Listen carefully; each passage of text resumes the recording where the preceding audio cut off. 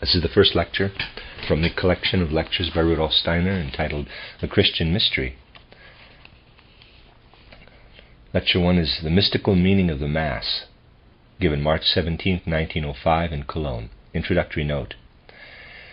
In a letter dated January 26, 1905, Mathilde Scholl of Cologne wrote to Rudolf Steiner, asking if he would be able to speak to the members there on the significance of the Mass in terms of mysticism.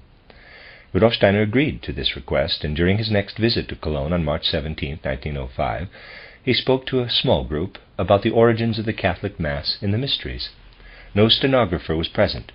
The text that follows is taken from Mathilde Scholl's notes on Steiner's presentation.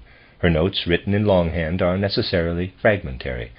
There are gaps in the content, and some of her passages are brief to the degree that they have become difficult to understand. The text, therefore, is a summary of Steiner's lecture, and not word for word. If we want to learn about the origin of the Catholic Mass, we must trace it back through history to the Mysteries. The Mysteries are religious centers where higher knowledge is not only taught and acquired, but where the phenomena in question are also actually demonstrated. The Mysteries took on a particular popular form in religious currents coming over from Persia and Egypt. It was from these forms that the Mass emerged. Before the appearance of Christ, those who wanted to acquire knowledge of higher worlds had to be accepted into a mystery school as pupils. They first had to learn how the cosmos and the human being came about. An explanation of how the cosmos came into being and of the human being's significance within it was presented to them. They were instructed in how the divine cosmic spirit had taken on form all around them, in minerals, plants, animals, and so forth. They saw various forms assumed by the cosmic spirit, and they saw the human being as a confluence of everything else that exists in the cosmos. Paracelsus once said that all beings of the world are letters, and the human being is the word in which all of them are found. Footnote: Paracelsus, 1493 to 1541, Astronomia Magna, or the entire Philosophia Saga of the greater and lesser worlds, quote, all creatures are letters and books in which it is possible to read what the human being is, unquote, end footnote. The human being is the microcosm in the macrocosm. These pupils were taught how the divine being split into many entities in order to then be reunited in the human being. Further instruction was based on allowing the pupils to experience this splitting of the divine and its reunification in the human being. Human beings brought lower desires, passions, and drives into the world. The lower forms of animals are the decadent products of human beings. All of the lower passions that find expression in animals were brought into the world by human beings. The original state of the world was like what we now see manifested in the mineral world. A precious stone has no longings, desires, or wishes. It is chaste and unassuming. If we think of other things as having the same chaste and unassuming manner, then we have the ideal of the pupils of the Mysteries. This ideal had to kindle in them the intention to once again become like the pure, desire-free creation that emerged so chastely from the hand of the Creator. They sacrificed all their lower aspects. This catharsis, being purified of drives, desires, and passions, corresponds to the offering, or oblation, the second part of the Mass. The first part is the Gospel, which conveys the message of the cosmic spirit's dispersal in nature. This is rational insight into how the world came about. It is followed by the offering as the second part. The pupils of the Mysteries had to have the will to make their way back to the original chaste form of creation. When they were ready to do this, they were admitted to the actual Mysteries. In the Egyptian Mysteries, each one had to spend 3 days alone in a closed room, where they were transported into a state of consciousness in which they were able to have higher perceptions. In the soul world, or astral world, the pupils experienced the descent and dispersal of the divinity into the world, after first becoming ready to offer themselves up in a similar way. The first thing each one experienced was an image, and each understood clearly. This is what you were at a time when you were still without drives and passions, when you had no wishes yet. They each saw an image of what they had been in the distant past, the image of the human being on a higher level. The second thing they saw, emanating from this first image, was a male human image whose face shone like the sun. This was Osiris. The pupils saw Osiris surrounded by a radiant aura emerging from the primal human being. After another being, Isis, had split off from it, the second image gave birth to Horus, the present form of the human being. At this point, each pupil became an awakened soul. In a modern human being who is lying there asleep, what is present includes first of all the physical human being, then the ether body, and also the actual aura, which rises up out of the person lying asleep. The human being has left the physical body and is present in the aura. In the depths of the temple mysteries, esoteric students experienced these conditions consciously in their astral bodies and became transformed and consecrated individuals. Anyone who has been transformed in this way perceives light phenomena emanating from lower beings. This process was the third stage of the mysteries, the transformation of the human being into the astral forms. At this stage, the pupils clearly understood that they themselves had once been like Osiris, as they saw him, that is, that they had first been astral and then become physical, and that they should undertake to become embodied for a second time. Their souls were meant to return to their physical bodies as the result of a free decision. When they left the Mystery Center again, they were to carry their physical bodies with them consciously. At that time they each also received a new name, which they sensed to be their original and eternal name. This eternal name became the name borne by the initiate, who had freely incarnated into the body. Human beings today say I to their own bodies, but those who had been initiated knew that they were not the same as their bodies. They carried their bodies on their backs. Such individuals are crucified in their bodies, crucified in matter. When they then step forth, everything they formerly did unconsciously is now done consciously. This union with the body is called communion, the fourth process in the mysteries. Only those who had been transformed in this way and reunited with the body were true initiates. Then Christ appeared on earth. His appearance meant that what had formerly been played out in the mysteries now took place in physical space for all the world to see. Formerly, individuals had gone through the mysteries. All this now became an historic event, a truly historical event, in the sacrificial death of Jesus Christ. Jesus Christ has established a token by which we can remember these mysteries. To behold means, quote, to look into the mysteries, unquote. It was no longer necessary for those who wanted to achieve inner insight to learn to behold through the mysteries. It was enough for them to have this token, this outer sign with its deeper meaning. The three highest members of the human being are Atman, Buddhi, and Manas. Footnote: Atman refers to the spirit human being, when the capital I gains mastery over the physical body. When the most powerfully opposing forces of the physical body are also overcome, the human being bears within it the spirit human, spiritual body, or Atman. In transforming one's physical body into Atman, or spiritual body, one thus becomes sevenfold. Outwardly, the physical body appears as a physical body, but inwardly it is completely controlled and permeated by the I. At this stage, the physical body is both physical body and Atman.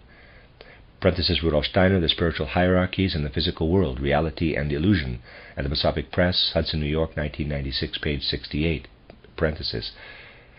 Buddhi is the sixth aspect of the sevenfold human being, or life spirit, the transformed etheric human body.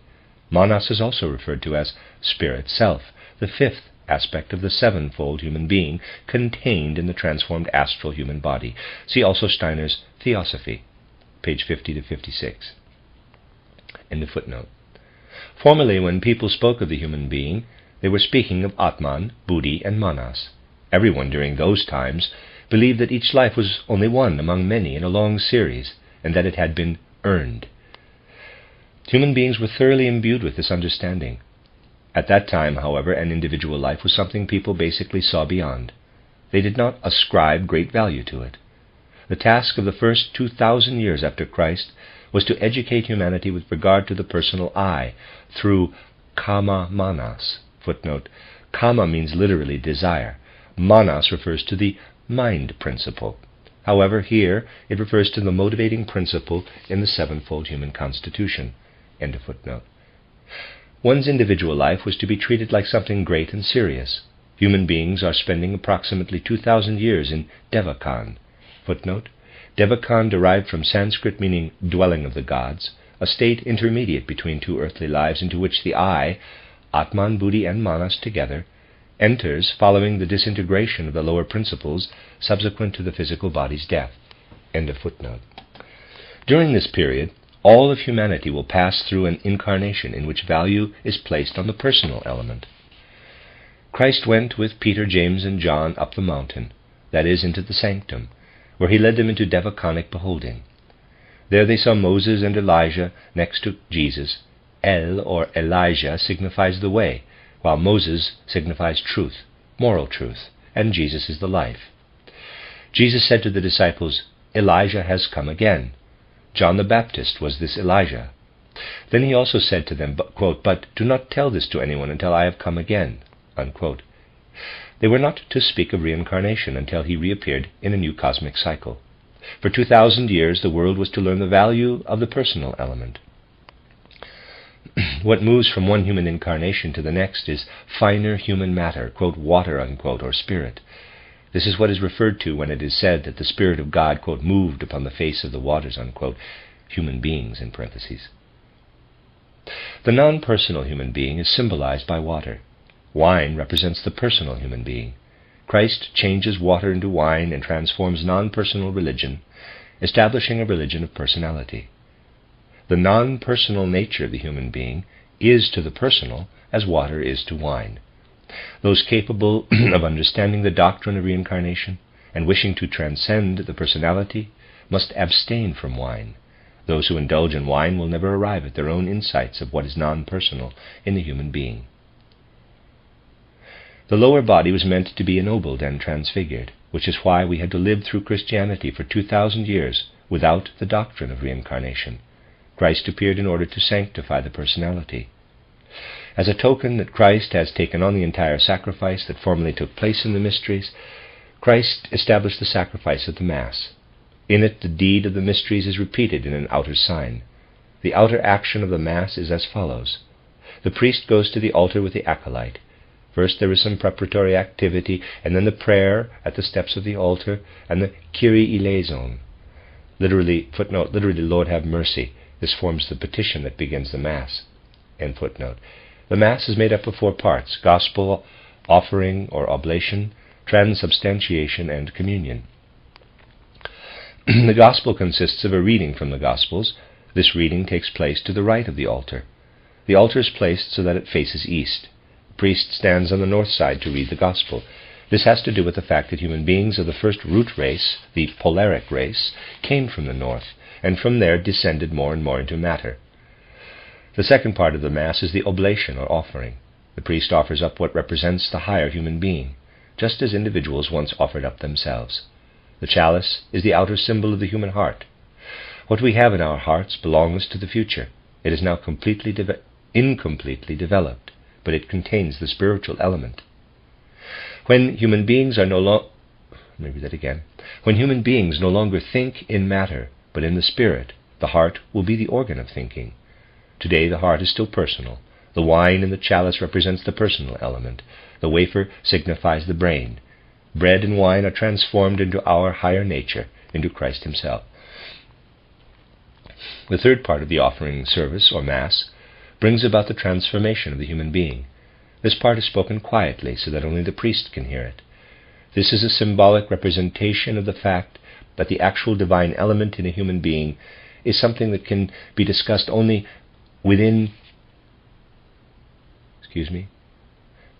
This is a symbolic representation of the fact that the actual divine element in a human being is something that can be discussed only with him or herself, just as a person can say I only of oneself.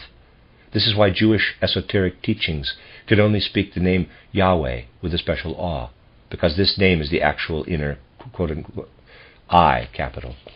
This is why the words of the consecration are spoken almost silently, in a whisper. This is the third part of the Mass, the transubstantiation.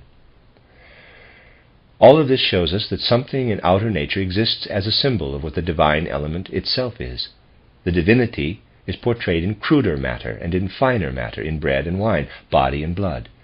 The moment consciousness is fully awakened, so that we are dealing with transformed matter, we actually see in the host on the altar matter of this sort as it is in our brain. In the wine we see such matter as it is in our heart. The priest breaks the host in a specific way, specifically into 9 pieces. Footnote: the mystery tradition behind the breaking of the host into 9 parts has been lost in the Roman Catholic liturgy for the most part. It is still alive in the Old Spanish liturgy, the so-called Mozarabic liturgy. The Mozarabs were Christians who lived in Islamic Spain. See in this context a book by Nikolaus Gihr, G-I-H-R, found in Rudolf Steiner's library, Das Heilige Messopfer dogmatisch, liturgisch und ascetisch erklärt. The Holy Sacrifice of the Mass, its dogma, liturgy, and asceticism explained. Freiburg, 1902, page 666. End of footnote. Number 1, corporatio equals embodiment. Number 2, nativitas equals birth. 3, circumcisio equals, according to Gihr, circumcision.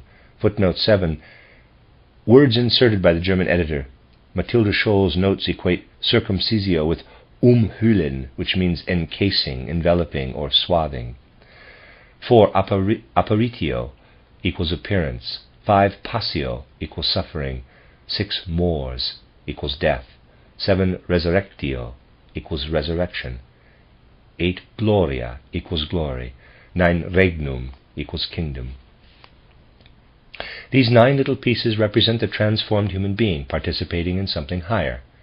Footnote 8, 1, material or physical body. 2, ether or life body. 3, soul body. 4, sentient soul. 5, mind soul. 6, consciousness soul. 7, spirit self. 8, life spirit. 9, spirit body. End footnote. They are the 9 parts of the human being. We experience the first 7 members within our personality. The 8th and 9th transcend the personality, which is why they are placed to the side. Thus in the communion we are united with our 7-fold nature and strive for the 8th and 9th members, the glory and the kingdom. The communion is accompanied by the Lord's Prayer, which begins with a reference to God who is in heaven. Then comes, quote, your name, unquote, the name of God, the Logos, which has become flesh in the Christ, followed by, quote, your kingdom, unquote. The whole thing is a metaphor for the world as it is. Human beings are meant to understand their communion with the extant world. Only the human being who emerged from the mysteries understood the world. This is expressed in the Lord's Prayer. On especially festive occasions, what follows is a procession with the Blessed Sacrament, the consecrated monstrance that contains the Holy Body. On the upper part of the monstrance is a sun-like circle with rays held in a half-moon shape. This is how Osiris and Isis are represented. In the Blessed Sacrament, the union of Isis and Osiris, representing the stage when the moon was still contained within the sun, stands as a symbol over the Mass. No unordained priest is authorized, or footnote 9, this refers not to the physical sun and moon we know today, but to cosmic evolutionary phases. See especially an outline of esoteric science, pages 153 to 197. End of footnote. No unordained priest is authorized to wear the stole or permitted to celebrate Mass. The stole is the actual priestly garment. The priest wears first of all a cassock, over that the alb, a long belted shirt-like garment, over that the stole, a symbolic circle of clothing that is crossed on the chest, and over that the chasuble. The stole is the actual insignia of the priestly office. That is why priests who are wearing the stole feel themselves to be the servants of the Christ and are no longer allowed to express their personal opinions. Because they might be wrong, they must keep personal opinions to themselves, and they proclaim what has been believed for thousands of years. The New Age of the 14th, 15th, and 16th centuries led everything spiritual into the material. People learned to judge the world in accordance with material circumstances. After Galileo and Copernicus, our attention was totally drawn down to the physical plane. Everything was determined by karma. Protestantism, as a later religion, no longer has any understanding of the sacrifice of the Mass. If we fully understand what we see and hear as the Mass is being celebrated, we glimpse a last reflection of the consecration that was carried out in the ancient Egyptian pyramids. Physical human beings emerged from Osiris, the sun-human, and are to return to the sun-human once again. Unconsciously they descended from the heights of the sun. They are to reascend consciously. Sun heroes are those who follow their soul paths as certainly as the sun follows its orbit. These were the grades of initiation for the Persians: 1, the raven; 2, the esotericist; 3. The warrior. 4. The lion. 5. The Persian. 6. The sun runner. 7. The father. Footnote from Beiträge zu Rudolf Steiner Gesamtausgabe. 110 Ostern, 1993. The German is Die Erneuerung des religiösen Lebens. End of the first lecture.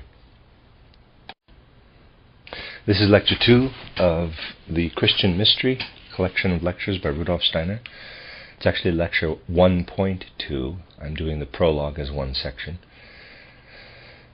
It's entitled The Significance of Christmas from the Perspective of Spiritual Science, given on December 15th, 1906 in Leipzig. Many people today have no relationship to Christmas other than lighting the candles on the Christmas tree. Yet the Christmas tree is the most recent symbol of the Christmas festival. Even in the regions where it first appeared, it has been known only for the past 100 years. It is not, as many believe, an ancient pagan tradition. The great festival of humanity now standing before us is as old, ancient even, as the Christmas tree is new. This sublime Christmas festival has been known for as long as earthly human beings have sensed that there is something above them that leads them beyond the human to the godly human, something that lifts human beings beyond themselves. We find a statement in John's Gospel that can serve as a leading thought for the Christmas festival. Quote, "He must increase, but I must decrease," unquote, John 3:30. We discover in this statement the connection between the two most important yearly festivals. John himself witnesses to the fact that he must decrease, while the other, Christ, increases. St. John's Day occurs when the day is longest, but behind external material appearances in their transitory nature, something arises. During the waning days of St. John's tide, it is beautifully expressed in John's Gospel, quote, "And the light shines in the darkness," unquote, John 1:5. Within the darkness lives the spiritual light, which is more luminous and alive than all the forms of material light. The life of the great light in the darkness is the content of the Christian festival of Christmas, which was celebrated in all religions in ancient times and which prophetically pointed to the great spiritual sun hero, Jesus Christ. S-U-N, sun hero. Through the perspective of spiritual science, we understand today the Christian festival of Christmas, which has been experienced as the festival of idealism for 2,000 years. When church services begin and the candles are lit in the holy night, in the darkness of midnight, they shine out into the darkness. This signifies that one day, when everything on earth has met death, parenthesis, since all that is merely human must one day die, parenthesis, then just as Christ made it true, the triumphant soul that lifts itself to a light-filled life will live in a resurrection body, even if the earth as a material body explodes into countless atoms. The soul of the whole earth, with all the human souls who will have been taken up into it, will be lifted out of this darkness from the earth's destruction. Jesus Christ is the ideal, the example, that shows us not only that the soul of the earth will achieve this resurrection, but that all human beings on the earth have the same certainty. Not only is the physical sun an image of the Christ being, but so is the waxing spiritual sun. When all forces have been transformed, when the body of earth has been brought to a state where it is burning with the fire of love, then the earth will be totally permeated by the Christ principle. The light of Christmas is a symbol of this. The three kings are symbolized by their gifts. Gold symbolizes wisdom and kingly power. Myrrh, victory over death, and incense, spiritualized etheric substance, within which the God who overcame death is embodied.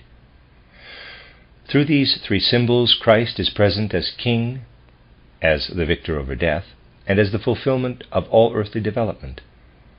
Everyone initiated in esotericism feels the birth of the child of God in this way, prophesied in the mysteries before Christ's time and still experienced afterward. The mystery schools were not institutions like churches or schools in an external sense. Rather, they were educational as well as cultic centers where people learned wisdom, devotion, and a faith that was both a gnosis of facts and deep insight into reality. There were greater and lesser mysteries. Those admitted after many trials to the lesser mysteries saw dramatic presentations of external truths that were experienced inwardly in the souls of the higher initiates. The greatest moments in the evolution of humanity may be compared to the experiences of people who are born blind, but are given sight through an operation. An entirely new world opens up for them. The eyes of the spirit are opened for initiates. In light and color, a world of spirit reveals itself, an entirely new and much larger world than the physical, a world full of beings and inhabitants. All things appear to them as alive. In this moment, initiates experience the birth of their higher selves. This was called the Festival of the Inner Christ. What these chosen people were able to experience, and what initiates are able to experience even today, was an ideal for those in the lesser mysteries, an ideal they could all hope to achieve sooner or later. Those who know that everyone must pass through many lives can be certain that such an awakening can be attained, that initiation will also one day be reality for them. They can be assured that the awakening of Christ within them will be achieved, a Christmas because the light will shine within them. The passage from John's Gospel will then be reversed, quote, "and the light will be understood in the darkness." Unquote. This transformation was portrayed in the mysteries. The great Christian event was a repetition in the physical world of what happened for every initiate in the mysteries. In the lesser mysteries, in the form of pictures; in the greater mysteries, within human beings. In the lesser mysteries, the important experience of the inner Christ was portrayed at a particular time of the year, when the sun sent the least amount of light to the world in the longest winter night, as it still is today at the Christmas festival. Let us consider the picture that symbolized in the lesser mysteries the inner meaning of human evolution. The people who were to see it were in a sacred mood in the holy night, gathered in complete darkness at midnight. A muffled, thundering, roaring sound could be heard, which transformed gradually into wonderful rhythmic tones and harmonious sounds, the music of the spheres. A dimly lit body, a weakly illuminated sphere, became visible. This symbolized the earth. Rings flowing into one another arose gradually from this weakly shining earth disk. These belonged to the tones and had the colors of the rainbow. The rings expanded toward all sides, the divine iris. The sun, shining through the watery mists and fog, appeared in this way to the people of ancient Atlantis, called Niflheim in Germanic mythology. This vision grew brighter and brighter. Gradually the 7 colors became pale gold and violet. The figure shone brighter and brighter. The light grew more powerful, until it was transformed into the brightest body in the sun. The brightest body in the sky, the sun. Then at the center of this sun the name of Christ appeared, always in the same language as that of the people in which the mystery religion was cultivated. It was said that those who participated in this celebration had, quote, "seen the sun at midnight," unquote, meaning that a symbol of spiritual vision appeared to them. Those whose spiritual eyes were opened experienced all matter as transparent. They saw through the earth. They actually saw the sun at midnight. They were victorious over matter. The sun at midnight appeared to them in its complementary colors, reddish-violet. For Christians, what appeared cosmically in this grand world symbol is Jesus Christ's appearance on earth, translated into human terms. We will all see the sun at midnight. This does not in any way contradict what is found in the New Testament. Christ is the being who will transform and purify what is now connected with the lower realm. He will spiritualize what is still connected to the earthly. He is the sun in the spiritual realm. A Christian esotericist, or theosophical Christian, feels this way about Jesus Christ. Initiates know that at this time of year, when cold and darkness are at their peak on earth, certain forces move through space, and the constellations are most favorable for spiritual awakening.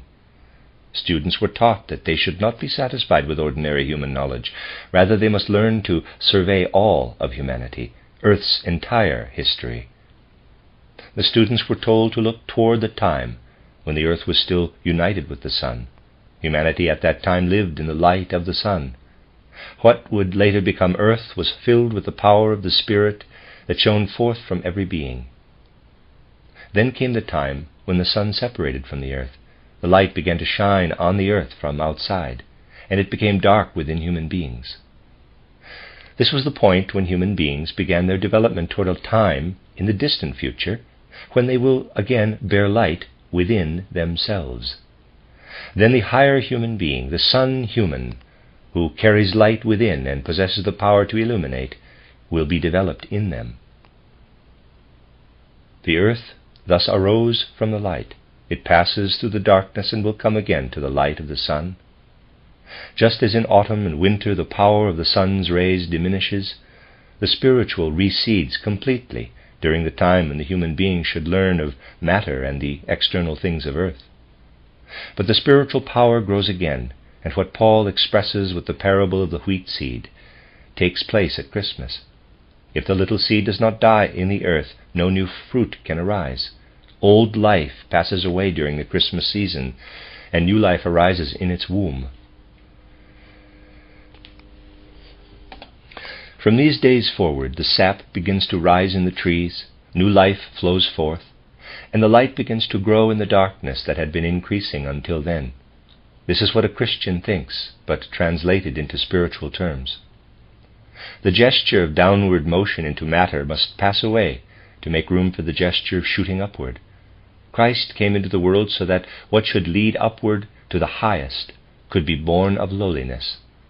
In the stall, we see a transformation described in the Gospel of Luke. It is a variation of what ancient wisdom called a cave. A festival was celebrated in hollowed-out boulders in different ways by the various peoples. The next day a second festival followed, showing how new life came from earth, from stone. This was also a symbol for new growth of the spiritual out of dying earthly elements.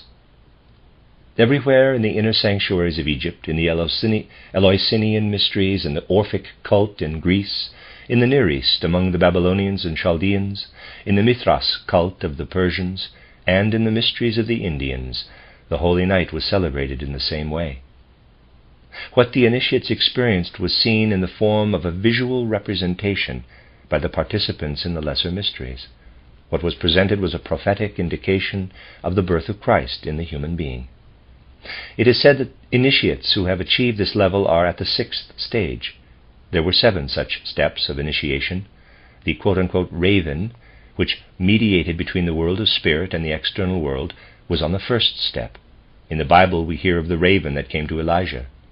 Legends speak of the raven of Wotan, and even of the raven of the Emperor Barbarossa in Kyffhauser. Footnote, Frederick I, known as Frederick Barbarossa, 1123 to 1190, Holy Roman Emperor, 1152 to 1190, and King of Germany and Italy. After quelling the rebellious German nobility, he failed to subdue papal authority in Italy and conceded supremacy to Pope Alexander III, 1177. He drowned while leading the Third Crusade. End of footnote. We find the esotericists on the 2nd step. Such a person was admitted to the inner sanctuary. The 3rd step was that of the fighter. Those who achieved this stage were allowed to intervene in the external world on behalf of spiritual truth. Initiates who achieved the 4th step were called lions. Their consciousness had expanded beyond their own individuality to the consciousness of their entire tribe. Consider, for example, the lion. Initiates of the 5th step had taken into their consciousness not only the consciousness of the tribal spirit, but also that of the folk spirit. They therefore were given the name of their folk. One was called, for example, a Persian. Jesus called Nathanael a true Israelite, thus recognizing him as a 5th degree initiate. The designation of those having reached the 6th step is related to an important characteristic. As we look around in nature, we see the beings of nature developed from the lowest forms up to the human being, and from the average human being up to those in whom Christ has been born. In the lowest beings we see the rhythms of life everywhere, rhythms imposed by the sun being. Flowers always blossom at the same time of the year according to their species. They open their blossoms, every species, at the same time of the day. Animals also display annual rhythms in the most important functions of life.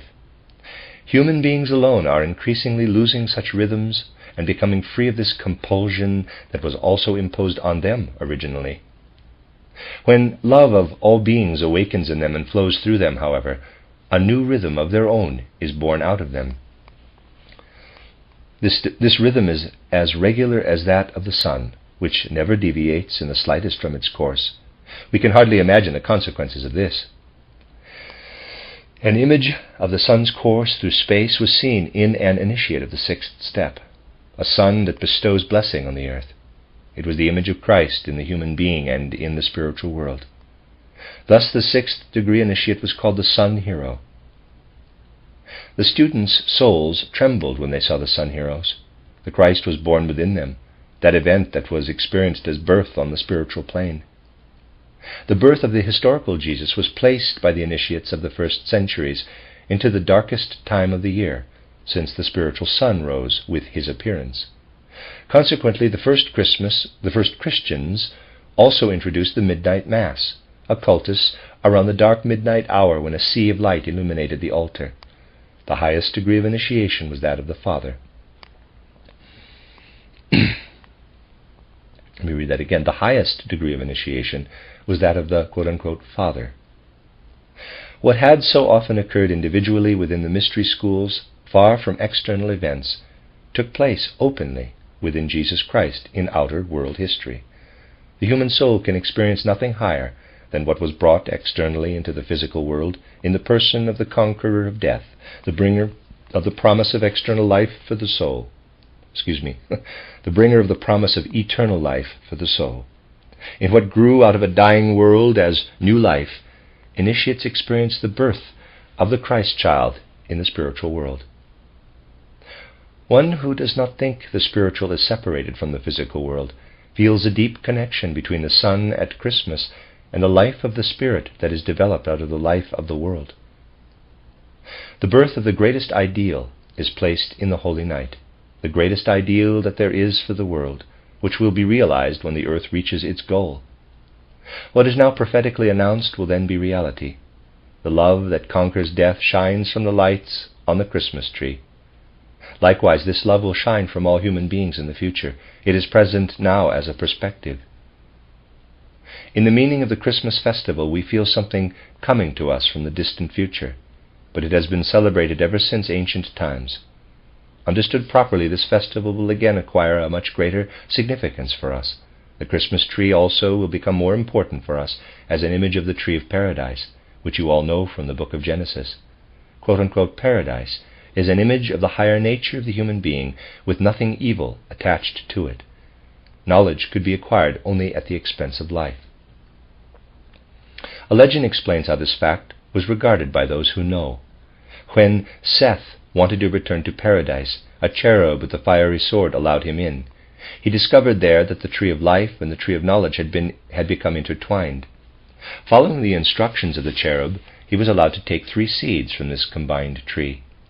That tree represents what the human being would one day become and what the initiate had already achieved. When Adam died, Seth placed the 3 seeds into Adam's mouth. From the seeds a flaming bush grew, within which stood the words Ajay, Asher, Ajay. I am who is, was, and will be. The legend explains further that Moses made his miraculous staff from the wood of that tree. Later the door of Solomon's temple was made from the same wood. Then a piece of it fell into the pool at Bethesda and imbued it with miraculous powers. And finally the cross of Christ was fashioned from the same wood. It is a picture of the life that passes away in death, yet has within it the power to bring forth new life. A great symbol is there before us, life that has overcome death, wood from the seeds of paradise. This perishing and reviving life is presented to us as the rose cross. It is not without reason that the great German philosopher Goethe says, quote, "And as long as you do not know this, die and become. You are nothing more than a dull guest on the dark earth." End quote. What a wonderful connection between the tree of paradise, the wood on the cross, and the life that arises from it, The Christ idea, the holy night, should mean for us the birth of the eternal human being within temporal life. We should apply it to ourselves right now. Quote, "The light shines in the darkness," unquote, and gradually the darkness must comprehend the light. All souls in whom Christmas has stimulated the proper spark will feel strongly what Christmas brings to birth within them, a capacity that will develop into an inner strength, placing them in a position to see, feel, and will, so that the passage from the Gospel of John is reversed. Quote, "The light shines in the darkness, and gradually the darkness has comprehended the light." End quote, footnote 12. This is a translation of Die Bedeutung des Christfestes vom geisteswissenschaftlichen Standpunkt, from Das Christliche Mysterium, Rudolf Steiner Verlag, 1981, the Collected Works, Volume 97. That's the end of Lecture 1.2 in the book The Christian Mystery. This is lecture from the first part, Lecture 3, I guess I'm calling it Lecture 1.3, of the collection of lectures, early lectures by Rudolf Steiner entitled The Christian Mystery. Lecture 1.3 is entitled The Origin of Religious Confessions and Forms of Prayer, given on February 17th, 1907 in Leipzig. Humanity began with an all-encompassing basic view of the world, and according to the character of the peoples and the climatic conditions in which they lived, this worldview expressed itself differently in the various religious confessions. We find the basic spiritual scientific concepts in all religious formulas and confessions, just as we do in the Lord's Prayer. There may be those who say that they have been merely dreamed into the other religious confessions, but they are in fact present within them. But how did they get there?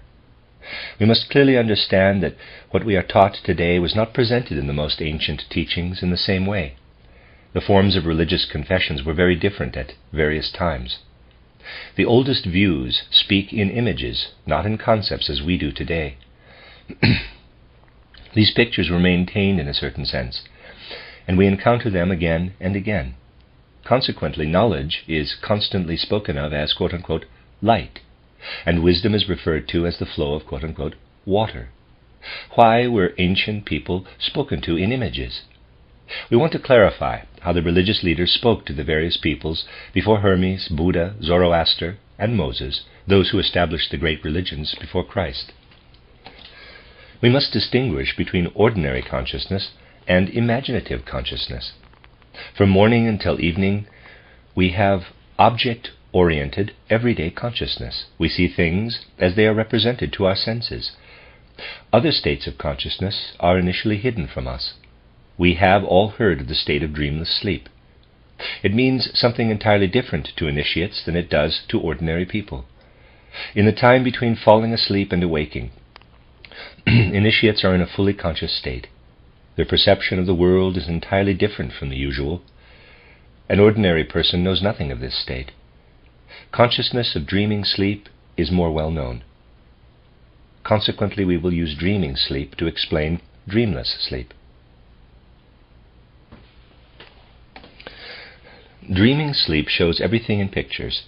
It is similar to the state of consciousness of initiates when they are in the spiritual world.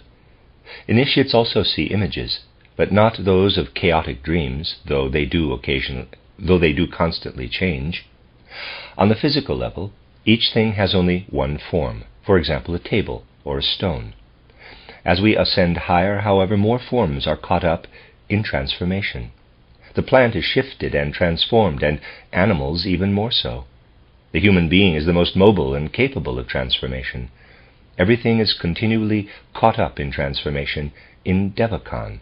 Footnote, Devakan is derived from a Sanskrit word meaning, quote, dwelling of the gods, unquote.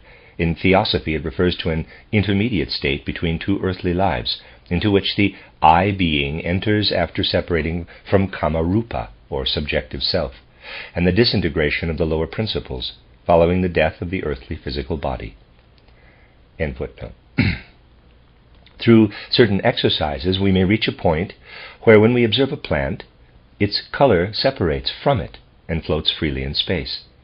Then we must learn to guide such freely floating colors as well as sounds to certain things and beings. The color becomes an expression of the inner life. The aura of human beings also works in color and form. The inner experience of the soul is expressed in the aura, which is never at rest. The aura is in eternal movement. Eternal movement is the essence of the higher world. This is why the spiritual world is so confusing to those entering it for the first time. What manifests according to the needs of the moment confuses the inexperienced. Spiritual beings cannot hide their soul life from those who see with spiritual eyes. Ordinary human beings must assess the inner life based on what is external, but in the spiritual world the inner life of every being is clear and openly visible. We are there, together with the innermost being of things. Currently, only initiates can attain this vision, initiates who can add the inside of things to their outside. Indeed, they do this consciously. Once, long ago, all human beings could attain this vision unconsciously. The more ancient the people, the less they were able to do what we can do. For example, they could not calculate or count, and they knew nothing of logic. This is the way it was during the middle of the Atlantean age. Nevertheless, the Atlanteans had another capacity. For example, when they observed a plant, they could experience a very specific feeling arise within them. By comparison, our feelings are only pale shadows. The original Atlanteans did not see the color of images as clearly as we do. Atlanteans saw colors as a mist floating and rising from plants. Nor could they see the color of a crystal. They saw a luminous crown of colors around a ruby, for example, but the ruby itself was only an inner impression. Prior to that time, human beings did not even see the outlines of people, animals, and plants. When they saw approaching enemies, however, they appeared as brownish-red figures rising before them. A friend displayed a reddish-blue color. In this way they perceived the inner life in individual colors. If we go back even further in time, to the Lemurian era, we find that even will impulses were different. The will had a magical effect. It revealed its relationship with the forces of nature outside. If human beings placed their hands over a plant and allowed their will to work, the plant would then grow noticeably. Through the fact that human beings are closed off within their skin, their forces were separated from the forces of nature. The forces of thought least resemble nature. Even further back in time, there were beings who would have considered it nonsense to say, quote, "I comprehend a thought of something external," unquote. They saw the thought outside, working as a being. Originally, thoughts created the things. Today we see a clock and create for ourselves the thought of it, but we could never construct the clock as thought unless someone had created this thought before clocks existed, and then, following the thought, had constructed a clock. This holds true for thoughts of all things. The concepts that we create concerning the things of the world existed as realities in the most distant past. At that time, the concepts were laid into the things of the world. Everything comes into being following such thoughts or concepts, just as the creation of human beings happen today. Just as the creations of human beings happen today. Human beings at that time watched the master craftsmen of things, so to speak. They had a creative intellect. They were not yet incarnated in a body of flesh. What dwells today in the human body rested at that time in the womb of God. On earth below, physical life and beings existed as something between modern animals and human beings. They were mature enough to receive the human soul, which we can picture through the following image. If many little sponges are immersed in water, then every sponge absorbs drops of water, and the water is divided into nothing but individual drops. The physical earth, with its swarming multitude of beings, was at that time surrounded by a spiritual sheath, just as today we are surrounded by an envelope of air. Only then did individual souls begin to incarnate, when each being had absorbed a spiritual drop. Thus the process began through which the human being receives a self-enclosed, object-oriented consciousness. Before that time, the soul received everything from the soul of the world, quote, from within outward, unquote, so to speak, since the world naturally knew everything. That is the difference between today's knowing and knowing at that time. Our inner world sinks into the darkness of dreamless sleep when our bright day consciousness enters.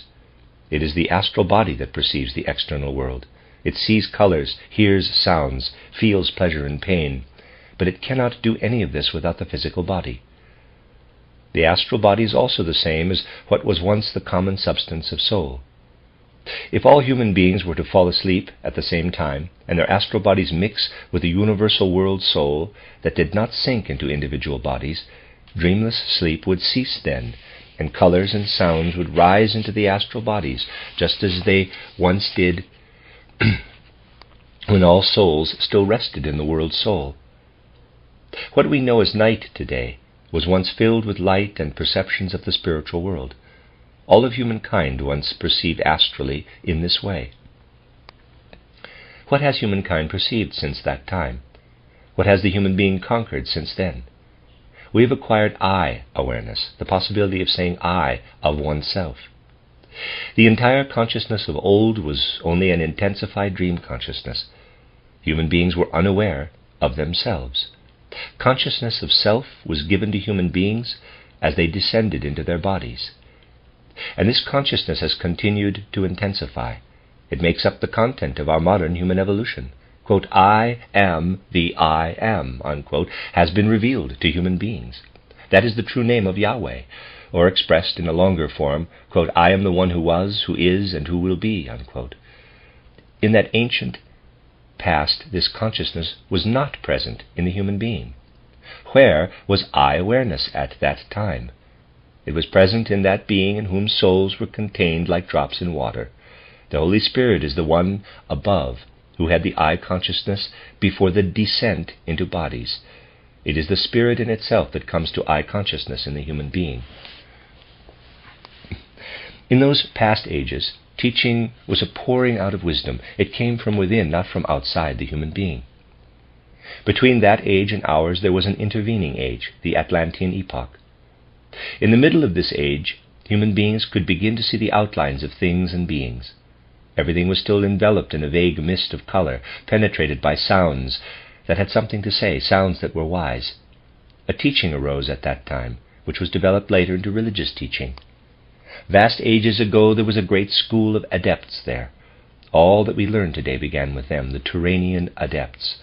Footnote, the Turanians were a post-Atlantean people who lived north of Persia and into what is now Siberia. They, quote, saw into the spiritual world, were on familiar terms, so to speak, with spiritual beings, but were wanderers, having no inclination for work and without any interest in furthering culture in the physical world. End quote, Rudolf Steiner, The Gospel of St. Matthew. End footnote. It has been transmitted down through the ages to the present day. Teaching was very different than it is today. We must bear in mind that humanity was in a state of transition. The wisest of those people would be unable to count to 5. But if one focused on the inner life, one could enlighten them and teach them wisdom through imagery. One could not have explained a doctrine of wisdom to them. They would have failed to understand such a thing. The people of that time did not have the kind of clear day consciousness we have. Rather, they could return easily to a state where God could illuminate them from within. Teachers placed their students into a hypnotic state. It was not the same hypnosis with which so much nonsense is done today, but it was something similar. The teachers used this sleep state to enlighten their students. At that time they had an esoteric script or esoteric language. There were mantras today. There are mantras today that contain more than their thought value alone, but compared to the sound and tone combinations of the past, they are mere shadows. These tone combinations were simple, but when such a tone was struck, it reinstated a lost capacity to illuminate. That world of inner enlightenment then entered human beings synthetically, and they could see the spirits of the world at work just as before. The disciples received formulas and certain signs from their teachers, and they then could perceive the secrets of the world directly. For example, this sign told them how a plant comes into being out of a seed, and it's essentially a spiral, spiraling in and then from in, spiraling out. It's a picture. If not explained, a modern person would neither think of anything in particular, nor feel anything when viewing this sign. It directly affected the people of that age, however, when they saw it or when it was formed in front of them. The formulas used at that time were taught to the peoples who came later by the founders of religions. As we go farther back in time, the world soul was more unified. During sleep, the astral bodies of all human beings are still somewhat similar, but during the Atlantean age, astral bodies were always the same. One could bring to all people one primal wisdom. After the great flood had passed over Atlantean humanity, a unified wisdom was no longer possible. One had to teach in India according to what the Indian body required, differently in Persia, differently in Egypt, differently with the Greeks and Romans, and differently again with the ancient Germanic peoples, races. Nevertheless, within all true forms of religion, the common element from which each had arisen continued to live. In Atlantis, enlightenment meant imparting life, not teaching. The sign of the spiral awakened an immediate feeling sensation. Today, feelings must first be awakened by thoughts. The 7 petitions of the Lord's Prayer were also once given in the form of a scale of 7 tones, together with 7 specific colors and fragrances. In this way, disciples in Atlantis experienced the 7-fold essence of the human being. Christ, the greatest of the religious teachers, poured this into the Lord's Prayer. Everyone who prays the Lord's Prayer is affected by it. It is not really a mantra, though it may have mantric powers. It is a thought mantra. Of course, its greatest power was in the original human language, but because it is precisely a thought mantra, it will not lose its power, even when translated into 1,000 languages. We can digest food without knowing the laws of digestion. Similarly, we have the fruit of the Lord's Prayer without knowledge. One who has the higher knowledge, however, will receive an entirely different fruit from it. Religious truths followed such paths. Our souls were all asleep at one time within the soul of the world, which was then divided into many members and drawn down to many bodies. Spiritual perception was darkened, as was the possibility of invoking the original state. Religious teachings are only a weak echo in thoughts and words, especially the religious forms and rules derived from the spiritual world. The wisdom of the Old Testament still speaks of ideas, even the original ideas. A dim reflection of the original ideas lives in these ideas, but that ancient wisdom is not lost, but still sleeps within our souls. Lifting it into clear consciousness is the task of spiritual science. After their final incarnation, when human beings have come to know all of the external world, they will be lifted to their original clairvoyance, bringing new enlightenment in clear consciousness with them. It is said in the East that salvation means complete absorption in the consciousness of the All, but that will not be. Before the first incarnation, there was no I awareness, but after the last incarnation, it will be present. Every single drop of the one, quote, soul fluid, unquote, is colored with its own very specific hue. In the end, all will bring their own colors, and the water that was once clear and bright will be shimmering with infinitely beautiful, luminous colors, each one present in and of itself. All will bring their own specific color, the individual consciousness that can never be lost. In the end, consciousness of the All will be the harmony of every consciousness. The many will become one, because in freedom they want to be one. We must imagine how it actually is. Every individual consciousness is contained entirely in the consciousness of the All. Human evolution is not without value. Indeed, life does have a meaning, and that most beautiful meaning is this: human beings will, in the end, lay upon the altar of the Godhead the portion of human existence that they have attained. From that will be made the garment that the spirit of the earth will weave. As Goethe says with such beauty and inspiration, quote, "In the flood of life, the flood of deeds, I float up and down, I weave back and forth, birth and grave, an eternal sea, a changing weaving, a glowing life. So I create on the whirring loom of time, weaving the living gown of the Godhead." End of footnote. 15. Translation of this lecture was a translation of, quote, "Der Ursprung der Religion, Bekenntnisse, und Gebetsformeln, das christliche Mysterium." Apologies, GA 97. That's the end of lecture 1.3, the last one in the prologue. This is Lecture 2.1 from the early lectures collection called The Christian Mystery by Rudolf Steiner. Lecture 2.1 is called The Christian Mystery, given on February 9th, 1906 in Dusseldorf. When we speak of Christian esoteric development, we must bear in mind that the Christian path for human beings to higher spiritual development has always been strictly defined. The path of Christian Gnostic development could be taken only by those who withdrew from outer life and culture. Such discipline, in its fullest severity, cannot be accomplished by anyone involved in the business of external life. Much, however, can be achieved by anyone who follows this path even approximately. Consequently, the Christian path necessitates an extremely high level of development. But it is distinguished from all others, since within it human beings cannot arrive through their own vision at a knowledge of reincarnation and karma. Certainly there was the conviction in esoteric Christianity concerning the existence of reincarnation. But such conviction is not really a part of exoteric Christianity. There is a specific reason why Christianity in the past did not contain such a doctrine. We need to go back only a few thousand years, to a time when the doctrine of reincarnation and karma had spread throughout most of the earth. Only among the cultures descended from the Semites had this teaching receded more or less. Otherwise we find it everywhere at that time. People who were discouraged by their destinies would say to themselves, quote, "This is only one life among many. What I prepare in this life will bring its rewards." Let me read that again, quote, "This is only one life among many. What I prepare in this life will bring its rewards in another," unquote. People at that time continuously looked toward the worlds above. This perspective existed everywhere, even among the Chaldean priests. The stars expressed soul and spirit to them. The stars were really the bodies of spirits. All of space was alive with spiritual beings.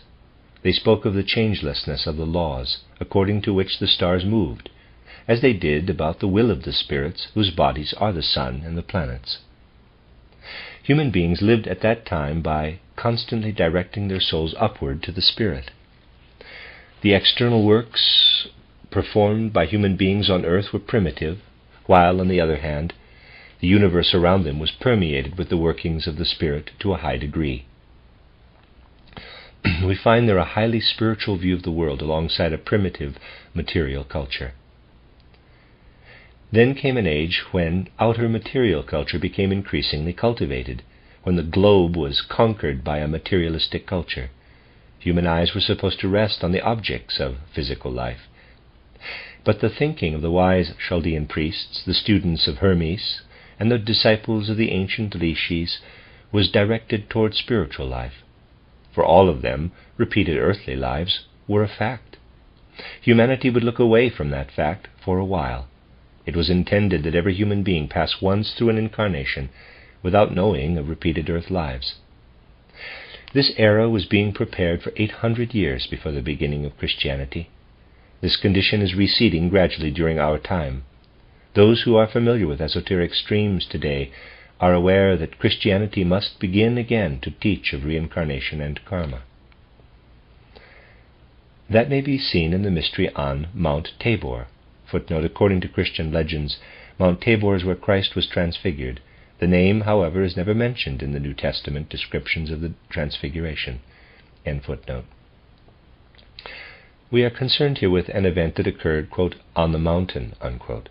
The phrase "on the mountain" indicates that the Master is leading his disciples into the most intimate space to give them there the most intimate teachings. We read, quote, "The disciples were led up," unquote, Matthew 17:1. This means they were led into higher worlds. Elijah, Moses, and Jesus appear to them. In this way, space and time have been overcome. Moses and Elijah, who were no longer on the earthly plane, appeared to them in the devaconic state. The name Elijah means the, quote, "path of God," unquote, the goal. El, meaning godlike, is contained in Elohim, Gabriel, Michael, Raphael, as well as Bel. Footnote, Bel, Bel is a contracted form of Baal of the Scriptures, the chief Babylonian deity. The Greeks and Romans translated that god's name as Zeus and Jupiter. End footnote. The name Moses means the truth. Jesus means the life. Christ himself at the center is the life. Here we have written in bold words, so to speak, in the mental plane, quote, the way, the truth, and the life, unquote, John 14:6. The disciples say, quote, let us make shelters here, unquote, Matthew 17:4, which means they were chelas, disciples of the second degree. Then the Lord continues, quote, Elijah has appeared again, but they did not recognize him. But tell no one until I come again, unquote, Matthew 17:9-13. He is speaking here of reincarnation. John the Baptist is Elijah. Quote unquote, coming again refers to the second coming of Jesus Christ, prepared for through a spiritual scientific worldview. When all human beings have had the experience of passing through an incarnation, without knowing of reincarnation and karma, reincarnation will again be taught. Nevertheless, reincarnation has always been taught in the most esoteric circles of Christianity. Such esoteric teaching can be recognized wherever initiates taught through their activities, in the Trappist order, for example. By completely foregoing speech in one incarnation, the Trappists transform themselves into excellent speakers in following incarnations. Consequently, by means of its opposite in one incarnation, a very special gift can be created for the next. Charismatic speakers arise through the self-denial of speech. There was a time when human beings were supposed to be taught to hold firmly a feeling that one's life on earth is exhausted with a single lifetime. They should have been able to say, quote, all of eternity depends on what happens in this one lifetime, unquote. The globe would not have been conquered had Christianity's teachers not left this idea behind, that a single life should be seen as vitally important. The great teachers have never presented absolute truths. Rather, they taught whatever was appropriate for humanity at a given time. The great teachers never teach the final truth, but only what will help a particular age. The doctrine of reincarnation would not have been appropriate within this time frame. Now, nor does spiritual science teach the final truth. The spiritual scientific worldview must be taught now, because it is right for our age. People who hear the teachings of spiritual science now will hear the truth in an entirely different way during a later incarnation. Within the next 3,000 years, we will learn what exists in a higher realm, because we will have gone through spiritual science at one time. This is the spiritual aspect. But everything spiritual must also have a counter-image in the physical realm. Several centuries before Christ, the individuality who appeared in Christ was active in a preparatory way. So that human beings would come to regard their present incarnation as their only one, it was necessary to separate the brain from knowledge of higher principles in the human being, Atman, Buddhi, and Manas, and from any knowledge of reincarnation. Wine was given to humanity for this purpose. Earlier, only water had been used in all temple rituals. Then wine was introduced. Indeed, a divine being, Bacchus or Dionysus, was the representative of wine. John, the most deeply initiated of Christ's disciples, revealed in his Gospel the significance of wine for inner development. John 2, verses 1-11. Water was transformed into wine during the marriage at Cana in Galilee. Humanity was so transformed through the use of wine that people were no longer able to understand reincarnation. At that time, the use of water in offerings was transformed into wine. Now we are about to change wine back into water. Anyone who wants to ascend to the highest realms of existence must refrain from drinking even a single drop of alcohol. Every line in John's Gospel represents a deep experience in the individual and in all of humanity. Jesus said, quote, I have come to bring about the introduction of this new era of evolution, unquote. Paul, an initiate, called Christ the reversed Adam, or new Adam. In Adam, we have the first human being, the first being to appear in human form. The spiritual human being is transferred into incarnation on earth. Now he can take a twofold path. He can take what the gods give him or acquire something new himself. This is the story of Cain and Abel. Abel simply tends the animals he finds around him. Cain works for what he sacrifices. Through Cain's labors, bread came into being. Bread has always represented what human beings themselves can produce. Because people produce bread, they have become sinful. Cain killed his brother. Along with the need to work, human beings became sinful and fell into matter. The new Adam is Jesus Christ, who ascends again. He must purchase this ascent with his blood, which had to happen once through a human personality. Bread and wine are represented in the person of Christ, in his body and blood. The Lord himself must take upon himself Cain's deed. Redemption must take place by making holy what is on the earth. The wine represents that transformation through the sacrament of communion. Thus the blood is related to the wine. The purpose of the Gospels is not only to teach, they are also writings of life. The stories in the Gospels are not intended to convey merely external historical events, but also inner human experiences. The path of Christian yoga means that one lives entirely into the Gospel as though it were one's own soul life. There are 4 things that are especially important for even the very possibility of Christianity. The first is simplicity, a Christian virtue. We must recognize that we have many varied experiences in life that cause us to lose our openness and simplicity. Almost everyone is biased. The only unaffected or unprejudiced answers to questions come from children. Nevertheless, such answers are also foolish, because children do not yet know anything. We must learn to become wise and still unbiased, childlike in innocence, yet experienced. In Christianity, this is called simplicity. As Christian mystics, the second virtue we must acquire consists of shedding something that many people have, an inner sense of well-being that arises from religious exercises. We must no longer give ourselves to exercises merely for our own gratification, but because it is necessary for the path of discipline. The whole sense of well-being that arises from religious exercises must be to keep silence. The third virtue is even more difficult. It requires that we never again make any claims as the result of our own diligence. On the contrary, we must learn to credit everything to divine power, to give the honor to God working through us. Without such humility, we cannot become Christian mystics. As a fourth virtue, we must achieve patient resignation and devotion toward whatever may come to meet us in life. We must set aside all worry and fear. We must be prepared to meet everything, the best and the worst that we may encounter. Unless we develop such virtues, to some extent we cannot hope to become Christian mystics. This preparation enables us to go through the 7 stages of the Christian mystical path. The first step is the washing of the feet. Everyone must accomplish this. This is the accomplishment of the saying that the one who wishes to be Lord must be a servant to all. Mark 9:35. We must understand clearly that what we are is not by virtue of our own selves. We must seriously consider the extent to which other people and our environment have made us what we are. Then we will understand our relationship to all that surrounds us.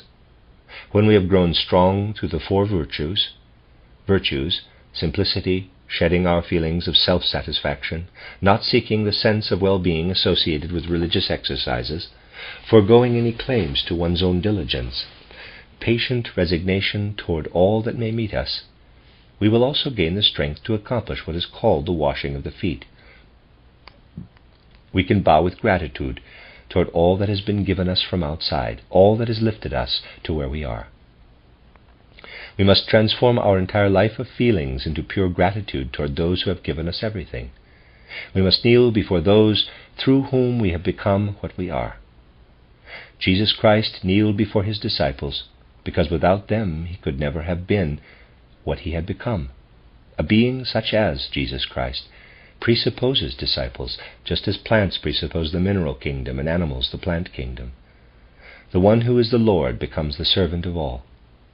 When we have learned to humble ourselves to a feeling of the most profound gratitude, much of what constitutes a social husk around us falls away, and we can ascend to the next step. If we forego external power, then we must have inner power. When we have become the last, we go to the Father. This is called the path to the Father. We are then united with his primal power. This power can be found only through one's own experience. We must learn to endure every pain. That is the second step in terms of Christian mysticism, the scourging. The self is then supported in itself. The third step, enduring contempt, is even higher. We must learn to bear the fact that we have no respect from other human beings. We must find all of our strength in a higher life. This is the meaning of wearing a crown of thorns. We must learn to stand tall when we are despised and mocked by the world. When we have come far enough to stand apart from our own bodies as though they were something foreign. We have learned to humble ourselves, to bear suffering and pain, to endure mockery. At that point we no longer live within the body, rather the soul hovers around it. That is the crucifixion, the fourth step.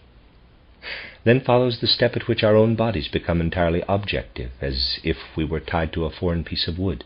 Our separate existence ceases at this point. This is, quote, the mystical death on the cross, unquote, the fifth step. The sixth step is accomplished when we become equal to everything that exists on the earth, when we have encompassed everything with our feeling and experience the entire earth as our bodies. That is, quote, the burial, unquote. At this point we have achieved what spiritual science calls, quote, being at one with the planet, unquote, and no longer experience ourselves as separate beings. We can exist only on this earth. We would perish whither a few hundred miles above the earth, like a hand separated from the body would wither. The earth becomes the body of the human being. We must be buried within it. Out of this condition we achieve consciousness of the earth. The seventh step follows, the resurrection. The individual human being has become as one, quote, reawakened, unquote. This condition can be understood only by someone whose thinking is no longer tied to the physical instrument of the brain. We can pass through these 7 steps by repeatedly allowing John's Gospel from the 13th chapter on to become alive within us. First, the washing of the feet, the path of wanting to serve, the bowing down in total humility. Second, the scourging. Third, the crowning with thorns. Fourth, the crucifixion. Fifth, the mystical death on the cross. Sixth, burial in the earth. Seventh, the resurrection. Those are the 7 inner steps of the Christian mystery, which were displayed externally on the field of world history. Throughout their entire lives, Christian monks constantly permeated themselves with the contents of John's Gospel from chapter 13 onward. That is the source of their power. The end of lecture 2.1.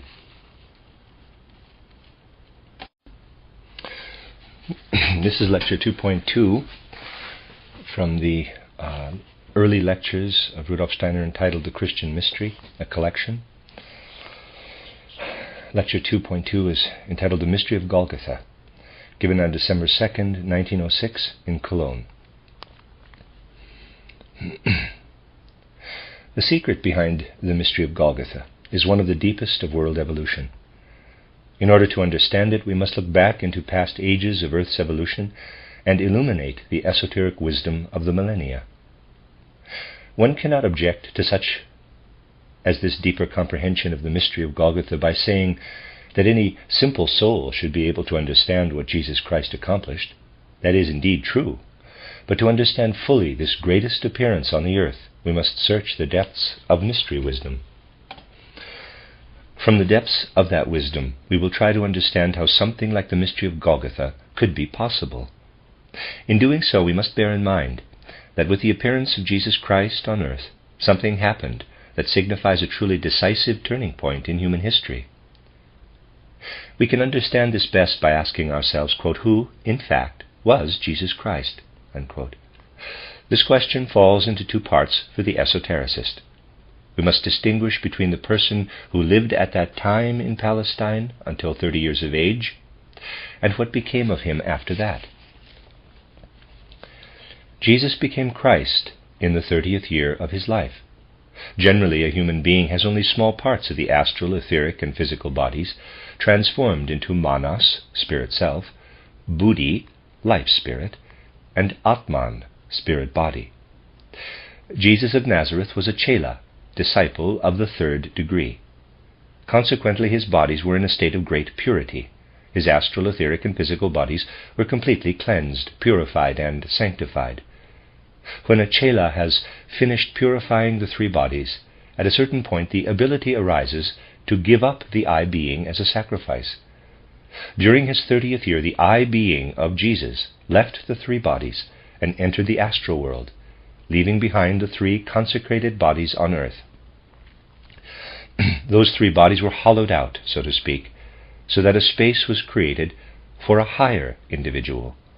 Thus, in the 30th year of his life, the I of Jesus of Nazareth made the great sacrifice of offering up his purified bodies for the use of Christ. Christ filled these three bodies completely. After that event, we may speak of Jesus Christ, who walked on earth for 3 years and performed great deeds in the body of Jesus. To understand who the Christ was, we must go far back into the history of earthly human evolution. Before the earth became earth, it was old moon. It was not the same as the present-day moon, which is only a piece of broken earth. Before the earth was old moon, it was old sun, and before that, old Saturn. We must understand clearly that billions of years ago there was a body in outer space, old Saturn. A planet also develops through various incarnations. Before our earth became earth, it existed as Saturn, sun, and moon. Footnote: for a more detailed description of the planetary phases, see, quote, Cosmic Evolution in the Human Being, unquote, Rudolf Steiner in the book An Outline of Esoteric Science, in fact, Chapter 4. End of footnote. Let us now picture ourselves on the old sun. At that time, the so-called spirits of fire had the same status as human beings on earth today. The spirits of fire on old sun, however, did not look like present-day human beings. These sublime individuals went through their quote-unquote human stage in completely different circumstances than we are at today's stage of development. On Old Moon there was also a multitude of beings going through their human stage of development. They then came to earth as exalted beings, lunar Pitris, or spirits of the moon, who have now attained a stage higher than ours. In Christian esoteric terms they are called angels. It is only on earth that we have become human beings. The lunar Pitris are the next level above us, and above them are the spirits of fire, at a very elevated stage of becoming.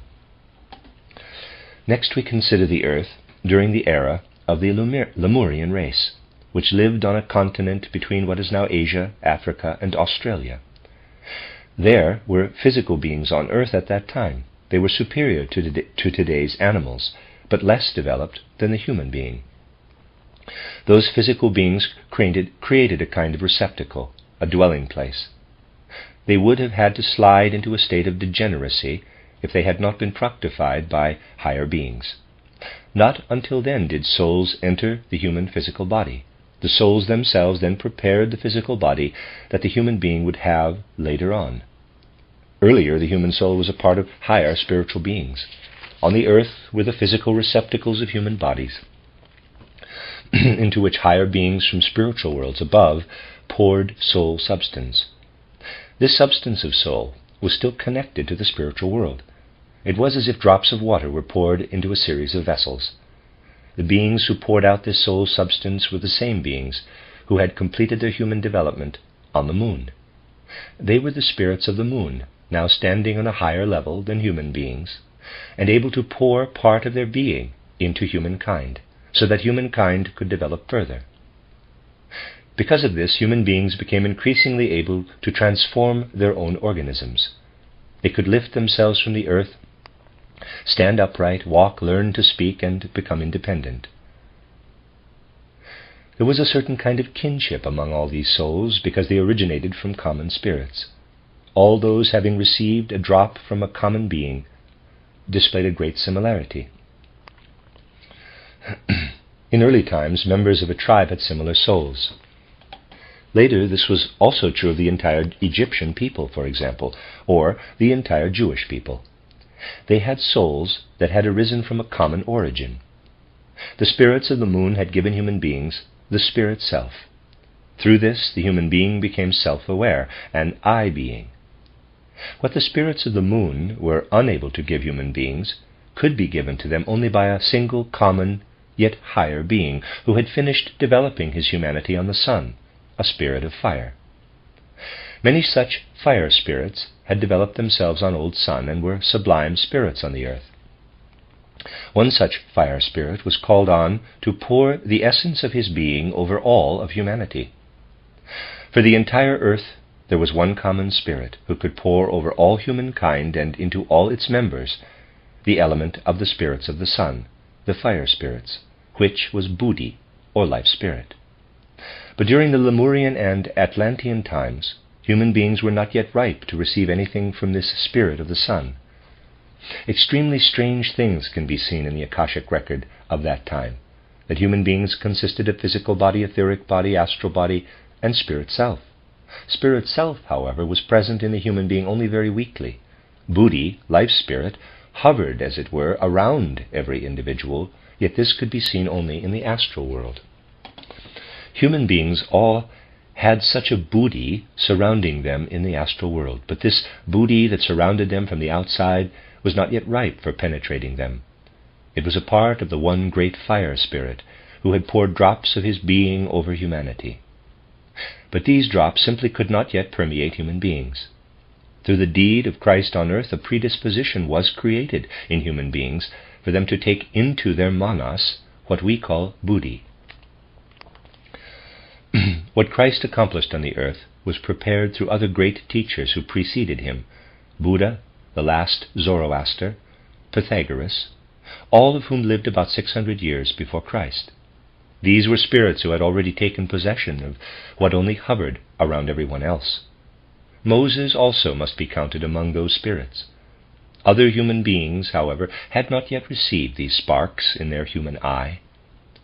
What entered into the physical, etheric, and astral bodies of Jesus of Nazareth is this entire fire spirit, the common source of the fire of the Spirit in all human beings.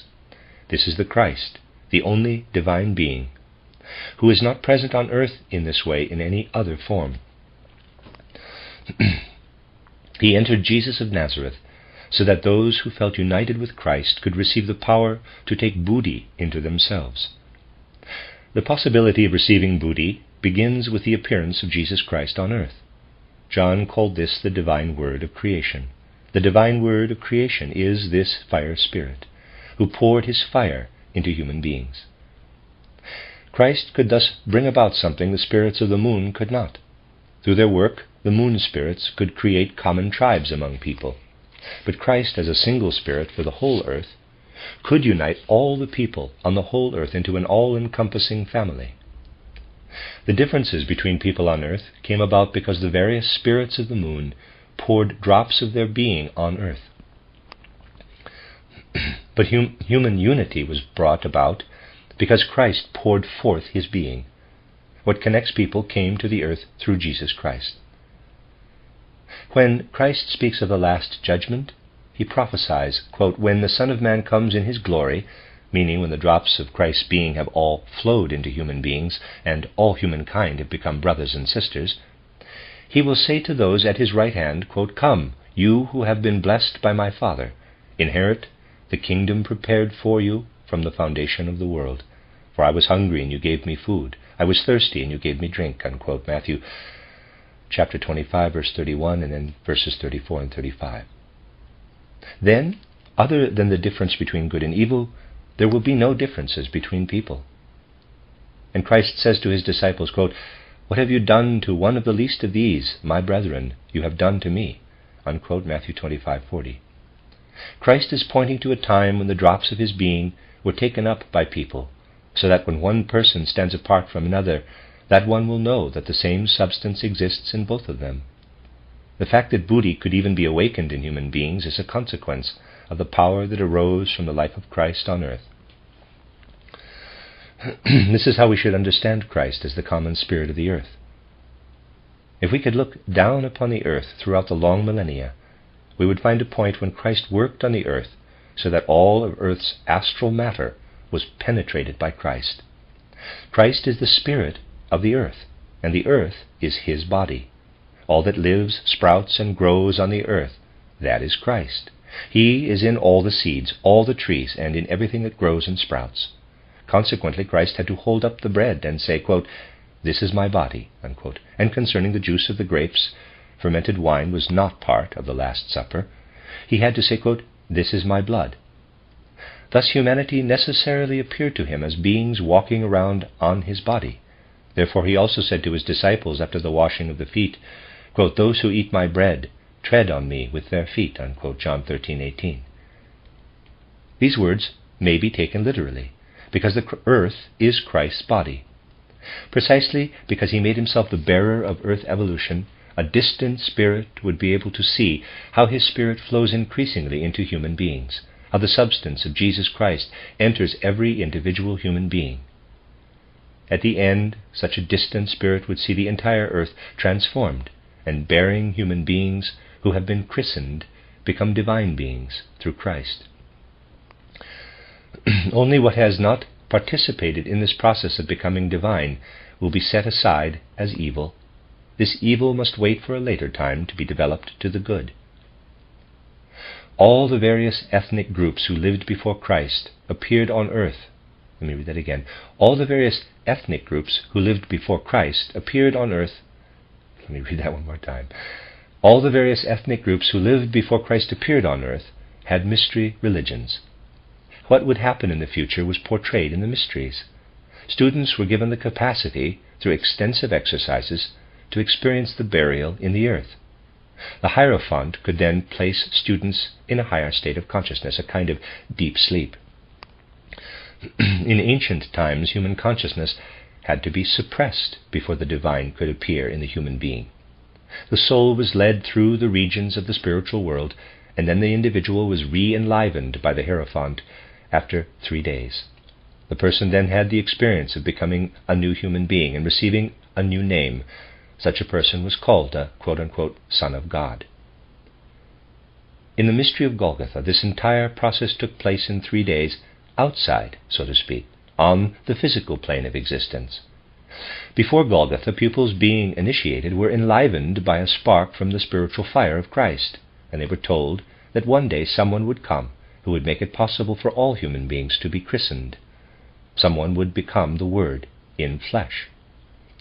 Only students who had gone through the Kingdom of Heaven journey could have this 3-day experience. But someone would come who always resides in the Kingdom of Heaven. He would bring the Kingdom of Heaven with him into the physical world. Christ portrayed on the physical plane what initiates had experienced on the astral plane, that from the beginning there had been a divine Word who had poured out drops of his substance into humankind, and that the human I beings could not receive him. John, the announcer of the christened I being who had received Christ, tells us this. The word of John also means this. He speaks of the Word who was on the earth from the beginning. Long quote now, John 1, chapter 1, verses 1 through 14. In the beginning was the Word, and the Word was with God, and the Word was a divine being. He was with God in the very beginning. All things came into being through him, and nothing of all that has come into being was made except through him. In him was the life, and the life was the light of human beings, and the light shines in the darkness, but the darkness has not accepted it. There was a man sent from God, whose name was John. He came to bear witness to the light, and so awaken faith in all hearts. He himself was not the light, but was to be a witness to the light. The true light that enlightens all human beings was to come into the world. It was in the world, for the world came into being through it, yet the world did not recognize it. It came into those of individual spirit, it came to the I human beings, but those very individuals, the I human beings, did not accept it. But to those who did accept it, it gave the free power to become the children of God. They are the ones who trustingly take its power into themselves. They receive their life not out of blood, nor out of the will of the flesh, for they are born of God. And the Word became flesh, and lived among us, and we have beheld his revelation, the revelation of the only Son of the Father, full of grace and truth. End quote. The word grace in verse 14 means for John, buddhi. Truth means the same as manas, or wisdom, the spirit self. Continuing quote, this is John 1:15 through 18. John bears witness to him and proclaims loudly, "This was he of whom I said, After me comes he who was before me, for he is greater than I. Of his fullness have we all received grace upon grace. The law was given through Moses. Grace and truth have come into being through Jesus Christ. No human being has ever seen the divine ground of the world with eyes. The only Son who was in the bosom of the Father, he has become the guide in such seeing." End quote. Initiation into the mysteries of the Spirit pointed to this appearance of Jesus Christ. This initiation was present in the yogic, orphic, and hermetic sleep states. When those initiates awoke again in their bodies, and when they could hear again with their physical senses and speak, their words meant, quote, my God, how you have elevated me." Or in Hebrew, Eli, Eli, lama sabachthani. Footnote.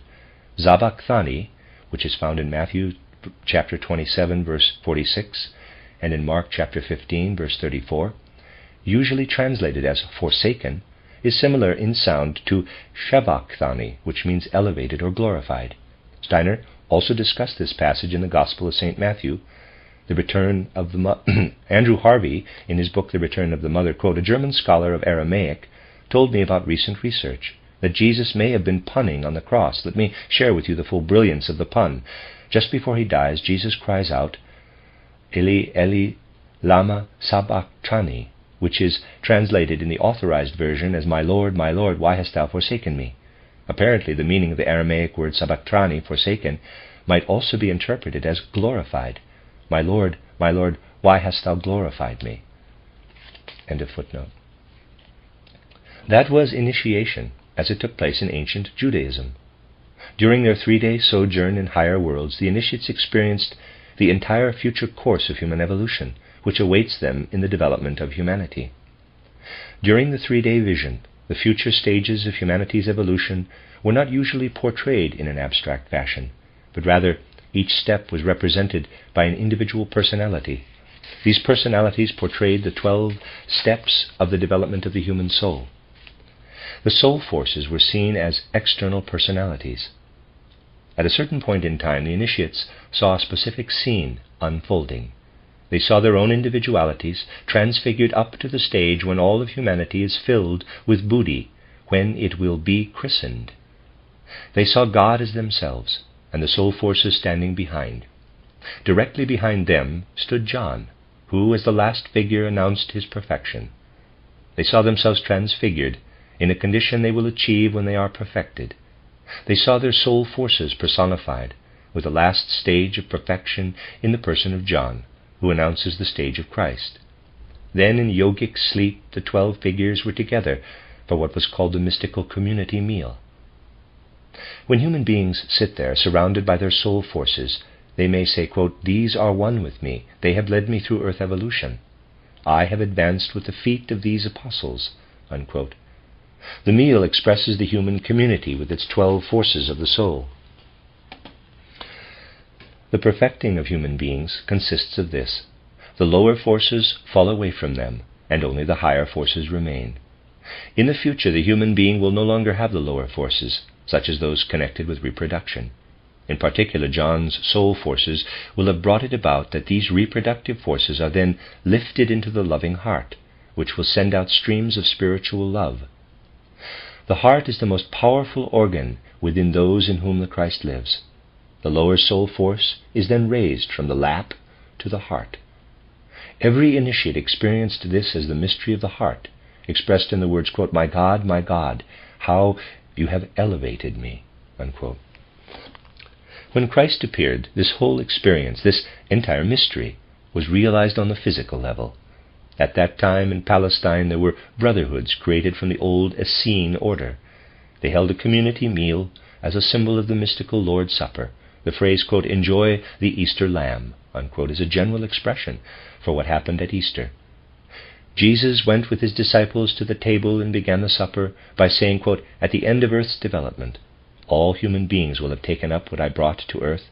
Then it will be true that this is my body, this is my blood," unquote. Then he said, "One of you will betray me," John 13:21. The betrayer is egoism, the lower desires. Quote, "The disciple whom the Lord loved," unquote, knew this, for he was lying in his lap.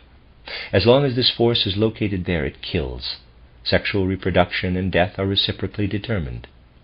This power to create, located in the sexual realm, ascends higher into the body, into the heart.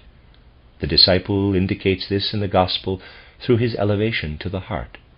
Just as it is certain that it is the lower desires that betray, so it is certain that the lower soul force is lifted up. Quote, "There was one of the disciples who was lying in his lap. This one laid himself on the breast of Jesus." Unquote, John 13:28. Footnote, Steiner's translation is from John 13:23 and 25. In verse 23, the Greek word kolpon, meaning lap, and usually translated as breast or bosom.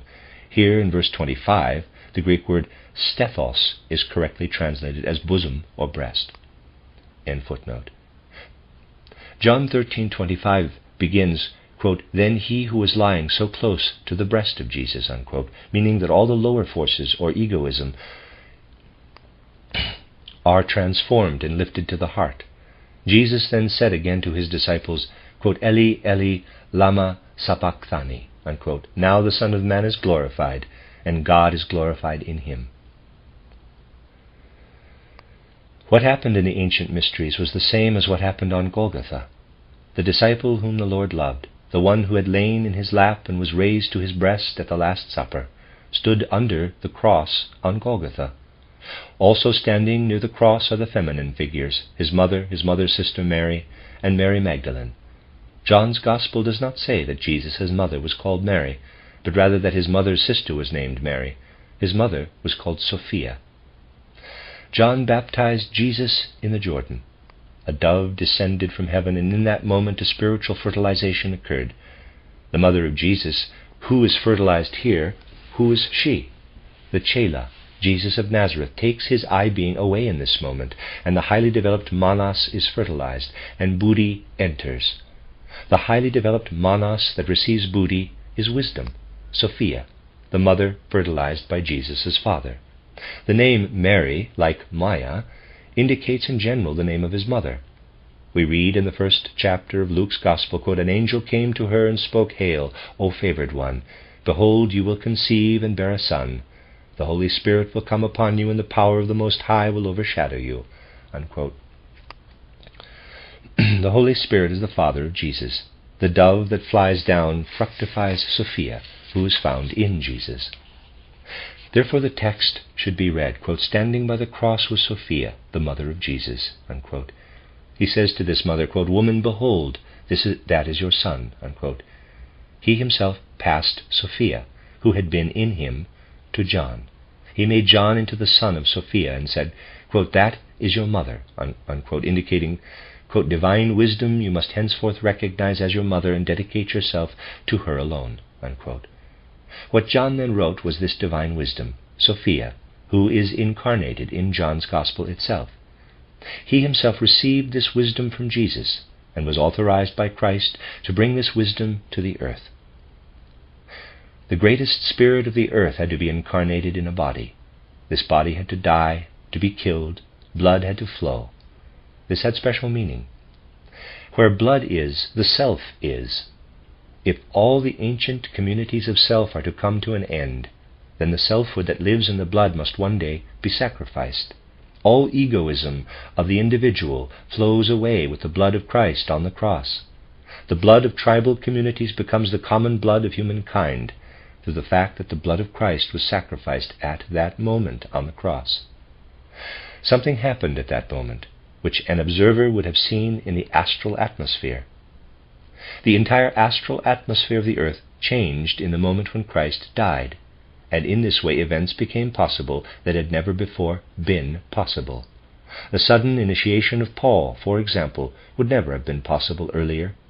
It became possible because the flowing of Christ's blood brought all of humanity to a common self. The self flowed at that time out of the blood of Jesus' wounds.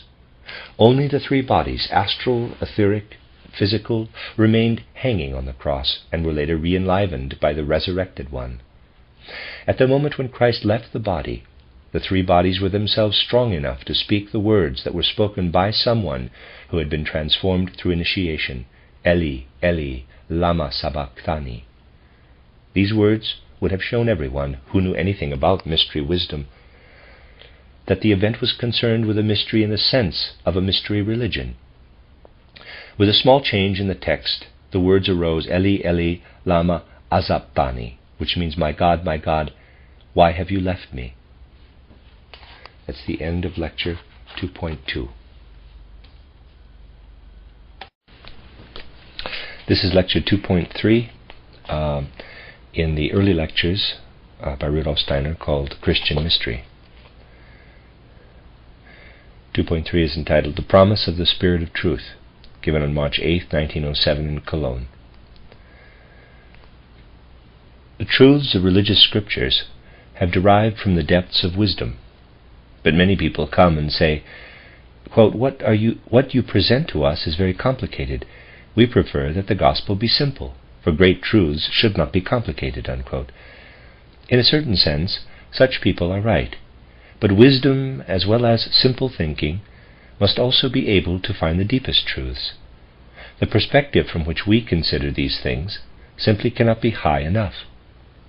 In the future, merely convenient viewpoints will have to be left behind if we are to comprehend the deepest knowledge with the appropriate seriousness. Today we want to understand the promise of the Spirit of Truth. With these words we are dealing with a secret initiation. Quote, those who have my commandments and keep them, they are the ones who love me. Unquote, John 14:21. Love here points to a trusting relationship between teacher and pupil, which is esoteric. The most profound secrets of the soul are transmitted person to person. The words of the Bible we wish to clarify today are, quote, let your heart not become troubled. Have faith in the power that leads you to the Father and that leads you to me. In my Father's house there are many dwellings. John 14:1-2. And quote, if you truly love me, you will take my aims into your will, and I will pray the Father, and he will send you another Comforter, the giver of spirit courage, who will be with you for this whole earthly eon, the Spirit of Truth. Not all people can receive him. They do not see him and do not recognize him. But you know him, for he guides you as a higher being above you, and he will enter your innermost heart. John 14, verses 15-17.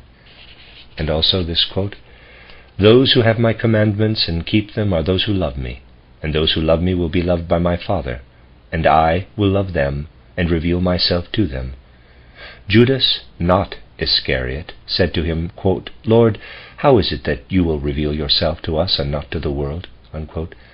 Jesus answered him, quote, those who love me will keep my word, and my Father will love them, and we will come to them and make our home with them. Unquote. John chapter 14, verses 21-23. Father is the name for the soul's innermost power. It is to be manifested to the most intimate disciples. Judas asks, quote, how is it that you will reveal yourself to us, the closest disciples, and not to the world? Unquote. With this question, Judas is stating directly that something in the mystery should be revealed to the intimate disciples. Jesus said, quote, we will make our home with the Father. Unquote. That was most important with the outpouring of the Spirit, which began with the words, quote, let your heart not become troubled. Unquote. Christ is going away in order to prepare a dwelling for his closest disciples. Quote, in my Father's house there are many dwellings. Unquote. The degree of consciousness once achieved by a human being can never be lost. We must give up all other ideas. People often wallow in the notion of merging into a, quote, cosmic consciousness of the all, unquote, imagining that to be salvation. There is no such, quote, cosmic consciousness of the all, unquote, and there never will be. Human beings are now attaining the capacity to say I, capital.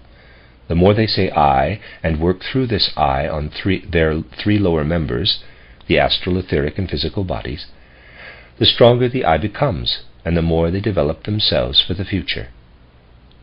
In this way, human beings can continually become selfless, because that is what they want.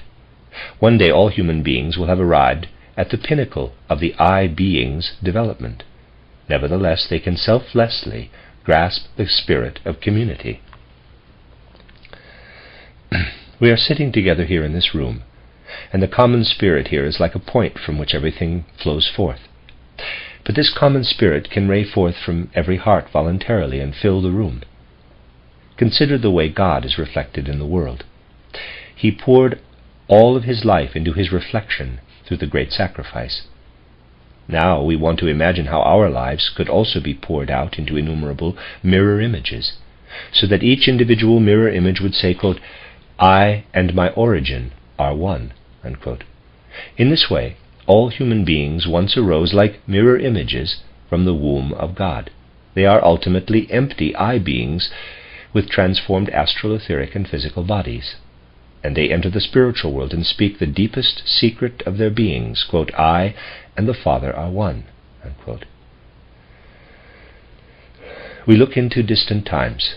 There was still much volcanic activity on Earth during the Lemurian age. Completely different beings lived at that time. It was then that human beings received what they were to work on as soul. When we go even further into the past, we see the human being's soul above and the physical body below, united as one being in the bosom of God. The physical stream below was then left to itself to develop into the, quote, "animal human beings," unquote, of the Lemurian age. The aspect above was developed further in soul and spirit. The body below first had to be prepared to receive the soul from above. The spirit that reigned over the common origin of both the body and the soul is the Father Spirit, the Father. The spirit that reigned below, as the spirit above went its separate way, is the Son Spirit, the Son. And the spirit that reigned above in the soul realm until he could descend into the physical is the Holy Spirit. When the first soul incarnated during the Lemurian age, there was an outpouring of the Spirit, quote, "And God formed the man from the dust of the ground, and breathed into his nostrils the breath of life, and the man became a living being," unquote. Genesis 2:7. That was the first outpouring of the Spirit, an unconscious outpouring. The human being lived then for a long time in a dreamlike state. Only during the second half of the Atlantean age did we acquire the capacity to calculate, think logically, and observe relationships in the outer world. During the first half of the Atlantean age, human beings saw each other as a colored cloud. If the other person was an enemy, the cloud looked reddish-brown. A violet reddish-brown announced a friendly person. Other things were perceived in this way as well. When a golden-yellow cloud arose as a kind of misty form between the astral and the physical, it was a sign that a useful metal was deposited there. A dull bluish-red cloud with odd outlines around it, such as only a mineral could have, indicated a useless metal. Human beings were increasingly defined and differentiated from their environment. They enclosed their feelings within their skin, and external physical perception was developed. The human being of the earliest Atlantean times perceived like a fish or snail does today, though not like a turtle or crocodile. Because the human being began to breathe through lungs, a new perception began. The formation of blood and the activity of the eye within were also connected with this. The eye left a residue that affects the blood even today, for example, when we blush with shame or pale with fear. The direct effects of the eye being's activity is seen here. This remains from a time when the eye affected the blood directly. The inner power of the eye is expressed today only through such gestures as blushing or blanching. The human being can express enthusiasm today by gesturing with the hands. Back then, an impulse of the eye worked through the blood to shape organs out of the body. The fingers, for example, came into being in this way. By the end of the Atlantean age, human beings were similar to modern human beings. Blood ties were stronger than now. Blood ties were stronger than now. Back then, there was a much greater connection between blood relatives. Allow me to give you an example. Two modern writers have created excellent portrayals of farmers, but in very different ways. Farmers are presented as sharply defined, chiseled figures by Ludwig Anzengruber. Footnote: Ludwig Anzengruber, 1838 to 1889, playwright and novelist from Vienna, who wrote realistic plays of peasant life. The success of an early play, Der Pfarrer von Kirchfeld, the pastor of Kirkfield, allowed him to devote his life to writing. End footnote. On the other hand, Peter Rosiger brings together many individual characteristics to create a whole. Footnote 11. Peter P.K. Rosiger, 1843 to 1918, Austrian poet and novelist who wrote verse in the Styrian dialect and novels depicting provincial life. End footnote. He takes notes on his observations and uses them when writing. Rosiger wondered how Anzengruber was able to portray farmers at all, since he had never lived with them nor ever observed them. Anzengruber responded that he was able to portray farmers so well because he did not know them. But all his ancestors were farmers, therefore the way of the farmer lived in his blood. He described the farmers his ancestors had known, writing from the wisdom in his blood. In much earlier times, humanity included many smaller groups. If we read Tacitus's book on Germania, we find many small blood-related tribes listed there, for which blood ties signified something very special. Among the patriarchs in the Old Testament, people always married within their own tribes. The same blood always flowed in the veins and the memory of the descendants from ancient ancestors. The descendants remembered their ancestors just as we remember our childhood. 900 years after Adam, his descendants could still remember what Adam had experienced. This explains the great ages of those mentioned in the Bible. As far back as could be remembered, the I being extending through the generations was known as, quote-unquote, Adam. A common I lived in the tribe through the blood. Consequently, atonement could be achieved only through blood, when blood had been spilled. And the entire tribe sought revenge for the blood of a single member through a vendetta or blood feud. Marriage expanded beyond the closed family, gradually including others. Tribes became international. The principle of pure humanity won the upper hand.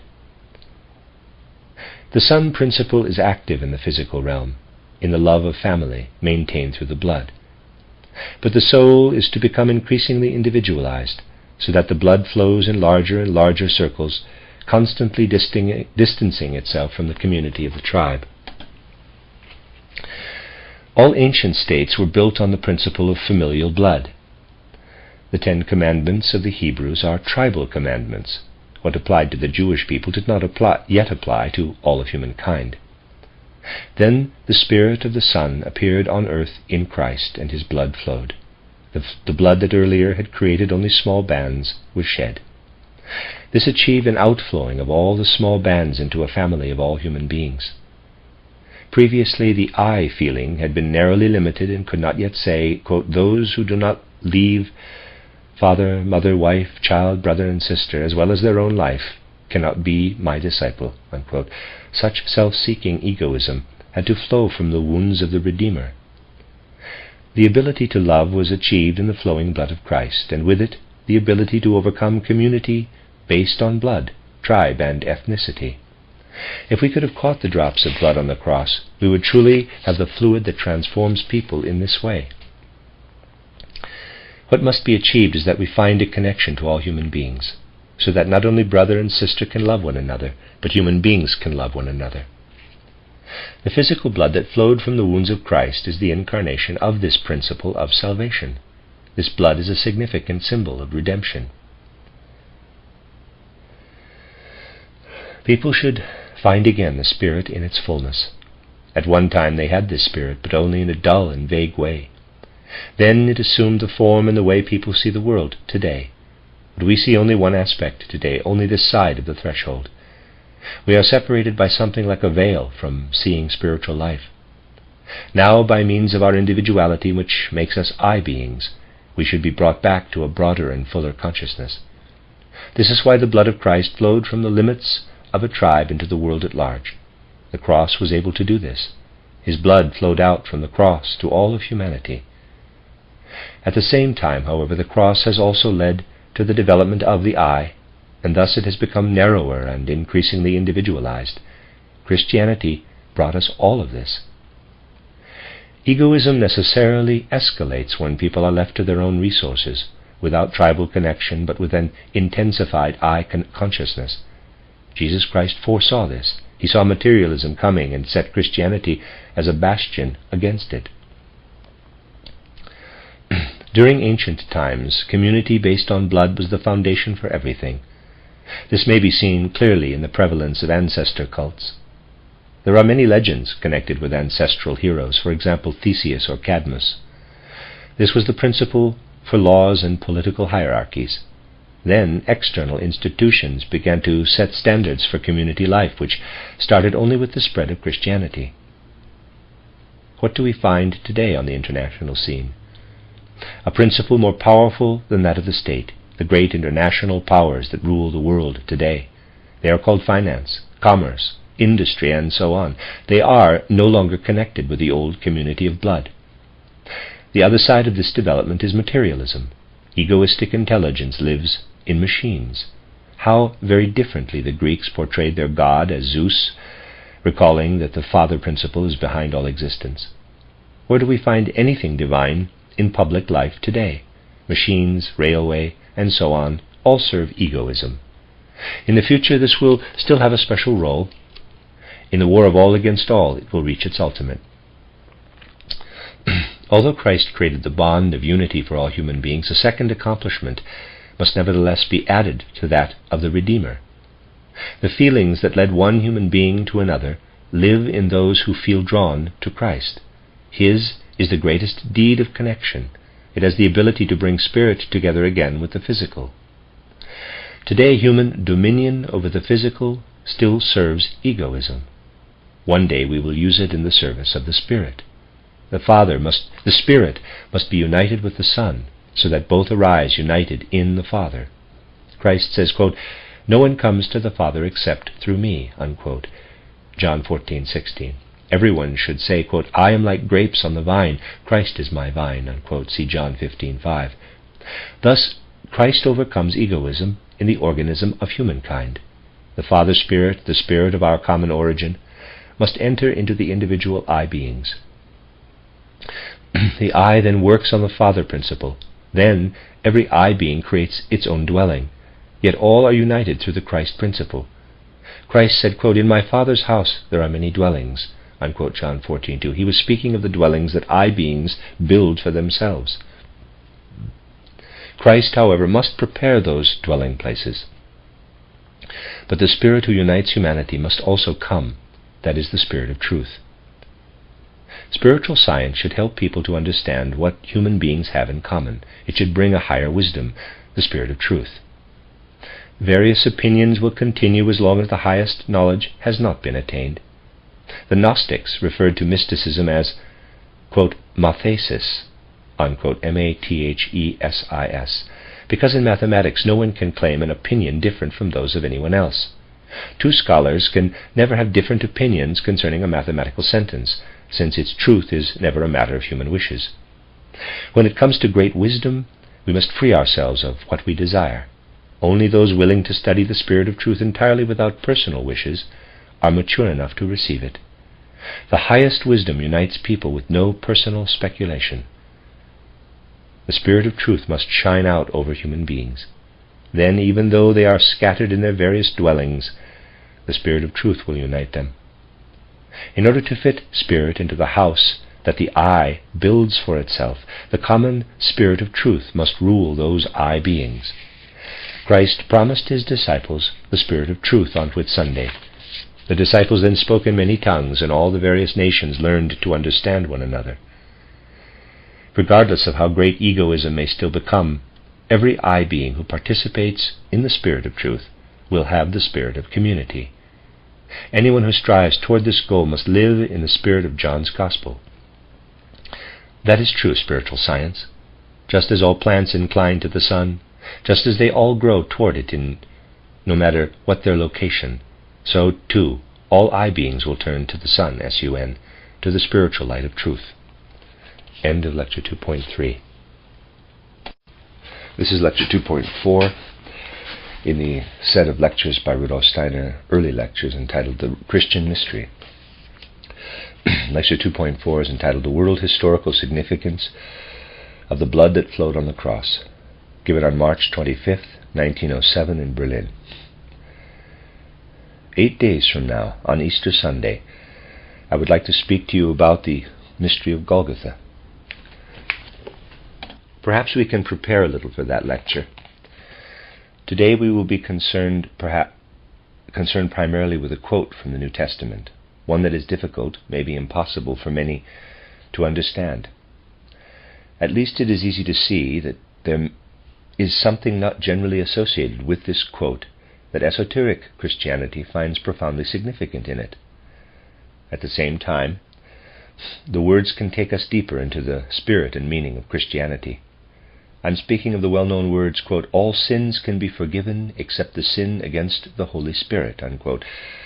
Matthew chapter 12, verses 31 and 32, Mark chapter 3, verse 29, and Luke chapter 12, verse 10. As a matter of fact, the meaning of Christianity's mission is expressed in these words. The spiritual scientific perspective is the only instrument for uncovering meaning as profound as that found in these words. Those who approach this worldview must become increasingly accustomed to seeing the great world mission of the spiritual scientific movement from the most varied standpoints. And we must also realize increasingly that this movement does not exist to establish a new faith, sect, or the like. In human evolution, the time is past when new creeds or special religions can be established. The future of religious development is in shaping the existing religions into a great unified religion of humanity. The movement for spirit gnosis does not want to proclaim a new religion, but only become an instrument for understanding the deep religious truths contained in religious scriptures. I have often pointed out that there is a tendency today to trivialize religious truths and not grasp them with sufficient depth. This is true in theological as well as in other religious circles. In such circles, people are satisfied when Jesus Christ is understood as the, quote, "simple man of Nazareth," unquote, a figure eagerly regarded as a noble ideal of humanity, much like Socrates, Plato, Goethe, or Schiller. But people do not want to place him too high above the human average. Far be it from anyone here to ask whether something far greater than an ordinary person might have dwelt in the body of Jesus of Nazareth. Modern humanity seems to have gotten past the old Gnostic question. The ancient Gnostic question called on the totality of human wisdom to understand what really happened in year one of the Christian era.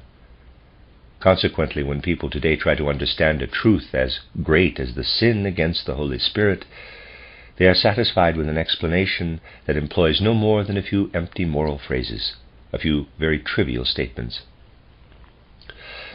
Religious writings do not exist to be explicated in a trivial way. There are no depths deep enough, no wisdom wise enough to lift the veil concealing their meaning, nor are we, when trying to understand their deep meaning, allowed to read anything into them that is not already there. It is not very difficult for unschooled, unscientific people, but it is also true that religious scriptures are so deep that no wisdom can completely decipher their meaning. No soul is so simple that it would not be impressed powerfully by true religious scripture. Similarly, no wisdom is so high that it could go beyond true religious scripture. From this perspective and with this conviction, we will try to explain this quote about sinning against the Holy Spirit. First, let's be clear about what true esoteric Christianity understands by the term Holy Spirit, and about how the other two aspects of the Godhead may be understood, that is, the Son, parenthesis, the Word or Logos, and the Father. It is not permissible to try to understand such matters through speculation or rumination. These ideas do not exist so that one can arbitrarily make up their own meanings for them. The meaning I will explain here originates with those called, quote, Christian initiates, unquote, and today we must adhere to what was taught in their schools. Consequently, it is harmful to interpret the Bible in a superficial way and speculate about what this or that word may indicate. True esotericists would never do that. Their approach is different, since they know that there were Christian esoteric schools that taught the profound meaning of the basic Christian texts. This meaning was never taught in any other way, so there is not a variety of perspectives in relation to this teaching. If in relation to these matters we wish to hold firmly the one thing that has been most visible on the stage of history, it is the great esoteric Christian school that the Apostle Paul himself established at Athens, the school of Dionysius the Areopagite. Scholarship has gotten used to speaking of a pseudo-Dionysius, because it can be proven that writings attributed to this name have existed only since the 6th century A.D. Nevertheless, scholarship will never discover the truth in these matters until it recognizes how fundamentally customs have changed over the course of time. Today, someone who once had a bright thought cannot wait to transform that thought into black and white and thrust it into the world. In past ages, the opposite was true. The most holy truths were strictly protected from the broader public. They were not published for everyone. Only those who were known and had passed tests that demonstrated a sense for truthfulness were permitted to receive those truths. Initially, they were imparted only orally, because the one speaking such truths or revealing the corresponding facts to the eyes of the student was supposed to speak the word only to warm, living hearts, filled with devotion and genuine feeling. The pupils of such schools were supposed to acquire a certain mood of soul or attitude toward the highest truths. Today, people believe they can receive truth regardless of their soul mood. This is not a criticism. It is just the way things must be today. Human evolution has led us to this. A different understanding rules in every era.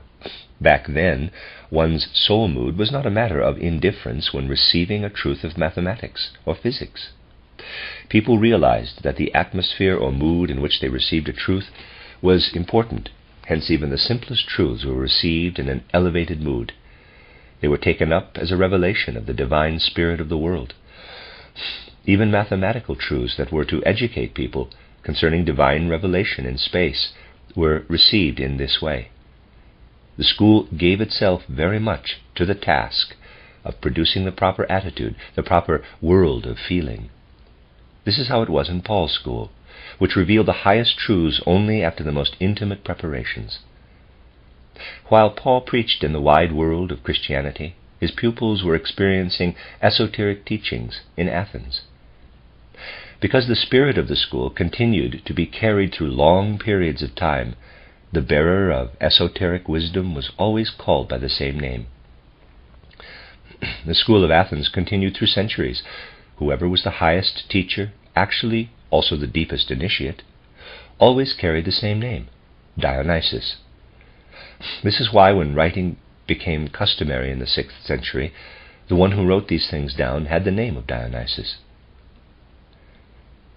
Now we wish to learn about the three words, Father, Son, and Spirit, in the light of true Christianity.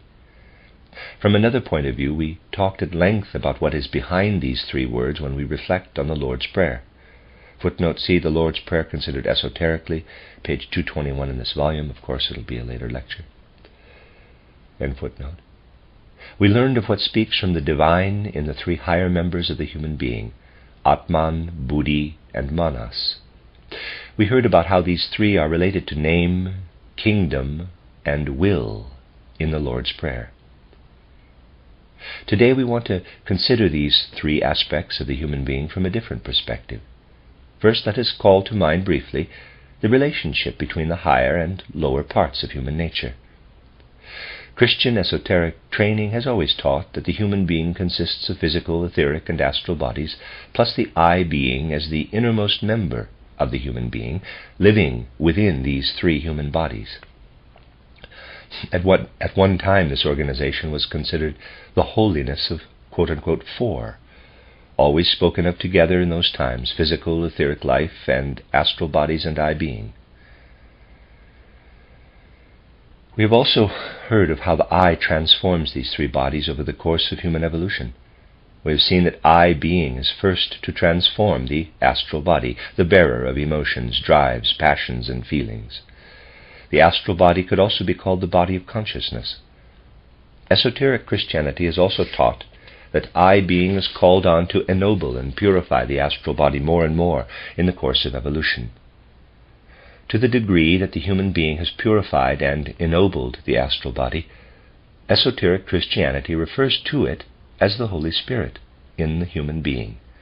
In theosophic terms, one could also say that the part of the astral body purified by the eye is, according to esoteric Christianity, the part taken hold of by the Holy Spirit.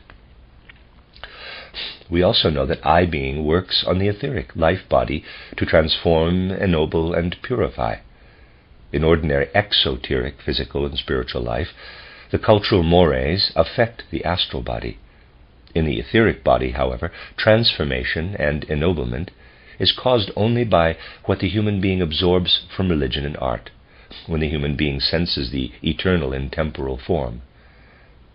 Artistic impulses affect the human being more than moral education, and more strongly than what exists in humanity as politics and laws, since the eternal and everlasting shine through true art.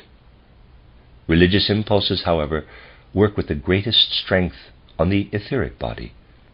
Through the influence of these impulses, part of the etheric body is separated and transformed into buddhi, logos, or word buddhi, parenthesis. In esoteric Christianity it is called the Christ. In lectures such as this, we must always remember that to follow the path of spiritual science does not mean pursuing some abstract theory detached from the world and alien to life. It means seeking in the spiritual realm something that allows us to affect these bodies directly in an ennobling and purifying way. We are able to spiritualize life, moment to moment, through what we discover in the spiritual realm only when we can understand and experience the spiritual and bring it down into life.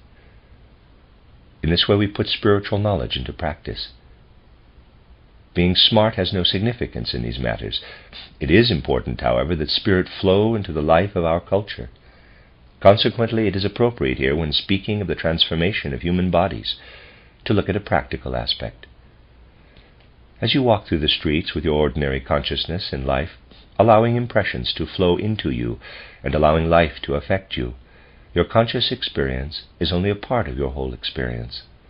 Those who do not consider this cannot understand life nor certain important mysteries of the most ordinary, everyday occurrences.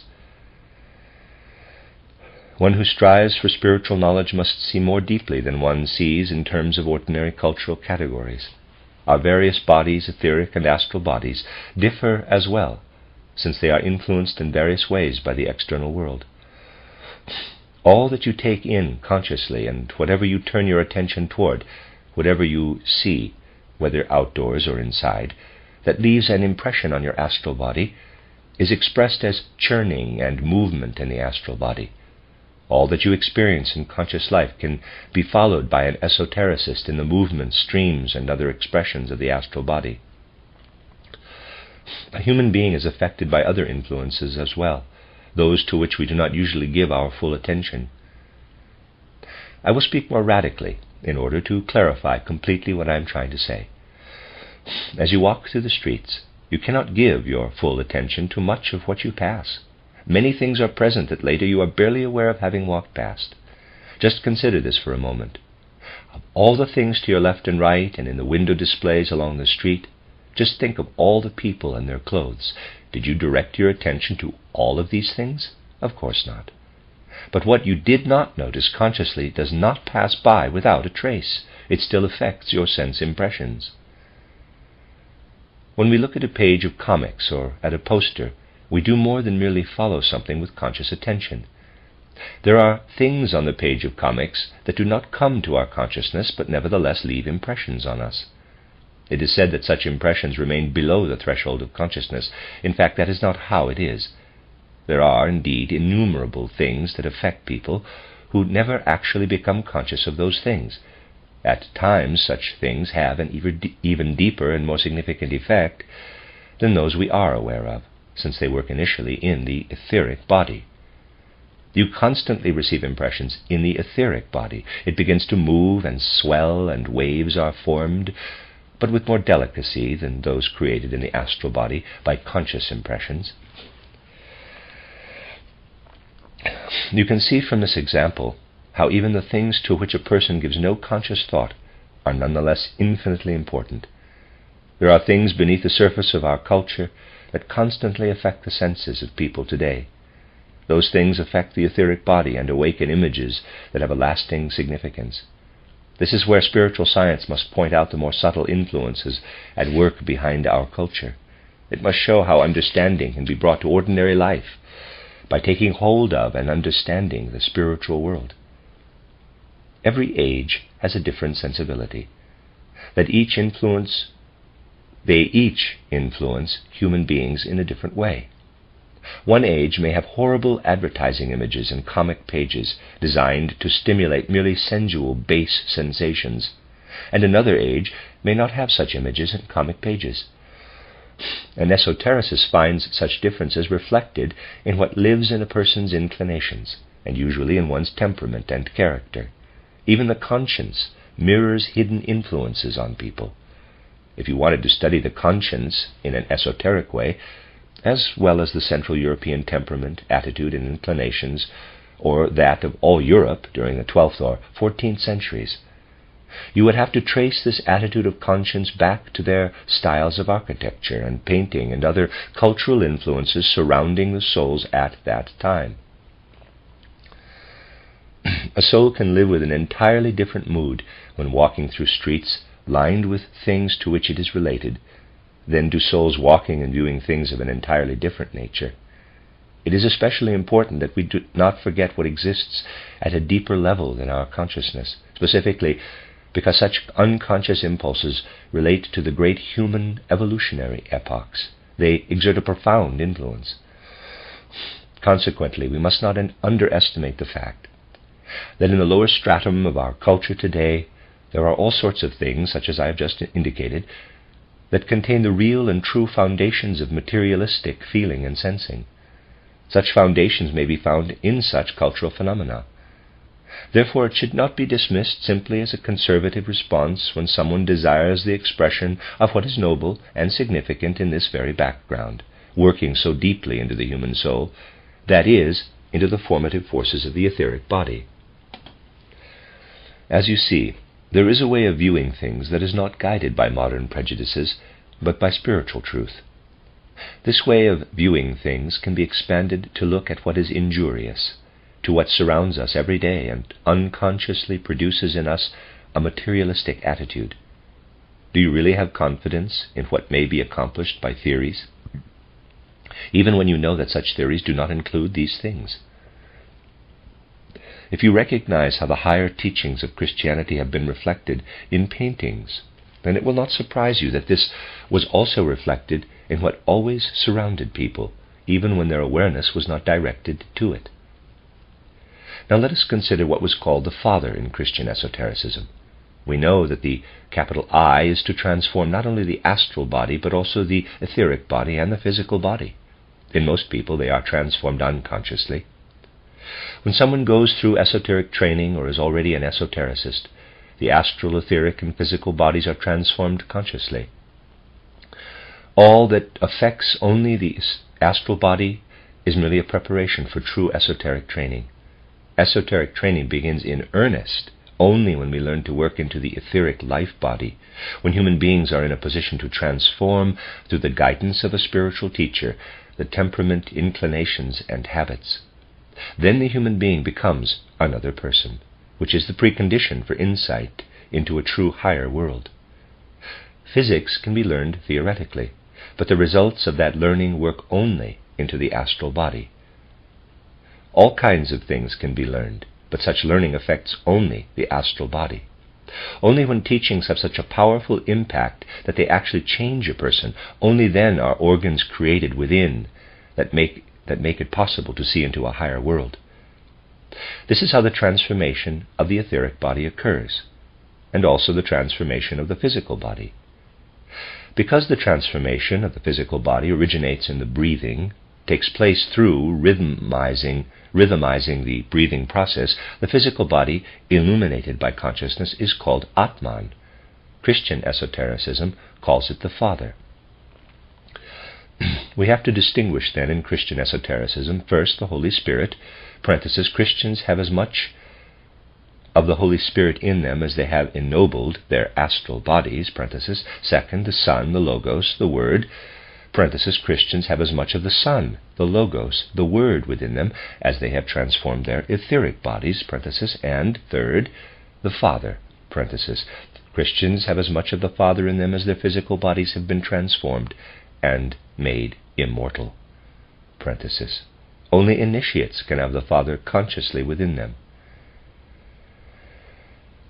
If we wish to distinguish the sin against the Holy Spirit, the sin against the Son, and the sin against the Father, and if we want to become acquainted with the use of words in Christianity, then we must recall the mission of Christianity as it has been understood by esoteric Christian teachers.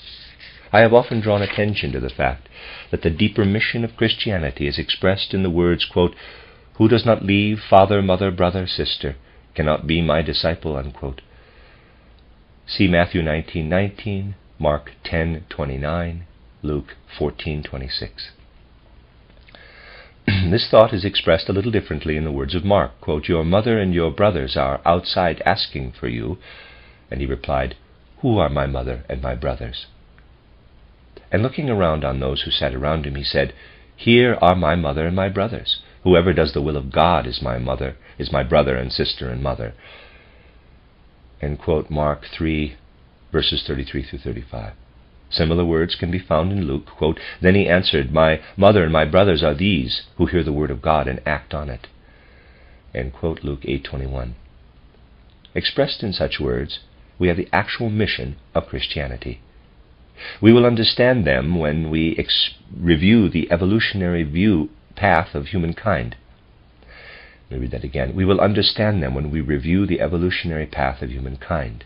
This will also give us the best preparation for next Monday's discussion of the Mystery of Golgotha.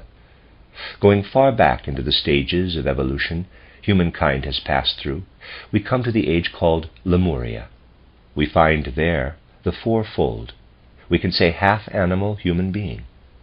Although human beings then consisted of the four members, physical, etheric, astral bodies, and the foundation of the eye, with the foundation of the eye, nevertheless they were not yet at all in a position to work on their three sheaths. The power needed by human beings to work on their sheaths in the way I mentioned first had to arrive with the bearer of the human being's true essence. What you characterize today as your I, veiled within your soul, your deepest nature, already contains something of the three sheaths transformed. It was not present then, and wanted to enter evolution for the first time. The I was still a hollow space, open to receive what is today our innermost being, what is called the immortal part of the human being, which goes through all incarnations, and is able to pass over with the earth into another planetary existence. This I sank down at that time out of the spiritual world into the human dwelling. Until then it was in the bosom of God. It constituted part of divine being. I have already used the picture of outpouring drops of divinity into individual human sheaths to illustrate how the ensouling of the human being took place. I said, quote, "Take a glass of water. You have many drops in the glass as a fluid volume of water. Now take 1,000 tiny sponges and drop them into the glass so that every sponge absorbs a drop of water. Then you have absorbed many drops out of the glass, and what flowed before in a unified way is now distributed in the various sponges." End quote. What is in us now, and was formerly in the bosom of God as in a homogeneous element, was distributed at that time to the various human bodies, so that today everyone has a drop of this uniform divine substance within. In this way, what was only part of universal divine being was individualized. Just as my 10 fingers are members of my organism, so too the souls present today in human bodies are members of God. It is as if every finger were to be individualized, as if every finger were to receive its own life through this process of being surrounded by other sheaths. The drops resting in the bosom of God became individual beings with a human inner life. These beings with a human inner life dwelt in the human bodies that had been prepared for them. They look very different from human bodies today. Probably no one would believe it if I were to describe those human bodies wandering around and waiting to be ensouled by the divine. Even though you who are listening to these lectures are accustomed to hearing strange things, nevertheless many of you would be very astonished were I to tell you what the bodies of that time were like, and how those, for our age, grotesque-appearing forms were metamorphosed into our present bodies. Who was responsible for changing them so they appear the way they do today? The soul itself did this. The form of the human soul worked from within to bring about this change. We can get an idea of how the soul influenced the body if we observe in the human being of today the last vestiges of the soul's power to form the body. Observe the feeling of shame. Observe fear, anxiety, and terror. The feeling of shame creates a red blush in the face. The color of the face is changed. So too with anxiety, fear, and terror. In one case the face is reddened, and in the other it is blanched. In my lecture, Blood is a Very Special Fluid, I pointed out that blood is an external expression of the inner work of the individual human being. What is expressed there as the most intimate being flows in the blood. Whoever has blood has an I being, and whoever has an I has blood. For this reason, it is a very special fluid. But this is only true of warm blood, in contrast to blood that is only alternately warm. Just as the I today affects the blood during feelings of shame, fear, and terror, changing the body in this clear and intimate way, as seen in a blush of shame or a face scarred white, or a face scared white, so too the I was working in the past. In the first age of human development, the effects on the blood were great and powerful. Blood was an intimate and precise expression of the inner power that entered the blood as its divine content. Through this, the I was formed through the races. As a human being today becomes white or red, at that time the inner feelings working from within formed the entire human body. When human beings were still soft, they had no fingers yet. The I shaped the form from within through the blood. Today human beings also bring the blood to expression. The power to shape and form comes from the I, and through the circuitous route of the blood works to construct. Let me read it again. The power to shape and form comes from the I, and through the circuitous route of the blood works to construct the human body. Hence we come to know blood as the bearer of the I in manifold forms. In other lectures I have drawn your attention to a secret hidden in the oldest descriptions in the Bible, the fact that Adam lived to be centuries old. This secret goes back to marriage within the circle of blood relatives. We find it in the earliest ages of every folk. Of course, we must go far back into the past. We find small groups of individuals everywhere throughout the earth's population related to one another through blood. Marriage occurred only within these groups, a practice that had important consequences. To help in explaining this, I once told you of a conversation that took place between Anselm Gruber and Peter Rosiger. You may recall that Rosiger was a good and beloved poet who described farmers from a unique point of view. But it is Anselm Gruber who describes them more vividly. He characterizes them in such a way that they stand firmly and securely on the earth as if chiseled, completely true and convincing. The two friends once went for a walk. Rosiger said to Anselm Gruber, "You would be able to describe farmers much better if you went to the country and actually looked at them." Anselm Gruber answered him, "I have never seen a farmer, but I describe them because I have it in my blood. My father, grandfather, great-grandfather, and uncles were farmers. It is in my blood." Therefore Anselm Gruber had no need to see them. The blood was working through generations in such a way that it became visible in his descriptions of farmers. So you see how the Spirit works in a roundabout way through the blood, and how the borders of the I do not stop within a single personality. Instead, the I is strengthened and extends through father, grandfather, and so forth. This was the case with Anselm Gruber, because his people married only other farmers. A certain awareness of this remained as a residue. The extent of this awareness was much greater during the time described in the first part of the Bible. Memory really extended back to the experiences of the ancestors. There was a time when human beings not only remembered what they themselves did as children and youths, but also carried in their memories what their fathers and grandfathers did.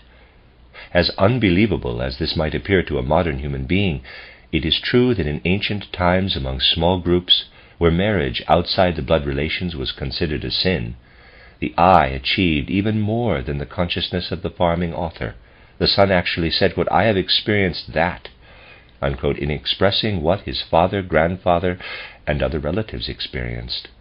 It was actually the case that descendants of Adam living 900 years later said, referring to Adam's experiences, "I experienced that." It was a kind of group identity extending through the generations. The extended I was characterized as Adam or as Abraham. This is what lies hidden behind the descriptions in the first chapters of the Old Testament. But you can see from this explanation that blood must be considered an external expression of the inner creative soul. How did human beings lose this experience through the generations? How did the consciousness and memory become limited to their own lifetimes? The limitations came about when marriage among blood relations came to an end. As blood relationships loosened, the narrow circles became larger. The small family circle was expanded to a tribe, the tribe to a folk. There was no other way for humanity to evolve except for families to grow to tribes and tribes to ethnic groups. There was no other way than by breaking the blood ties. If you remember what I have often said, that the etheric body is the carrier of the memory, then you will have the connection between the blood and the etheric body.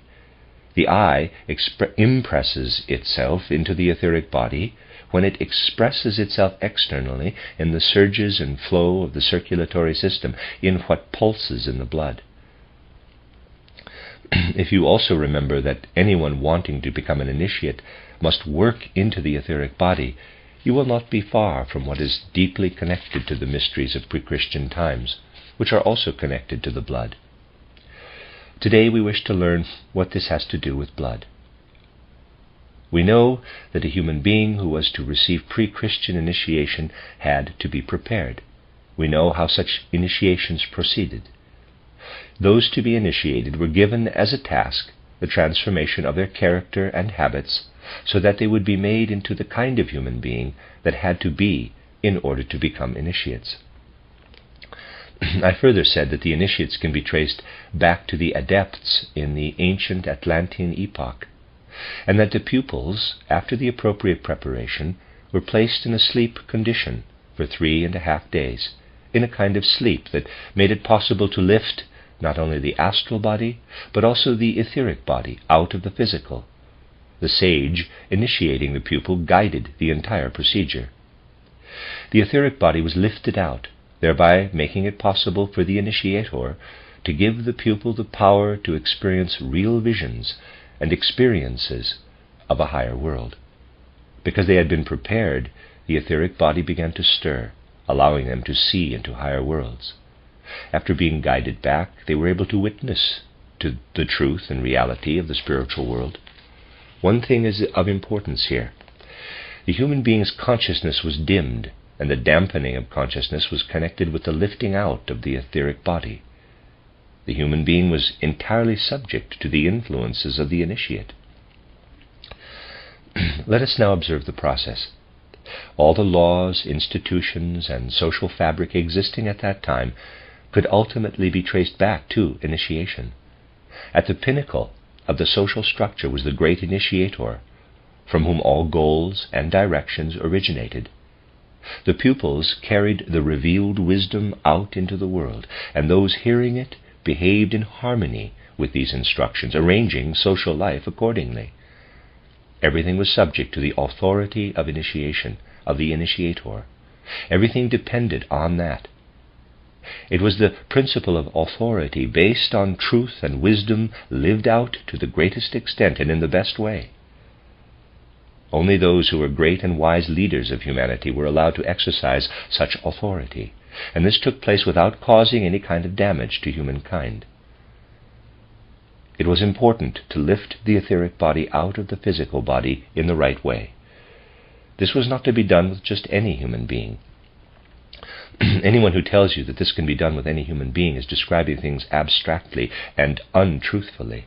A long preparation is required to achieve this. It depended on the proper mixture of blood. That is why so much emphasis was put on the generations of priests not mixing with others. preparations were carried out for centuries, so that the proper descendant existed who could one day become a suitable initiate. This was a way of handling the human being on a large scale, in an incredibly mysterious way, in a way that was, in the most beautiful sense of the word, mysterious. In terms of their physical principle, the great initiates were prepared through centuries to achieve their mixture of blood.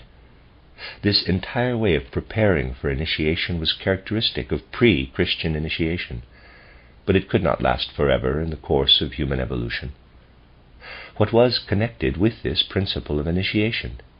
It was the ability to observe blood communities. The closer we are to such communities, the more we find this kind of principle. During the most ancient of times, initiation was based on the principle of blood. But this principle was increasingly broken, from family to family, tribe to tribe, and people to people. And then something that will increasingly appear in the future began to happen. All such blood ties began to be broken. For where did the principle of community reside when human beings arose from the womb of God? One could say that it flowed through the blood, and if one wanted to initiate someone, then one had to take the blood into consideration.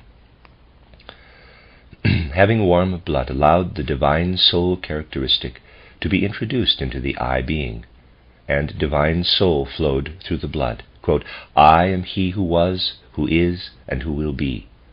Unquote. Precisely the one who speaks is the God Yahweh says, quote, I am he who was, who is, and who will be. Unquote. And where did he work most powerfully?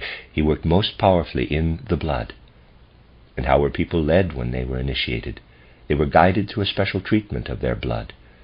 These are deep and far-reaching mysteries of antiquity. Christianity is poorly understood by those who see it only as an external process. There is much thought behind the fact that my book, Christianity as Mystical Fact, was not named The Mysticism of Christianity. That is to say, Christianity itself is a mystical fact, and can be understood only when one knows that the entire spiritual configuration of our planet Earth was changed with the appearance of Jesus Christ. Transfer yourself to a distant planet, and imagine that you would be able, as a seer, to look down at the Earth's astral body in general, at what is seething and bubbling, swelling and heaving in waves within the astral bodies of the animals and men and women.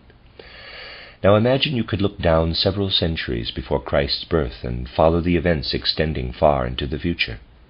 If you could follow this, you would see something quite strange. You would see that the astral atmospheres altered fundamentally, abruptly changed in a mighty way with the appearance of Jesus Christ. The Earth's astral atmosphere received a different nuance, a different color for all of the future. Something new entered the Earth's spiritual atmosphere. Anyone not admitting that spiritually something different is now present on the Earth that was not there thousands of years ago does not understand Christianity and its preparation.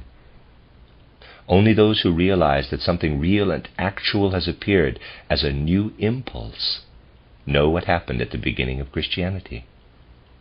And if you look at it this way, then you will find the manifestation for this spiritual transformation of planet Earth. All close blood ties are torn. Everything that has held people together in small blood communities will gradually be eliminated. The small brotherhoods will be expanded gradually to the great community that is to include all human beings on the earth. Every human being will say brother to every other human being when the human being leaves mother and father and brother and sister.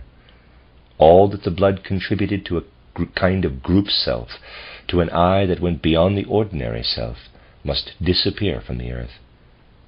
When the earth is prepared to become a new astral sphere, the fruit will have arrived. All bonds will be broken, and a single great bond will embrace all humankind.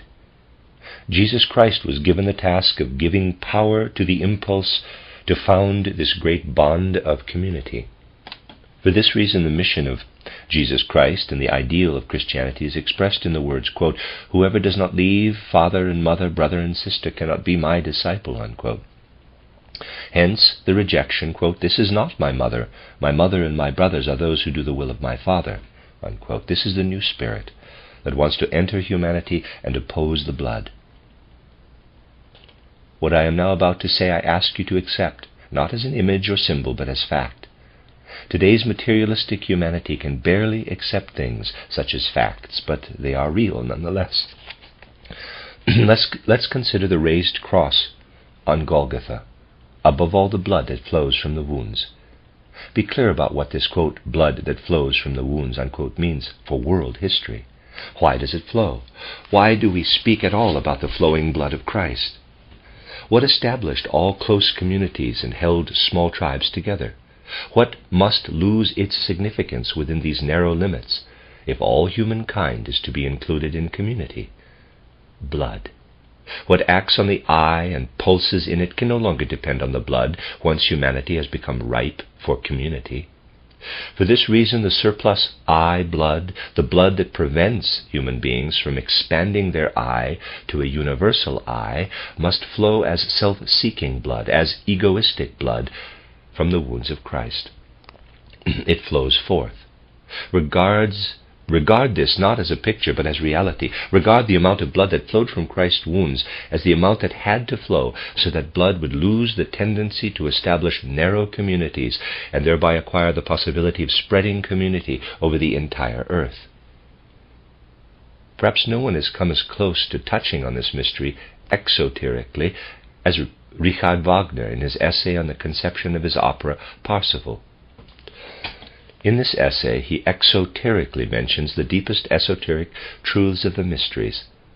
If you look at it this way, you will see that the meaning of Christianity lies in dissolving all that is bound to tribes, families, and narrowly delimited communities, on the one hand, and on the other in making human beings into separate, unique entities, so that they all experience themselves to be both individuals and members of humanity as a whole. These two aspects exist alongside each other as a polarity. In ancient times, human beings experienced themselves as members of a family, members of a tribe. To the extent that blood relationships die out, individual independence will grow and increase. You can see that the event of Golgotha exerted this influence, because since the time that event... You can see that the event of Golgotha exerted this influence because, since the time that event encompassed the whole earth, the religious impulse became most important. Everything that happened was prepared and itself became a preparation. The effects began with Whitsun, when the Holy Spirit was poured out. When people learn to speak out of the souls of others, they will no longer be speaking egoistically. This can best be presented in the picture of the disciples speaking to all peoples in all tongues. Hence the Holy Spirit prepared what is to be achieved through the blood of the Son, the Logos, the Christ. Let us go back now to the ancient principle of initiation based on authority. Everyone looked up to the initiate and received impulses from that source. This principle of authority will be ending. An apparent contradiction appears here. Humanity is fractured into many individuals, while the old principle of authority breaks down totally, and yet at the same time an all-inclusive community is to be established. How is it to be established? By our taking hold of what has flowed forth as spirit. What does it consist of? It was sufficient for the ancient initiator to have all wisdom, the truth, and then to pour it into all of humanity. Now it is sufficient for the individuality, which has been intensified to the fullest, to have the truth. Every individual human being must possess truth and wisdom. In the past, truth streamed down from the highest pinnacle to individuals who had to struggle for it. Evolution must proceed with the spread of wisdom. The individualization of humanity must proceed with the establishment of the great community of humankind. These two things cannot take place independently of each other. They must progress together. We are observing step by step the activity of the Holy Spirit. As long as individual human beings listened to a single authority, they could devote themselves to their own lives. They could live in a narrow circle. The authoritative leader took care of the whole. Individuals, however, can no longer be concerned with their own lives. Once the principle of authority has been broken, they must care for the entire social condition of the group. They must be concerned with what is important for all, what aids every human being. What can that be? We need only remember how the ancient religions arose. All initiates had the same primal wisdom of humankind. But when this wisdom was brought to individual human beings, they received it in various forms, with particular characteristics from the state, the clergy, and so forth. Buddhist and Zoroastrian teachings arose in this way. The smaller the communities, the more specialized this had to be. Because the great community is to be established, knowledge that only initiates possessed in the past now had to flow out to all humankind, so that each individual could be responsible for what the initiate had taken care of earlier. In this way, wisdom flowed to all humanity. Wisdom is something unitary, and so we see that we have in this wisdom, in this knowledge, what has been distributed to individuals, fragmented human beings, who have, quote, left father, mother, brother, sister, and child, end quote. They will have it again, just because wisdom is one. Anyone who can understand that wisdom is one. Let me read that again. Anyone who can understand that wisdom is one understands the words concerning the Holy Spirit. But people have not advanced that far yet, for they still say, quote, that is my point of view. I find it true. Another person may have another point of view, unquote. This perspective must be overcome. Human beings had to arrive at their I being. Humanity had to be fragmented by egoism. They haven't yet found a connection to the unity of wisdom. They will find this connection when they draw near to this unified wisdom and become as individualized as possible. When they achieve the unified spirit of wisdom, they will become unaccustomed to saying, quote, that is my point of view, that is my opinion, unquote. Only when we have become clear about the fact that there are no particular viewpoints in the face of unified wisdom, that every stance on a given subject means only that one has not penetrated it enough, can we grasp the idea of the Holy Spirit. Only perfect human beings have their point of view. Human beings who are approaching the spirit of wisdom do not have a viewpoint. They know that they must devote themselves selflessly to the primal oneness of wisdom. Just as all plants incline toward the one sun, so will all people unite and incline themselves toward the one, because the spirit of wisdom lives in them. If what originally united people in the blood flowed forth from Christ, then it is wisdom that unites us again in the great community. This is expressed in such a wonderful way in the miracle of Whitsun. The apostles expanded the brotherhood to a community of all humanity, and spoke in a language understood by all. This must manifest more and more, indeed, along with individuation as it progresses to its fullest. All other aspects of the human being will develop much later during other planetary incarnations. But what works and lives until Earth achieves perfection is unifying wisdom, which has been revealed to us as it was earlier only to initiates. Those who sin against wisdom, the wisdom that creates community, cannot be forgiven that sin, since they retard Earth's evolution. Earth is enabled to pass into an astral state only through humanity being led together into community.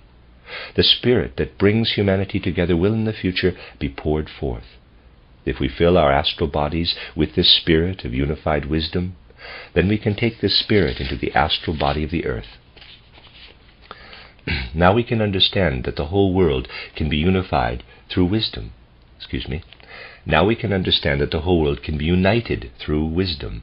Consequently, the substance of wisdom is a positive theosophy that must be expressed in the spiritual scientific worldview. This does not happen by telling people that we must unite. It is not enough to preach community to people. Moralizing is useless. Just as we must fuel a stove when we want heat, so also humanity must be given wisdom that will unify it as a community. Talking to people on behalf of community is like telling the stove to give warmth. What brings us further is really teaching, concept for concept, picture for picture, conveying the wisdom of the world's evolution and the wisdom of the essence of the human being. Preaching compassion, even having compassion, means nothing without wisdom. How does it help someone who has fallen and broken a leg when 14 people stand around overflowing with compassion and love, but not one of them can set the leg? none of them is of any use. But the one who can do this will help if that person is a spiritual being. Ethical principles arise on their own. They do not need to be taught. But the one wisdom about which there can be no disagreement, against which there are no differing viewpoints, the wisdom characterized in Christianity as what purifies the astral body, that is what must flow through the spiritual scientific movement into humanity. This is expressed in the mission of Christianity. People should become increasingly free of authority. They should flow more and more toward the truth that unifies all. The human community will create itself when people realize the truth of the fundamental Christian saying, the highest Christian dictum, quote, "You shall know the truth, and the truth will make you free," unquote. There cannot be two esotericists who truly see and then have different viewpoints. Among those who have been truly initiated, there are not two claims about the same question, nor will there be two different thoughts concerning this matter when humanity has risen to the path of the unifying of humanity, to the path of community, not as word, but as an inner power. The end of lecture 2.4. This is a reading of the early lectures of Rudolf Steiner, a book entitled The Christian Mystery. This is lecture 2.5, entitled The Purification of the Blood from the Passion of Selfhood through the Mystery of Golgotha, given on April 1st, 1907 in Berlin. Today we wish to speak about the Mystery of Golgotha, and at the same time to consider Easter from the perspective of spiritual science. 8 days ago I was able to point out that the Mystery of Golgotha has a profound significance, not only for the historical development of humankind, but also for the entire evolution of the earth, inasmuch as we include, of course, the human being as belonging to this earthly development. I drew your attention then to how the transformations of our planet would have appeared to an observer from another planet, whose eyes could have watched our planet through the millennia. Such eyes, looking down from a distant planet, actually could have seen how the sight of the earth has changed through the ages before our time. And if those eyes were clairvoyant and able to observe not only what took place on the earth physically, but also the spiritual transformations, then they would have seen how the entire spiritual atmosphere of the earth changed, became different, with the appearance of Jesus Christ on earth. Just as a human being has a physical body, etheric body, and astral body, so also the earth has its physical body, etheric body, and astral body. With our physical bodies we are enveloped not only by the air, but also by the etheric and astral bodies of the earth.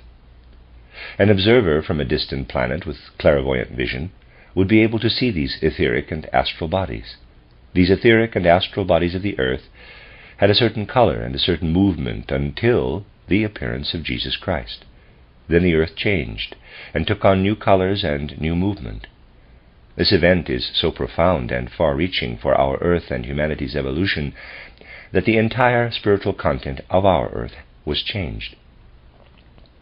We must not think that this took place all at once with the birth, suffering, and death of Christ.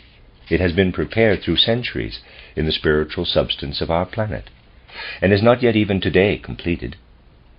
With such an eye we could still see how the earth at that time received a new spiritual impulse, how this impulse is still, quote-unquote, condensing and becoming consolidated.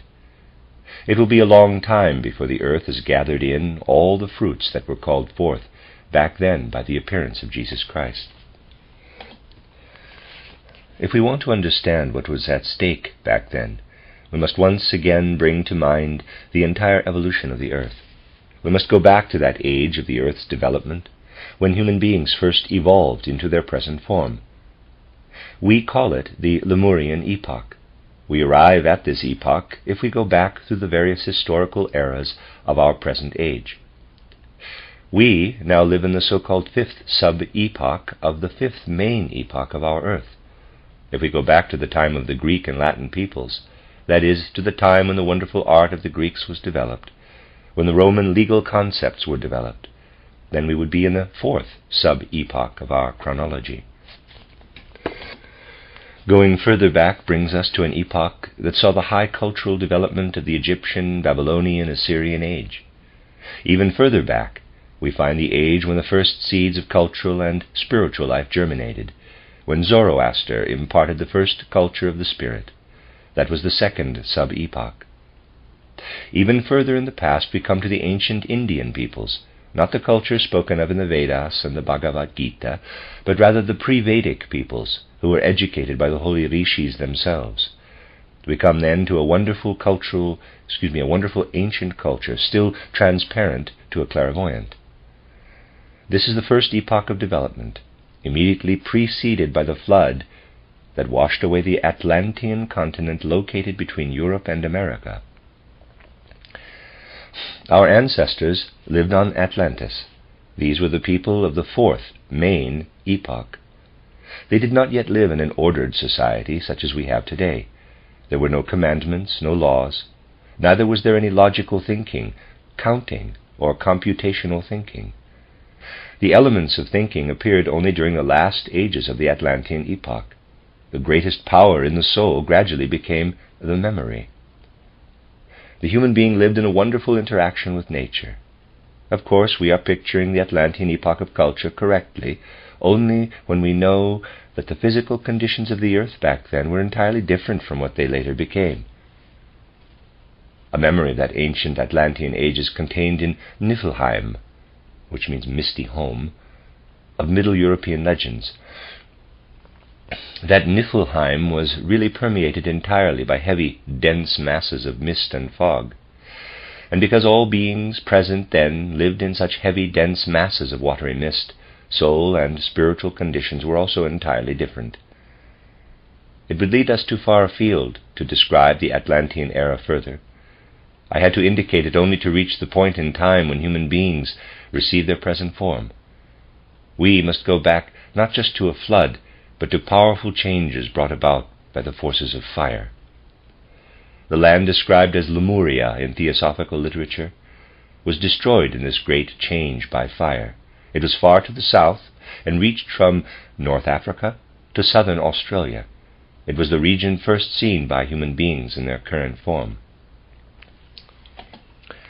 If we were to go back to the Lemurian time, we would see people moving over the earth with entirely different forms than those of today's human beings. They were forms that could not be called human, because they did not yet have within them the kernel of the human soul. Only through such a nucleus would they have been able to ascend to a higher stage of development. We would find human forms there that had only the sheaths of a human soul, that is, only the physical, etheric, and astral bodies.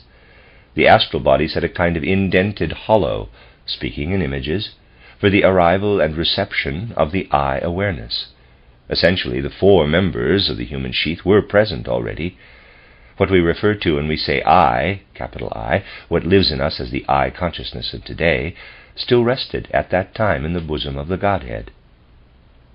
There were then shapes moving around on the earth. If I am to describe to you the appearance of these human shapes that were ready to receive the essence, the kernel of the human being, then I have to say that they were entirely different from today's human being. They would appear extremely grotesque, at the outer limits of ugly. These human habitations were enveloped on all sides by a spiritual atmosphere, where they lived and moved just as human beings today are surrounded by air. A diagram of the human beings of that time would look like this. Readers aside, there's a diagram that sort of looks like a flower head with shows a indentation at the top, sort of like a curved, open horseshoe end of a side. They appeared as vessels, ready to receive the higher content of the soul. The inner space signifies a hollowing out of the astral body, prepared to take into itself a higher content of soul. This higher substance was present in the surrounding atmosphere, in the spiritual air.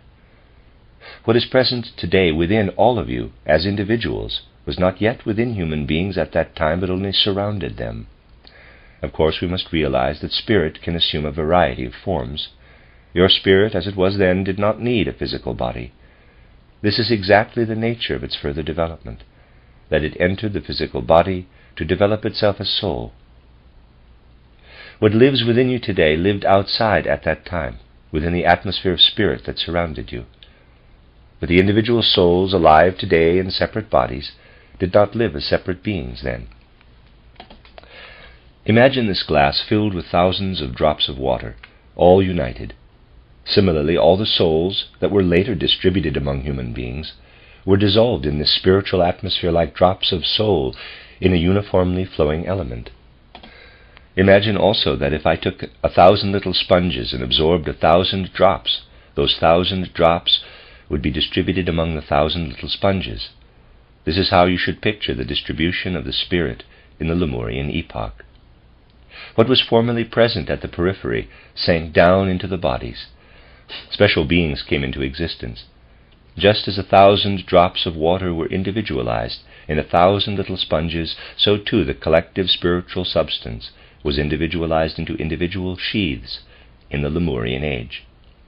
Every such human sheath did not immediately take up a soul during the early part of the Lemurian age. But I must also suggest that much remained surrounding the body, so that the body was surrounded at the same time by a spiritual substance that had essentially the same nature as that within the sheath. Development through the Lemurian and Atlantean epochs until our time consisted in this. What existed outside the human body was gradually drawn into the human body throughout the Lemurian and Atlantean epochs. You must picture the human being as always half asleep and half awake. This state, of course, was related to a kind of clairvoyance. If someone with an opened spiritual eye were to look at spiritual eye, were to look at Atlantean human beings, each would appear to be asleep. When human beings are asleep, the physical and etheric bodies lie in bed, and their higher spiritual substance spreads around them. It is because that substance is outside that it evokes the sleep state. You would see an Atlantean human being in exactly such a continuous state of sleep, though filled with living dreams.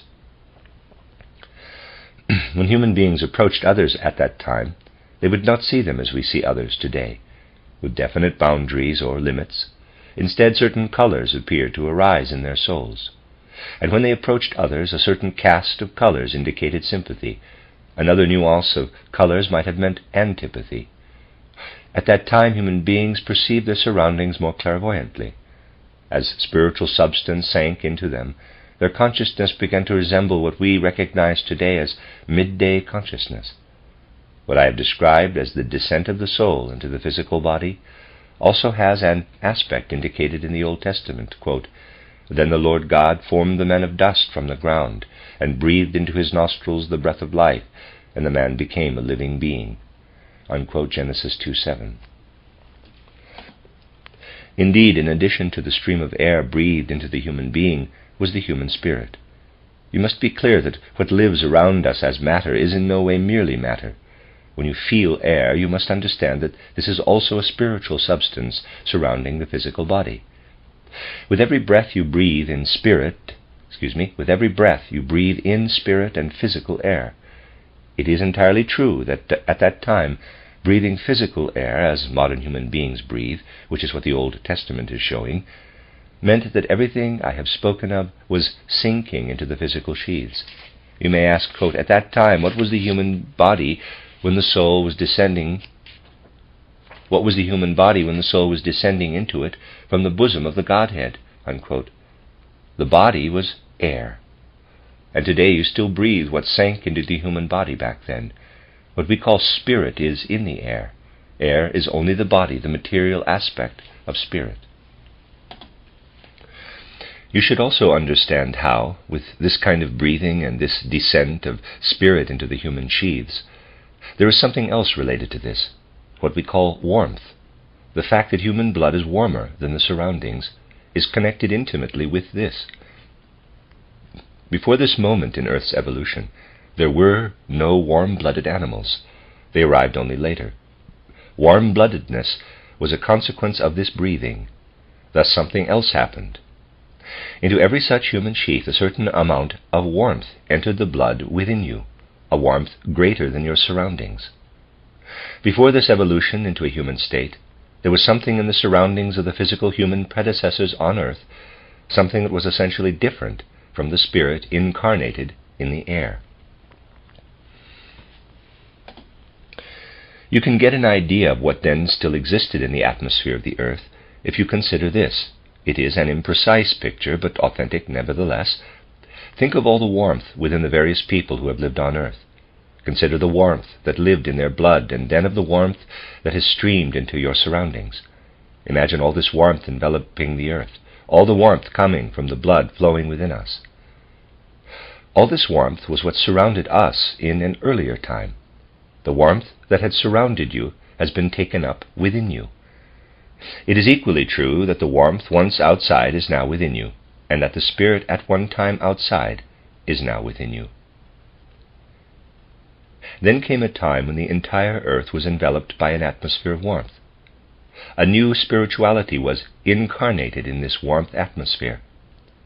It was a spirituality like those spirits who were present on the sun, one of the 3 planets that preceded the earth, and who achieved their perfection when the sun was a planet.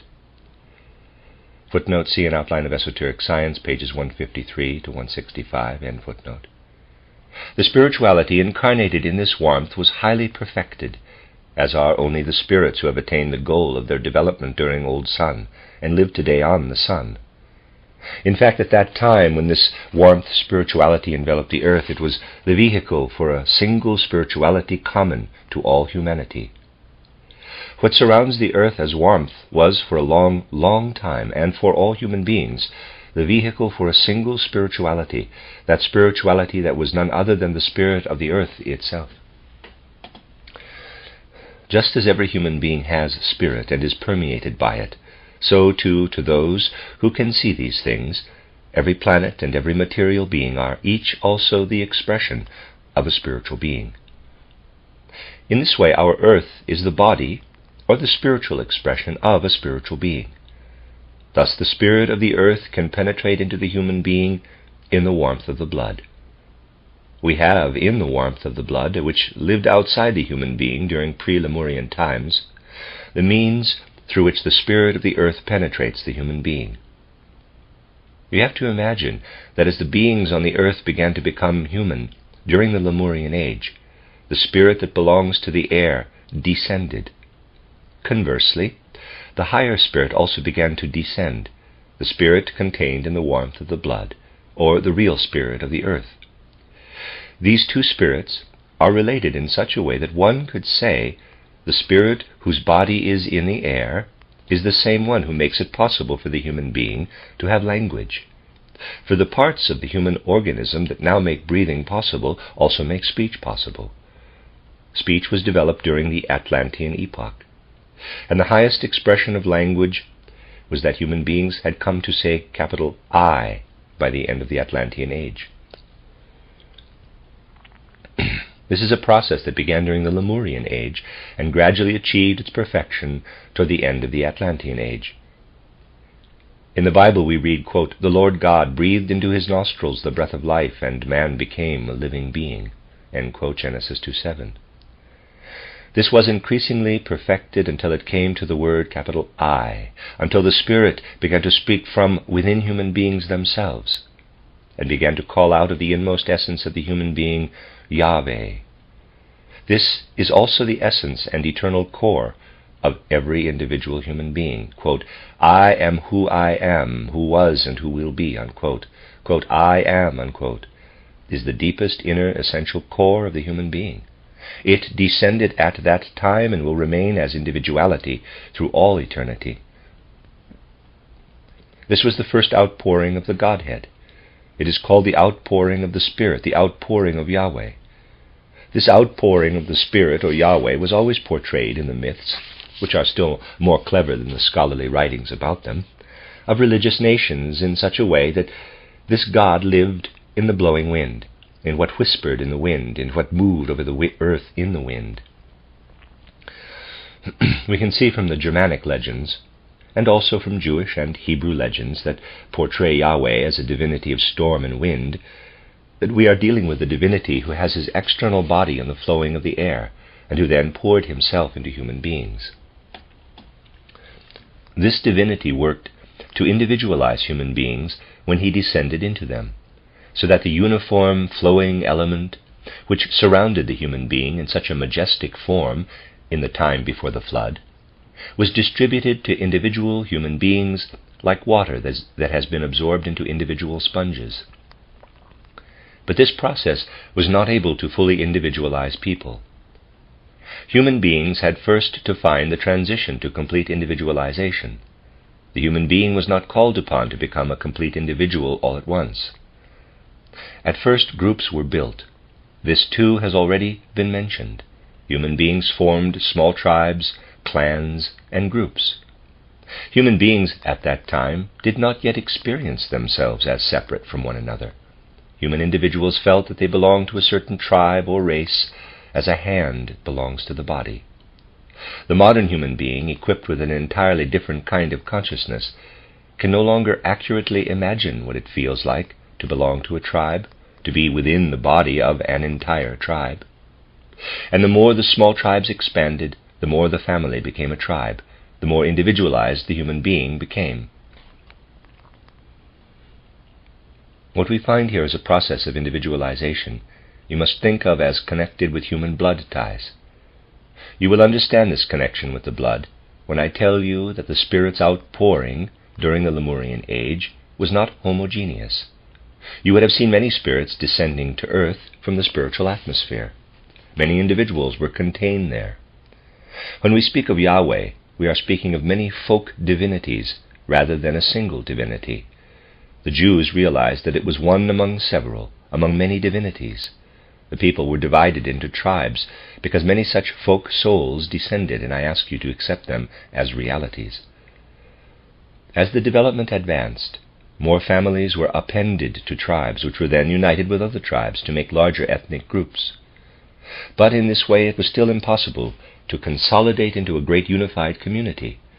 Such consolidation and integration of all earthly humanity, which will be realized gradually, became possible only because something else also flowed, in addition to the Spirit's descent and the ensouling of the human being with this Spirit flowing into many folk souls, something that lived in the warmth of the earth, not in the air, and this more universal element also flowed into human beings. What initially flowed into human beings is also called the, quote, Holy Spirit, unquote, in Christian esotericism. In fact, we should speak of many Holy Spirits, or Yahwehs, when we speak of the ancient spirits that streamed into human beings. But when we speak of the Spirit who has all of the warmth within himself, we can speak of only a single being. In Christian esotericism, he is referred to by the name Logos, Christ himself, the unifying spirit of the human race on earth. You will understand this contrast by thinking of all that lives in the Spirit self, what we characterize as monos, descending as a multiplicity, and all that is characterized as buddhi, being poured over humanity as a spiritual unity. And you will understand that humanity had first to be prepared for the outpouring of Christ, or buddhi, life spirit, through the outpouring of the Holy Spirit. Until Jesus Christ appeared on the earth, all of Christ's spiritual presence was a unity. It was a uniform sheath that surrounded the entire earth with its quote-unquote skeleton in the earth. If you take the solid earth and all that is within it, and add the warmth around the earth, you have more or less what is called the body of the Christ Spirit. Hence the beautiful words in John's Gospel, where Jesus Christ calls himself the Spirit of the earth.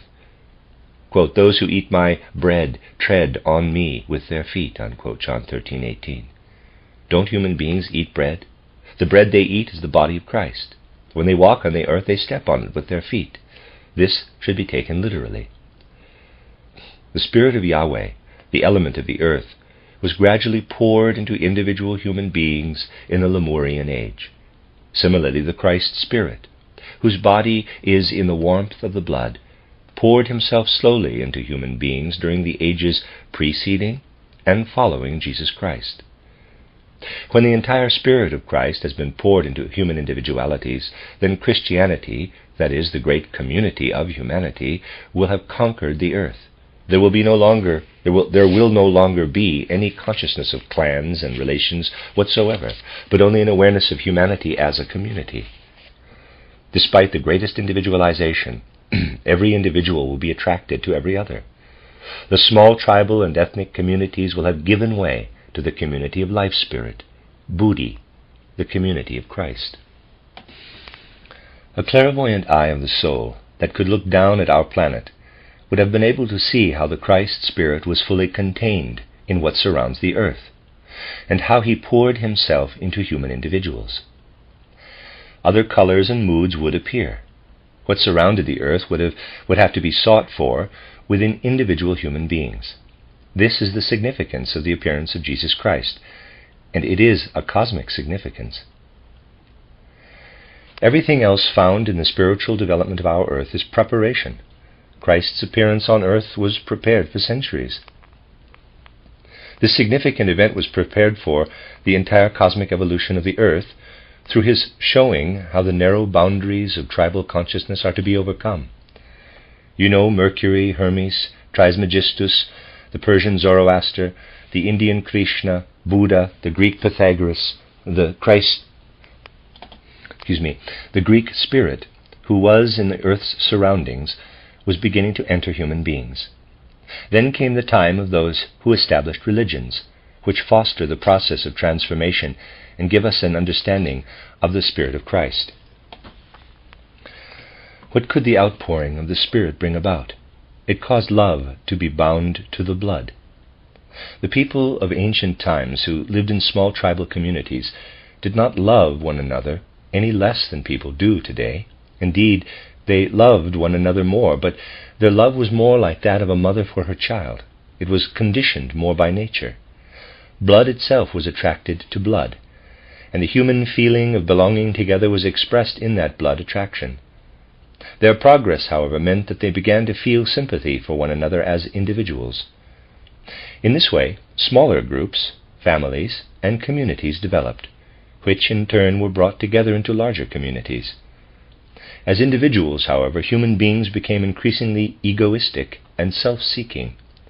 We have then, on the one hand, humankind becoming increasingly self-seeking, and on the other hand, the arrival of the unifying influence of Christ. We have increasing individuation and independence, along with the unifying spirit of Christianity. Only when these two streams have fulfilled themselves will it be possible to manifest a condition on the earth in which everyone is independent and, at the same time, connected with one another by being permeated with what is termed the Christ Spirit. We must realize that all of this is connected with the blood, that originally something was expressed in the blood that was revealed in human feelings and worked within blood relationships to bring about love of family. Then human feelings became increasingly egoistic. Self-seeking entered more and more into the blood. This is the secret of human evolution, that the blood more and more assumed the character of self-seeking. This blood grown egoistic had to be overcome. The excess egoism in human blood was sacrificed, actually flowed in a mystical yet real way from the wounds of Jesus Christ on the cross. Had this blood not flowed, the self-seeking element of human blood would have become greater and greater in the course of evolution. The mystery of Golgotha purified the blood of self-seeking. Through this deep love, human blood was saved from its self-seeking. The cosmic significance of what happened on Golgotha cannot be understood by someone who sees only that a human being hung on a cross and bled because he was pierced by a spear. The deep mystical significance of this process lies in the fact that his blood represented the blood that humankind had to lose for its salvation. No one can ever understand Christianity who interprets these things materialistically, who knows only the physical material events and not also the spiritual background. This spiritual background is the regenerating effect of the blood of the Savior that flowed on the cross.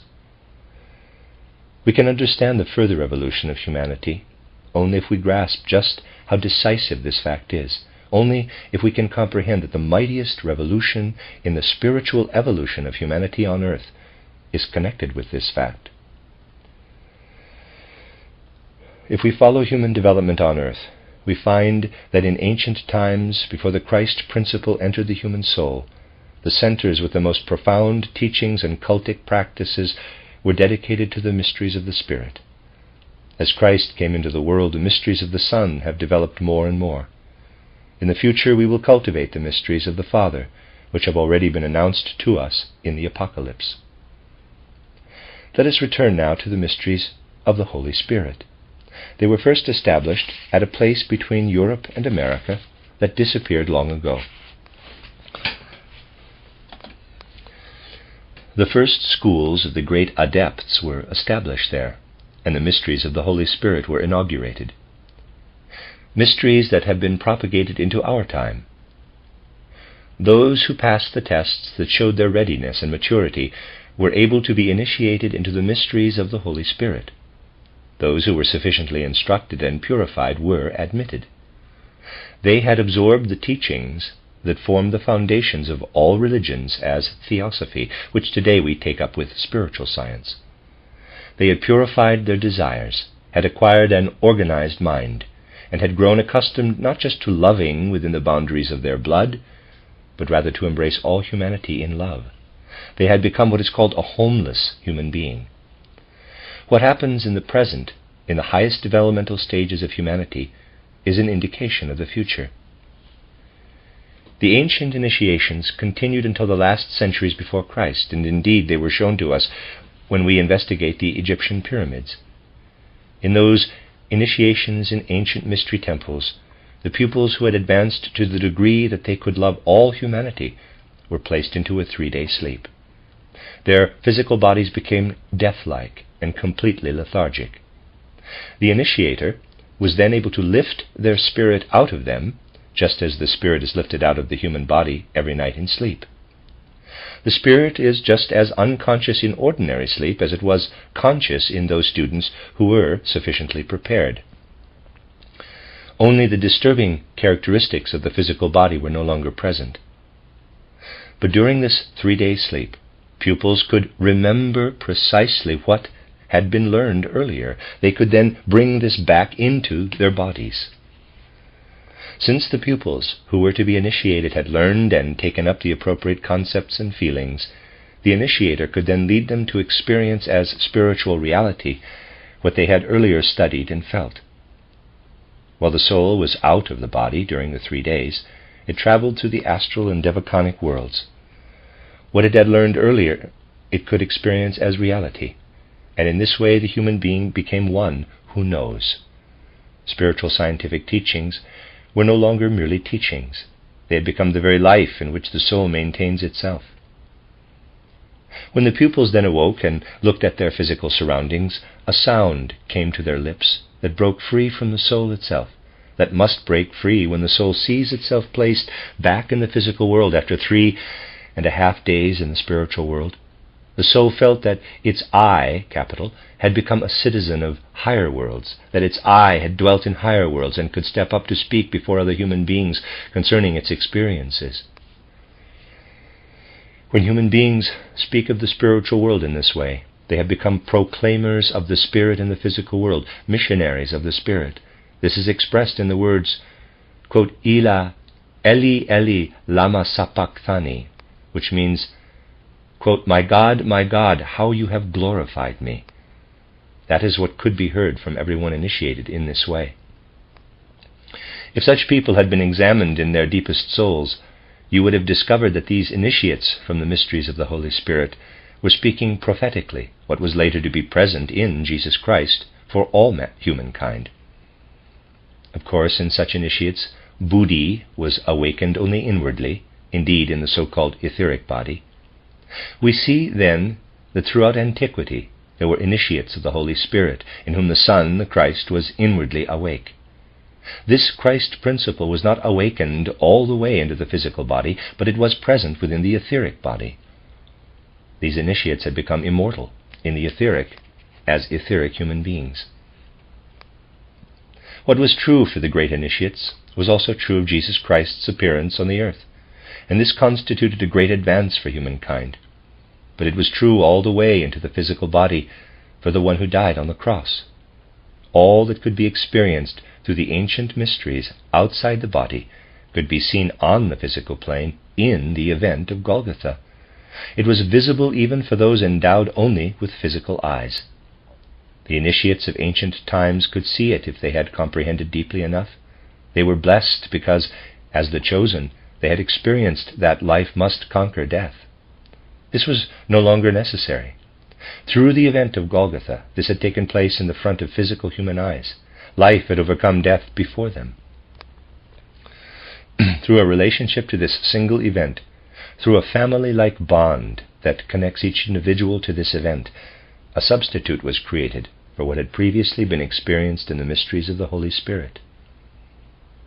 To help you understand the mysteries of the Son, S-O-N, I must describe one of the great significant pictures in the mysteries of the Holy Spirit. I must describe how the one who lay asleep for 3.5 days was surrounded by 12 human forms. He sat with them around a large table. How did these 12 necessarily appear to every individual who, as an initiate, experienced the spiritual world? 12 of his incarnations had to appear before him, 12 of the various bodies through which he himself had passed. These 12 bodies were only what he carried in himself as the members of his body. In esoteric terminology, the human body is divided into 12 parts, understood as no more than a reproduction of 12 incarnations, through which the human being is gradually purified and lifted to a higher stage of perfection. These initiates sensed that they were surrounded by their own previous forms, and they could say, quote, "The form I had earlier still lives within me, in a part of me, and in another part lives another previous form," and so on. So they surround me as would guests surround the host at a meal, unquote. That was a picture that could be seen before every soul in the mysteries of the Holy Spirit. The one who concluded was the, quote, Son of Man, unquote, who was no longer the son of a family or tribe or an ethnic group, but rather the son of all humanity. The 13th actually had the highest degree of perfection among the 12, and because he was outside his earthly self, he saw himself as the 13th. Now we want to follow what every initiate experienced in the higher world as it was repeated in Jesus Christ. It is veiled, just as everything exoteric is wrapped in a veil. The Last Supper, celebrated by Christ with the 12 disciples, was not intended as an ordinary meal. It is intended to be something else, a reproduction on the physical plane of what the initiates of the Holy Spirit experienced on a higher plane. In Luke's Gospel we read, quote, "Then came the day of unleavened bread, on which the Passover lamb had to be sacrificed. So Jesus sent Peter and John, saying, 'Go and prepare the Passover for us, that we may eat it.' They said to him, 'Where will you have us prepare it?' He said to them, 'Behold, when you have entered the city, a man carrying a jar of water will meet you. Follow him into the house that he enters, and tell the householder, the teacher says to you, Where is the guest room where I am to eat the Passover with my disciples?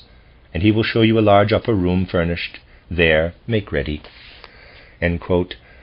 Luke 22, verses 7 through 12. During the Last Supper, he explained again that the bread is his body, and that the blood flowing in his body is like the juice in the body of the plant. He is permitted to say, in relation to the juice of the plant, in relation to the wine, quote, "This is my blood," unquote. He is permitted to say this because he is the spirit of the earth. He is permitted to say concerning all substances, "This is my body," and concerning all juices, "This is my blood." The scene then follows where Jesus Christ further develops the mysteries of the Holy Spirit to the mysteries of the Son, S-O-N, in order to then lead them into the mysteries of the Father. Again we must imagine the 12 disciples sitting around him as the incarnation of his own 12 bodily members. If in placing this picture before your souls you attempt with a delicate inner tactfulness to comprehend this scene that reveals, really it conceals, the deepest contents of Christianity, then you will be able to understand spiritually the transition from the mysteries of the Holy Spirit to the mysteries of the Son. Think again of what had to happen as the mysteries of the Son approached.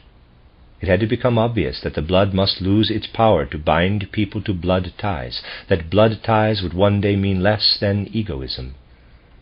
When Jesus Christ looked at the future mission of Christianity, He felt that it could be achieved only through his sacrifice. It had to be that way because times were to come when human beings would become more and more egoistic in order to arrive at freedom. For this reason, the excess egoistic blood had to be sacrificed through a cosmic act, so that despite their independence, human beings could one day be united in a great community. The egoistic element that exists because of humanity, and that should be spiritualized and ennobled through Christianity, had grown greater and greater. In this way, human beings are becoming increasingly independent. Just look at what has been spun around the globe. Look at the external modes of transportation. What are they but means to satisfy egoism? Everything devised by reason and intellect has been invented to satisfy egoism, even if indirectly. Humanity was less egoistic when grain was ground with 2 stones, but because humanity had to become independent, it had to go through egoism. Our entire materialistic culture is the foundation for this development. Just as those who were initiated into the mysteries of the Holy Spirit saw their own incarnations, and at the head of the group themselves as the most perfected, just as the Son of Man saw the circle of his disciples as the expression of himself, so does anyone looking into the future see the forms that humanity must yet pass through. Those who experience the mysteries of the Son see into the future up to the end of Earth evolution, when the Earth will enter a new star state. Consequently, Jesus Christ could say of the first condition, "You who are sitting around me represent various degrees of perfection, and when I look into the future I see you, as you sit here now, as the 12 stations. But they must be overcome. I must lead them through me to the Father. I must lead you through myself, so to speak, to the Father, so that the earth can ascend to a higher degree of perfection." Every kind of sensuality that presently exists, everything tied to human instincts, passions, and unbridled emotions, must be overcome. This is shown symbolically through what happens to the 12. The next age is represented by Judas Iscariot. The representative of base sensuality is related to the representative of the noblest morality. Judas Iscariot is the one who betrays Christianity immediately afterward. Yes, a time will come when it will appear that everything that happened on Golgotha is also happening all over the earth. It will appear as though egoism is bringing death to Christ, Buddhi. This will be the time of the Antichrist. This is the law, that everything that took place on the cross will also have to happen on the physical plane. What happened on Golgotha also has a deep symbolic significance. Judas's betrayal signifies the baser instincts gaining the upper hand. All that is connected with the senses must be spiritualized. This points to the future of human evolution on earth. I have spoken of it often. All that is base and inferior in the human being will fall away. What the human being will later become is already being prepared within the human being. Human beings will not be creative in the same way as today. They will not create out of their lower passions. In the way that we produce the Word today, the Word that can incarnate the highest, in this way we will become increasingly creative.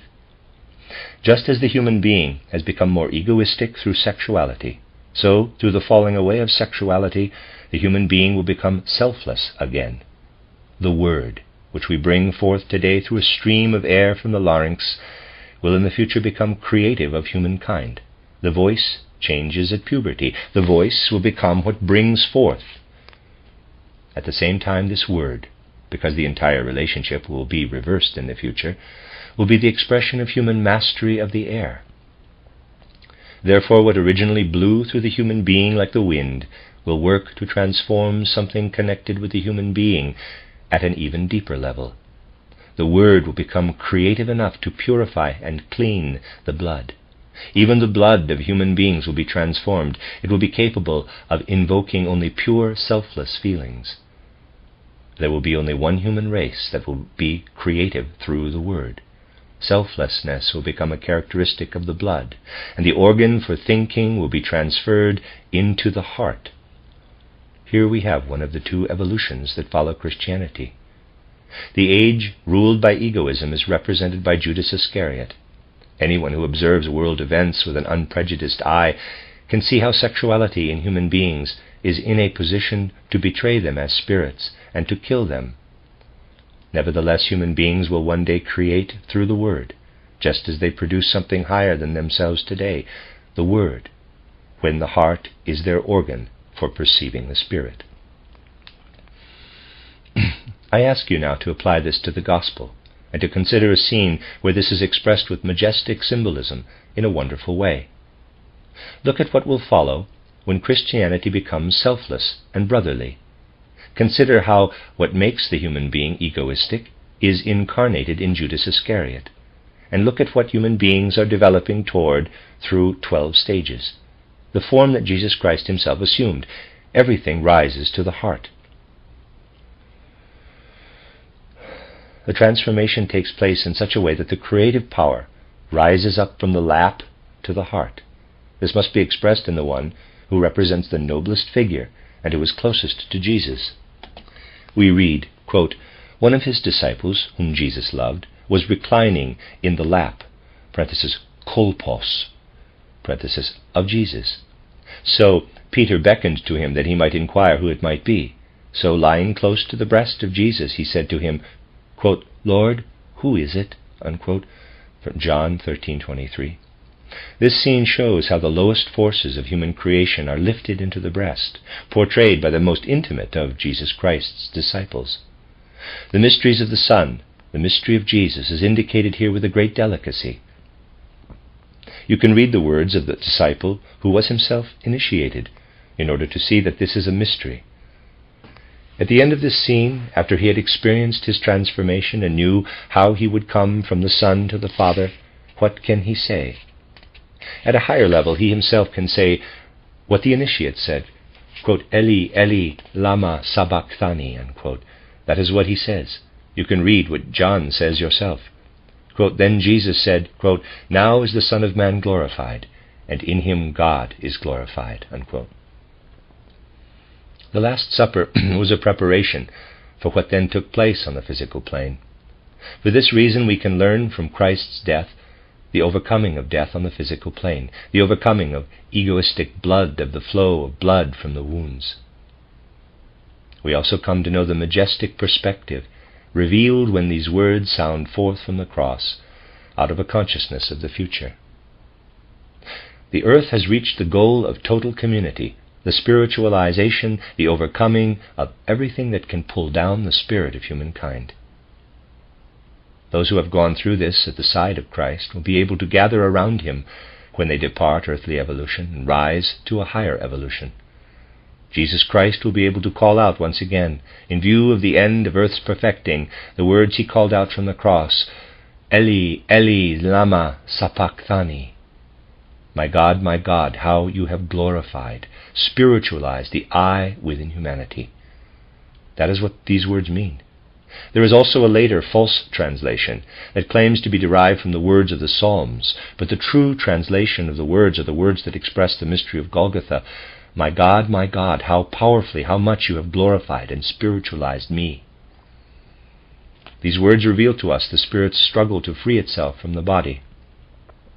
The mystery of the Son reveals that the world's Saviour's inner clairvoyant vision saw to the end of earth's perfecting. He then expressed the great goal of humanity in these words concerning the overcoming of all differences and the establishment of the greatest love of humankind. This goal can be achieved only when all human beings learn to enter the spiritual world. For the unification of humankind lies in the Spirit. Human beings were once one when they emerged from the Spirit, from the all-flowing Godhead. They were then individualized through their descent into individual human bodies, much the way water is individualized when absorbed by tiny sponges. In the future, these individualized human beings will again be unified, when, while maintaining their unique individuality, they enter the great community, and thereby prepare themselves to be divine creators, just as they were God's creators before they walked on the earth as human beings. The human evolution began with a divine being, and it will return to a divine being. The various human I beings will be individual, but at the same time they will be united in a community, in a unity that will give birth to a new star, the star that is called the New Jerusalem in the Apocalypse. The human self is born into I-being, and then the harmony of the spheres will echo the words of the Mystery of Golgotha, my God, how you have glorified me." These words were spoken at that time, and they will be repeated when human beings at the highest stages ascend to ever loftier heights, when they will have advanced through the Son to the Father. The Son leads human beings to the end of earthly development, when they are taken up into the cosmos with the I they have received. Then the earth will return to the Father. Quote, "No one comes to the Father except through me." Unquote. Our vision extends far, very far, when we attempt to comprehend these deep mysteries of Golgotha. The great festivals of the year are like milestones, calling us to pause in our everyday activities and to consider the great events of human evolution, not just over hundreds of years, but thousands. We should go through our human condition with fully conscious vision. If we allow this great future goal to work on our souls, as taught by the great leaders of humanity, if we open to this goal that is so far away yet can be so close, if it becomes a force in our heart, only then can we attain it. May we never allow such festivals to pass by us without inscribing into our souls such majestic future perspectives of humanity. When the festival bells peal, may we remember that we are not merely children of time, but as spirits, we are also children of eternity. The end of Lecture 2.5 and the end of the second section of this book. Begin the third section to this. This is this is from the reading from the early lectures of Rudolf Steiner, a book entitled The Christian Mystery. This is Lecture 3.1, entitled Lucifer and Christ. Lucifer, the bearer of light, Christ, the bringer of love, given March 30th, 1906, in Dusseldorf. We find an awareness of two opposing powers in the religions of various ethnic groups. We also recognize these forces in Christianity. Today we will address the question concerning these two opposing forces. There are, in fact, powers that can be characterized as neither absolutely good nor absolutely bad. A quote-unquote good power in some connection can be an evil power in other situations. We need to think only of the natural phenomenon of fire. We must be grateful for fire because of the endless ways in which it helps us. In nature and culture, a new epoch began with the discovery of fire. But fire can also be responsible for evil effects. Schiller has described this beautifully in his poem, The Lay of the Bell. Quote, "What friend is like the might of fire, when man can watch and wield its ire?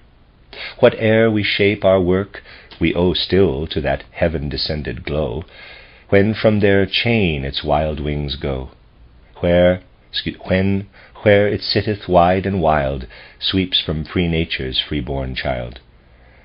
End quote. On the one hand, fire is beneficial. On the other, it brings ruin. Anyone who looks more deeply into life will no longer judge anything as always good or always evil. In Christianity, the snake, or serpent, is described as the seducer of humanity and called Lucifer, with disgust. The view of the Luciferic principle has changed, of course, but Goethe was right in describing the worldview of the average Christian as follows, quote, "Nature and mind, to Christians we don't speak so. Thence to burn atheists we seek so. For such discourses very dangerous be. Nature is sin, and mind is devil. Doubt they beget in shameless revel their hybrid in deformity." End quote. This was not a view of primitive Christianity. It entered Christianity only later. Even among the Christian mystics of the first centuries, the Gnostics, the serpent did not symbolize evil, but rather the spiritual guidance of humanity. The quote-unquote wise one, the leader, was called the serpent. This described the one who led humanity to knowledge. The serpent is the symbol of Lucifer. In the changing Faust legend, we can follow the transformation of the way in which the Lucifer principle was understood. Faust was a figure from the Middle Ages, half charlatan, half black magician, who practiced all kinds of arts, but gradually came to represent a certain archetype to people in that era. The Faust legend is the opposite of the Luther legend. Luther is the man of God who, with Bible in hand, resists evil and throws an inkwell at the devil. Faust, on the other hand, at first sets the Bible aside and becomes a physician who seeks wisdom instead of mere revelations of faith. Faust is fetched by the devil and is destroyed. The greatness of Goethe is that he allows Faust to be redeemed.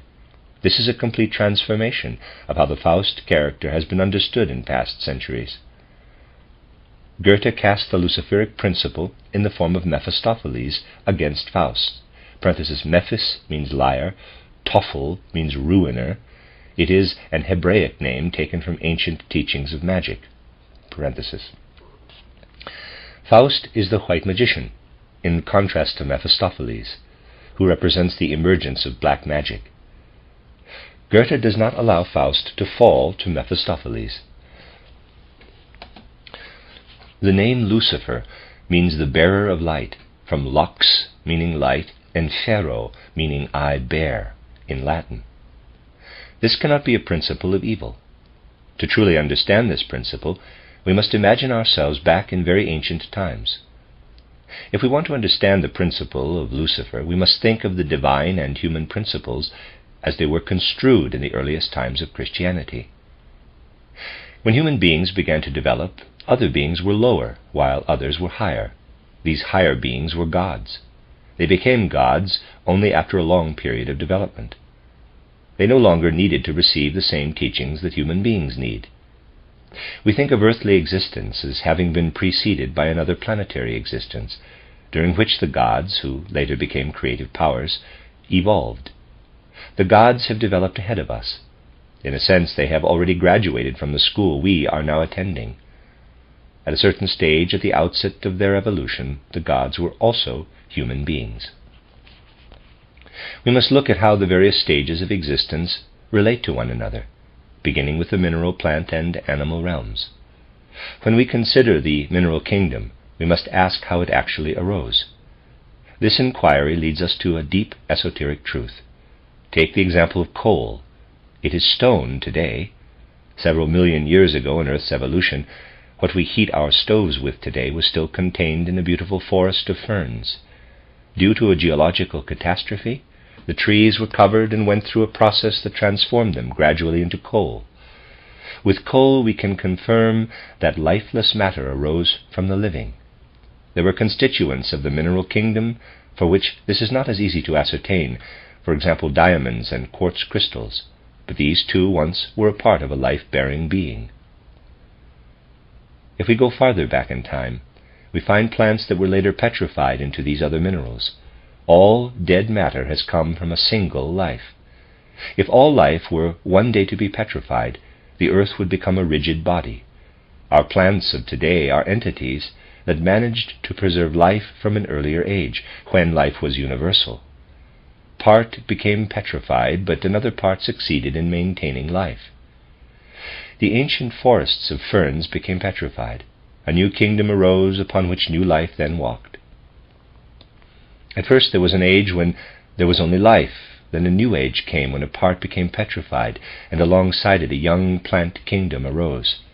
The mineral kingdom is not chaotic, but rather beautifully organized. There is a wisdom in it. The entire framework of the earth is construed with wisdom. The plant kingdom preserved life. But we can trace itself back to an even higher kingdom. We can think of all living things as having come forth from this higher kingdom. That is the kingdom of love. A primal being must have existed there, a being that sheltered love within it. From that being, the kingdom of life separated itself off, and from this kingdom of life, the kingdom of wisdom separated off. Besides this, a younger kingdom of love was split off from the original kingdom of love.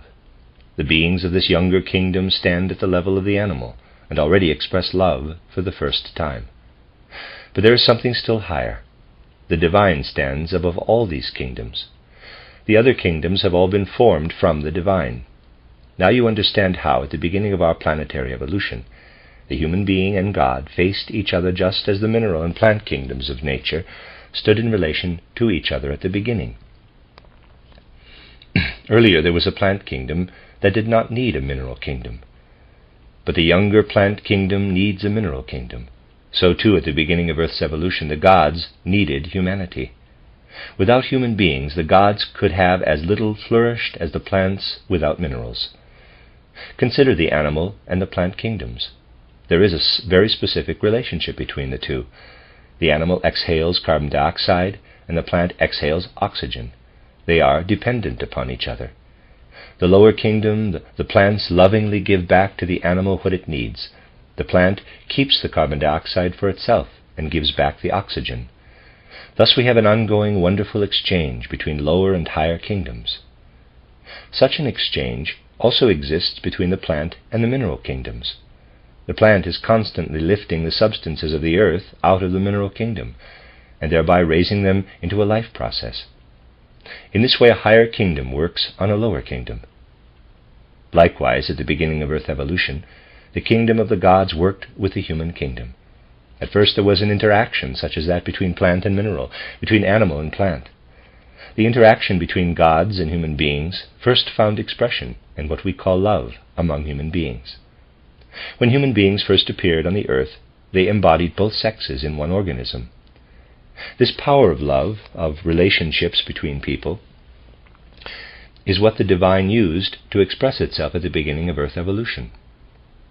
The gods receive the love that pulses through human beings and live from it, just as animals live from the oxygen provided by plants. The love that lives in the human race is the nourishment of the gods. In the beginning, everything was built on this love. Blood ties connected people. This is the basis of tribes, groups, and ethnic groups. At the outset of human evolution, all the power of the gods was based on this love that weaves between the sexes. Love existed before the two sexes came into existence as a completely conscious love. When human beings became either male or female, the consciousness of love was darkened. It became a blind drive, a sensuality that is not filled with transparent clarity, but rather is lived out as a dark force. The gods reigned above in the consciousness of love, but human beings below practiced love as a blind instinct. The gods were nourished by this blind instinct of human love. For them it became a bright light. A clairvoyance is possible that allows everything that lives in the human being as blind instinct to become perceptible. At the beginning of human evolution, the gods had this vision, but human beings lacked this ability.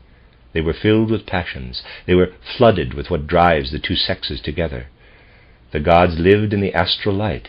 They saw these drives and lived from them.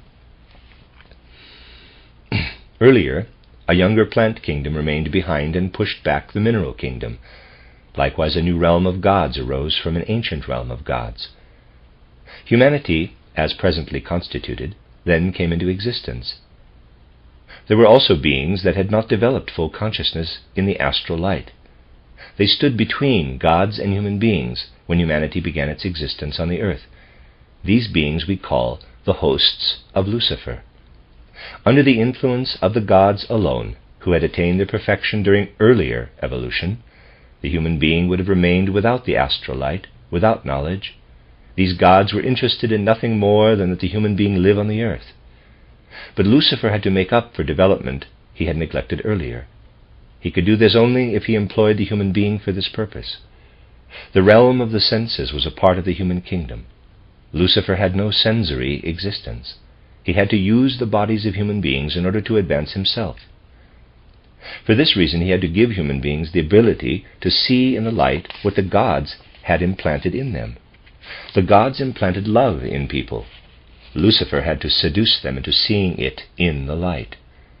We have then the human being, the shaped form, wisdom. We also have Lucifer, who gives light to humankind, and finally God, who floods people with love. Lucifer has a much more intimate relationship to human beings than the gods that reign in love. Lucifer opened the eyes of human beings. When we open our eyes and look out into the world, Lucifer is within us, looking out into the world. He is completing his development in us. As long as we were carried in the womb of the gods, we were children of God. Inasmuch as we strive for wisdom, we are a friend of Lucifer. This is expressed in the legend of Paradise. Jehovah formed the human being. He is a spirit of form. He would have created human beings so that they live in love without light. Then Lucifer the snake came and brought us the light of knowledge, and thereby also the possibility of doing evil. Thereupon Jehovah said to the human being that love that is united with the knowledge of Lucifer will bring pain. Jehovah curbed the actions of the one who implanted love, who brought light to love, by adding pain to love. Cain presents us with the example of one who rebelled against what is created by love, bound to the blood. He cut through the blood ties. However, he also represented independence. Alongside passive love is the active, light-filled work of knowledge. Love is a gift from Jehovah, knowledge a gift from Lucifer. Love must be ordered. The organization of familial bonds is derived from the law given on Mount Sinai. Outside it stands knowledge. The origin of the light that should shine from human beings themselves is the light-bearer within them. This too must be deepened. It must experience a new phase. This cannot happen if the law alone holds sway from outside of human beings. The law works through external compulsion. What Christ brought to the earth works from inside. It is the light that has been elevated to love, the law that is born in the soul itself. Paul called it grace, the law that was given from the inside of nature, that is both light and love, and that began a new evolution on earth. Paul called Christ the new Adam. The God of love worked above human beings. Within them, Lucifer, the light, worked. To reach love, one must first become light. Through the appearance of Christ Jesus, this light has been transformed into love. Christ Jesus represents the elevation of light to love. In earlier times, people spoke of Lucifer as the opposite pole that brought light to humanity. Two powers must work on the earth, the bearer of love and the bearer of light. Light and love are two poles for humanity. We now live subject to the influences of these two forces that appear as a polarity. The gods who give the impulse for love were once light, and light is now called upon to become love. Light can be misused and lead to evil, but it must exist if we are to become free. The first Christians saw in Lucifer a force that should work in human nature. This attitude was changed only at a later date. Only someone who has passed through the torture of doubt can be fortified in knowledge. Early Christian humanity still had to be protected from the light, but the time has come today when the bond between love and wisdom must once again be created. It is created when knowledge as wisdom is born in human hearts through love. This knowledge, which is to be born in human hearts through elevation to love, is spiritual science. In ancient times we had the law. Through Christ the law has become grace, as the law has been lifted out of the human being's own heart. Now knowledge can be lifted up again to love. Inward Christianity should be added to the external organization of Christianity. Until now, Christianity has been able to realize love only in its institutions, but we must carry love in the greatest depths of the human breast. Today all people still love their own opinions. Love stands above opinions only when people can get along despite the most diverse beliefs. The greatest variety of convictions could exist alongside one another with love above all. Then individual opinions do not work alone, but rather all of them together work in a great choir. The end of Lecture 3.1. This is Lecture 3.2 from the early lectures of Rudolf Steiner entitled The Christian Mystery. Lecture 3.2 is entitled The Children of Lucifer, the step from love based on kinship to spiritual love, given April 4th, 1906 in Düsseldorf. It could be said that there are two kinds of people on earth. Two mighty spiritual streams can be recognized in humanity. One stream strives more to see everything in the light of knowledge, and the other, in a certain sense, would like to be led. Precisely the way that the spiritual scientific worldview is received shows that striving for bright, clear light is not very widespread. Most people are not yet advanced to the point where they want to know something about everything. Many find comfort in a certain confusion. They are a little embarrassed when they happen to become entirely clear about anything. In reality, however, we must forget everything that can lead to confusion in our consciousness. We must avoid everything that darkens our consciousness, such as is the case with alcohol. There are countless other things that lead us away from clarity. The renunciation of these things also makes people more practical in daily life. Faith in authorities also leads to a darkening of consciousness. We should allow ourselves only to be stimulated by authority. We should not build upon it. What we understand here by the word clarity is not related to any subordinate way of seeing into higher worlds. Such a subordinate approach is indeed connected with the dimming of consciousness in the soul. Mental states of this sort were prevalent in earlier times of human history. During the age of the Atlanteans, human consciousness was much less clear than now. Even the most primitive peoples today are far advanced beyond the state of consciousness attained by the Atlanteans. As we go back further and further in the evolution of humankind, increasingly we come to states in which human beings see from within, but do not understand with the intellect. The intellect began to be just barely perceptible with the Atlantean race. At a certain time, the Atlanteans lived in a state that included modern Ireland. When Atlanteans approached one another, astral pictures arose in their consciousness. Atlanteans could not yet reflect.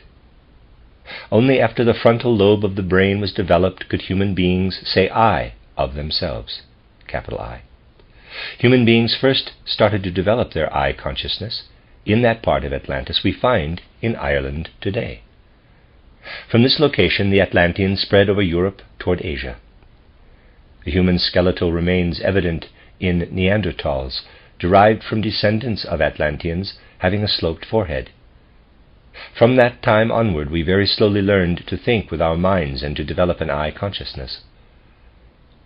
At the time when human beings began their existence, fructified by the Spirit here on the earth, they were far beyond the animals, but could not yet speak or think.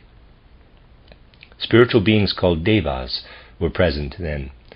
Footnote, Dev, D-E-V, is a Sanskrit term from div, D-I-V, to shine, a resplendent deity. End of footnote. They needed no physical body. They floated in astral space on Old Moon. By then they had acquired what they could achieve with a physical body. There were also other beings who had not concluded their evolution on the moon, who had not finished their moon evolution. They were Luciferic beings, who compared with the devas had stayed behind in their development. The gods, or devas, lived from what had become a characteristic of human beings on the earth, from love between the sexes. Human love is the air or the nourishment that the gods enjoy. In Greek mythology it was characterized as nectar and ambrosia.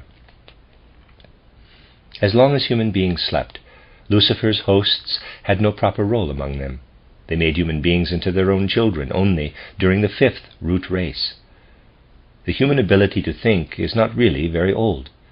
What is called ancient primeval wisdom was native to the most ancient peoples. Such primeval wisdom is ancient priestly wisdom revealed from within. The ability to know arose, in fact, only a few centuries before Christ's birth, about 600 BC. The power of judgment was also developed only later. With a phenomenon that we find among ancient peoples, we come to an important mystery. Only someone who casts light into the soul world is in a position to understand this phenomenon. Among North American Indian tribes we find unusual names for familial relationships. The children of siblings were called siblings among the Iroquois, but only the children of brothers, not those of sisters. This is a residue of ancient Atlantis. During these earliest ages of human history, only the familial connection mattered. Women had several husbands, and it was impossible to know who the children's fathers were. All peoples had ancestors who were not so intent on avoiding marriage to close relatives. A close blood tie was not a hindrance to marriage. It was said that children produced by parents who were next of kin were the most highly illuminated. They were somnambulistic. Further evolution leads increasingly toward conditions where marriage occurs between unrelated people. There is a law that the union of unrelated people loosens the etheric from the physical body. Marriage of blood relatives caused the etheric body of descendants to sit firmly within the physical. They were illuminated from within. They thought more with their solar plexus, but they had no judgment. This capacity grows with marriage between unrelated people, and appears to the extent that ancient blood relative marriages recede. The old somnambulistic clairvoyance then disappeared, and a new kind of seeing appeared, the power of judgment. This new epoch is characterized by the rise of the Dionysian principle. Dionysus was torn apart, only his heart was saved. When the Dionysian impulse appeared, human beings were torn apart and then put back together again by the heart, the relationship in the soul that is connected with the complete change of the sexual life. The intellect is a transformation of what earlier was sexuality among relatives. Early stages of human development are now repeated in individual human lives at 7-year rhythms. From birth to the 7th year, the etheric body of the child is still completely in the background. Consequently, before the 7th year, the child's memory should not yet be trained, but rather only the senses. We can develop the senses and hence awaken inner forces with the help of the senses. These forces should be stimulated by giving children toys that allow the fantasy to be active, for example, wooden blocks with dots painted on for eyes and so on, but no finished dolls that allow nothing more to be added by fantasy. From the 7th to the 14th years, children must be trained with firm habits that will give them a certain solidity in later life. During these years, everything concerned with the development of the memory should be brought to the fore. Therefore, it is better if we do not attempt to develop the powers of judgment during this stage. Children should be surrounded by authority, but not be authorities themselves. We should influence the children with stories, not with moralizing sermons. They need to hear of great examples and models. To teach morals, it would be necessary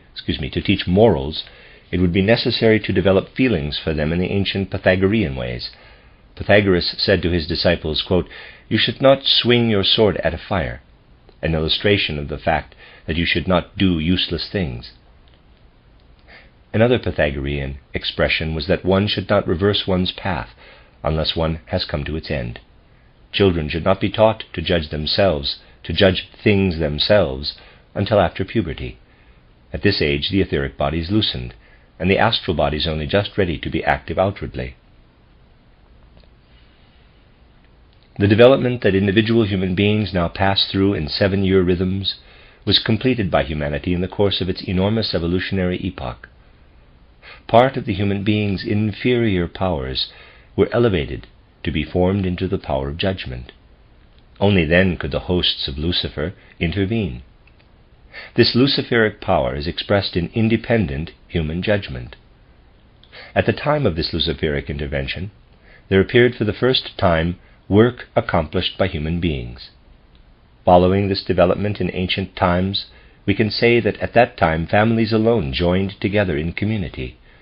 Those who wanted to establish the purely spiritual in place of blood relationships were those working in the name of Lucifer.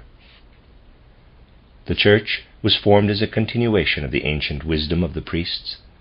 Alongside it arose a stream that sought after light itself, the Luciferic people, such as the Knights Templar. They said that one must seek light and truth for oneself.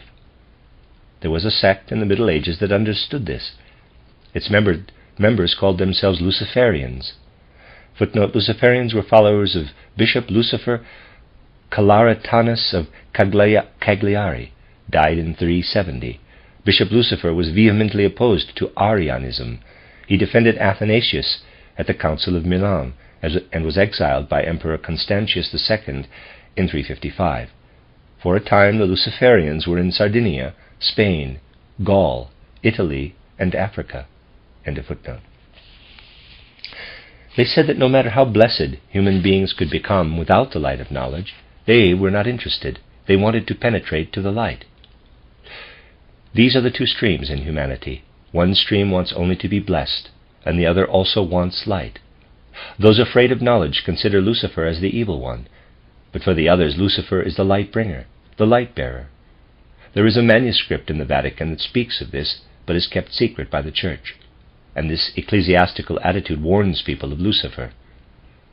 The dogma of the Church can certainly contain truth. In the sense, a Pythagorean axiom can be a dogma for those who do not understand it. But when they understand it, it becomes bright, clear knowledge for them. Dogmas are presented as founded on authority. When we understand them, they become clear knowledge. During Paul's time, Christianity was supposed to lead to universal human love. A world religion was to arise from a tribal folk religion. Faith in revelation was dependent on a community based on blood. Moses gave firm laws. Christ did not impart set laws. In place of the law, we find grace, the awakening of the innermost part of the human soul. The organization of the Church strove for something that represents a descending wave, while the striving for freedom of opinion represents an ascending wave. Such striving existed in certain brotherhoods, for example among the Knights Templar who strive for the light. This group that strives for the light represents the children of Lucifer. Edward Charest sets his drama The Children of Lucifer during the time when Christianity began to be strictly organized. There is an ecclesiastical stream, and next to it the other, the Luciferic principle. The children of Lucifer are the children of the inner light, not of faith in revelation. Those who strive toward the future must feel themselves related. This is expressed in our time through the spiritual scientific movement, that one should come to the light through one's own striving. Within the human soul, a deeply rooted inner freedom should be developed. The Theosophical periodical is intentionally named Lucifer. The name is connected with the essence of the Theosophical movement. It should be documented that the Luciferic principle was once thrown into the world consciously. When the Catholic Church asserted the dogma of infallibility, the Luciferic principles appeared as an opposing force. One could say that because Theosophy has proclaimed spiritual freedom, the dogma of infallibility was brought about as a counterpole, which is the only way the Catholic Church could save itself. The end of Lecture 3.2. This is a reading of the early lectures of Rudolf Steiner entitled The Christian Mystery. Lecture 3.3 is entitled The Intellect as a Gift from Lucifer, Its Future Transformation into a New Clairvoyance, given on April 29, 1906 in Stuttgart. Today we want to discuss the functions ascribed to certain spiritual beings called Luciferic. We will continue their strange connections with humanity. We will begin with the fact that the science of thinking, or reflection, did not begin before the 8th or 9th century before Christ. Anyone who studies the history of philosophy knows that it began with Thales of Miletus, who lived about 600 BC. Employing natural scientific observations, he once predicted an eclipse of the sun, which was an extraordinary achievement in those days. The philosophy of Western logic we have had only since the time of Aristotle.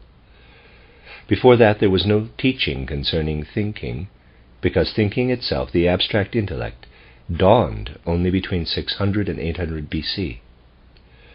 Of course, the seeds of it were already present in the Atlantean race.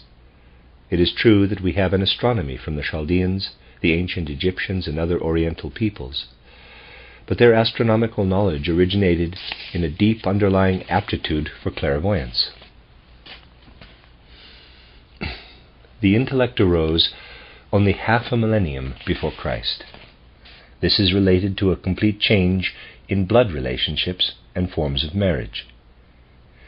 These forms were entirely different from those of today. Among indigenous peoples of North America, sociologists have ascertained that relationships between male and female cousins are much more complicated than in our society. The Iroquois Indians, for example, consider both male and female cousins to be siblings on the father's side, but not on the mother's side, because men of the same age in a family could have all the women of the same age as wives. Therefore the mother of a child was known exactly within a family, but not the father. The Iroquois maintain these relationships between relatives even today. Esotericism alone can give a proper explanation for these conditions. There are events to be noted that took place from 800 to 900 BC that point to the evolution of familial marriage into a form of marriage entered into by unrelated people. Earlier, the head of a family was the father of the tribe. Among the Germanic tribes, we find familial marriages even in later times, when the people of Africa and around the Mediterranean Sea had already advanced to the new form. In the Middle Ages, we find this transition glorified in German legends such as the Song of Gudrun. In his Germania, Tacitus speaks of the Germanic tribes and their ancestral father. This custom was dropped later.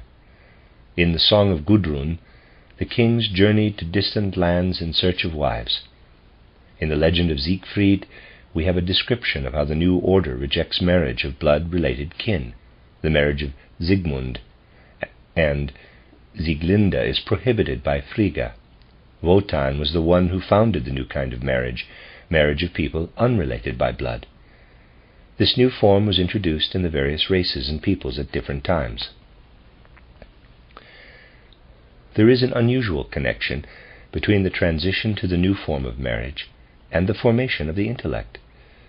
It is an esoteric truth that the marriage of people unrelated by blood has a deadening effect on a part of the etheric body. The forebrain is enlivened, while the old form of clairvoyance that grows through familial marriage is destroyed. The ability to comprehend something with thoughts is awakened. The new form of marriage is appropriate for humanity today, as was familial marriage in earlier times. Today, familial marriage has a damaging effect on the mental activity of children, particularly on the sense organ connected to the development of the intellect, the I, EYE.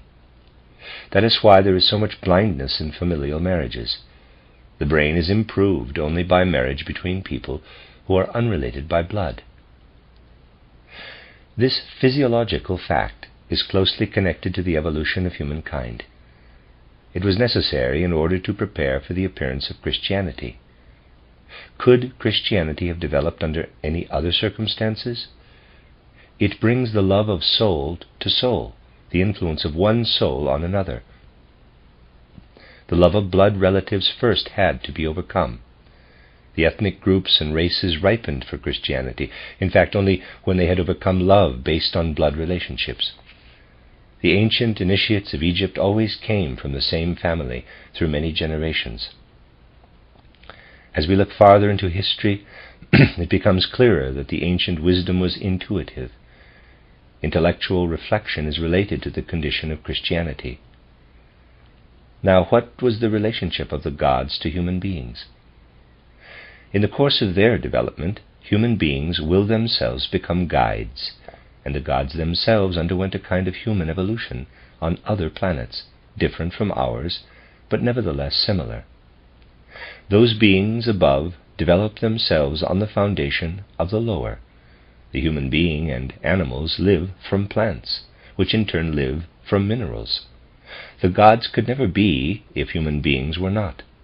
The same relationship exists between them. Then what do the gods need from us? They are nourished by our love.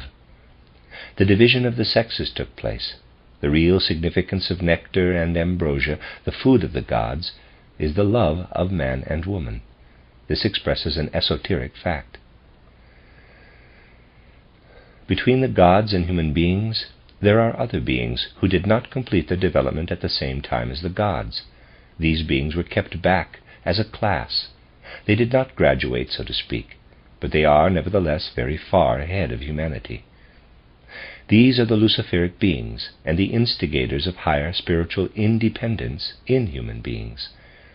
They educated human beings to rebel against the gods and form the part in human beings that does not nourish the gods.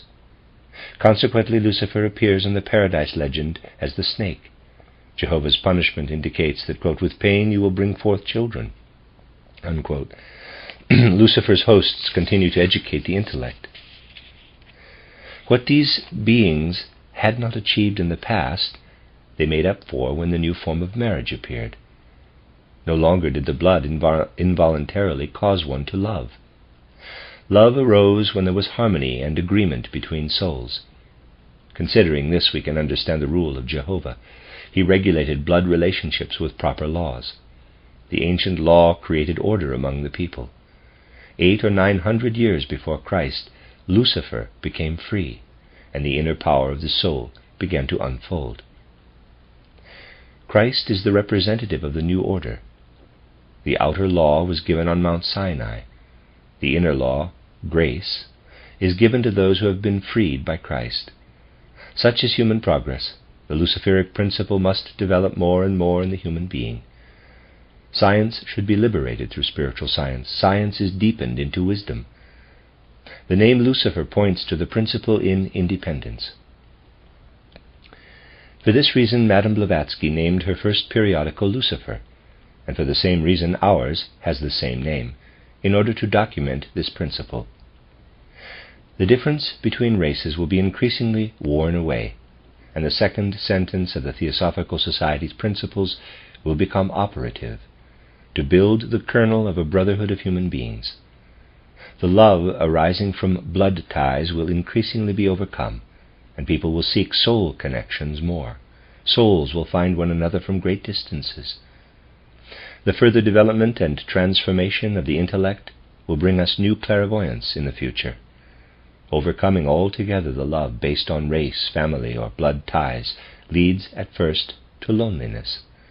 The chela, or student, must be uprooted. The great overcoming of all love based on feelings of blood relationships is the function of the Luciferic principle. Now we have answers to questions after the lecture of April 29th, 1906. The caste system in India was based on a knowledge of karma. The clairvoyant leaders of the Indians saw ahead of time to which caste individuals were karmically allotted, so that everyone was born into the appropriate caste. Because of marriage outside the family, people will increasingly develop their intellect, with which they will achieve a conscious clairvoyance. At the end of the sixth subrace, they will be divided into castes based on morality. All love based on blood ties will disappear with the next subrace. Nourishment will thereby disappear for the gods. They will increasingly withdraw from human beings and into higher stages of development. Humanity will be led further by masters who have, so to speak, risen through the ranks, consciously developing themselves at a faster rate. These divine leaders do not need the love of human beings for nourishment. Therefore familial love will end. If the Luciferic principle had not gone into effect, the earth would gradually have become a dead and desolate cinder, like the moon. It should not be that way. Humanity itself will preserve it from this fate and transform it. When human beings first appeared on the earth, it did not yet look the way it does now. Lemuria did not have any dead, rigid metals or stones. Everything flowed. Rivers of metal flowed through the mountains, a fact that can still be recognized today. Miners who are so intimately in touch with the depths of the earth understand this and are therefore always the best spiritualists. Many plants were still animals at that time, and the milk that nourished human beings also flowed freely in rivers. As children, we unconsciously pass through this stage again, but we should return consciously to this form of nourishment. This fact is also comprehended in the sentence, quote, "unless you become as children," end quote, Mark 10:14. Milk and vegetarian food awaken healing forces. Therefore, a physician in the future must be nourished in this way, that is, from everything that strives toward the sun. Indian physicians make themselves immune to snake bites by allowing themselves to be bitten by snakes in order to be able to heal such bites in others. Our nourishment will be mineral. Even now the physiological initiates are nourished by minerals. There are various initiates, those who teach wisdom, and among others, those who work on improving the bloodlines of humanity, the physiology. They do not need to be particularly smart, only their understanding of physiology is very developed. From plants and animals we should eat only what does not contain their own forces of life, therefore not the roots, not the flesh, but rather the fruits and milk and leaves. What grows above the earth, what the cow eats is proper nourishment, what thrives in the sun. From the mineral kingdom we should not eat what has precipitated, hence no salt, only water. Physiological esotericists guard over the transition of the bloodlines into the next race. In the last century, since Frederick the Great, we have been developing at a pace 10 times faster than in the 1,000 years from Charles the Great to Frederick the Great. Evolution will continue at a correspondingly faster rate. The 6th subrace is being formed in Russia. Not having faith is a great hindrance to development. Mercury is the body of certain great beings, one of which incarnated in Gautama Buddha. In the course of evolution, human beings will govern their bodies from outside, as a snail must carry its house with it, work on it, and transform it, as they now do unconsciously in sleep. The end of Lecture 3.3 and the end of the 3rd section of the Christian Mystery. This is a reading of early lectures by Rudolf Steiner entitled The Christian Mystery. This is lecture from the 4th section, lecture 4.1, entitled Paths of Initiation. The 3 Paths of Initiation, given on September 19th, 1906 in Basel. When giving a public lecture on a Christian theme, it is impossible to speak of the Theosophical World movement as intimately as it is in today's lecture to a more limited audience. In the following lecture I will give a description of the 3 paths of initiation. Many of you have concerned yourselves, in various ways, with spiritual science, and know many of the ideas of the Theosophical movement. Through literature, lectures, and your own reflection, many of you have become interested in hearing more detailed descriptions of the supersensible, the eternal, what lies beyond the temporal, transitory world. Spiritual science has made it its task, in particular, to give teachings concerning the deeper essence of human beings and their place in the world, to research what is eternal and abiding in human beings. What are the goals and purposes of the world and the human being? Finally, how did the world arise? Today we will be concerned primarily with the paths to be taken if one wants to acquire insights into these higher questions. Human morality is the highest ideal we can set for ourselves. Universal community among all human beings is the ideal that all great and noble people have always set for themselves. The Theosophical Union wants the same. Never and nowhere has it intended to establish a new sect based on Buddhism. Even less does it seek to eliminate or replace Christianity. Neither does it seek to bring anything unscientific. It is also important to distinguish between the teaching of Theosophy, or its worldview, and its goals, the creation of a universal community among all people. Both the theoretical and the practical sides of spiritual science are necessary. Knowing it should make us familiar with what is higher and the highest. To a certain extent, we work on our souls with such thoughts and prepare our souls for practical human love and community. The theoretical goal is to understand our fellow human beings, so that a person can stand before another with true understanding and judge accordingly. Our various opinions, occupations, and environments divide us in life. The means for establishing peace and love, despite different views, should be deeper insight and knowledge, the Theosophical worldview. Originally it came from those who, by developing their slumbering inner capacities, tried to know more of the world than is possible through the ordinary senses or human intellect. Such people are called initiates, and several different stages of initiation are distinguished.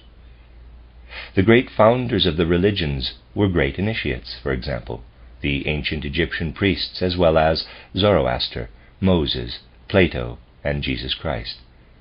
They all had a more highly developed soul. They were able to see into the spiritual world that surrounds us in a way similar to the physical. As long as we ourselves do not strive to walk the path of initiation, there is only one way to look into those spiritual worlds, namely through human reason. The world becomes light-filled and clear when penetrated by the human mind. Our knowledge of the world becomes clearer and deeper through the spiritual scientific worldview than through other philosophies. Human reason is the judge over the acceptance or rejection of such teachings. We have a real need for such teachings, which is why they are presented to us. Now, we are to develop our souls ourselves, so that they are again in a position to recognize the higher supersensible reality that will be described more precisely in what follows. Such development, of course, cannot be a case of should or must. It is unnecessary for everyone to take such a path. Those who are suited will receive the necessary encouragement in due course, and then they will take the appropriate steps. There have always been ways for acquiring these higher abilities. Until recent decades, however, they were known only to a few chosen spiritual teachers and pupils. Anyone called to it can eventually find the appropriate path of development. All that is required is an earnest decision of one's free will. This lecture is not intended to propagandize or to force anyone to follow such a path. The paths that one can follow are to be revealed. The goal of such development is initiation, that is, the acquisition of abilities leading to supersensible knowledge.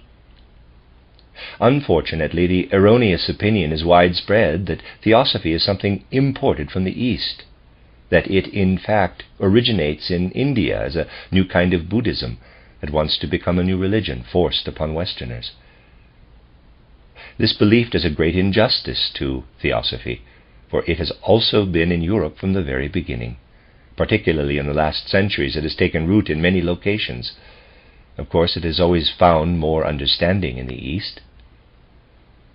The East and the West have always had entirely different ways of initiation that correspond to deeper ethnic characteristics. It is more obvious for us to follow the European path, which is more important for us than that of the East. All of these paths lead, of course, to the same goal, since truth is here and there, today and yesterday, and in all eternity the same. The three most important paths of initiation will be described briefly. First, the Indian Yoga initiation. Second, the Christian Gnostic path, which can certainly still be followed by modern human beings. And third, the Rosicrucian path, which is the most appropriate for modern human beings, who in the final analysis cannot find satisfaction in mere faith, but are acquainted with the achievements of modern culture and technology. At its deepest foundation, this is also a Christian path, which can be seen in the fact that someone trained in the Rosicrucian way learns to understand the wisdom teachings of Christianity in the deepest and best sense. We will first consider the Eastern path of yoga. It is possible for the human soul to develop itself so far that it becomes like an eye, EYE, that can see directly the spiritual, eternal, non-temporal. The path of development taken by an individual of the East is different from that taken by a European. Hindus are not only different from Europeans externally, even their brains and souls have different structures. Therefore, it is clear that a Hindu must take a different path than a European to really reach the intended goal. Indeed, the differences are so great that Europeans would ruin themselves morally and physically if they wanted to take the Eastern path of development. The loneliness and withdrawal of the soul from civilization required by the yoga path is almost impossible in our European culture. We would have to step entirely out of our everyday ordinary lives, indeed out of our entire culture, in order to devote ourselves to our own inner development. Those advancing spiritually on this path need a spiritual leader or guru who can lead them safely through the many possible confusions. It is impossible to tread such a path without a guru. Furthermore, it requires a complete transformation of the human being, a transformation prescribed by the guru. Such a guru, then, possesses altogether an unlimited power over the pupil. It is not a matter of indifference what the human being does in life. It is no longer adequate to be a good, decent human being of the ordinary sort, simply to be a person whom society ordinarily deems exemplary. It must now be possible to completely distinguish and separate body and soul. They must no longer be permitted to interpenetrate, as they did earlier. In the future, passions and animal instincts should no longer have to be involved with the soul for as long as they are now. The soul is hindered from penetrating through the fog of the physical world and seeing into the higher spiritual world. However, when soul and body are separated from each other, the body can assert its passions and desires even as the soul is simultaneously located in a higher life. It is possible then for the soul to transform itself to the point of spiritual vision, while the body falls prey to all kinds of wicked traits and possibly perishes because the body's passions and drives are no longer guided to something better by an insightful soul. We see from this the enormous importance of proper guidance on this dangerous path. In every case, the guru must be obeyed, even when one is disinclined. Gurus are permitted to interfere in the most intimate affairs of the heart, and give their pupils corresponding rules for behavior. Certain relationships may be forbidden because they hinder the pupil's development. Prerequisites for such development are, first, effective prevention of the degeneration of the lower instincts, and then constant practice of certain ways of acting, the consolidation of certain characteristics, and the development of capacities slumbering or not yet present. The first prerequisite for taking this path is breaking the habit of frivolous thinking. This may seem easy, but in fact it is very difficult. We are chased by outer impressions. For at least 5 minutes of the day, students should be absolute lord of their train of thought. For example, we could, as an exercise, attempt to hold a single mental picture at the center of consciousness. Nothing must be allowed to connect with this image except what I, through my own free decision, decide to connect with it, no matter how many thoughts involuntarily attach themselves to it. This exercise could be attempted with a variety of objects. Gradually we acquire greater control of our thoughts, which then manifests in more precise speech. The second goal is initiative in actions. This is lacking almost entirely in some people. From early in life they are usually forced into an occupation that absorbs most of their conscious actions. Most of our actions are determined from outside. Consequently, those who seek initiation should feel an urgent need to set themselves the task of regularly carrying out at a specific time of day a deed that comes from their own inner initiative, regardless of how insignificant it may be. Third, pupils should get beyond extreme mood swings. They should not surrender their wills in the face of every pain or pleasure, but maintain an inner balance in the face of even the bitterest pain or the greatest pleasure. This certainly does not need to create dullness and insensitivity. On the contrary, such efforts should lead to an even more delicate and intense feeling life. Fourth, a Persian legend concerning Christ should come to life vividly for the students. Jesus was once walking with his disciples where a half-decomposed dog carcass lay on the roadside. It was disgusting to look at. The disciples looked away from it, appalled, but Jesus Christ looked at the carcass with loving eyes and remarked, quote, "Look at the beautiful teeth of this dead animal," unquote. The message is to seek hidden beauty in what is ugly, and altogether to look always for the positive, for that to which one can say, quote, "Yes," unquote. Even in the life of the worst evildoer, there are light-filled moments that can be met with understanding. Fifth, complete freedom from all prejudice is to be striven for. The past must never be allowed to determine our judgment concerning the present. We must not reject something new simply because we have never encountered it before. We must approach new knowledge without prejudice if we wish to become initiates. The sixth condition is the development of soul harmony. Actually, this requirement should arise by itself from the others.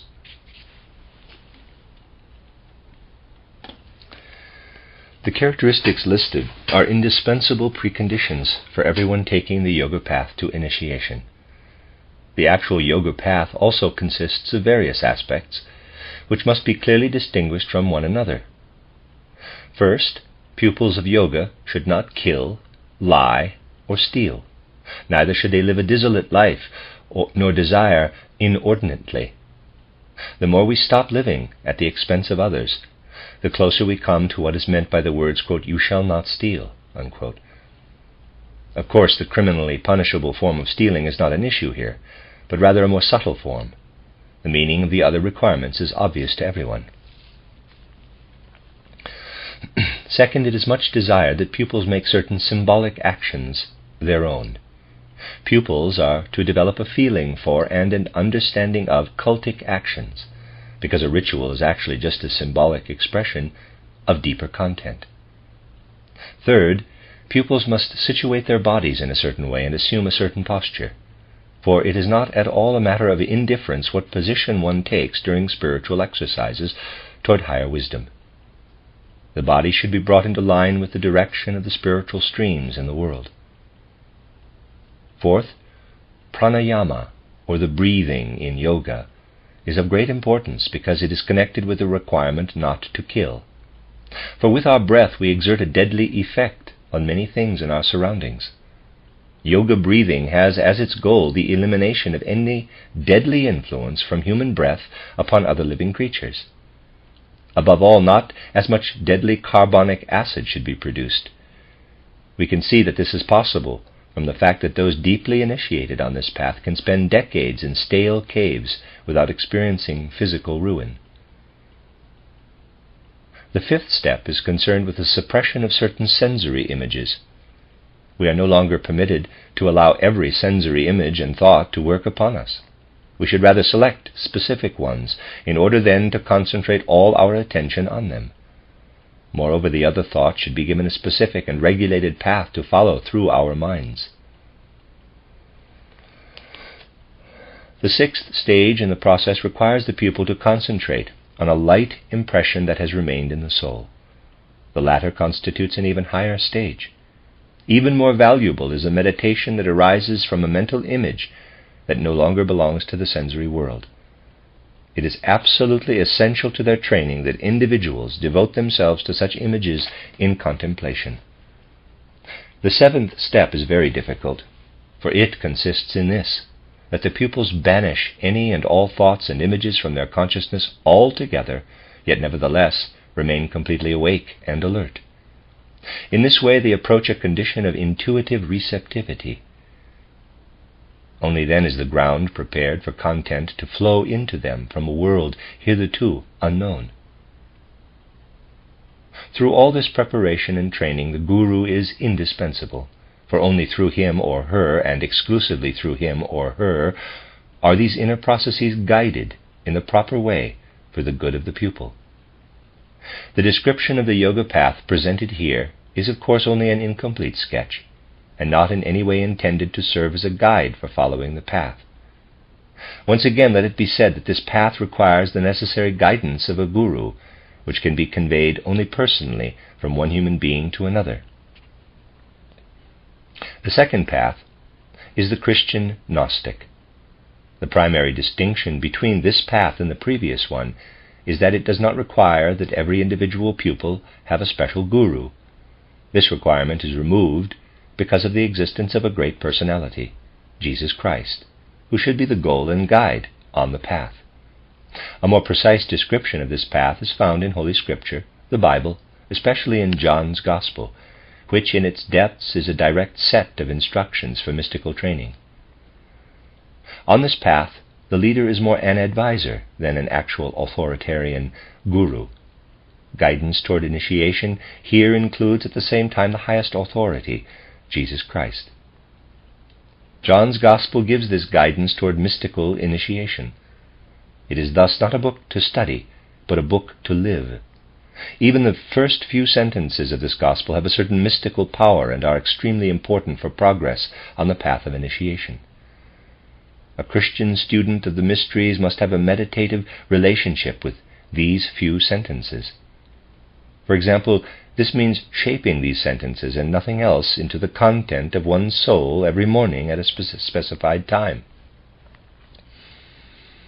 After a time, the deep contents of these sentences become intuitively clear. Only then has the moment come when further study of John's Gospel can really begin to bear fruit. In the course of this study, pictures from the Gospel will gradually slip into our dreams, so that we ourselves inwardly experience the actions portrayed therein. This inner experience is then extended over all stages of development, a more detailed description of which I cannot provide here.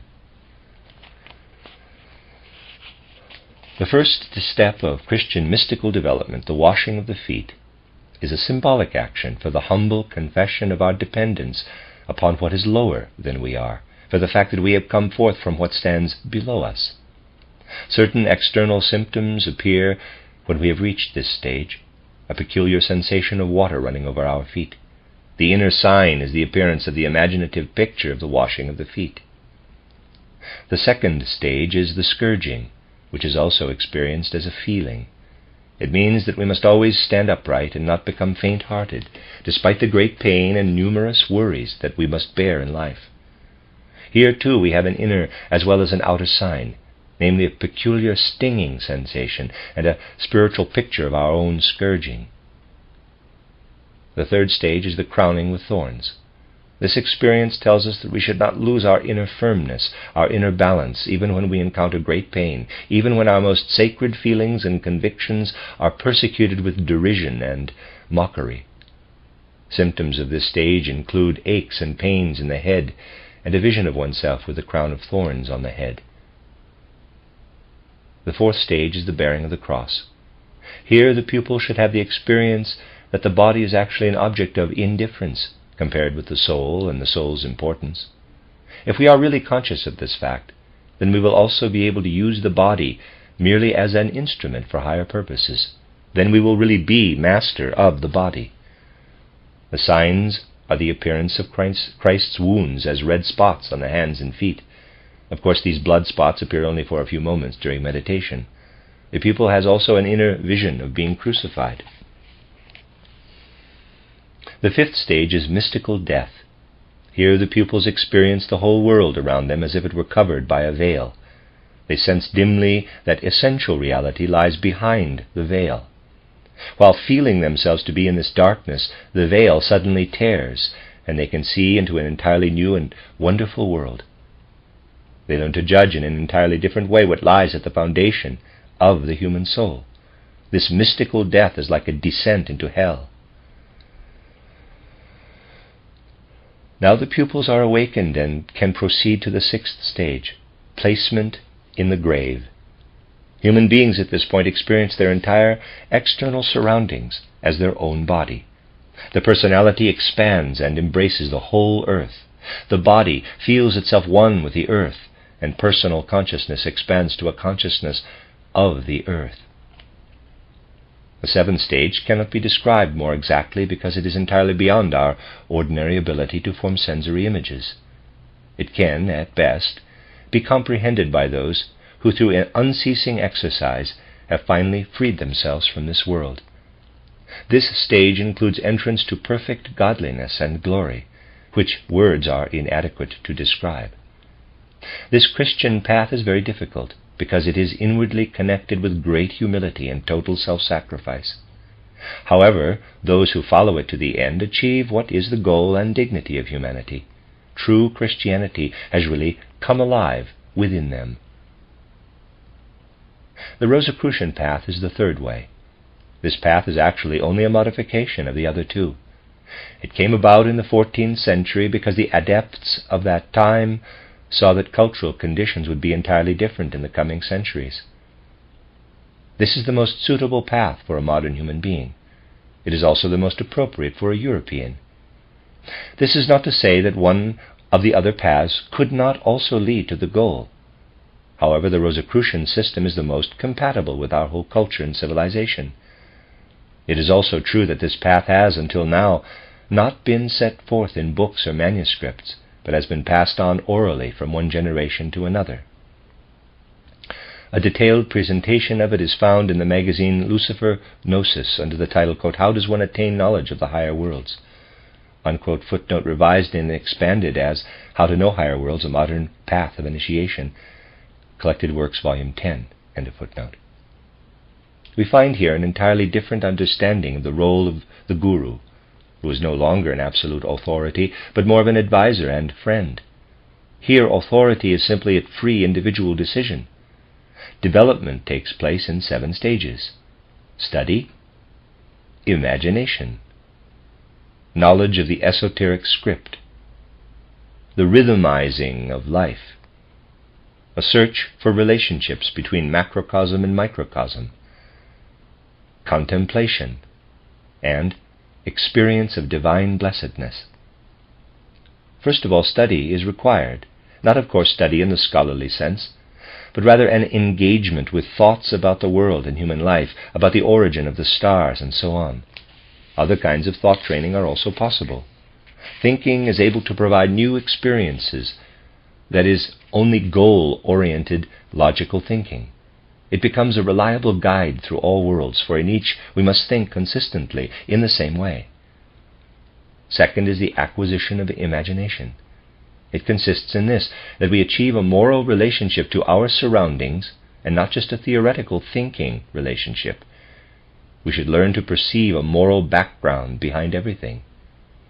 To cultivate this imagination, we can, for example, imagine a plant with perfect clarity before our eyes. Or we can place a seed before us and imagine the gradual rising up of a blade and finally a mature plant with fruit. With enough exercise, one can see how a plant emerges from a seed and grows upward. That requires, of course, very strong esoteric powers. With modest means, however, one can perceive the astral body of the plant like a small flame that emerges from the plant. The third step is learning the esoteric script. This consists in the acquisition of signs and symbols that are connected with world processes. The fourth consideration is giving rhythm to one's life. This step involves regulating one's breathing so that the relationship between exhaled carbon dioxide and inhaled oxygen is altered in a certain way. It is altogether necessary to bring rhythm into our lives in this restless age. All processes follow one another in a great rhythm, and this rhythm should be carried into life as much as possible. For example, one should assign meditation to an exact specified hour, or hold the rukshao or backward viewing of one's foregoing day and life at the same hour in the evening. In this way, powerful forces are released in the soul. The fifth step involves seeking correspondence between microcosm and macrocosm. Goethe expressed the connection between these two in these beautiful words, quote, Were the eye not already sun-like, it could never see the sun. If God's own power did not reside in us, how could we ever be delighted by what is divine? Unquote. A thorough immersion in meditation upon our own organs teaches us about that part of the macrocosm that corresponds to them. For example, studying the eye, y.e., teaches us about light, and researching the lungs gives us information concerning the composition of air, and so forth. In this way, we ultimately arrive at self-knowledge. Through immersion in the inner micro-world, the macro-world is gradually revealed. The state of divine blessedness is finally achieved through such comparative observations and as a consequence of all the previous exercises, especially the deep, tranquil contemplation of the sixth stage. Through all these steps, it is necessary for the pupil to be permeated by certain beneficial characteristics: trust in oneself, self-mastery, and presence of mind. This inner training is to be worked on continuously, for although the divine is already latent within us, it is not directly revealed without work and corresponding development. This path does not require any kind of sequestering away from society and other human beings in order to devote oneself to one's inner development in loneliness. Neither does it require any contempt for matter, merely a rising above and overcoming it on the way to something higher. Quote, self-knowledge is knowledge of the world, unquote, will serve as our motto. The three paths described lead us to a higher pupilship. Only from this perspective can we acquire, through a genuine initiate, the last key to the secrets of the world, in order to thereby receive insight into the deeper connections of the life of the world and human beings. The highest stage, then, comprehends the capacity to receive intuitions from higher worlds. It is a state of spiritual brightness and divine light. The end of Lecture 4.1. This is a reading of the early lectures by Rudolf Steiner entitled The Christian Mystery. This is Lecture 4.2, entitled The Yoga Path, Christian Gnostic Initiation, and the Esotericism of the Rosicrucians, given on November 30th, 1906, in Cologne. A human being acquires the capacity for gaining knowledge of the higher worlds through initiation, which consists in an intimate path of development of the soul. There are various paths to this knowledge for various people, but the truth is everywhere the same. Only after we have achieved the pinnacle of a mountain do we have an unlimited view in all directions. But it would be nonsensical for us, starting from our present location, to take any but the most direct path to the top. It is the same with initiation. When we have arrived at the goal and have truly achieved the unhindered perspective of knowledge, then this knowledge is the same for everyone. It is, however, not good for us to follow any path of knowledge other than the one appropriate to our nature. Actually, there ought to be a special path of initiation for every individual man and woman, but all paths can be traced back to three different types: the Yoga path, the Christian Gnostic initiation, and the Christian Rosicrucian initiation. We can travel on any of these three different paths. They are different because there are three diverse kinds of people. Among Europeans we find very few who can follow the Yoga path. For this reason it is generally not right for a European to journey the Yoga path. In the East people live in an entirely different climate, exposed to an entirely different form of sunlight. The difference between a person of the East and a European cannot easily be proved by anatomy, but there is a deep soul and spiritual difference between them. This difference must be taken into consideration, because inner development reaches deep into the soul's spiritual nature of the human being. The finer structures of the brain of a Hindu are not perceptible to an anatomist. But if we were to demand of a European the same thing that can be expected of an Indian, then we would destroy him or her. We can prescribe certain actions for an Indian that would be of no use to a European, or could even be detrimental for him or her. Above all, the Yoga path places a certain fundamental requirement on the pupils, without the fulfillment of which it is not even possible to follow the path. It requires the strict authority of a teacher, a so-called guru. Those wanting to follow this path must accommodate themselves to the guru's instructions, even into the smallest details of their personal lives. Aside from this, the Indian Yoga path can hardly be followed without removing oneself completely from the external conditions of life. It is necessary that the most varied external measures be taken in order to support the prescribed exercises. If one has experiences that make an impression on one's world of feeling, then this will have a deep influence if one is undergoing an inner esoteric development. For this reason, an Eastern student of yoga must ask the guru about all details of life. If one wishes to change anything in one's life, one must let the guru give direction. Hence the yoga path presupposes absolute submission to the guru. One must learn to see with the eyes of the guru and learn to feel as one's guru feels. One cannot follow this path without deep trust, without perfect love united with unlimited trust and an unreserved devotion that exceeds everything. There is only one great teacher in the Christian Gnostic path, the central guru. Faith in Jesus Christ himself is required, not only in his teachings.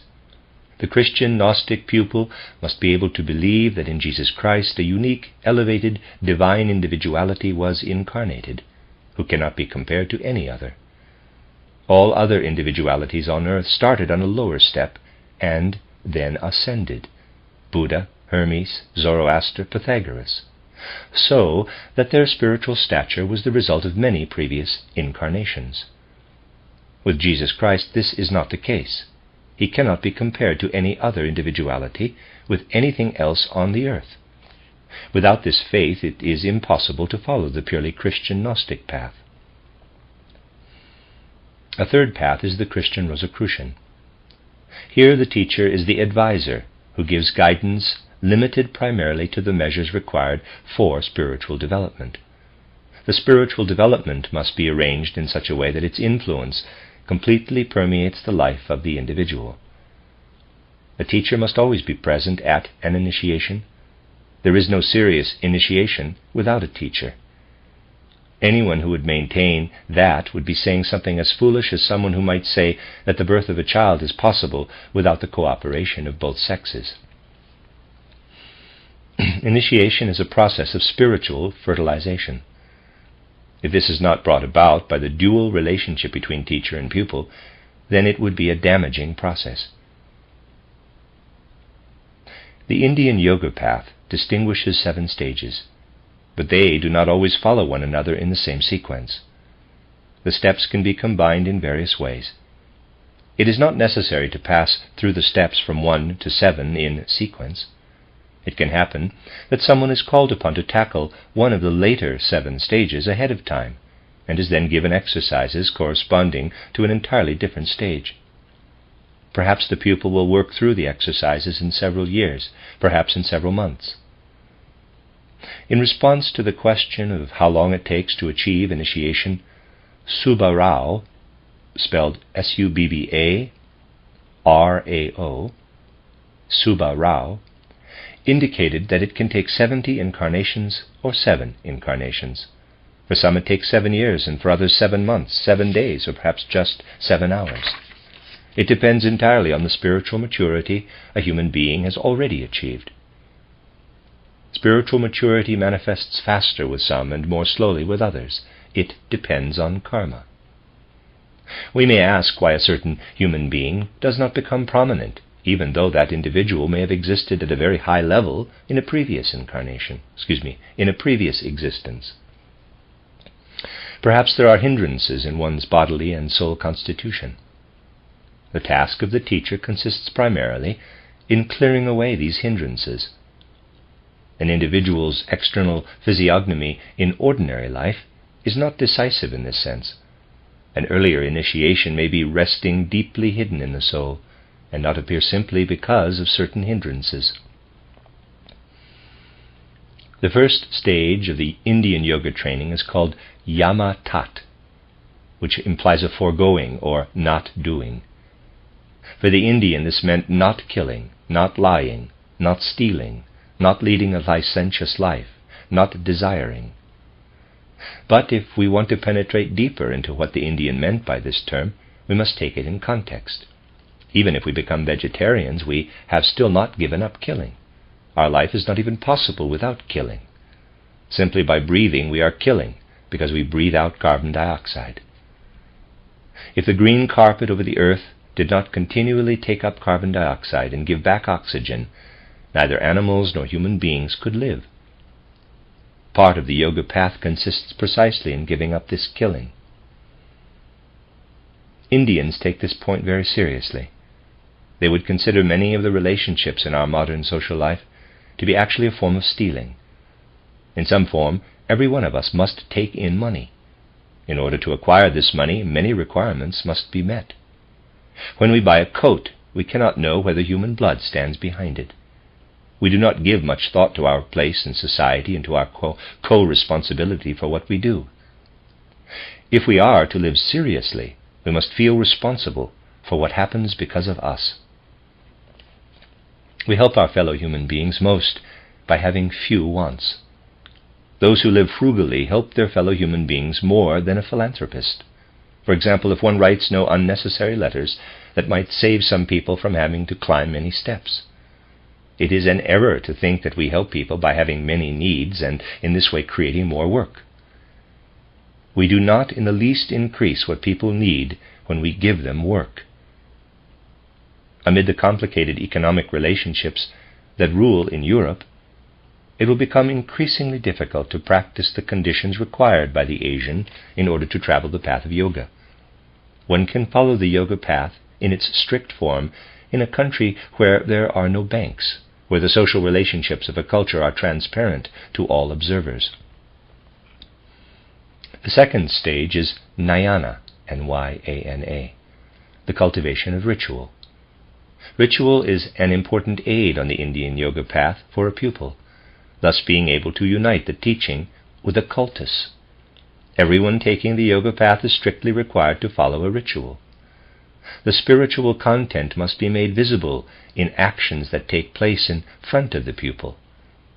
Just as art requires the actual shaping of external objects, so too with this form of initiation, it is essential that spiritual content be portrayed in ritual.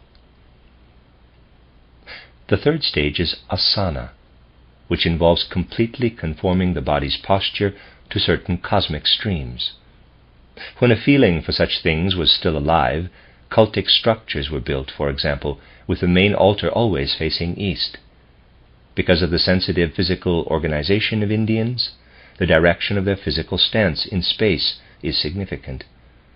There is, as a matter of fact, a different stream flowing from north to south than from east to west. In the yoga initiation, the position of the body is significant, because the Indian's body is much softer, and any particular position will exert a greater influence on such a person.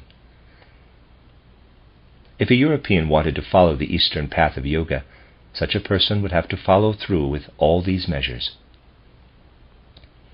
The fourth stage is pranayama, rhythmic breathing. This is easiest for us to understand when we consider the fact that contemporary human beings kill with breathing. The teacher instructs the pupil, quote, "You should regulate your breathing at least for a certain time, according to the rules given by your teacher," unquote. If we were to investigate breath, we would find that the air exhaled by a yoga pupil has an entirely different composition, an entirely different carbon dioxide content than that found in ordinary people. Consequently, it is true that yoga pupils influence the future development of the earth through regulating their breathing process. Steady drops hollow out a stone. Results cannot be achieved overnight, but it is cumulative, and over longer periods of time it will have a significant specific effect. A Rosicrucian teacher will also have pupils work on the process of rhythmic breathing at certain times. What does the breathing process accomplish? The physical human body is not conceivable without plants. We inhale oxygen. It is united with carbon in the lungs, and we exhale carbon dioxide. The plant does exactly the opposite. There is a constant circulation between human beings and plants. In the distant future, the human being will create an organ within himself that will accomplish what the plants do today. Human beings will be in a position to transform carbon dioxide within themselves. This will be made possible by an organ with which human beings will separate carbon from oxygen and then unite it with themselves. What we take in with our nourishment for the building up of our body today, we will then consciously activate within ourselves. In that way, we will transform carbon dioxide again into oxygen. This process is actually aided by rhythmic breathing. This teaching was given in detail in Rosicrucian schools of the 14th century. The betrayal of several such secrets has brought some of this teaching into popular literature. There is something about the philosopher's stone mentioned in a writing from the 18th century. However, the author himself probably had no understanding at all concerning the true nature of the subject. The whole human being must be transformed in order to accomplish what the plant now does for the individual. The physical body will then be carbon itself, but it will not be black carbon, neither will it be hard diamond, which serves only as a symbol for the philosopher's stone. By the term, quote, philosopher's stone, unquote, is understood a body that is transparent and contains the other organs as members. It will consist of a mass of gelatin-like carbon similar to protein. Humankind is on a track on which it will one day develop itself to this wonderful glory.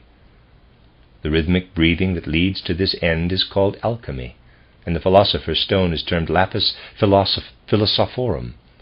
The man who wrote about it did not himself know what he was writing. The fifth stage of the yoga path is pratyahara. It consists in the ability to suppress the impressions of the external senses. We must make clear to ourselves what our soul world actually is and exclude everything that has penetrated into us from outside. Most of what constitutes our consciousness when we are thinking has entered us from outside. When we are able to devote ourselves consciously to inner thought, when we can make ourselves blind and deaf to our surroundings and yet remain inwardly awake, when we can have a thought without it being a reflection of something external, then our sleep will be filled with dreams, and we are practicing pratyahara. At the sixth stage, not only must we fully absorb what our eyes can see and our ears can hear, we must also suppress the inner images and ideas that rise up from the soul itself. After we have removed from the soul everything that comes into it through life, then we can place one image or idea in the soul. The Guru gives it to us. It could be a thought such as is contained in the first 4 teachings of Light on the Path. That's a title, Light on the Path. The best contents for the soul are those that can be given by a special teacher. After such a content has worked in the soul for a time, it is allowed to sink into the depths without our becoming unconscious.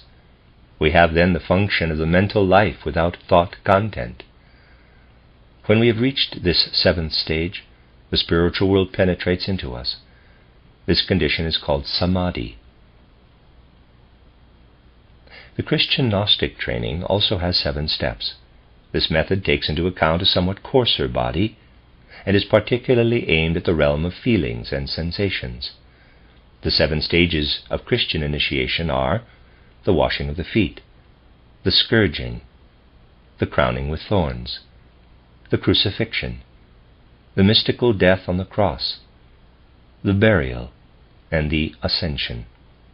It is best for us to characterize these 7 steps in such a way that we describe how the relationship between teacher and pupil unfolds. The teacher says something like the following to the pupil, quote, "Behold the plant. It is rooted and grows in the mineral kingdom. If it were to speak to the mineral kingdom, it would have to say, 'My existence is due to you. I can live only because of you. I thank you.' An animal would have to speak to the plant kingdom in a similar way. 'My existence is due to you. I can live only because of you.'" End quote. And when human beings consider the nature that surrounds them and the human beings that stand beneath them, a similar feeling should pass through the soul. A higher stage can never be developed and reached without the presence of lower stages. For this reason, those people who are in a higher social position must also descend to those standing lower and thank them. Jesus Christ indicated this in the washing of the feet, when he bent down to the disciples and washed their feet. On the first step of Christian initiation, the pupils must permeate themselves with this feeling of gratitude toward all those who stand below them. What they achieve thereby will be evident in 2 signs. First of all, they will see themselves in an astral vision in the situation of the washing of the feet. This takes place among all those who develop the proper feelings. Second, they will have a feeling as if water were rinsing over their feet. At the second stage, the pupils must learn to bear all the pain of life that is constantly unfolding around them. They must stand upright even when they have to endure the greatest pain. The symptoms of this condition are as follows. They see themselves scourged in astral vision and feel that something like needles pricking their skin at various places on their bodies. The third stage consists in achieving the ability to endure when what we consider to be most holy is heaped with mockery and derision. The teacher says to the pupil, quote, "When you can bear the mockery of what is most holy to you, and for all that still stand up for it, then you are capable of wearing the crown of thorns." Unquote. The pupil will feel a special kind of headache upon reaching this stage. At the fourth stage, pupils must learn to see the body as something entirely external, to carry the body around in the same way we carry an instrument, a hammer or some other tool. In some schools, the pupils learn to speak of their bodies in such a way that they say, quote, "My body goes through the door," unquote, and so on.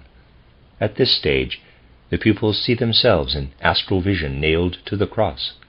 They display the wounds of Christ on their hands and feet and on the right sides of their bodies. During moments of meditation and concentration, these red stigmata appear.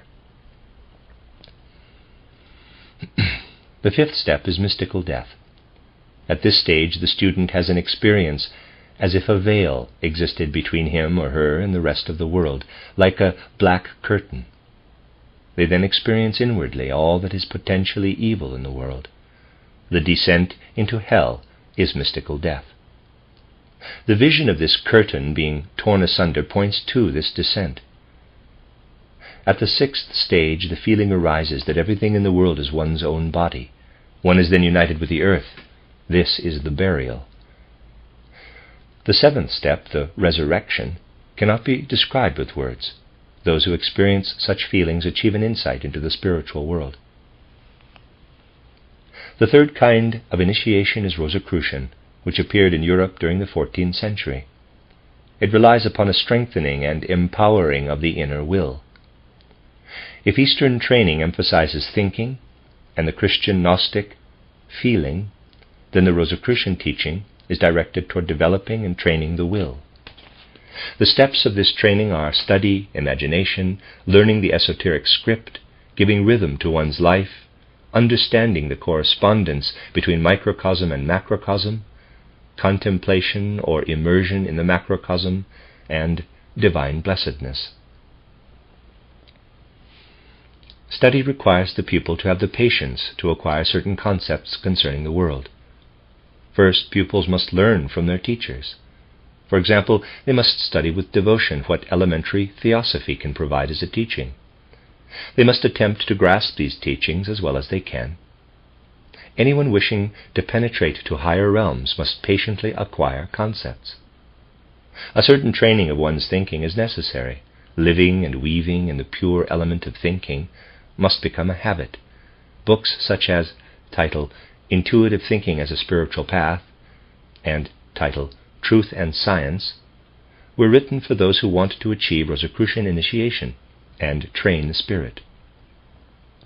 Training depends on overcoming the difficulties that are endless for some people and involves following thoughts and recognizing how one thought evolves from necessity out of another.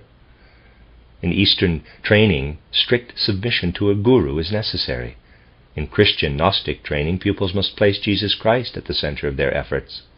In Christian Rosicrucian training, the teacher stands at the side of the pupil as friend and advisor.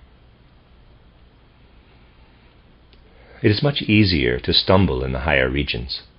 For this reason, we must have inner strength and certainty. In ordinary life, life itself will correct us. Sometimes life corrects our errors in a terrible way. We lose this correction when we enter higher worlds. For this reason, the pupil must see and feel through the eyes of the guru in Eastern training. The pupil has an advisor in the European teacher. In any case, we need a different guiding principle when ascending into higher worlds. There are entirely different perceptions in the astral world than in the physical world. So, too, a new world of perceptions opens for us in the devaconic realm. The three worlds are very different in terms of impressions, but one thing is the same in all three. This can be a sure guide for us on the astral and devacon planes. If we have learned to think with consistency through our study, we can help ourselves on the astral and devaconic planes. However, the logic of the physical plane no longer applies to the buddhi plane. The second stage of Rosicrucian training is imagination. This stage should not be striven for too quickly by European pupils, because they can easily stumble. The human being must learn to enter into a moral relationship with things. In all transitory things, we must see a parable for, or an image of, something eternal. If we look at nature in this way, then, for example, the fall-blooming crocus becomes for us a visible image of a lonely being that strives upward in melancholy. The violet becomes a symbol for something that fulfills its existence in modest, calm beauty. Every stone stimulates thoughts in us and is a metaphor for what stands behind it. In this way, the world around us becomes richer. Things reveal their inner being to us. One flower becomes a tear through which the earth expresses its sorrow. Another becomes an expression of joy.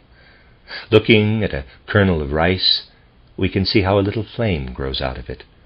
The little flame becomes a picture for the leaf blade that grows from it later. The third stage sees an entire spiritual world coming forth from all beings. Their spiritual being, their spiritual content, hovers over things. The entire astral world becomes visible. We find ourselves as if in the middle of an ocean, and experience ourselves as if swimming in that ocean. We see the color of a tulip as if lifted out of the plant, and recognize that this garment constitutes an astral being.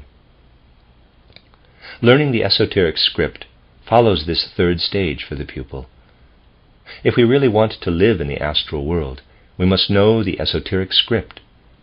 There are many things in the world constructed according to the shape of a vortex. This spiral we find in the Orion Nebula as well as in the form of living beings.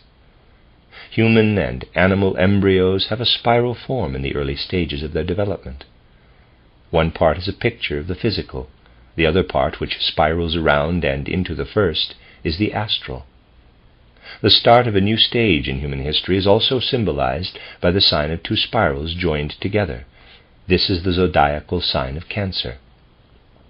When the ancient Indian subrace originated after the submergence of ancient Atlantis, the sun, S-U-N, rose on the first day of spring in the zodiacal sign of Cancer. When we learn to read the esoteric script, we learn to orient ourselves in the astral world. The fourth stage, learning the rhythms of life, follows. Pupils are instructed to regulate their breathing in a certain way. Everything in nature has rhythms. Every plant blossoms regularly at the same time. When we can follow the rhythms in the animal kingdom, for example, we can also follow the rhythms in the animal kingdom. For example, animals are fertile only at certain times of the year. With human beings, however, rhythm falls into chaos. Many people have nothing but a forced rhythm. In general, people do not have voluntary rhythms. A Rosicrucian must care for rhythm in life. The special instructions of the teacher allow pupils to bring rhythm into the breathing process. The fifth stage is learning the correspondences between the microcosm and the macrocosm. There is a certain link between human beings and all the things of the world around them. For ordinary people, this manifests only in sexual love, in the feeling that occurs when a person finds in another what is known and familiar. But a great deal is based on this mysterious relationship between the world and the human being.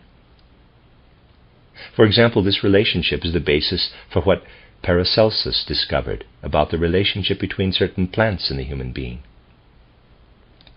In a similar way, he also learned through the capacity to discern the correspondences between microcosm and macrocosm, the relationship of other substances to the human being. He called a person sick with cholera an, quote, arsenicus, unquote, because arsenic causes exactly the same symptoms in a healthy person as those that appeared in someone sick with cholera. It is possible to have a personal relationship, a relationship of love to all things that is entirely spiritual. It is possible to learn this by following certain instructions, but it must be practiced. For example, if we think using a certain word on the spot between the eyebrows, above the root of the nose, we can reach the point after a time when knowledge of a specific process in the world is revealed to us. By thinking of the inner eye, EYE, we acquire knowledge of the nature of the sun, of the processes that were taking place when the sun and the earth still formed one heavenly body. Through another exercise, we come to know what the moon is spiritually, or in what condition the earth was 18 million years ago. Next follows immersion in the correspondences between the microcosm and the macrocosm. By concentrating on the point between the eyebrows and over the root of the nose, we can penetrate to the time when the I, capital, was drawn into the human being. Then human beings grew with their consciousness into the macrocosm. They must practice this meditation for a certain time, and in this way grow into all things, whether they be near or far. The seventh step is that of divine blessedness, when we grow beyond the limited bodily husk and are able to live with the macrocosm. Such teachings are given to a pupil according to the spiritual esoteric state of the student's being. Once these steps have been worked through and truly experienced, the student will have achieved the pinnacle of knowledge of higher worlds. The end of lecture 4.2. This is a reading of the early lectures of Rudolf Steiner, a book entitled The Christian Mystery. Lecture 4.3 is entitled, How Does One Gain Higher Knowledge in the Rosicrucian Sense? Given on December 11th, 1906, in Munich. Goethe's poem, The Mysteries, is less well known than his other poems. This poem remained a fragment. Goethe tells us about a pilgrim, Brother Marcus, whose journeys remind us of Parsifal's destiny. After much traveling, he arrives at a lonely, cloister-like building. Within the building, he finds a band, a gathering of 12 personalities. He finally discovers the nature and character of the 12, and another, the 13th, who is their chief. Each of these men has something extraordinary to do, and gives a kind of biographical description of the 13th. The 13th has worked his way through confusion and hindrances of every kind. Concerning him it is said that from the power that binds all beings, that man frees himself who overcomes himself. This is the one who develops within himself the higher man.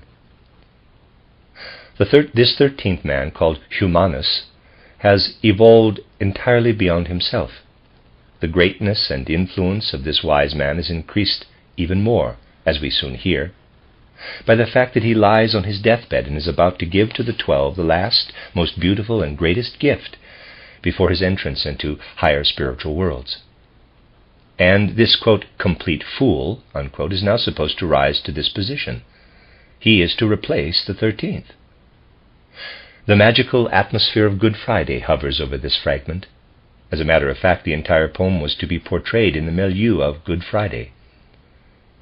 Goethe himself explained the poem by saying that there are many creeds in the world, but they all have the same kernel of truth. Goethe indicated this by placing among 12 world religions a 13th that portrayed the essential truth common to the 12. The 13th man is the representative of this primal truth itself. The poem actually encompasses the theosophical worldview. Goethe seeks to bring to expression, in a poetic image, the way in which a synthesis of all religions can lead to peace. When Brother Marcus steps up to the portal of the cloister, a cross entwined with roses shines before him. Goethe knew the deep significance of this symbol, a fact reflected in his verses, quote, Yet he is now entirely filled with new meaning. As this picture is placed here before his eyes, he sees the cross thickly entwined with roses. Who added the roses to the cross? Unquote. These are words with authentic esoteric meaning. Today we will be concerned with the question of how one attains knowledge of higher worlds in the Rosicrucian sense. We want to discuss some Rosicrucian methods. It is a path of knowledge that leads into supersensible worlds. For some people, the word Rosicrucian may sound unusual and strange. One has heard of Rosicrucians as a secret brotherhood that appeared with this name approximately in the 14th century. Articles on Rosicrucians in current encyclopedias, magazines, and newspapers are entirely without substance.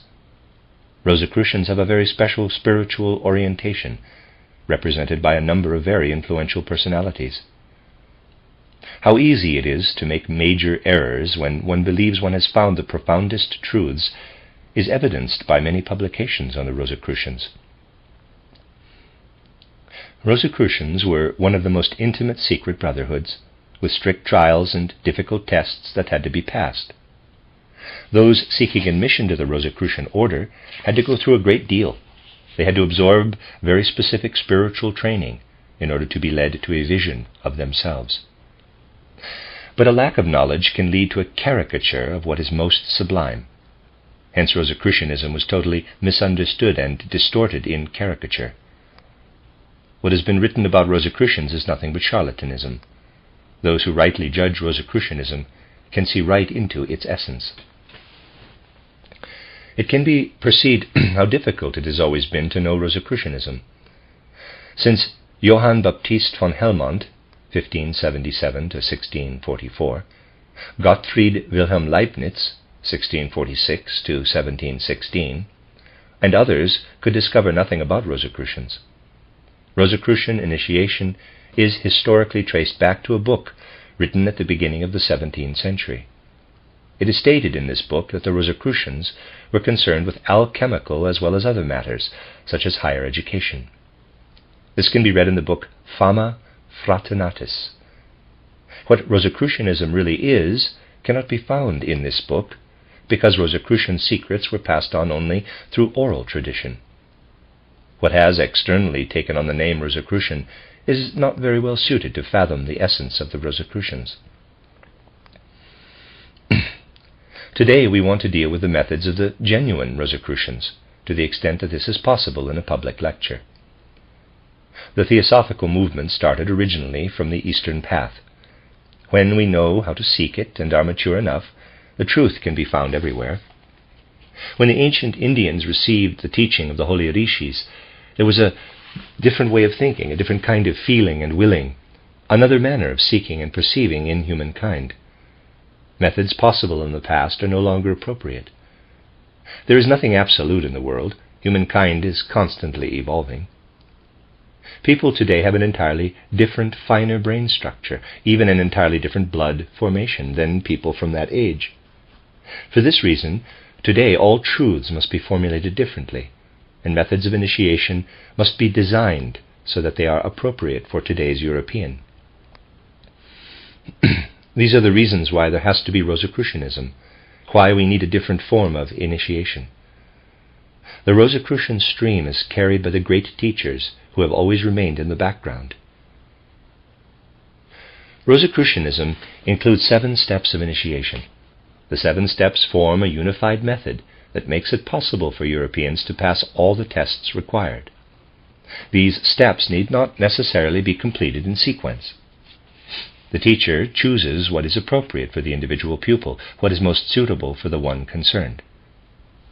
The 7 steps are study, imagination, inspired knowledge, or reading the esoteric script, preparation of the philosopher's stone, learning the correspondence between microcosm and macrocosm, living into the macrocosm, and the 7th and highest stage, divine blessedness. Study means the acquisition of concepts and ideas that enable human beings to judge in a healthy and all-encompassing way the existential connections and relationships in the world. Rosicrucian study contains all of what we have today in Theosophy, with its Eastern garb removed. What Theosophy imparts today is Rosicrucian wisdom. The essence of this is the acquisition of many concepts concerning the world that are self-contained and represent a strongly reinforced thought structure. A system of thought is set up here that is reasonable. A Rosicrucian must be a thinking, sober-minded person. These are truths understandable to the simplest hearts as well as to the most brilliant souls. That is the purpose of the study. It leads to insight into supersensible worlds, into the astral world, then into the spiritual or devaconic world, into the invisible worlds that surround us all. As many worlds as there are around us, that is how many abilities we need to perceive them. To begin with, these abilities are, of course, undeveloped. Becoming able to see means a rebirth for one who was born blind. The astral world surrounds us the astral world surrounds us, so too does the spiritual or devaconic world. It is immodest for those who know nothing of higher worlds to assert that they do not exist. Both the astral world and the devachanic worlds are totally different from what surrounds us in the visible physical world. We experience entirely new impressions in the astral and devachanic worlds. Even though the perceptions in these worlds are entirely different from those in the physical world, nevertheless the logic remains the same.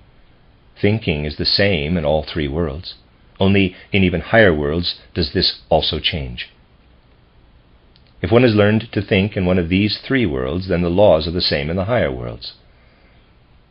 Of course, in the physical world, an error will be corrected by experience. In these other worlds, this comforting correction does not exist. We must therefore acquire a solid measuring stick for objectivity. You will be without support if you enter the higher worlds without this objectivity. For this reason, in ancient initiation, a guru was necessary. As the highest authority, so to speak, the guru had to enter the souls of those who were to be initiated in the yoga of Indian wisdom.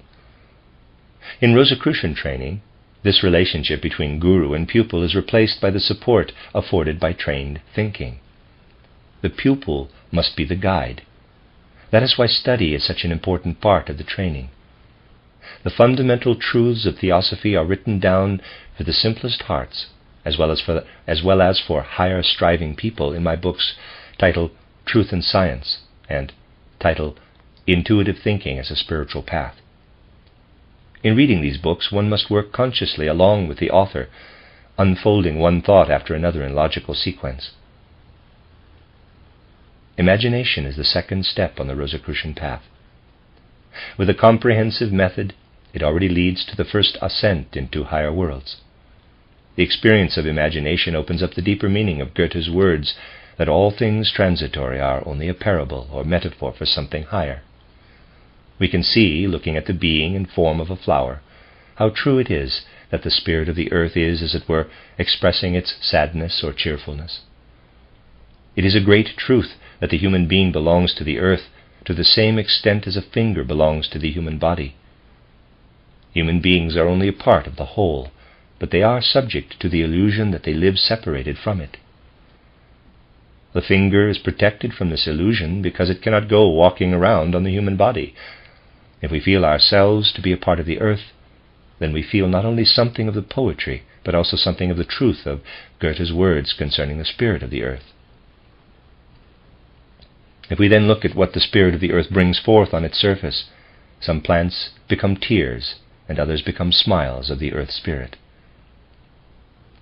Something else was brought to the pupil's consciousness by all these techniques of schooling. They were told to behold the blossom with its reproductive organs turned modestly to the sun. The sun's rays kiss the inside of the blossom. The plant stretches its reproductive organs innocently into space. Think of this image transformed on a higher level. Consider animals and human beings, and behold how human beings cloak what the plant holds up to the sun. Then say to yourself, human beings will one day attain a level where all that is lowly is gone from their organs. On a higher level they will bring to the sun what plants today bring as a blossom. Then all instinctual desire will be purified. Human nature, the human individual, will have overcome natural desire. This transformation was called the Grail, the holy vessel, in Rosicrucian wisdom. Once we have lived for a time with such images and ideas, we are mature enough to ascend to higher experiences. The physical eye sees only the seed in the plant. With preparation, the soul is developed enough to see the picture that comes to it from the seed and portrays what makes the plant grow. The image of a small flame that rises up from the seed appears before the soul. In this way we learn to see the spiritual behind things. We learn to recognize how all that is physical is born out of a world of spirit. The third step in Rosicrucian training is called reading the esoteric script. The cosmic forces at work in the world reveal themselves through certain streams and combinations of colors and tones. The structure of this esoteric script is written into the world. An example would be the spiral, which we can see in the cosmos in the form of two intertwined vortexes in the Orion Nebula. Microcosmically, the first development of the human embryo takes place in a corresponding form. The image of two intertwined spirals is the zodiacal sign of Cancer. In the esoteric script, it signifies the transition from one stage of development to another.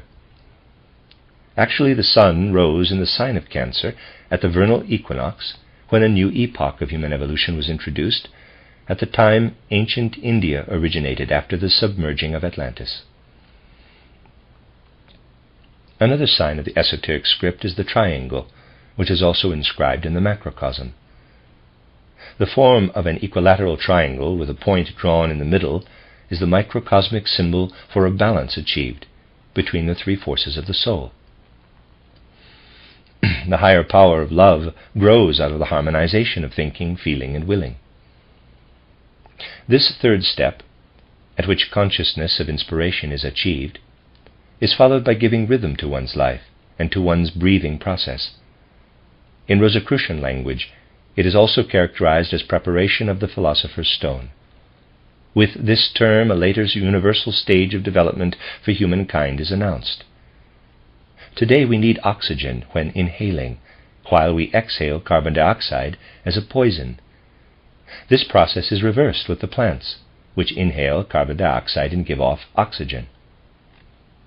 In the distant future, human beings will use the carbon that they take in with their food to construct consciously their bodily nature, and then they will no longer need to exhale. At that future time, the human bodily nature will consist of an entirely different substance than today. It will be a transparent, soft substance made of carbon.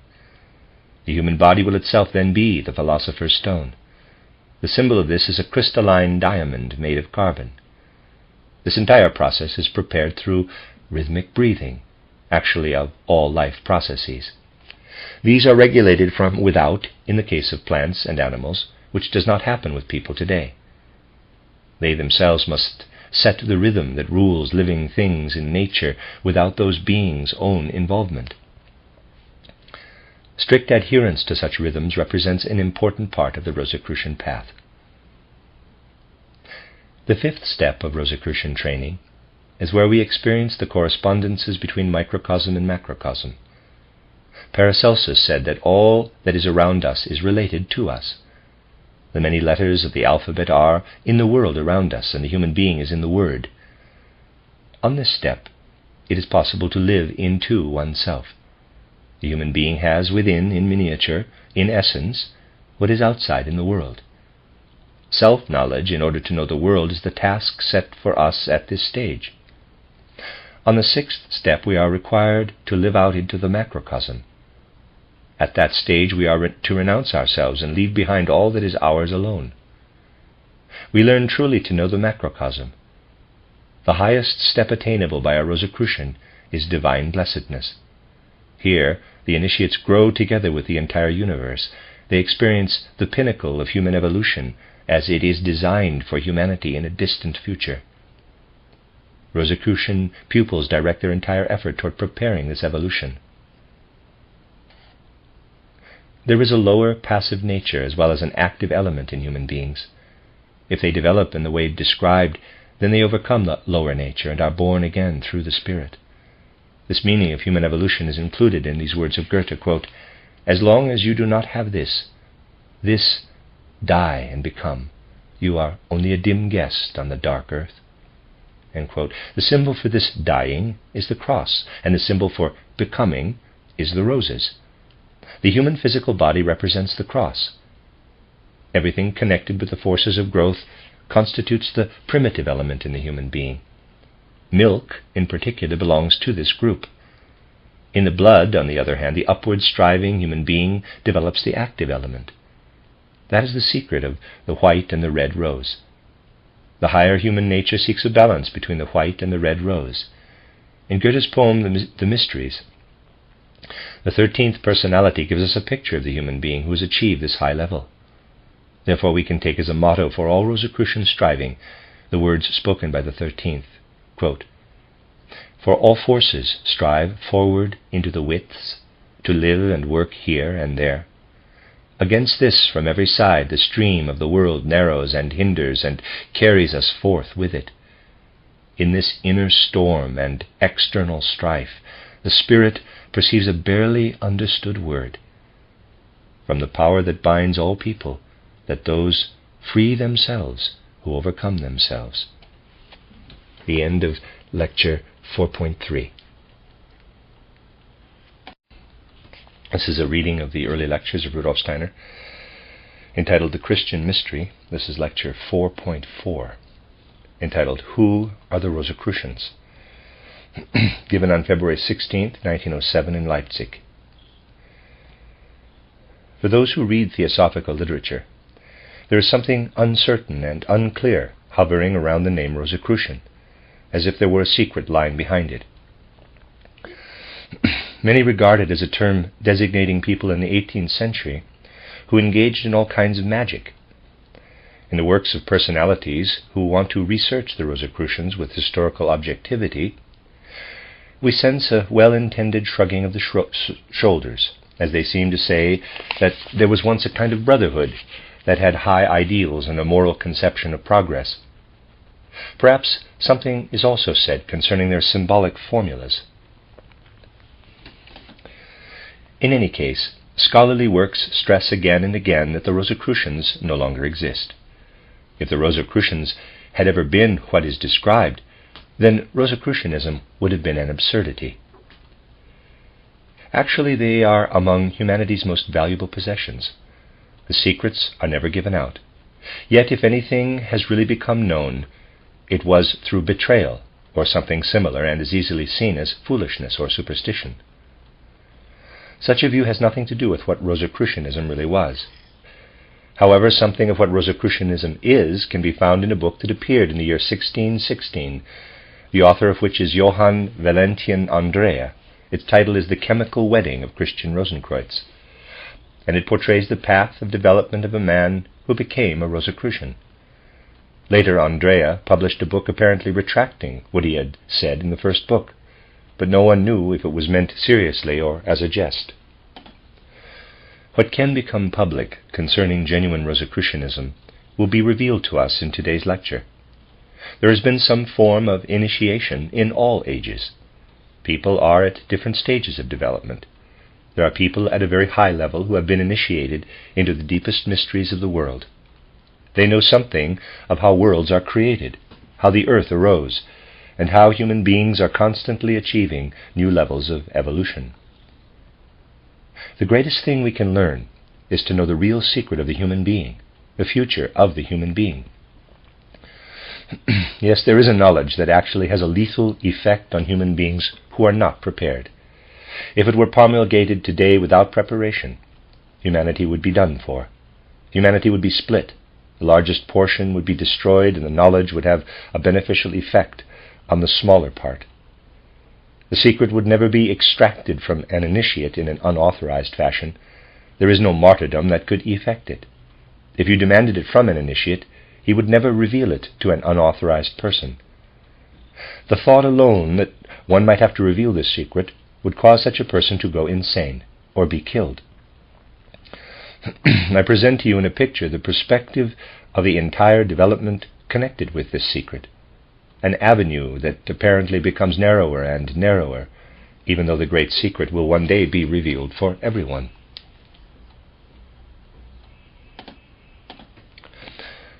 Rosicrucianism is a way to be initiated. It was founded by Christian Rosenkreuz. There are various paths to initiation. One was taught by the ancient rishis to the Indians. That was the eastern path of yoga. Then there is the Christian Gnostic path, and the third is the Rosicrucian path.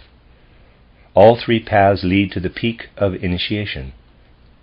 Usually, however, the fundamental differences in the spiritual and physical constitutions of Indians and Europeans are not ordinarily taken into consideration. It would be impossible for the European body to follow the Indian path. Furthermore, the influence of external circumstances, with their great variety, is not considered. You can see how, for example, in India, certain illnesses, cholera, smallpox, follow an entirely different course, in hot countries differently than in cold countries. The environment is very different and has a correspondingly distinct effect on all the sheaths of a human being. For this reason, it is a very strange opinion that the yoga path would be feasible for a European. This is an error. It was not known, to be sure, that Rosicrucians have been following a path of spiritual development since the 14th century. The Rosicrucian path is in no way unchristian. For many people standing fervently and solidly in Christianity, the Christian Gnostic path is the right one, and they will achieve on this path the highest peak. But the number of such people is decreasing. Rosicrucianism harbors the deepest mysteries of Christianity, but, above and beyond that, it creates the possibility of removing all the doubt that people have today, caused by popular or even less popular views and attitudes. Today no one is protected from the most bitter doubt, which approaches us from everywhere. With the Christian training alone, people are not able to encounter this doubt in the right way. They do not know how to protect and defend themselves. You must not understand this in an external way. For example, if someone wanted to say, quote, "I do not read Haeckel, I am wrapping myself in my Christian worldview," unquote, then nothing would be achieved. We live in a time when people are entirely filled with the current civilization. When we use trains or the newly developed sources of light, we are making use of the laws of nature. No matter how much we close ourselves off, in every locomotive, in every artificial flame, these thoughts that are living in our spiritual environment are imparted to us. Even if some people choose to adhere to their Bible reading, their astral bodies, their soul bodies, would be surrounded in the night by every possible destructive soul feeling. You do not know why you are nervous. Those people who are aware of the thoughts that stream in unconsciously know it. It is not so much materialistic science as such, but the entire spiritual atmosphere in which we believe. Religious devotion ruled during the 12th century.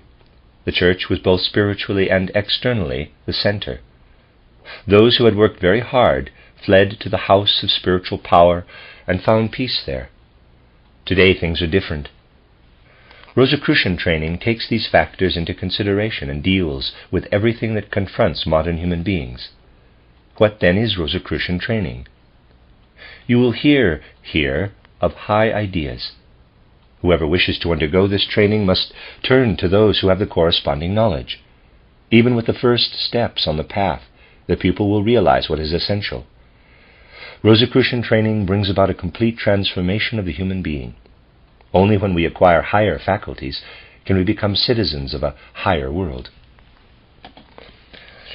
There are 7 parts to Rosicrucian training: proper study, the development of imagination, learning the esoteric script, discovery of the philosopher's stone, self-knowledge of the human being as microcosm, knowledge of the macrocosm, and recognition of divine blessedness.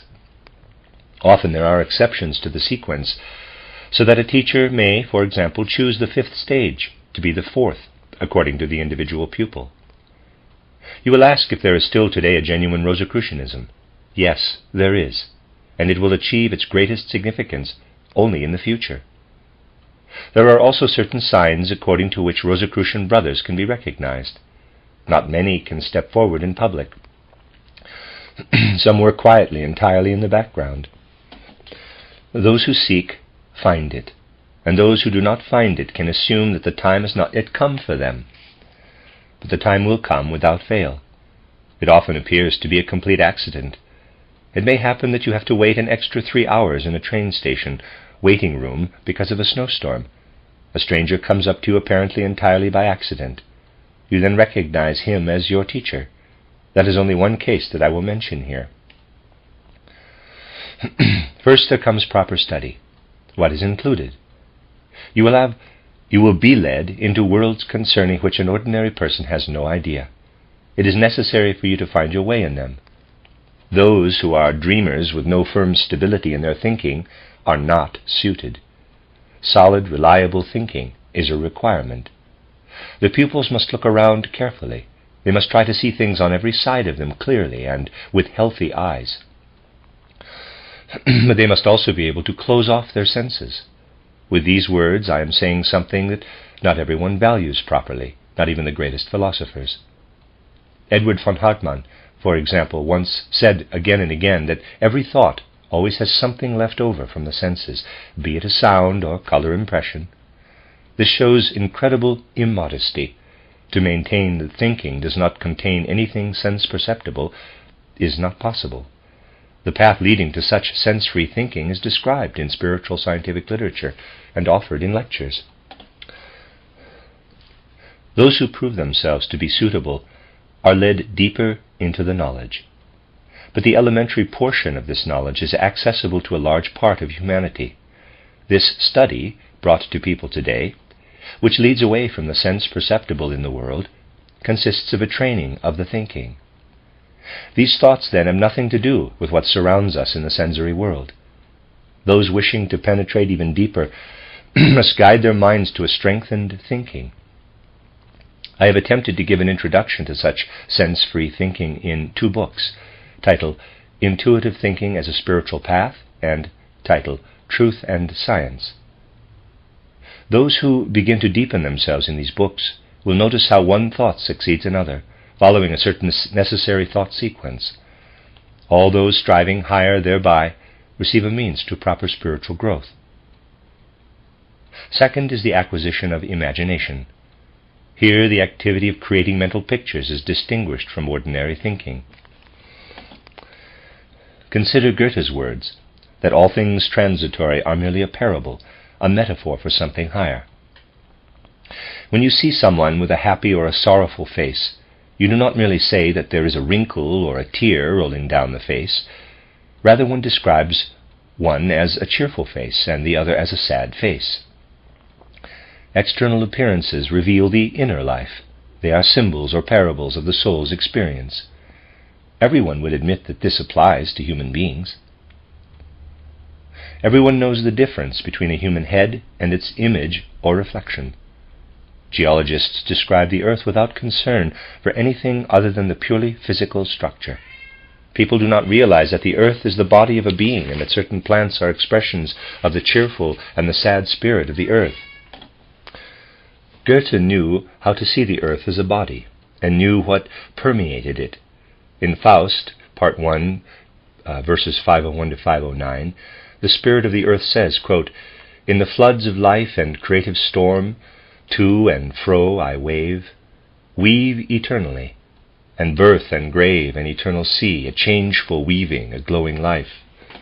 So I create at the roaring loom of time, and fashion the living garment of God." Unquote. Everything on the earth is a symbolic image for what is happening in the inner life of the earth. People walk around on the surface of the earth. The earth can say, quote, "From my body grows what gives human beings bread." Unquote. In John's Gospel we read, quote, "Those who eat my bread step on me with their feet." Unquote. This thought expresses one of the profoundest mysteries of the Rosicrucian worldview. We acquire imagination by seeing something in the world represented symbolically or as metaphor. Logical thinking, however, must have been learned previously. In Rosicrucian training, no one would choose some other symbol. Each person experiences an image of eternity in everything. Here I must express in dialogue what is contained in a symbol that was first taught in temples in the Middle Ages and then in Rosicrucian schools. The teacher said to the student, quote, "Consider the plant, how it sinks its roots into the ground and turns its blossom, the location of the reproductive organs, upward to face the sun. The blossoming calyx is kissed by a ray of sunlight, and thus a new being arises. The ray of sunlight is also called the holy lance of love." Unquote.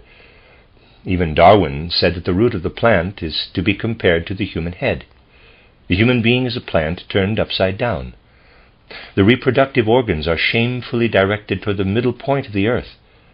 Animals stand between human beings and plants. The 3 kingdoms of nature are pictures, like a cross. Plato said that the world soul has been crucified on the cross of the world body. Then the Rosicrucian teacher challenges the pupil to compare fleshy matter with plant-like virginal matter. A time will come when the desires and passions of human beings will have been so purified as to achieve a stage where their radiance will be turned toward the sun. They will be as chaste and without desire as virginal plants. They will so completely purify their flesh with this ideal that fertilization will take place in a chaste and pure fashion. In the Middle Ages, this ideal was portrayed in the Holy Grail. The chalice is a holy symbol for what must become of sensuality if it is to become like the blossom of a plant's calyx. Then it will be kissed by the white dove. The chalice is portrayed with the dove above it. To spiritualize the world in this way, to see human surroundings in such pictures, elevates a person to the vision of astral pictures. The feeling soul creates imagination. Third comes learning the esoteric script. The esoteric script consists in reading and imitating the inner streams of nature. The spiral is just such a sign. If you could make out the Orion Nebula clearly, you would see it as two intertwined sixes. You see there in the cloud a decaying world and a world arising. Thus it is everywhere. When a plant releases a new fruit, nothing from the old plant is carried over to the new. Nothing other than the forces themselves brings about the formation of a new plant. Here too you would see nothing more than a vortex spiraling in and spiraling out. In a similar way, you could see how an old culture spirals into itself and a new one then unwinds out of it. This spiritual process can help us understand this sign of the symbolic script. 800 years before Christ's birth, the sun entered the sign of Aries, the ram or lamb. Every year it moves a little bit further. The sun now rises in the constellation of Pisces at the vernal equinox. During the first age, people believed that the lamb brought them every kind of well-being, the salvation of new forces in the spring. They even connected the Savior with this image. During the first ages of Christianity, they had as a symbol the cross with the lamb. Before the sun was in the zodiacal sign of the lamb at the beginning of spring, it was in the sign of Taurus, the bull. At that time, the Egyptians worshipped Apis, and the Persians worshipped the bull of Mithras. After the flood, the sun stood in the sign of Cancer, the crab. The crab was given this same esoteric sign. So there are many such signs, but colors too. Such signs were learned, signs that led us into the forces and powers of nature. The education of the will was learned in the esoteric script.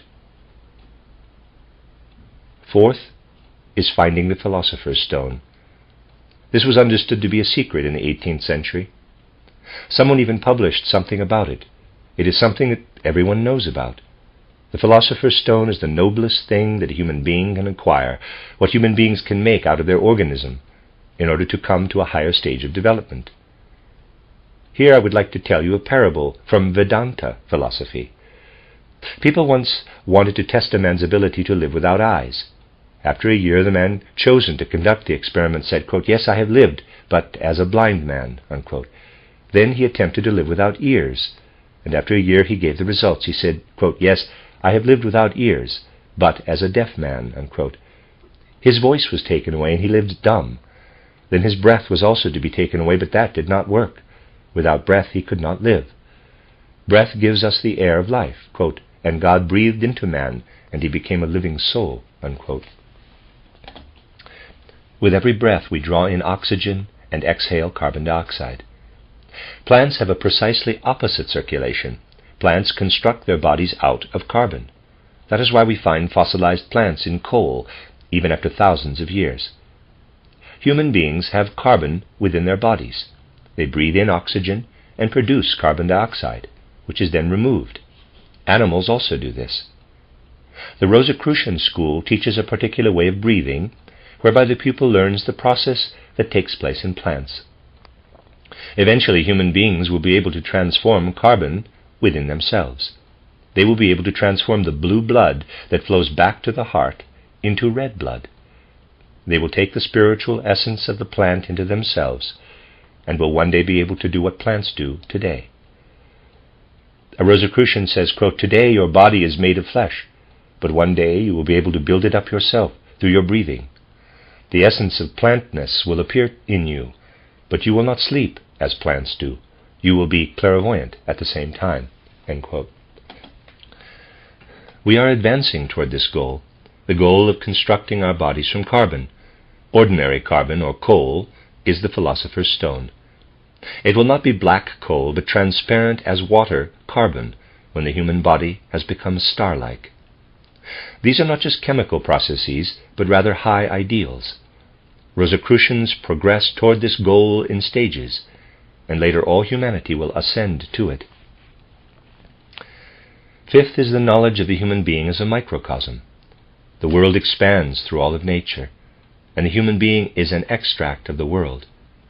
Everything in the world is spread out as letters, and the human being is the word that they spell. Lawrence Oken, 1779 to 1851, and Friedrich von Schelling, 1775 to 1854, expounded entirely correct, basic ideas at the start of the 19th century. They sought to understand the being that corresponds to each organ. Oken became a little grotesque when he said that the tongue corresponds to an octopus. Goethe said that the eye, EYE, was made by light, for light. We come to know the true nature of light only when we find in the human being what corresponds to light. The teacher gives the pupils, as a guiding principle, the task of concentrating on a point, on the organ located behind the root of the nose. They thereby come to know the nature of dream consciousness, in addition to modern clear day consciousness. The pupils come to understand the whole world of meditation on the spleen, the liver, and the other internal organs. Once they have expanded their consciousness through this kind of meditation, excessive brooding on the organs is, however, dangerous. They merge together with the whole world. Sixth is knowledge of the macrocosm.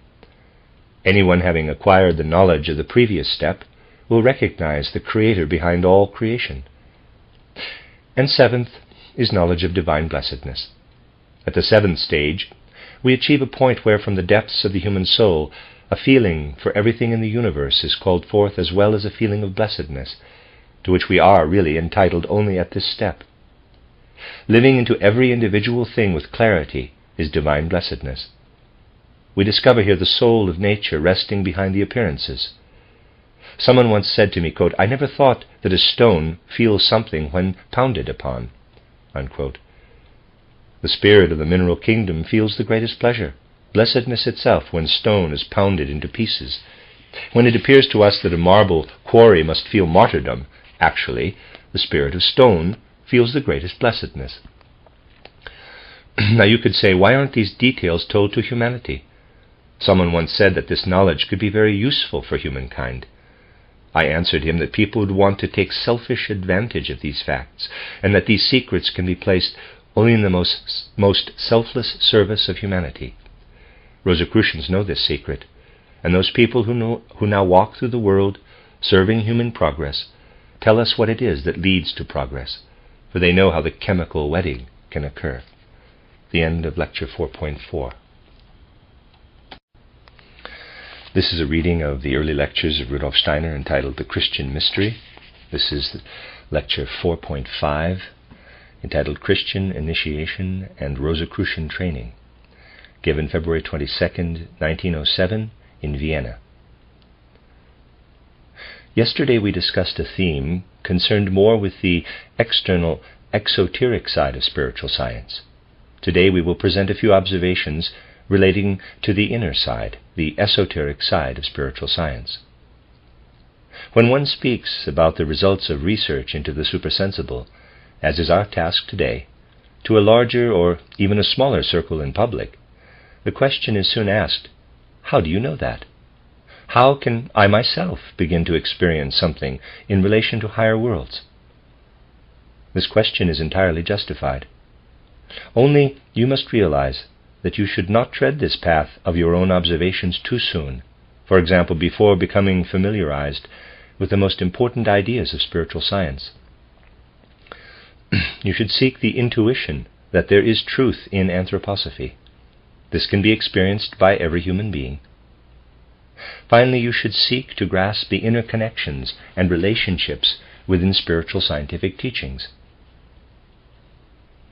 In principle, no one can object today if someone bears a longing within to take steps toward higher knowledge. Of course, from certain sides, a great deal is said concerning the dangers and all that rises up to oppose esoteric development, which is the name for the inner development of the human being. A great deal is said concerning Hatha Yoga and Raja Yoga, but it has a more theoretical value. If it is done correctly, if the one guiding such inner development is actively involved, then there is no danger. Only everything must be done right. That is what it depends upon. A lecture such as today's is not intended to provide instruction, let me stress this, which must be given from one person to another personally. Anyone who gives instruction assumes a great responsibility, and the one receiving it must realize that, as the one chosen, they must be deserving of that trust. This trust must absolutely be present. Esoteric or inner development gradually leads individuals to the steps of their own knowledge. I would like to sketch for you the essence of inner development, yet, as already stated, for information, not as instruction. When we reach the pinnacle of knowledge, when we stand on the peak of a mountain, then we have an unhindered view in all directions.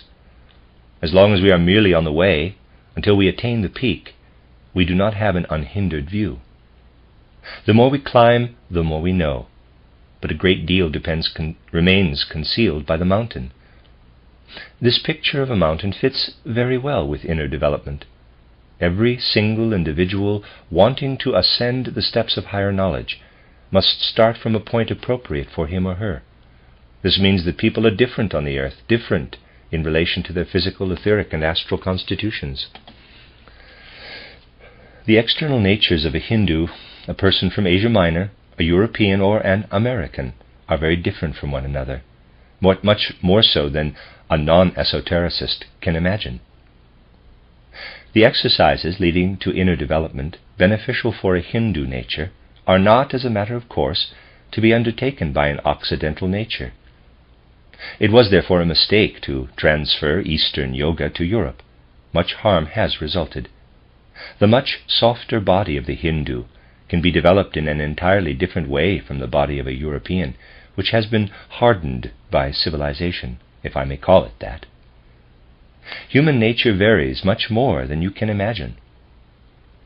Although an anatomist cannot tell you anything about this, the degree of difference becomes apparent to a clairvoyant who is able to look within human beings. Modern humankind can be divided into three types. First, there are those for whom the Eastern Yoga initiation is still essentially appropriate. Then there are those for whom the Christian Gnostic path is possible. Finally, there are those, and these make up by far the greatest number, for whom the path known as Rosicrucian, since the 14th century, is appropriate. Bear in mind that these paths do not lead to different insights, for when we are at the peak, all things look the same, but the paths are and must be different. We can arrive at manifold insights on the Christian Gnostic path. We can come to the highest insights. The Rosicrucian path is, however, suitable for modern people because they can find themselves in situations where, just because they live in our modern world, doubts arise, disturbances arise, which they must successfully deal with for themselves and their working in the world. This is only possible with a schooling of the inner life based on Rosicrucian methods, which are the proper methods for the world of the Occident. I would like to mention only a few aspects of the Christian Gnostic initiation, so that you can see that here is a field in which much can be learned even today.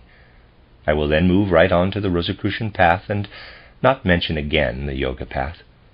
The Christian path is written in a script that is hardly understood outside esoteric circles. The proper path of Christian initiation is described completely in John's Gospel. John's Gospel belongs to the profoundest writings of the world, but it must be read correctly. That means that we must not in the least believe that reading alone is sufficient. it is a book of life. Above all, you must be clear about the fact that the first words are not written merely to be read or for philosophical speculation. They are written for meditation. We need, however, to have them properly translated, not in the usual translation. The first verses of John's Gospel must be translated out of the German folk substance in such a way that not only is the meaning of the sentences present, but also their sound value. For in true esoteric life, what is called sound value is also considered. Meditation consists in an inner immersion in certain formulas, sentences, or words. But meditation that represents an important means of development is not a mere philosophical or intellectual absorption in what the esoteric teacher gives. It is rather a living into the content, even into the sounds. If you were to reflect on a sentence given to you by a teacher, you could bring forth only thoughts that you already have. But you are supposed to receive something new. That is what it is all about. Meditation sentences are sentences that are meant to open doors to the spiritual world for you. They are based on centuries of experience. One knows that every letter, every phrasing has an effect on the soul. Hence you must meditate on the first sentences precisely according to the letter. Properly translated, they are, long quote, "In the very beginning was the Word, and the Word was with God, and the Word was a God.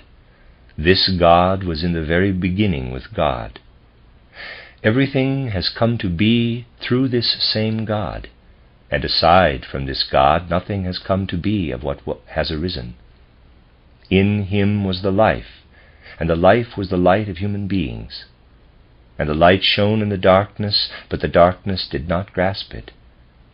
There was a man sent from God, whose name was John.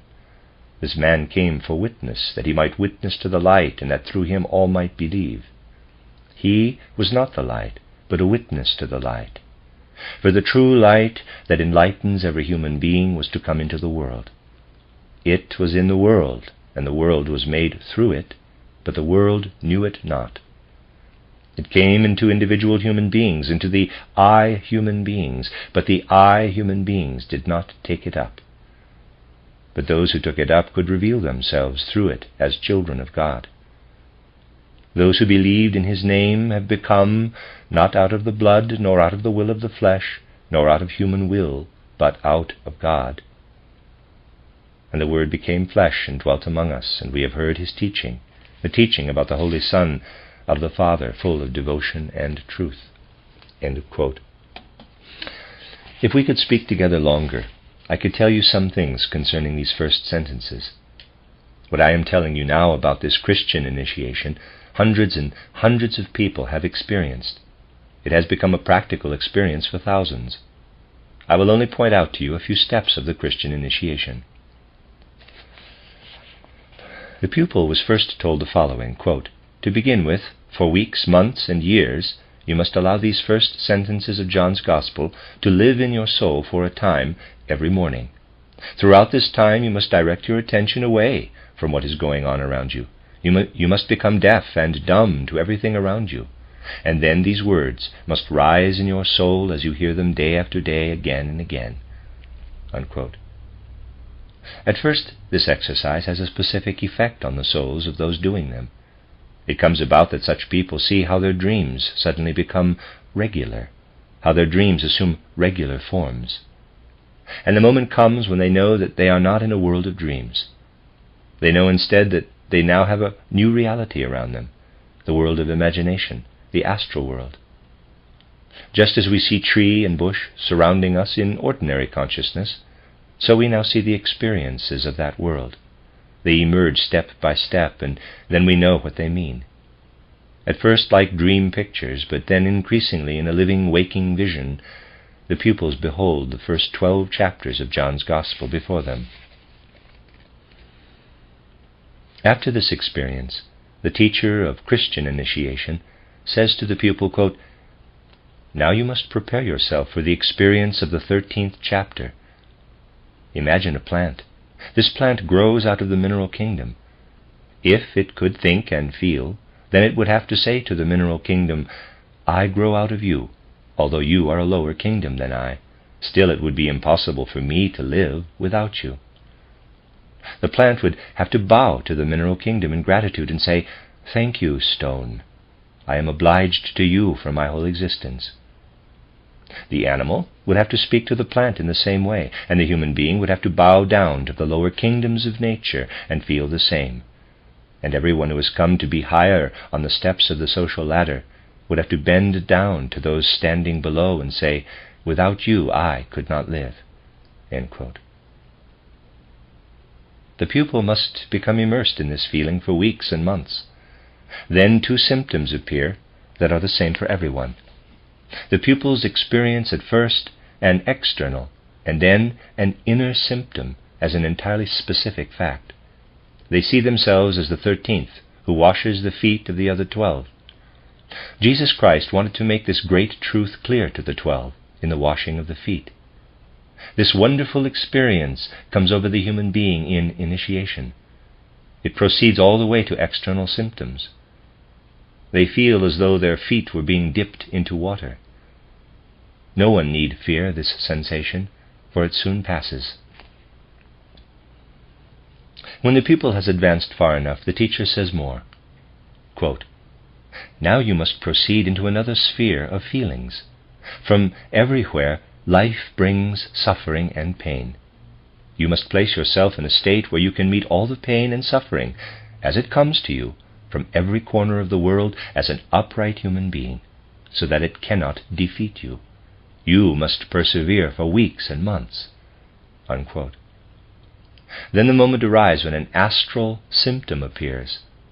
The pupils see themselves in the vision of the scourging, and a similar sensation appears on the entire body. It passes, but works in such a way that the pupils are permeated throughout the entire body with this feeling. Through such a feeling they make themselves mature enough to stand upright through the blows of life's scourging. For the 3rd stage, they receive other instructions. Now you must imagine how it would feel if you had to bear not just pain and suffering, as if what was most holy to you were drenched in derision and mockery. You would have to stand with strength from within. You must have such a strong center within you from which you can stand upright. Then a new vision appears. The pupils see themselves as crowned with thorns. As an external sign, they have a kind of headache that shows that this great experience has permeated all the way into the limbs. In the 4th stage, the pupil's earthly body must become an external thing. Most people experience the body as their self. The body must become something external, like a piece of wood. The pupil must become accustomed to saying, quote, I carry my body through the door, unquote, rather than, quote, I enter through the door, unquote. The body must become entirely objective. After experiencing this for weeks and months, the pupils have a vision, an astral experience. They see themselves crucified. This is the 4th stage. As external signs, wounds on the hands and feet and on the right side, not the left, as is usually assumed, appear for a short time during meditation. These signs show how this degree of development is worked all the way into the physical body. Next come stages we cannot even speak of because we have no words for them. The 5th stage is mystical death, when the pupils first actually experience something like a black curtain standing between them and reality. Until knowledge arises within them, they feel as though they were lost and completely alone. The world of the flesh is as if sunken from view. It lies before the eye of the soul like an impenetrable black curtain. Everyone who travels this path of initiation must experience this moment. One becomes acquainted with all that rests in the depths of the soul as great suffering and pain, and with all the evil present in the world. This is the descent into hell. Then it seems as if the curtain is torn and the pupil sees into another world. Then follows the burial, an experience in which one feels at one with the planet.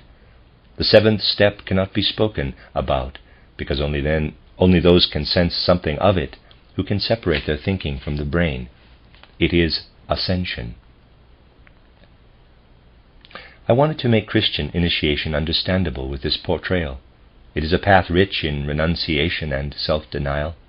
It can take place quietly and secretly, and some live among you who have gone through it. It takes place, so to speak, between the lines of life, and the more seriously, the less visible to physical eyes. Today, if we want to be armed against everything that can approach us from outside, we must undergo Rosicrucian initiation. What you can often read in books about it would lead you to regard Rosicrucians truly as charlatans, for so they are frequently described. Since the 14th century, true Rosicrucians have recognized one another by means of a secret sign. However, it is not allowed to tell outsiders the essence of Rosicrucianism. Only since a certain point in time, in the 19th century, has it been necessary that the elementary points of Rosicrucian initiation be imparted. Humanity is only gradually achieving a maturity that allows it to learn something of these things.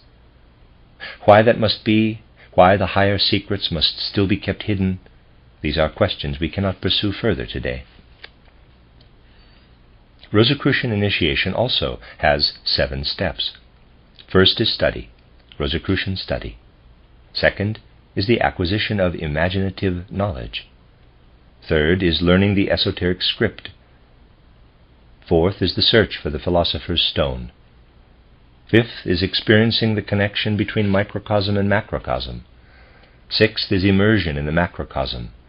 And seventh is achieving divine blessedness. Again, I must state that only sketchy descriptions can be given and nothing more.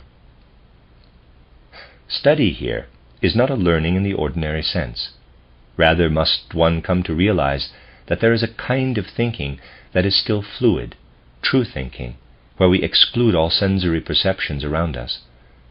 Western thinkers deny that such a way of thinking even exists. They say we can think only when a residue of sense perception remains in thought. Such people simply do not know that others have been able to do it, and do not want to believe it because they cannot think that way themselves. We must learn to forget, to disregard everything that works upon the senses externally, without, however, remaining an empty vessel. This is possible if we immerse ourselves in pure sense-free thoughts, such as are contained in the teachings of a spiritual researcher, and meditate on what then organically unfolds from this content. In my writings, I have followed this path. I have written in such a way that one thought organically grows out of the preceding one, just as in a living organism one member grows out of another. We devote ourselves selflessly to the thought. An inner separation arises. Anyone seeking to ascend must read spiritual scientific writings in this way. Anyone not seeking to ascend can read them as if they were ordinary books. This is the case because the human being reaches another world through higher knowledge. You now live on the physical plane, and you will arrive at various other planes in various worlds. At first you live here in the physical world, then you come into the astral, imaginative world. That world can be described in this way. Imagine a plant, green with a red blossom. Through specific exercises you can acquire the possibility not only to see what your senses see, but also to perceive how a cold flame, as it were, rises out of the plant. You perceive floating colors. You come to discern beings that cannot be seen with the external senses. Everything evaporates from the surfaces of things and becomes an expression of purely astral processes. This world is much more real than our sense world, for our sense world has been created out of it, the spiritual. The sense world has been condensed, precipitated, so to speak, out of the astral world. For a true esotericist, matter is solidified spirit that we can, again, dissolve. Our entire sense world is astrality, solidified to the point of appearance. Behind this astral world stands another. We can best describe it if I show you how a human being comes to experience it. If you do the exercises described in my writings, your dreams will first become regular. Try to immerse yourself in the nature of dreams. What is a dream? I will list some actual examples from life, not imagined examples. Someone dreamed that he had caught a frog and had the corner of a blanket in his hand. In his waking state, he noticed the physical fact that formed the basis for his dream, that he had held the corner of a blanket in his hand. The dream symbolized the process. Another example. Someone dreamed that he was in a dark, black cellar full of cobwebs. He awoke with a headache. Entirely dramatic processes can be dreamt in this way. A student stood at the door of a lecture hall. Another, upon entering, bumped into him, and, as the dream would have it, this led to a pistol duel. A shot was fired, and the chair next to the bed fell over. This minor event was symbolized in the entire action of the dream. A farmer's wife dreams that she enters town and walks into the church, where a priest is preaching of lofty things. Just at a particularly lofty point, the priest is transformed. He looks as though he has acquired wings and begins to crow. At that moment the woman awakes because a rooster outside is crowing. The action of a rooster's crowing was transformed into symbols in the dream. Dreams can be created in this way. Everything is chaotic. However, into this world comes life, and everything becomes harmonious and regular once you have struggled through to a certain degree of certainty that a reality exists here. It first appears in this way, and later we take what we have perceived in the world of dreams into ordinary life. Something is then formed that can be called continuity of consciousness. The human being also sleeps without dreaming. At the next stage of development, Rosicrucian pupils learn to perceive the beings and events around them in sleep. Revelations from the world of spirit sound forth out of the darkness of dreamless sleep. This is the next world, Devachan. The Pythagorean school called this the world of the harmony of the spheres. The spiritual world sounds forth. If you really want to know something about Devachan, then it must be described to you as a world of tones and sounds. Johann Wolfgang von Goethe, who was initiated to this degree in Rosicrucian wisdom, knew of this fact. Quote, "The sun resounds in its ancient way," unquote, Faust, Part 1, verse 243. This is either nonsense or higher wisdom. The physical sun does not sound forth, but the spirit of the sun is a being who really does sound forth. And Goethe remains in the picture. You can read in the second part of Faust, quote, "The new day is born, sounding forth for ears of the spirit," unquote, Faust, Part 2, verse 4667.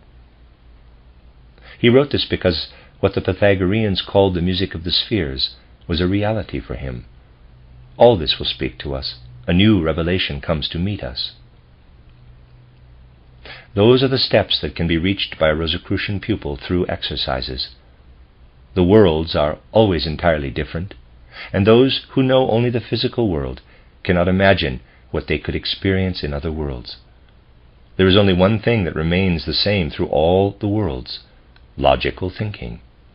The perceptions are entirely different in the astral and devachanic worlds, but the laws of thought are the same in all three, though not in still higher worlds. Therefore, Rosicrucian pupils must first learn this thinking, so that they do not stray from the path. The second step is the acquisition of imaginative knowledge. Here I can say only a few things to explain what is meant. If you see a tear on someone's cheek, you conclude that there is sadness in the soul. If you see a human physiognomy that is cheerful, you conclude that the soul is cheerful. You do this with human beings. Those seeking to ascend to imaginative knowledge must do this with the entire world. The life of plants, of animals, and of stones must become an expression of the physiognomy of the world soul. Some things must represent the cheerfulness, other things the pearly tears of the spirit of the earth. This must become reality for us. Just as we read a person's face, so must the entire earth become an expression for the spiritual soul of the earth. Here we can experience a great deal. The secret of the Holy Grail, the ideal of the medieval Rosicrucian, is connected to this knowledge.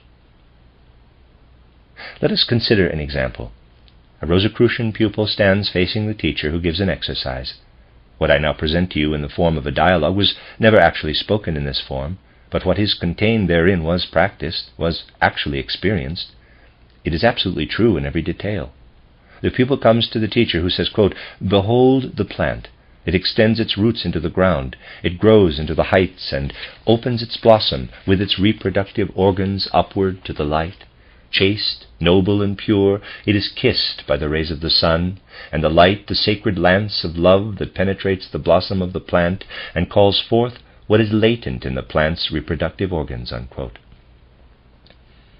You would imagine something wrong if, in comparing the plant with the human being, you were to think that the blossom was the head and the roots the feet. The roots are the head, and the blossom what is below. The human being is a plant turned upside down. An esotericist sees in the human being an inverted plant, and in the plant an inverted human being. The animal is in the center between them. Look at the plant. The downward directed arm of the cross corresponds to it. The animal corresponds to the horizontal beam, and the human being corresponds to the upward pointing beam. This is the original meaning of the cross. It is a symbol for the plant, animal, and the human being as the three kingdoms of nature. That is why Plato describes the world soul crucified on the body of the world. Then the esotericist says further to the pupil, quote, "Behold, the human being in the flesh. What is this human flesh? Compare this with what is contained in the plant. The plant's substance is chaste and pure. Human flesh is permeated by desire and passion. The human being stands higher on the ladder of development, but he has also, at the same time, taken up desire and passion," unquote.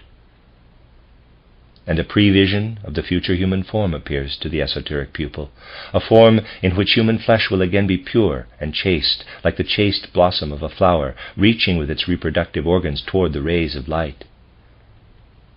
Then the human being's productive forces will strive toward the spirit as purely as the plant today strives toward light's lance of love. Whoever strives toward this spirit strives toward a transformation of the flesh. In this way, the great ideal of the human being, one day becoming as pure and chaste as a plant, was placed before the eye of the pupil. This ideal is called the Holy Grail.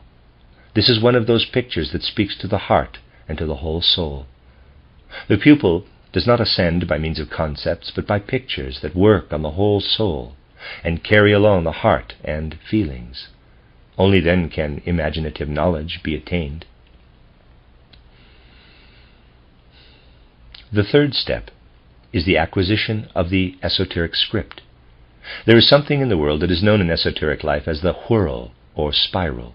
This whirl is present everywhere in nature and in the spiritual world. Imagine you were to look up at the Orion Nebula, which has a peculiar spiral.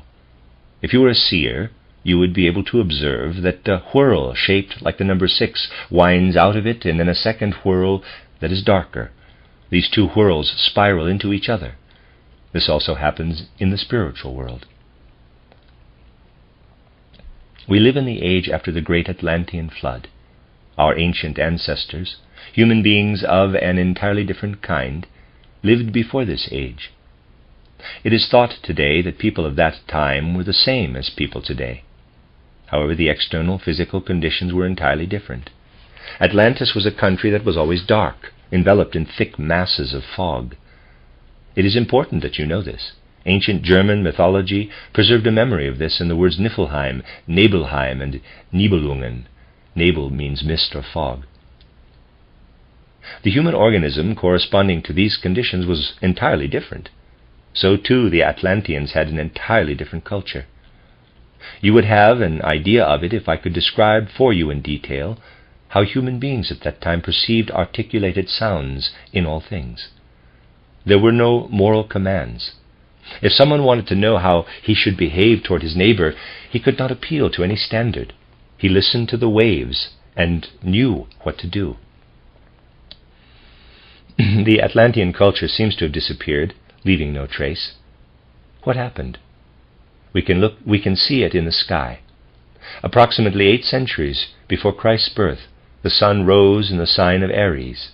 It moves through one zodiacal sign in the course of 2160 years. Around the year 800 BC, the sun moved into the constellation of Aries, the ram or the lamb. Humanity felt that the new constellation brought it the new fertility of springtime, the good renewed. Therefore we see that they thought the lamb or the ram, Aries, was important. There is much that points to this. In the legend of the Argonauts, for example, the golden fleece plays such a role. Christ was even called the Lamb of God. People in this way expressed their devotion to the symbol of the lamb. Earlier, the sun was in the constellation of the bull, Taurus. Therefore, the Egyptian and Persian cultures worshipped the bull. Even earlier, the sun passed through the sign of the twins, Gemini, which correlates with the great role played by duality in the Persian teaching of Ormuzd and Ahriman. No traces of this are still found even in ancient Teutonic culture. Still earlier, the sun passed through the sign of Cancer, the crab. That was the era following the advent of the great Atlantean flood. A spiral had completed itself in the script. The constellation that has the esoteric script character of the crab can still be seen today in the calendar. People are familiar with many such signs. This is actually no more than an after-image of the original forces of nature. If you school your feeling life in order to understand the esoteric script characters, you will steel your will through the esoteric script. You learn the ways of the spiritual beings underlying nature. Symbolic script characters, such as the pentagram or hexagram, are weak echoes of this. An esoteric symbol you often read about is the swastika. It is unbelievable what all can be read as fantastic explanations for it. Actually, it is nothing more than a sign for the astral sense organs, the wheels or lotus flowers of which many are to be found in the astral body, in the heart, in the larynx, between the eyebrows. The sign for this astral organ of perception is the swastika. The fourth step is the so-called preparation of the Philosopher's Stone. This really exists. At the end of the 18th century, someone who had an inkling of what it was all about gave a very beautiful description of the Philosopher's Stone in a magazine. But the author himself did not know how well he had described it. Through a certain event at that time, some matters deriving from the esoteric school were betrayed, and someone then simply described the Philosopher's Stone. Actually, this is something that everyone knows, and many have in their hands daily without even suspecting it. To understand this, consider the following. Think of the breathing of a human being. We inhale oxygen and thereby transform our blue blood into red. We breathe out carbon dioxide and are therefore constantly exhaling poisonous substances. Plants, on the other hand, take up the carbon dioxide exhaled by human beings and animals, retain the carbon, and construct their bodies with it. They give off oxygen so that we can breathe again. This is a circulatory system. Esotericists have assigned great significance to this process. If you today dig up a plant in the form of coal, you can see how the plant has constructed its body out of carbon. We human beings take up oxygen and transform our blue blood into red. Plants take in carbon dioxide and give off oxygen, which we, again, inhale. Let us be clear about what happens through a certain regulation of the breathing process in Rosicrucian schooling. How and in what way this process takes place can be conveyed only from one person to another, but we can speak in this lecture of the results. An old saying reminds us that steady drops hollow a stone. Such is the case with the process I now describe. Esoteric pupils receive instruction from their teacher concerning how to conduct their breathing exercises out of the spirit. We are dealing with instructions to regulate the breathing process in such a way that the possibility is created for human consciousness to gradually extend itself over something concerning which the human being otherwise knows nothing, over a process that otherwise takes place in the plant. Plant and human being form a whole. Normally the human being provides the carbon and takes up oxygen. The pupil now has to take this process into her consciousness. She experiences consciously in the breathing process the transformation of carbon into oxygen, of blue blood into red blood. The pupil learns to do what she otherwise lets the plant do. Now she is in a position to build up her own body. This she learns through regular breathing. She acquires the ability to carry out the plant process in herself. Now you have the real process through which human beings learn to purify their flesh, even physically. The alchemy of the human body is included in this process. She effects the transformation of the human being into the bearer of a pure, chaste incarnation that can be compared to a plant. The pupil has a consciousness of the heights of the light. She knows she had only to pass through the flesh. This is the transformation from coal into diamond. You see how the significance of rhythmic breathing for a Rosicrucian, and in what sense the philosopher's stone was spoken of. You see now the significance of rhythmic breathing for a Rosicrucian, and in what sense the philosopher's stone was spoken of. These are only hints, but as you can see, there is something very profound behind the search for the philosopher's stone, something related to the transformation of all humankind, so that human beings are to become something different from what they are today, human beings and the whole earth. The forces in the soul must be great and powerful and solid, morally great, so that the human being can also bring the flesh into the process of salvation. Our task is also to save everything that is around us, all creatures. The fifth step is immersion in the connection between microcosm and macrocosm. A great esotericist of the Middle Ages, whom one must first learn how to read, used a beautiful picture to portray the connection between the macrocosm and the microcosm. Paracelsus said, quote, "You are looking at individual letters. The human being is the word composed of these letters." Unquote. Hence we have, in all of nature, the human being spread out, and in the human being nature collected together. For example, Paracelsus considered a person who was ill with cholera to be arsenicus, because the same forces are active in them as in arsenic. Now this goes farther. If we concentrate intensely on a specific part within us, namely on the point between the eyebrows, which is of course only a guide, then we have a very specific experience that leads us into inner events of the great world. This experience corresponds to what is contained microcosmically between the eyes. In this way, the correlations between macrocosm and microcosm must be experienced little by little. The pupils must learn to know the external world through immersion in their own organs. The Rosicrucian pupil grew together with the whole world at the 6th and 7th stages. The pupil acquired a genuine knowledge of what is outside in the world. In equal measure, the student's feelings and whole soul grew with the external world. This state is called divine blessedness. Then the earth becomes her body, a process called merging into the universe. It is a long path, following a specific spiritual training. Those who have traveled it become messengers of the spiritual world, who speak from experience.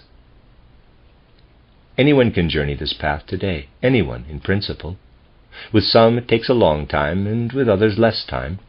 One of the best theosophists, the late Suba Ro, said concerning this length of time so often asked about, that it is proper that one person needs 70 incarnations, another 7 incarnations, yet another 70 years, or perhaps 7 years.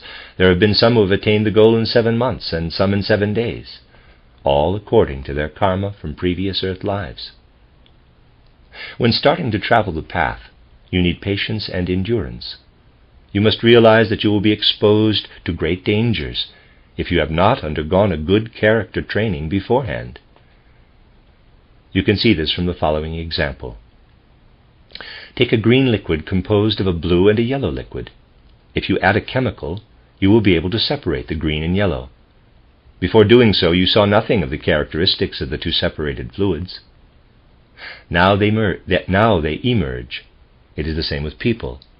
The noble and the ignoble are mixed together. The lower soul forces are protected from manifesting with their complete intensity by their mixture with the higher. Then you separate the two parts through your meditations.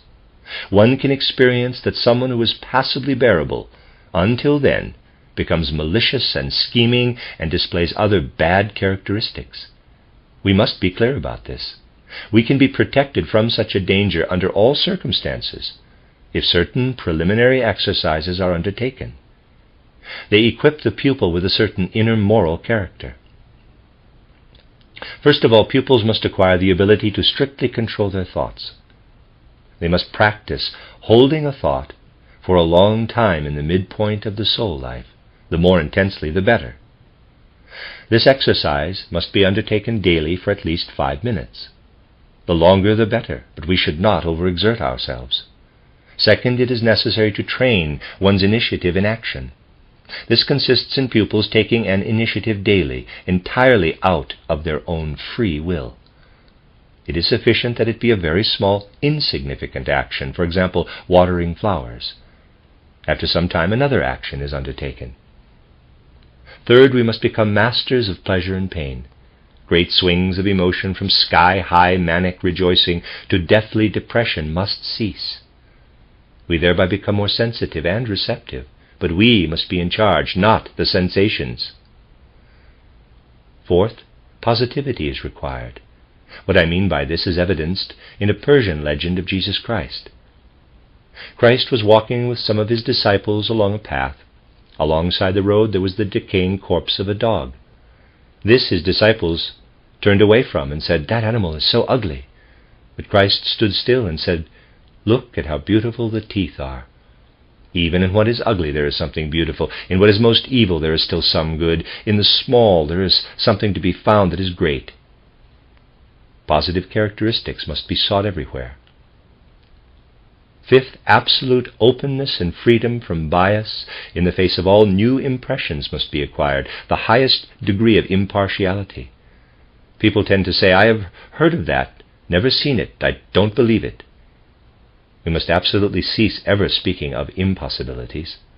We must have a little chamber in our hearts in which, for example, the possibility is left open that the church tower is leaning to one side if someone says the tower is leaning to one side.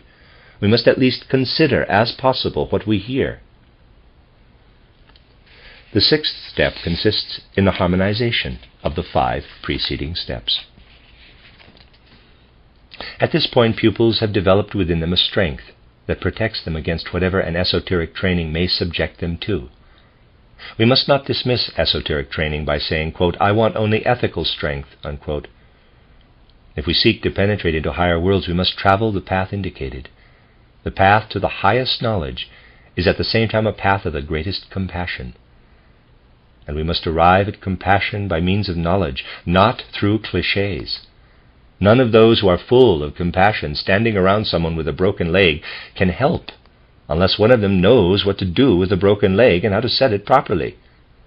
Merely preaching theosophy is the same as standing in front of a stove and saying, "Your duty is to heat the room." It is just the same when people say we should practice brotherly love. Just as we must place wood in a stove and set it on fire, so too must we give people what will unite them in the great community. And that is knowledge. True knowledge is fuel for the great community of humankind. Today we live in an age of materialism, which has worked to divide humanity. The end of Lecture 4.5.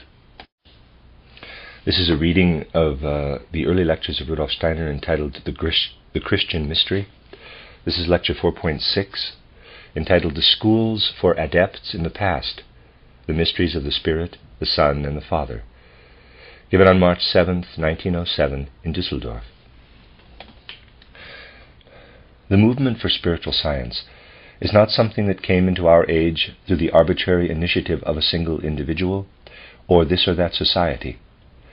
It is connected with the entire evolution of humanity, and as such is to be seen as one of the most important cultural impulses. If we wish to find our way into the mission of the movement for spiritual science, we must examine the past and the future of humankind.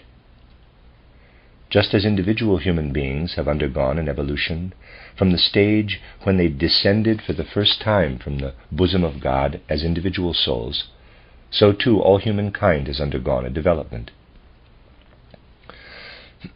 Just think of all the different changes and growth that have taken place on the surface of the earth in the course of millennia. How fundamentally everything has changed. What we usually refer to as humanity is only a result of the so-called fifth root race. A different humanity preceded it, the fourth root race, whose continent, Atlantis, we would have to seek between present-day Europe and America. Our ancestors saw Atlantis in an entirely different form. An altogether distinct culture ruled there. The ancient Atlantean was not educated in thinking and reasoning, but had instead highly developed atavistic, somnambulistic powers of clairvoyance. There were no logic, critical thinking, science, or art as they exist today, because human imagining, thinking, and willing were completely different. And a human being of that time could not combine, calculate, count, or read as they do today.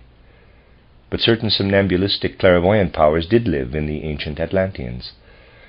They could understand the language of nature, what God said to them in the splashing of waves, in the rolling thunder, in the rustling trees, in the delicate fragrance of flowers. They understood this language of nature and were in harmony with all of nature. There was no law or judicial system to help one neighbor get along with another. No, the Atlanteans went out and listened to the sounds of the trees, the wind, and they told them what they had to do. Folk legends, which are never arbitrary or merely made up, have retained the memories of ancient Atlantis, for example Nibelheim in the Nibelungenlied. It is indicated in a lovely way that the Rhine and all such rivers are made of water left over from the masses of water in the mists of ancient Atlantis, and the wisdom that remains from it is exemplified by the treasure hidden in the Rhine's depths. On this continent, between America and Europe, we also have the source of the ancient adepts, the school where those people stayed who were suited to become pupils of the great individualities, whom we call the masters of wisdom and harmony of feelings. The location of this school of adepts, the flowering of which occurred during the fourth subrace of ancient Atlantis, should be sought in the middle of the Atlantic Ocean. Pupils were taught in an entirely different way than they are today. Through the power that still lived in the Word, it was possible for one human being to powerfully influence another. A delicate sense, a feeling for the inner spiritual esoteric power of the Word still lives in rural people. The power of words today simply cannot be compared to what existed at that time. It was extremely powerful. The word itself awoke forces in the soul of the pupil. A mantra today has nowhere near the power of that time, when words were not permeated by thought. The effect of these words was to open up the soul forces of the pupil. It could be called a human initiation of powerful effect through the language of nature. A clear language was also spoken through vaporizing substances, through burning substances such as incense. There was a much more immediate connection between the soul of the teacher and that of the pupil. What existed as writing in the school of the adepts in ancient Atlantis was an imitation of processes in nature, which were drawn in the air with the hand. They had an effect, even an after effect, on the spirit of the population of that time. They awoke forces in the soul. Every root and subrace has its task in the evolution of humanity. The goal of ours, the fifth main or root race, is called manas, that is, to awaken human understanding through concepts and ideas. Every race has its task. The task of the Atlantean was the formation of the I. Ours, the fifth root race, the post-Atlantean epoch, has the formation of manas, the spirit self, as its task. However, the achievements of the Atlanteans did not go under with the sinking of Atlantis. The essence of what existed in the Atlantean school for adepts was salvaged by a small core of people. This small number of people moved to a region known today as the Gobi Desert under the leadership of Manu. This little band reconstructed the earlier culture and teaching but in a more thought-permeated way. It was the earlier spiritual powers translated into thoughts and signs. From this location, this center, the various cultural streams radiated forth, from the wonderful ancient pre-Vedic culture that translated the inward-flowing wisdom into thoughts for the first time. The second culture to proceed from the ancient school for adepts was the ancient Persian culture. The third was the Chaldean Babylonian, with its wonderful star wisdom, its great priestly wisdom. The fourth blossomed in the Greek and Latin culture with its personal coloring, and finally came ours, the fifth culture. We are now living toward the sixth and seventh races. I have characterized our task in the evolution of humankind to translate into thoughts and bring down to the physical plane what has existed until now as cosmic wisdom. When ancient Atlanteans listened to the overtone among tones sounding forth to them, they heard the name of what they recognized as the divine Tao. In the Egyptian mysteries, you have this tone transferred to thoughts, in sound and sign, in the Tao sign, the Tao books. All knowledge, script, and thought came into the world only after the Atlantean epoch. Earlier, that knowledge never would have been written down. It would not have been understandable. We stand now in the middle of the development of Manas. Our fifth post-Atlantean subrace is developing a culture of reason, but at the same time it is bringing egotism to an absolute extreme. Even though it may sound grotesque, it can be said that there has never been so much power of understanding in the world and so little inner ability to see as in the present age. Thoughts are the furthest away from the inner essence of things, far away from inner spiritual vision. When a priest in Atlantean times wrote by making a sign in the air, the primary effect was an inner soul experience of the pupil. In the fourth, the Greco-Latin epoch, the personality factor came to the foreground. Individual art developed in Greece. In Rome we find the personal element in the ruling of the state. In our time we are experiencing egotism, the barren personal element, the arid intellect. But our task today is to grasp the esoteric in Manas, in the purest element of thought.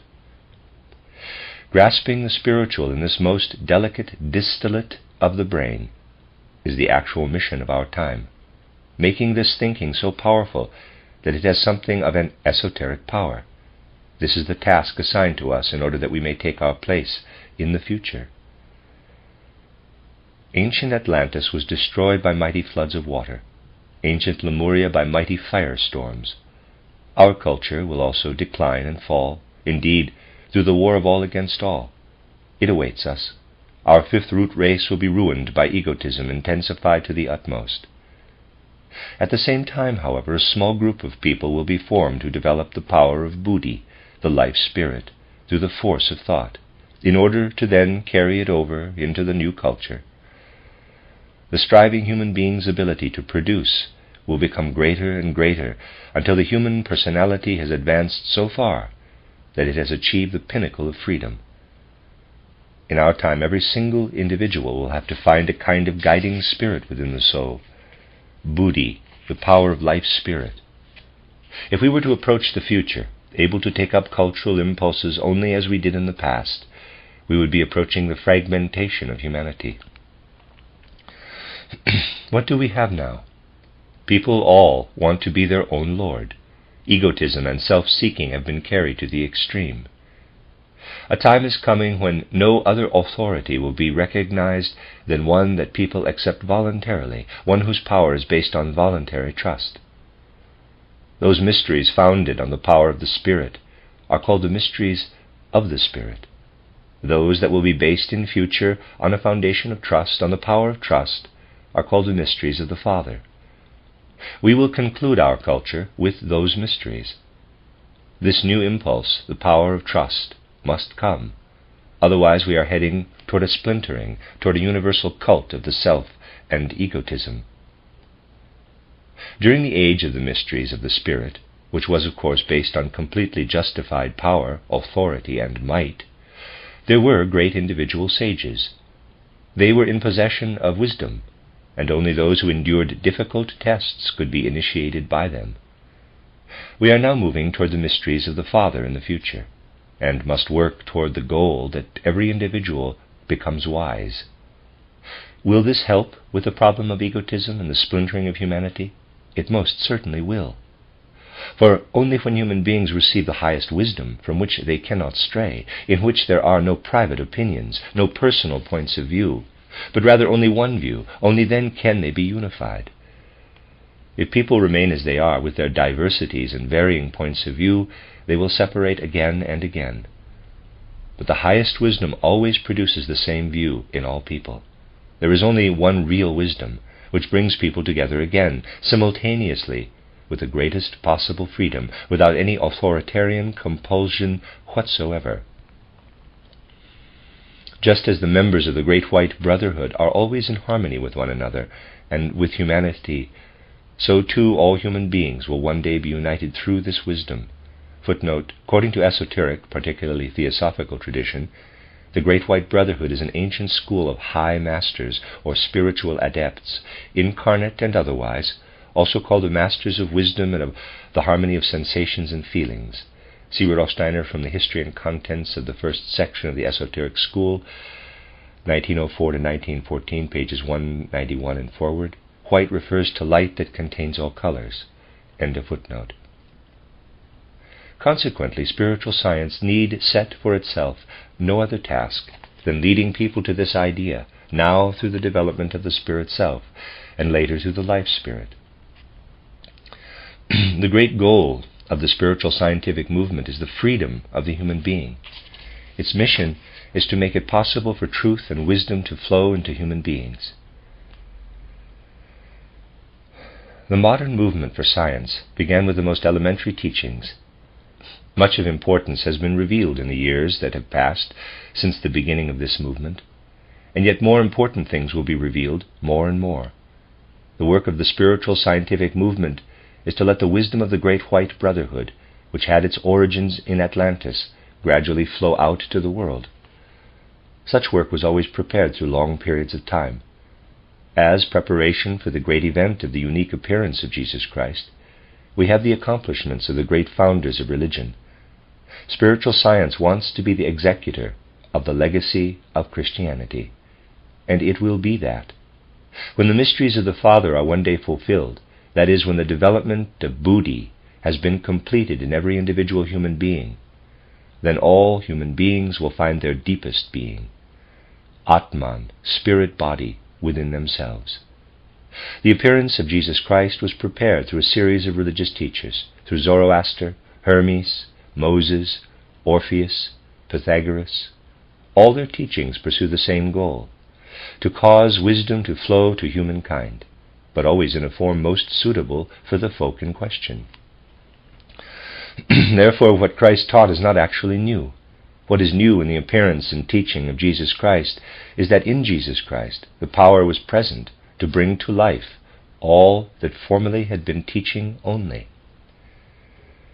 Through Christianity, a power has arisen within humankind, so that all people can be united in voluntary recognition of the authority of Jesus Christ with the greatest possible individualization. Through faith in Him, in His appearance, His divinity, human beings can join together in a community. Therefore we find, standing between the mysteries of the Spirit and those of the Father, the mysteries of the Son. The source of these mysteries was the school of St. Paul, who assigned Dionysius the Areopagite to lead it. The school flourished during the time of Dionysius's leadership, for he taught these mysteries in a very special way, while Paul spread the teaching esoterically. From another side, we now want to seek an explanation of what it means to say that the mysteries of the Father are coming. The teachers of the ancient Atlantean adept schools were not human beings, but rather beings higher than human beings. They had completed their development on earlier planets, and these beings who were present from earlier planetary evolutions taught a carefully selected small band the mysteries of the Spirit. On special occasions in the mysteries of the Son, Christ Himself appeared in person as teacher, as did a teacher who was not a human being, but a God. Those who become teachers in the mysteries of the Father will be the first to be teachers and human beings. Such human beings who have developed faster than the rest of humanity will then be the true masters of wisdom and harmony. They are called the Fathers. With the mysteries of the Father, the leadership of humanity will be transferred from beings who have descended from other worlds into the hands of human beings themselves. That is what is significant. The task of spiritual science is to create a nucleus of people for this goal, to prepare them for a common wisdom, for an authority that is based on trust only, to develop an understanding for this. The development of materialistic culture reached its high point in the 19th century. For this reason, the impulse behind spiritual science has come into the world at this time. With it was created and was present an impulse in opposition to materialism, pointing in the direction of spirituality. Spirit and science is nothing new, neither is the spiritual scientific movement. It is only a continuation of what was present before. Materialism and egotism bring the splintering of humankind, where single individuals are concerned only with their own interests. Wisdom must unite again the human beings who were thereby separated. They will be led together in wisdom, in complete freedom, with no compulsion at all. That is the task of the spiritual scientific movement in our time. We must realize that we have to acquire wisdom in its concrete details. We all know the example of the stove, the purpose of which is to warm a room. No matter how moving the words might be with which we explain to the stove its task, asking it to warm the room, still it will not do it. It can fulfill its purpose only if we build a fire in it. In a similar way, mere rhetoric concerning community and loving our neighbors has hardly any value. Knowledge alone brings us closer to the goal. For every individual and for humanity as a whole, the path to wisdom, to community, can be reached only through knowledge. We have followed this path through 3 kinds of initiation. Spiritual science must see to it that a small nucleus of people have an understanding for what has been said in order to be able to awaken in humanity at large an understanding of it. This is the task spiritual science must fulfill. A small portion of the 5th root race will develop in advance of the rest, spiritualizing manas, developing spirit self. The major portion, however, will achieve a pinnacle of self-seeking. This core of human beings that develops spirit self will be the seed of the 6th root race, and the most advanced of this nucleus, the masters, as we call them, coming forth from humankind, will then lead humanity. The movement for spirit knowledge strives toward this goal. The end of Lecture 4.6. This is a reading of the early lectures of Rudolf Steiner entitled The Christian Mystery. Lecture 4.7 is entitled Early Initiation and Esoteric Christianity, given on March 17, 1907 in Munich. In order to illuminate 2 ideas found in the Christian worldview, the sin against the Holy Spirit and the idea of Christian grace, we must acquaint ourselves with the basic streams and questions of Christianity. From other lectures you know that a so-called esoteric Christianity underlies the teachings of Christianity as they are ordinarily proclaimed. You also know that the Gospel, Matthew 13, verses 10 through 17, itself hints at such an esoteric Christianity in the words, quote, "When the Lord stood before the folk, he spoke in parables, but when he was alone with the disciples, he explained them," unquote. There was a teaching for those who could understand less, to whom one had to speak in hints and suggestions, and with whom one could not go deeper. And then there was a teaching intended for initiates. We know what Paul, Christianity's greatest apostle, taught the people in this way in his letters. However, in addition to this external teaching for the folk, Paul also produced an esoteric teaching. Unknown to external history, Paul also founded an esoteric school in Athens under the guidance of Dionysius. Within this esoteric school of Christianity, pupils were taught what you today are learning again through spiritual science. Orthodox scholarship does not know very much concerning the teachings given by St. Paul's esoteric contemporaries. A false Dionysius is spoken of, because it is said that no proof is available that any of this teaching was written down at the time. The one who taught this esotericism in the 6th century is called Pseudo-Dionysius. This is said by those who do not know how such teachings were usually handled in ancient times. Only in our age has it become customary for everyone to rush into print with their teachings. In ancient times the holiest truths were preserved from publication. One had first to see the person to whom the truths were to be spoken. The truths were taught only in esoteric schools, only from person to person, when individuals had shown themselves worthy. The teachings of esoteric Christianity were passed on in this way, and in the 6th century some of them were written down. It was the custom for the head of such a school always to carry the name Dionysius. For this reason the head of this school in the 6th century in Athens carried this name, like his great predecessor, the friend of Paul. In keeping with the spirit of this esoteric school, with the way esoteric pupils were taught there, we want to consider the concept of the sin against the Holy Spirit and the concept of Christian grace.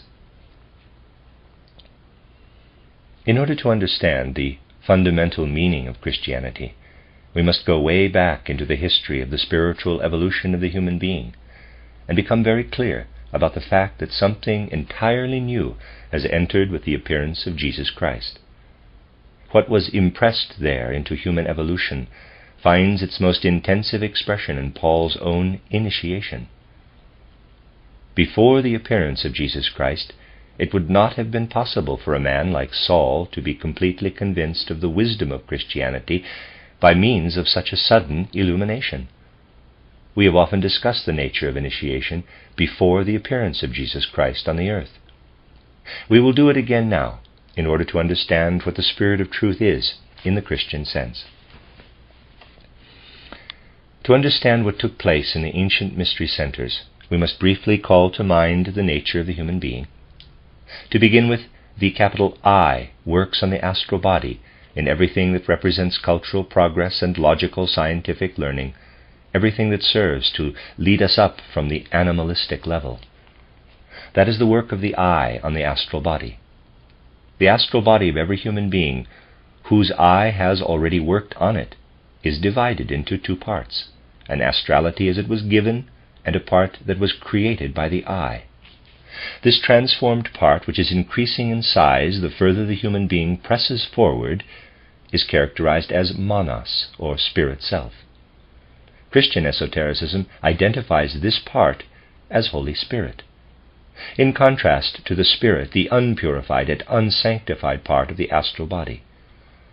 With this we know the fifth member of the human being. The I can also work into the thicker and denser etheric body. In a certain sense, this takes place with ordinary human beings, but unconsciously. It has often been said that a distinction must be made between work on the astral body and work on the etheric body. In terms of speed of development, the former can be compared to the movement of the minute hand, while the latter would correspond to the hour hand of a clock on a clock.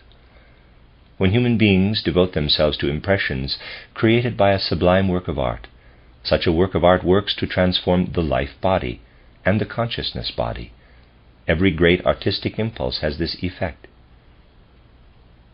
You are familiar with the human being as composed of 7 members. The physical body is made up of the same constituents as lifeless substances in the physical world.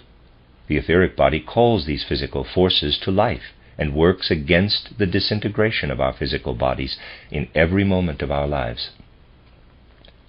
The etheric body withdraws from the physical body only when we die. A crystal maintains the organization of its substance out of itself. A living body disintegrates as soon as it is left to itself. Truly, in every human being there is a warrior against death. If he ceases to fight, death enters.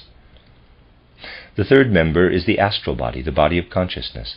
The fourth member is the I, which makes the human being the crown of creation. All esoteric teachings have thought of the human being as made up of these 4 members. In the Pythagorean school, every pupil had first to be introduced to this teaching of the 4-membered human being. Only after this teaching had become an innermost conviction could pupils in the school of Pythagoras be introduced to higher wisdom. Pupils had to make the following promise, quote, "I vow by what has been deeply impressed into my heart, the holy fourness, the lofty spiritual symbol, the primal source of all natural and spiritual creation," unquote. Even the least developed human being has these four constituents. Human beings develop themselves through manifold incarnations to greater and greater perfection, because the I works on the other three members of the human being. The strongest effects derive from religious impulses that have been brought into the world by religious founders. Such impulses direct the I to the eternal. The clairvoyant eye can see when someone's etheric body is becoming purer and more beautiful. That part of the human etheric body that has been spiritualized by the eye is called buddhi, life spirit. It is the transformed etheric body. In Christian esotericism, this part, worked over and transformed by the eye, is called Christ. The fifth member of the human being is the Holy Spirit, and the sixth is the inner Christ. It has also often been mentioned that there have always been esoteric schools in which people could become initiates and see into the spiritual world themselves. This is based on an even higher transformation of the etheric or life body. For this reason, you must realize that every higher schooling is not simply the taking in of concepts and teachings. Esoteric training consists much more in transforming the characteristics of the life body. Those who have changed their temperaments have done much more than if they had acquired vast amounts of scholarly knowledge. There is a yet higher transformation that enters only with advanced training. In this training, human beings cleanse and purify their physical bodies. What do we know about the physical body? By investigating it with dissection in an anatomy laboratory, we learn nothing of the laws that hold sway over it, nor do we learn to master it from within. However, it is possible to look into oneself so that the movements of the nerves, the pulse, the stream of the breath become clear to us, and then we can consciously work into them. When the human being in so-called esoteric training is also able to transform the physical body, this transformed denser body is called Atman, because it begins with the regulation of the breathing process. The seventh member of the human being is Atman, in Christian esotericism, the Father. First we come to the Holy Spirit, the transformed astral body, through the Holy Spirit to Christ, the consciousness of the etheric body, and through Christ to the Father, the consciousness of the physical body. If you have understood how these seven members of the human being are connected, you will also understand the nature of initiation in ancient times before Christ, and then what initiation was after Jesus Christ appeared on the earth. When we sleep, only the physical and etheric bodies lie in bed. The astral body is outside. When we die, we leave behind the physical body, but that part of the physical body we have already transformed is lifted out. This part consists of forces, not substances. What we take with us at this moment is actually very little. Nevertheless, it is what serves in our next incarnation to form a new physical body. Materialism calls this part the, quote, permanent atom, unquote. First, this part of the transformed physical body emerges, then the etheric body, then the body of consciousness, and finally the I being. After some time, that part of the etheric body we have not yet worked on separates off. In this way we enter Kamaloka, the place of purification.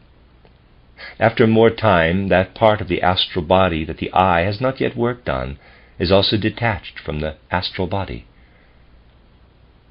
Then comes a time when only the portion of the three lower bodies remains attached that has been transformed by the I. This then passes through the region of the spirit. It is the eternal essence, the spiritual kernel of the human being. It is always becoming larger the more the I has worked. The Holy Spirit is the eternal spirit in the human being. The Christ is the eternal part of the body of life, the Father the eternal part of the physical body. These three accompany us through all time as our eternal core. In pre-Christian ages, pupils were first prepared for initiation with all that esoteric science can impart, up to the point when they had gained familiarity with all the concepts and images, all the habits and feelings that are needed in order to live and perceive in higher worlds. Then came what was called the awakening, which lasted for 3.5 days and nights. This consisted in the human beings being placed artificially by the art of the temple priest in a sleep state similar to death for 3.5 days. While the physical and etheric bodies usually remained together during sleep, during the time of initiation, the etheric body of the one being initiated was lifted out of the physical body by the initiating priest, so that only a loose connection continued to exist between the physical body and the other bodies. It was a deep trance. During this time, the human I being lived in higher worlds. Because the pupils were given a knowledge of higher worlds, they knew their way around there. They were guided by priests. The priest had first to free the etheric body from the lethargic physical body in order to guide the pupil out into spiritual worlds. In a fully conscious condition, the human being could never have ascended into those higher worlds, but had to be lifted out of this condition. Even though what the initiates experienced there in the higher worlds was very majestic and powerful, nevertheless they were entirely in the hands of the priest. Another person ruled over them. They were able to penetrate into higher worlds only at this price. You can imagine what these people were like after initiation, if you consider that they had experienced their eternal essence. They had been freed of that part of their mortality that they had no use for. Let me read that again. They had been freed of that part of their mortality that they had no use for, so that they were able to move about in higher worlds. Such people emerged as human beings who were quote-unquote knowers, who, out of their own experience, were able to bear witness to the victory of life over death. The etheric body had to be lifted out of the physical body in order for the human being to experience Christ. These initiates could say, quote, I myself have experienced that there is an eternal part in the human being that survives through all incarnations. I know it. I have experienced this eternal essence myself, unquote. But the price they had to pay for this was passage through 3 days in a total trance. This kind of initiation was tied to something else. The further back we go, the more we see that in ancient times marriage within the family was very prevalent. In all peoples there were small communities related to one another. People married within these communities. It was even considered immoral to step beyond them. Related blood always flowed in marriages. Only gradually was familial marriage superseded by the principle of marriage outside the tribe. Very special measures were required for initiates. The preceding incarnation had to be carefully chosen in order to bring about the best possible mixture of blood. From this tribal quality was born the one who could be initiated into the highest mysteries. Among blood relations it is particularly easy to lift the etheric out of the physical. Among those unrelated it is not at all as easy. There were whole generations of priests who saw to it that the blood was maintained in a very specific way. The life of a human being is complicated. It does not always follow a straight path. We must penetrate deeper into the riddles of existence. The principle of familial marriage was increasingly violated. The tribe was expanded to a folk. With the Israelites, we see the principle of the tribe entirely raised up to the level of a folk community. Christ then extended this perspective into a distant future. Quote, whosoever does not leave father, mother, brother, and sister for my sake cannot be my disciple, unquote. Although they are extreme, these words truly do show the tendency of Christianity. Among the ethnic groups, one says, quote, this person is my brother who was born with us in the folk, unquote. With the community of humanity, which must include the entire human race, we say, quote, because you are a human being, you are my brother, unquote. This is the highest principle of Christianity. All pettiness of other kinds of relatedness must be thrown away. A common bond from person to person must be tied. At the same time, the old principle of initiation is made inoperative, the principle dependent upon blood ties. We see indicated by Paul himself the new principle of initiation that from now on is completely independent of all physical characteristics. He was initiated in the light, not in the darkness of the temple. Earlier that could not have happened. If we consider this fact, we will be able to see the great revolution brought about by Jesus Christ. It was prepared by Moses, Zoroaster, Buddha, and Pythagoras, and brought by Jesus Christ. In Christian esoteric schools of initiation, we see for the first time that as a matter of principle the human being is introduced to higher worlds, while fully conscious in a physical body, and not while outside the physical body. Opposed to this, among ancient people, and actually among a large portion of humanity even today, stands the initiating temple priest, whose strict authority had to be followed by the one being initiated. One could ascend only by subjecting oneself entirely to the powers of such an initiation. The principle of compulsory authority also came to expression in external social life. The priests were the rulers. All laws and rules concerned with governing came from those with the power to initiate. This was possible in blood-based communities, from tribes to folk. Through the fact that the old principle of initiation was abolished, an entirely different kind of authority was introduced, voluntary authority, based completely upon trust. You should believe the one whom you trust. That is the highest Christian idea you can lift yourself up to, where everyone sees everyone else as a brother, and those who are standing at a higher level are recognized as the ones who can be trusted. Wake and pray is the fundamental Christian axiom. The new initiation occurs in a waking state. Quote, "You shall know the truth, and the truth shall make you free," unquote, is a profound Christian saying. It signifies a view into the future of Christianity. Christianity is actually standing only at the beginning of its development.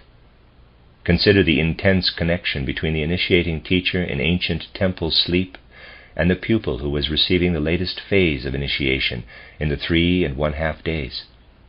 Today we cannot even begin to imagine what this relationship was like. The relationship between a hypnotist and the person being hypnotized gives a weak reflection of the way the temple priest, awoke first the Holy Spirit and then the Christ in the pupil. The pupil reflected back the Holy Spirit and the Christ of the teacher. They had flowed together. A clairvoyant can observe the process. The teacher and the pupil became identified during the 3 days. The I-being of the teacher lived on in all of the pupils, melded together during the 3½ days.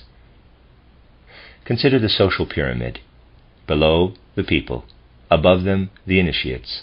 And above them, the teachers of the initiates. One spirit flowed down through all levels. A great deal lived on in those initiated in this way, even things alien to the person. The principle of Christianity led to the development of the individual. Hence we have the fundamental principle of Christian initiation, that the pupil must never be allowed to merge with the teacher in this way. During initiation, it is not permitted for them to become one person. The Holy Spirit must be awakened in the eye of every individual. That has become the principle of Christian initiation. In the Whitsun miracle described in the Acts of the Apostles, this is expressed symbolically. The possibility of initiation was indicated by the fact that they all began to speak in various tongues. Christian teachers leave room for the individuality of the other. They enter into the heart of the pupil. They do not remove it from the pupil's physical body. Consider the fact that for the human being of today, everything depends upon the independent development of the Holy Spirit and the Christ. Then you will understand why the human personality has been thought of as free only through the principle of Christianity. Christianity was the first to really free the human individuality, and therefore through Christianity, a relationship to truth and wisdom entirely different from what held sway earlier has become necessary. In ancient times, the spirit of wisdom ruled because it was centralized. With the fragmentation of humankind, it has become decentralized, but egotism has entered in. As the principle of marriage outside the circle of those related by blood increasingly takes hold, the power that again unites people who have become free and independent must also grow. What is this power? Think of what we learned today in the elements of spiritual science, and look back at history. You will see that this knowledge is the possession only of small communities, and finally in the highest locations only. In this way, the highest placed people ruled according to the principle of compulsory authority. We are approaching the time when wisdom will be spread more and more among the people. This will be the means by which the great community of humanity is founded. Two spiritual researchers will never have different opinions concerning a single thing. If they are different, then one or both of the opinions is false. Wisdom is something unified, incapable of discrepancy. The more individualized human beings become, the more they must be given wisdom, which will draw them together. We are in a transition stage today. The idea that everyone is entitled to their own points of view, and that every opinion is equally close to the truth, will cease with the increasing development of wisdom.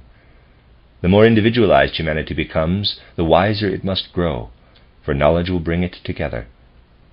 This is the spirit of truth Christ promised his followers. The sun of wisdom attracts all points of view to it, just as the sun attracts plants. The spirit that will make us free is the Holy Spirit. A Christian must never sin against this spirit. Whoever sins against it sins against Christianity itself, against the promised Spirit, who alone can guide single human individualities together again. It is reported in the Gospels that Jesus Christ drove out demons. Demons will exist only as long as human beings have not become free, as long as they have not taken up this spirit of wisdom. Human beings are larded with all kinds of beings that flow in and out of their lower members. We call them phantoms, specters, ghosts, and demons. If we may be permitted a trivial comparison, it is like maggots crawling in and out of cheese. When Jesus Christ presented himself as the Spirit who drives out demons, he became recognizable as the Spirit of freedom. Demons can be exorcised only when one spirit is called up against another, the spirit of freedom against all other spirits. Consider briefly those ancient communities, from tribal to folk societies. How can such people be united, who have not yet become free, independent individuals? Imagine that all those sitting here had become free, that the Spirit of truth lived in all of them. Would we ever quarrel, ever be at war with one another? No, for there are no points of view when it is the Spirit alone that unites us. In ancient times, the force of eternal law, external law, was required to hold people together. Two people, both of whom know the Spirit of truth, will themselves feel drawn to each other. At the beginning of human development stands the law. At the end of this development we find, emerging from within the human soul, a peaceful, harmonious working together. In esoteric Christianity, this is called grace, in contrast to the law. The deepest concept of Christianity is nothing other than this: the ability to feel the feelings of others together with them in total peace. The astral body filled with the Holy Spirit is the same in everyone. The Spirit of truth is the same in every individual. Imagine this Spirit in someone in whom the Christ has also been awakened, that is, the principle that works in the life body as life spirit. When everyone has permeated their etheric bodies with this feeling, then in every heart there will be a feeling for the unifying Spirit, who leads individuals together by means of a wisdom common to all. And grace is what will be felt within. Grace was brought by him who at the beginning of the Christian era had the entire Christ within his individuality, the one who was the first to fulfill the whole destined principle of humanity. Jesus Christ made himself into what should live in every individual human being. What exists through freedom and peaceful cooperation came into the world through him. Paul says, quote, "Become alive again in Christ. Kill the spirit of disunity," unquote. Human beings can sin against everything that is not contained in this spirit itself. But if they sin against this spirit of universal humanity, if they deny him, then they would no longer be Christians. We must reach the point where we are conscious of the Spirit. As human beings develop themselves more and more, this transformation of the body of consciousness into Holy Spirit takes place. For this reason, the sin against the Holy Spirit cannot be forgiven. The transformation of the etheric body takes place unconsciously with the uninitiated. As long as human beings are not initiated, they can commit the sin that cannot be forgiven only in the astral body. An initiate is not allowed to sin against the physical and etheric bodies either. These sins can be forgiven of someone who has not yet been initiated. This happens with the help of those who are the leaders of humanity. The end of Lecture 4.7. This is a reading of the early lectures by Rudolf Steiner entitled The Christian Mystery. This is some meditations. It's considered as section 4.8 in the book, entitled Christian Gnostic Meditations, 1906 to 1908, given by Rudolf Steiner. Christian Gnostic Meditation number 1. Early in the morning, immediately after waking up, before any other impressions have passed through your soul, try to totally free your consciousness of all memories of everyday life, and to turn your attention away from all outer perceptions. Having achieved this inner stillness, allow only one thing to live in your soul. Quote, the first 5 verses of the Gospel according to John. Unquote. Number 2. For the first 14 days, this is followed every day by the attempt to place the entirety of your own life before your soul, in order to get to know yourself completely. After these 14 days, go through the entire Gospel of John, dwelling on one chapter every day for 7 days. That is, for the first 7 days, chapter 1 from verse 6 through the end, and for the second 7 days, chapter 2, and so on. Having arrived at chapter 13, the washing of the feet, attempt to experience the feeling of how each higher being owes its existence to the ones below, and must therefore bow down to them in humility. The scourging, dwell on the feeling of being able to stand upright under the blows life deals you, in the face of all pain and suffering. The crowning with thorns. Dwell on the need to stand upright, even in the face of all kinds of derision and mockery. The crucifixion. Dwell on the feeling that your own body is something foreign that you carry with you, and that you are bound to it from outside. The mystic death. Experience the curtain still covering the spiritual world, but then also experience how it is rent asunder and you look into the spiritual world. In this way you learn to behold the depths of evil, the descent into hell. The entombment. Feel united with all beings of the earth and with the earth itself. Immerse yourselves in this feeling. The resurrection. It must be experienced. The words of ordinary language are inadequate to describe it. 3. Then you call to mind the figure of Christ Jesus, and move on to this thought, immersing yourself in it for a long time. Quote, I, in your spirit.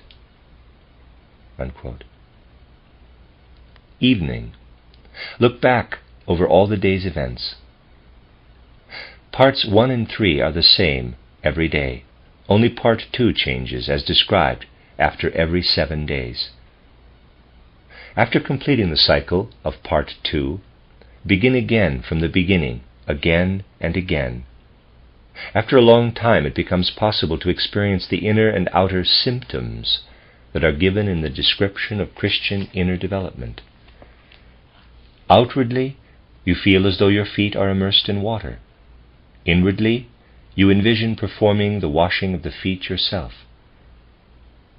Outwardly, something like a burning sensation all over your skin. Inwardly, you envision yourself being flogged. Outwardly, you feel pain in your head. Inwardly, you envision yourself wearing the crown of thorns. Outwardly, the stigmata redden during meditation. Inwardly, you envision yourself hanging on the cross. Christian Gnostic meditation 2, breviary-like meditation for a Catholic priest. It is necessary to meditate every morning for an entire year by immersing yourself completely for half an hour in the verses indicated. Month 1, all the verses are in St. John's Gospel. Month 1, chapter 1, verses 1 and 2. Second month, chapter 1, verse 3. In fact, these are all chapter 1 as well. Third month, verse 4. Fourth month, verse 5. Fifth month, verse 6. Sixth month, verses 7 and 8. Seventh month, verse 9. Eighth month, verse 10. Ninth month, verse 11. 10th month, verse 12. 11th month, verse 13. 12th month, verse 14. This is to be followed by a further meditation that runs through all the weeks of the year by immersing yourself fully for 15 minutes in the verses indicated. Day 1, Sunday, Genesis chapter 1, and these are all chapter 1, verses 1 through 5. Day 2, Monday, Genesis verses 6 through 8. Day 3, Tuesday, Genesis verses 9 through 13. Day 4, Wednesday, Genesis verses 14 through 19. Day 5, Thursday, verses 20 through 23. Day 6, Friday, verses 24 through 31. Day 7, Saturday, Genesis chapter 2, verses 1 through 3 for Saturday. It should be understood that the lengths of time indicated in these and other exercises are not to be regulated by the clock, but according to the feeling for time that you acquire. The content of all of the biblical words belonging to this meditation are to be imagined pictorially, transformed into an image as much as possible. For example, 1 John verses 1 through 2 would look like this: the image of a great and mighty sphere, and within this sphere all substance moving in such a way that it takes shape according to the meaning and significance of the divine word resounding through it. My lectures supply building blocks in the sense of esoteric Christian tradition. They can guide the soul to transform the words of the Bible into the appropriate authentic images. It is important to stick to these building blocks as much as possible. After the morning meditation given, the following should be added every day for at least a quarter of an hour in profound meditation. Quote, I am attempting to understand that during the first third of cosmic evolution, Christ was the leader of a band of spirits in whose bosom I existed unconsciously. That in order to achieve consciousness, I had to separate myself from this band of spirits until Yahweh had prepared my soul to the point of being able to receive the Christ forces consciously. Now I can receive them if I turn my spiritual sight toward the Christ, become flesh, and accept His being into my being. Unquote. In this process you must think of the being of Christ as portrayed in the Gospel of John. Throughout the course of the day, immerse your soul in the four parts of the Mass. 1. Gospel. Think of it as the way in which the Word of God reaches human beings, as far as the intellect is concerned. 2. Offering. Think of it as a free offering up to God of whatever is already within you of God's being. 3. Transubstantiation. Imagine the sacrificed human element being truly transformed into the divine. 4. Communion. Imagine yourself united with God. Next, during the evening, work on acquiring the 7 attributes of the Christian mystic, as follows. 1. The feeling of true humility. Everything higher owes its existence to something lower, the plant to the stone, the animal to the plant, the higher human being to the lower. Image, the washing of the feet, Christ bending down to the disciples. 2. The feeling of patient suffering. I will patiently bear all of life's pain and suffering. Image, the scourging. 3. The feeling of strength and courage. I will stand upright even when what is holiest to me is disparaged. Image, the crowning with thorns. 4. The feeling of independence from the body. I will carry my body as if it were something foreign, like the wood of the cross. Image, carrying the cross. 5. The feeling of mystical death. I will learn to live in that aspect of myself that is not the body, over which death has no power. Image, hanging on the cross. 6. The feeling of being buried and resurrected. I consider the whole earth my body. 7. The feeling of ascending to heaven follows naturally from the previous feelings. There are no human words to express it. This is followed every evening by looking back on the events of the day in reverse order, so that you begin with your last experience in the evening and conclude with the first one in the morning. Outward rules to observe. Practice abstinence as much as possible. Each instance of resisting desire that leads you to no longer desire a previously desired object brings you one step closer to insight. Exercises are to be continued until new ones are given. However, after some time, I should be told what the person doing the exercises feels an urge to do. Study is necessary for everything that leads to absorption in cosmic evolution and the nature of the human being. It's the end of the meditations, considered section 4.8 of the book, The Christian Mystery. This is now this is a reading of the early lectures by Rudolf Steiner entitled The Christian Mystery. I'm beginning section 5. And the first part of section 5 is the Lord's Prayer as prayed by Rudolf Steiner. I'm going to begin with the footnote at the end of the prayer because I think the context is important.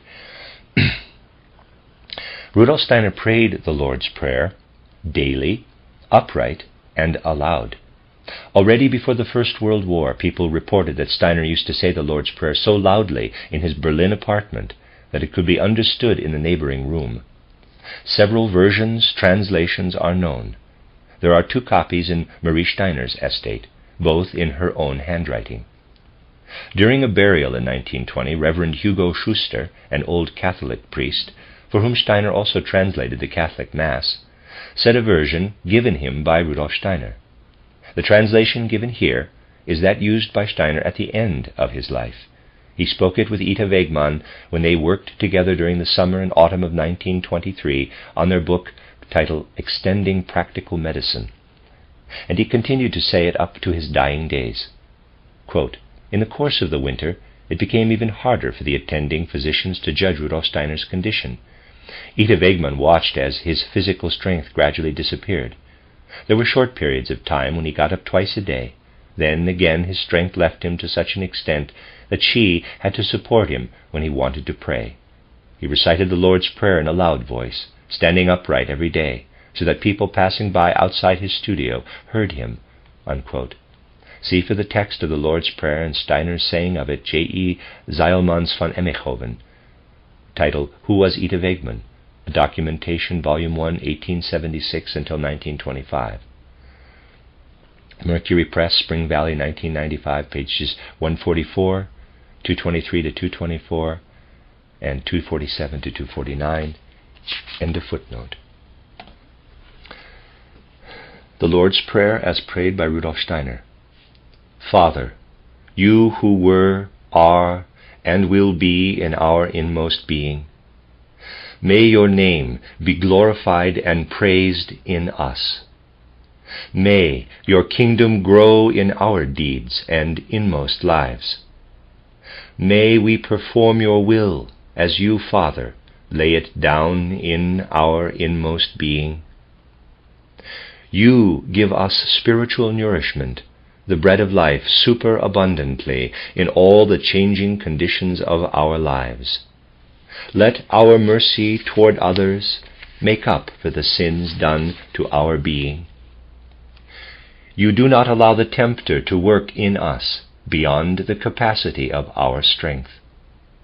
For no temptation can live in your being, Father, and the tempter is only appearance and delusion, from which you lead us, Father, through the light of knowledge. May your power and glory work in us through all periods and ages of time. Amen. The end of section 5.1. This is a reading of early lectures by Rudolf Steiner, titled The Christian Mystery. This is section 5.2. It's entitled Brief Remarks by Rudolf Steiner on the Lord's Prayer, given on October 20th, 1904 in Berlin. The first part is: prayer has been present throughout evolution. For the early Christians, it signified something more than simply a means of uniting human beings with their God. It is precisely the mood that Tolstoy depicted as the mood of the human soul, feeling himself quite imbued with it, that should be invoked by Christians through prayer. The loftier the things a person prays for, the better it is. Praying for outer things is foreign to the sense of original Christianity. Quote, "Father, not my will, but your will be done." Unquote. What is the Father's will in the original Christian sense? It is the will that represents the primal law governing all of cosmic evolution. I want all my successes and wishes to be so perfect that they correspond to the sense of the Father's will, that is, to the spiritual law of the cosmos. I want them not to deviate from this great spiritual law. If I aspire to some arbitrary request when I pray, to something that springs from my everyday nature, from personal preference, I am not praying in the sense of, quote, "not my will, but your will be done," unquote.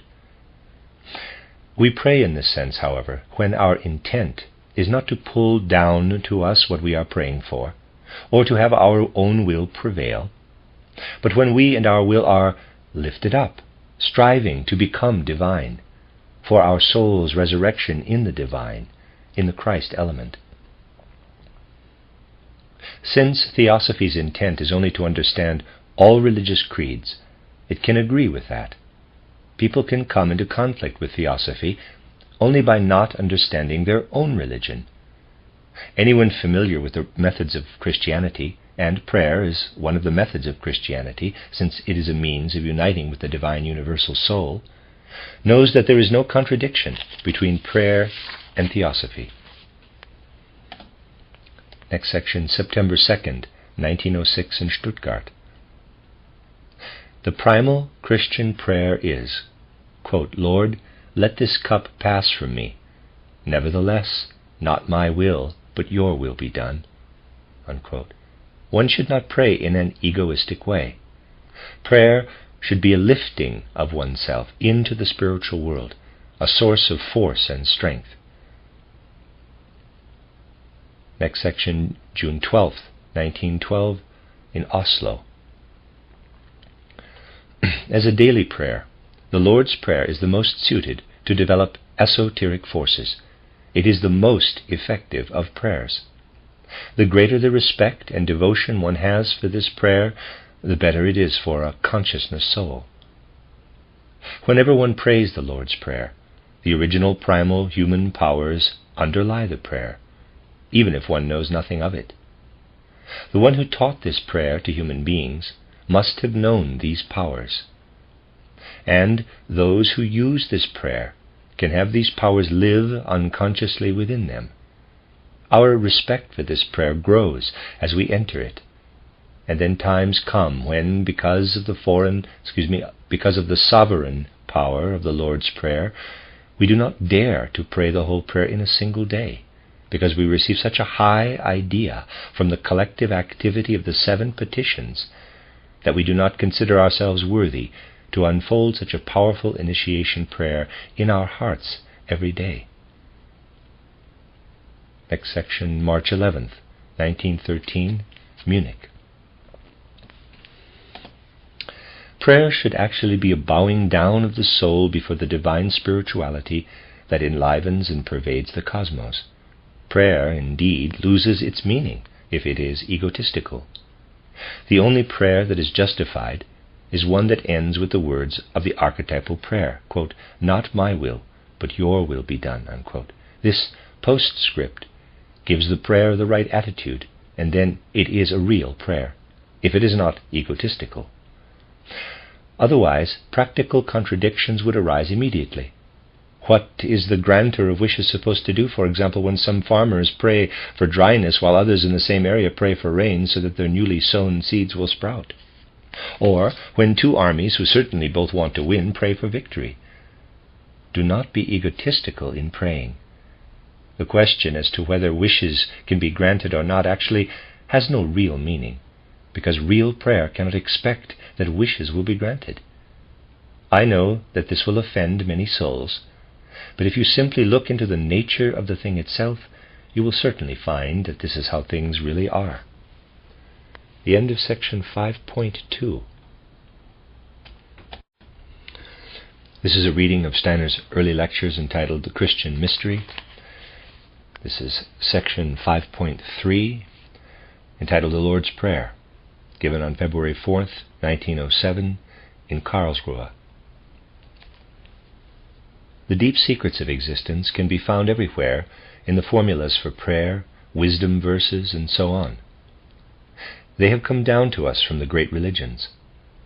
We must be clear that all the various religions have had prayer, that they naturally differ in certain ways. In some cases, prayer is more of a so-called meditation.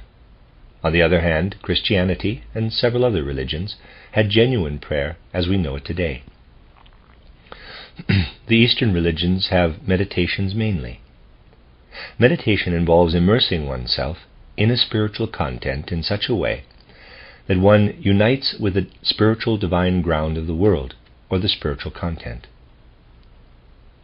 Please understand this correctly. There are religions that provide their followers with forms of meditation, for example, certain prayer-like formulas, in which one is immersed and in such immersion feels a river of divine spiritual life flowing through the soul. The individual rises during such moments to the divine ground of the spiritual world. Those formulas, however, are primarily made up of thought. Essentially, Christian prayer is no different than this. Its content, however, is oriented more toward feeling.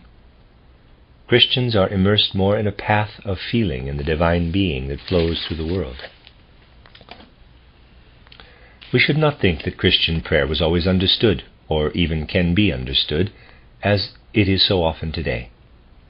There is a prayer that is fundamental to Christianity, in which Jesus Christ himself indicated as clearly as possible the mood needed by Christians while praying.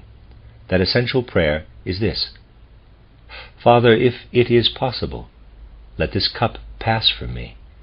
Nevertheless, not as I will, but as you will. Unquote. Let us look carefully at these words. To begin with, we are dealing with a genuine request, the cup's passing. But at the same time, there is complete surrender to the will of the divine spiritual. Quote, nevertheless, not as I will, but as you will. Unquote. This mood, that we allow the will of the divine spiritual to work through us during prayer, that we seek nothing for ourselves, but allow God to will within us, must permeate our prayer as a basic background tone if our prayer is to be Christian. In this way, it is clearly impossible to have an egoistic prayer. In fact, it is impossible to send God an egoistic prayer for other reasons. If it were possible, one person would pray for rain while the neighbor prays for sunshine. Both would be praying out of egoism. This also completely excludes a situation where 2 armies are prepared to face one another for war, each praying for victory. But when the prevailing mood is, quote, not my will, but rather your will, unquote, we can pray for anything, and our prayer is derived from the will of the divine spiritual. I would like to pray for this, but I leave it to the divine spiritual to decide whether or not it should come to me. This is the fundamental mood of Christian prayer, and from this perspective arose the most comprehensive, universal prayer in Christian tradition, the Lord's Prayer, which according to Christian tradition was taught by Jesus Christ himself. It is one of the deepest prayers found anywhere in the world. Today we can no longer measure the entire depth of the Lord's Prayer as taught in the original language. Its thought content is so powerful, however, that it cannot in any way be reduced by any language. If you look at the prayers of other peoples and nations where religions are in full blossom, those that have reached their peak, you will find prayers such as I have characterized. But once these various religions have descended from their highest development, their prayers assume a character that is less correct. They become magic formulas and means of idol worship.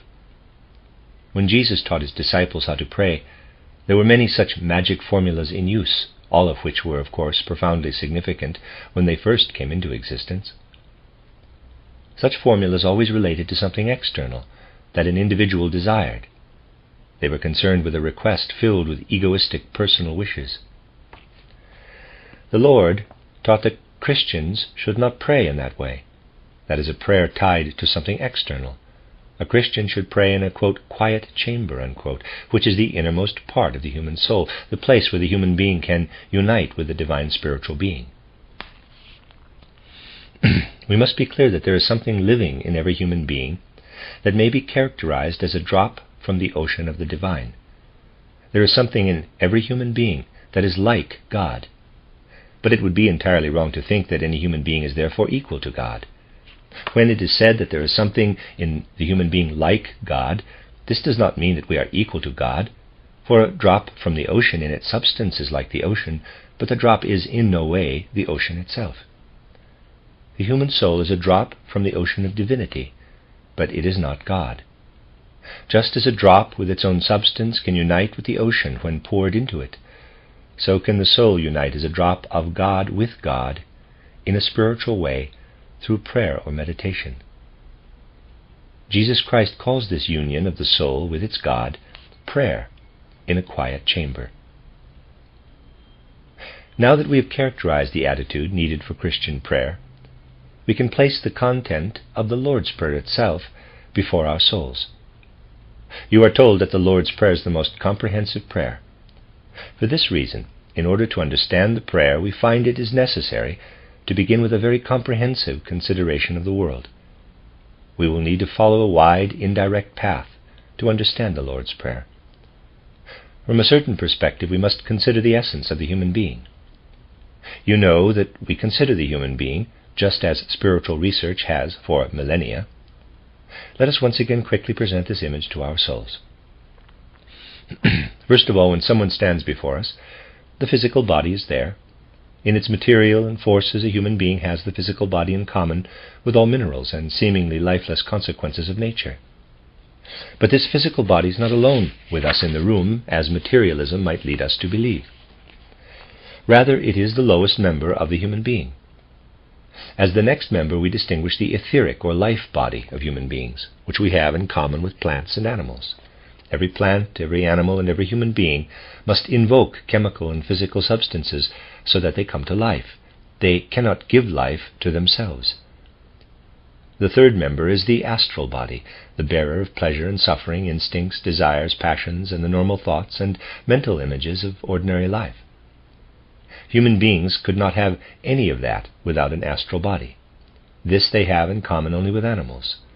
Animals also feel pleasure and suffering, drives, desires, and passions, and they also have this body. Accordingly, human beings have their physical body in common with seemingly lifeless minerals, the etheric or life body in common with all that grows and reproduces, the entire plant kingdom, the astral body in common with animal nature. But human beings have something that lifts them above these three kingdoms of nature, something that makes them the crown of earthly creation. This is the fourth member of their being. We arrive at this member when we consider this. There is a name that is distinguished from all others. You can say capital I to no one but yourself. To everyone else I am you, and all others are you to me. As the name for what it signifies, the word I can be spoken only in the soul itself. It can never be spoken for the soul externally and indicate the one spoken to. The deeper religions have always felt this, and thus they have said that when the soul begins to give itself this self-designation within, God has begun to speak within the human being, the God who speaks through the soul. The name I cannot be spoken into the soul. It must be spoken out of the soul. This is the fourth member of the human being. Hebrew esoteric wisdom called I the unspeakable name of God. Yahweh simply means I am. No matter what ordinary scholarship may give as other interpretations, in fact it meant I am, the fourth member of the human being. The human being is made up to begin with of these four members. We also call them the four members of the so-called lower nature of the human being. To understand the whole human being, you must now go back a little in human evolution.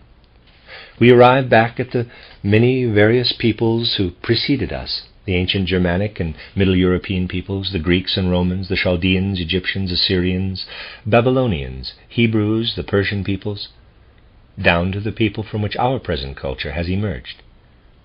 But that culture also had predecessors, who lived somewhere else entirely, indeed on the part of the earth that now forms the seafloor between Europe and America, Atlantis. That continent was washed away by tremendous floods. The ground sank through a powerful event of nature, which has been preserved in the myths and legends of all nations as the flood. Even this, however, is not the oldest land of culture on earth.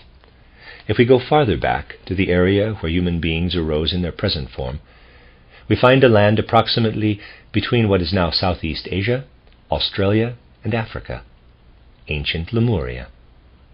Conditions then prevailed on earth that were entirely different than they are today.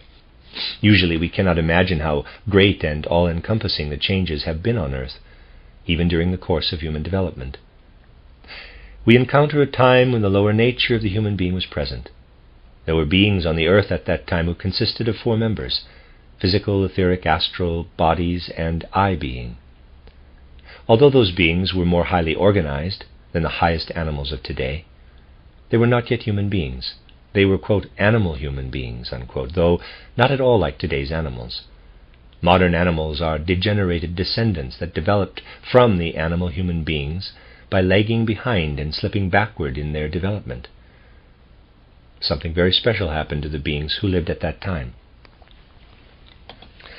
They were mature enough at that time to receive a certain power into themselves, a power that is our higher power of soul.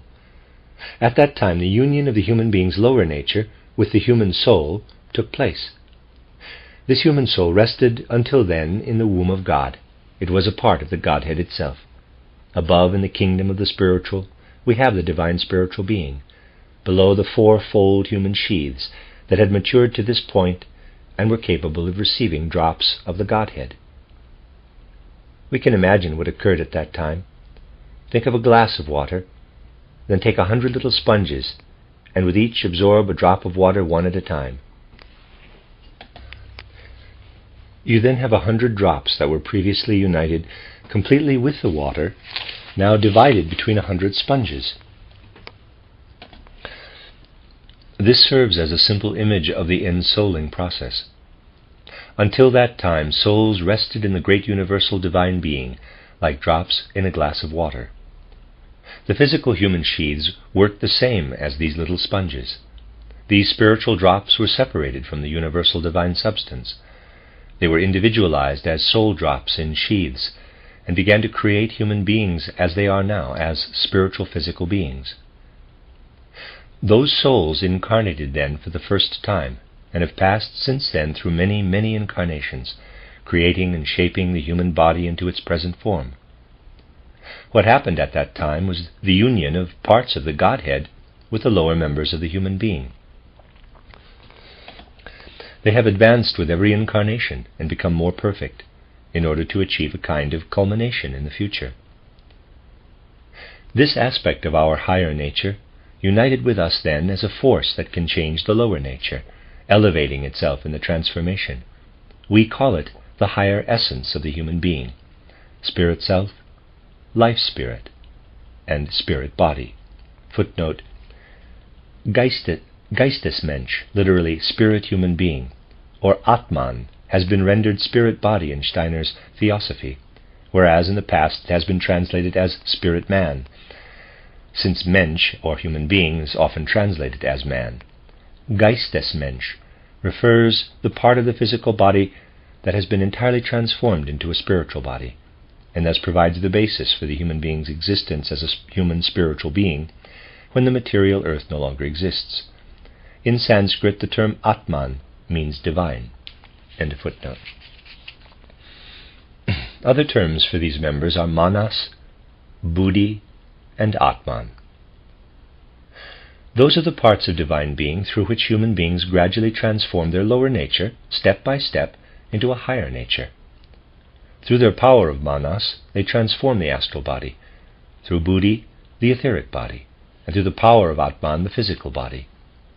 All these members must be clarified, spiritualized for human beings to one day reach the goal of their evolution.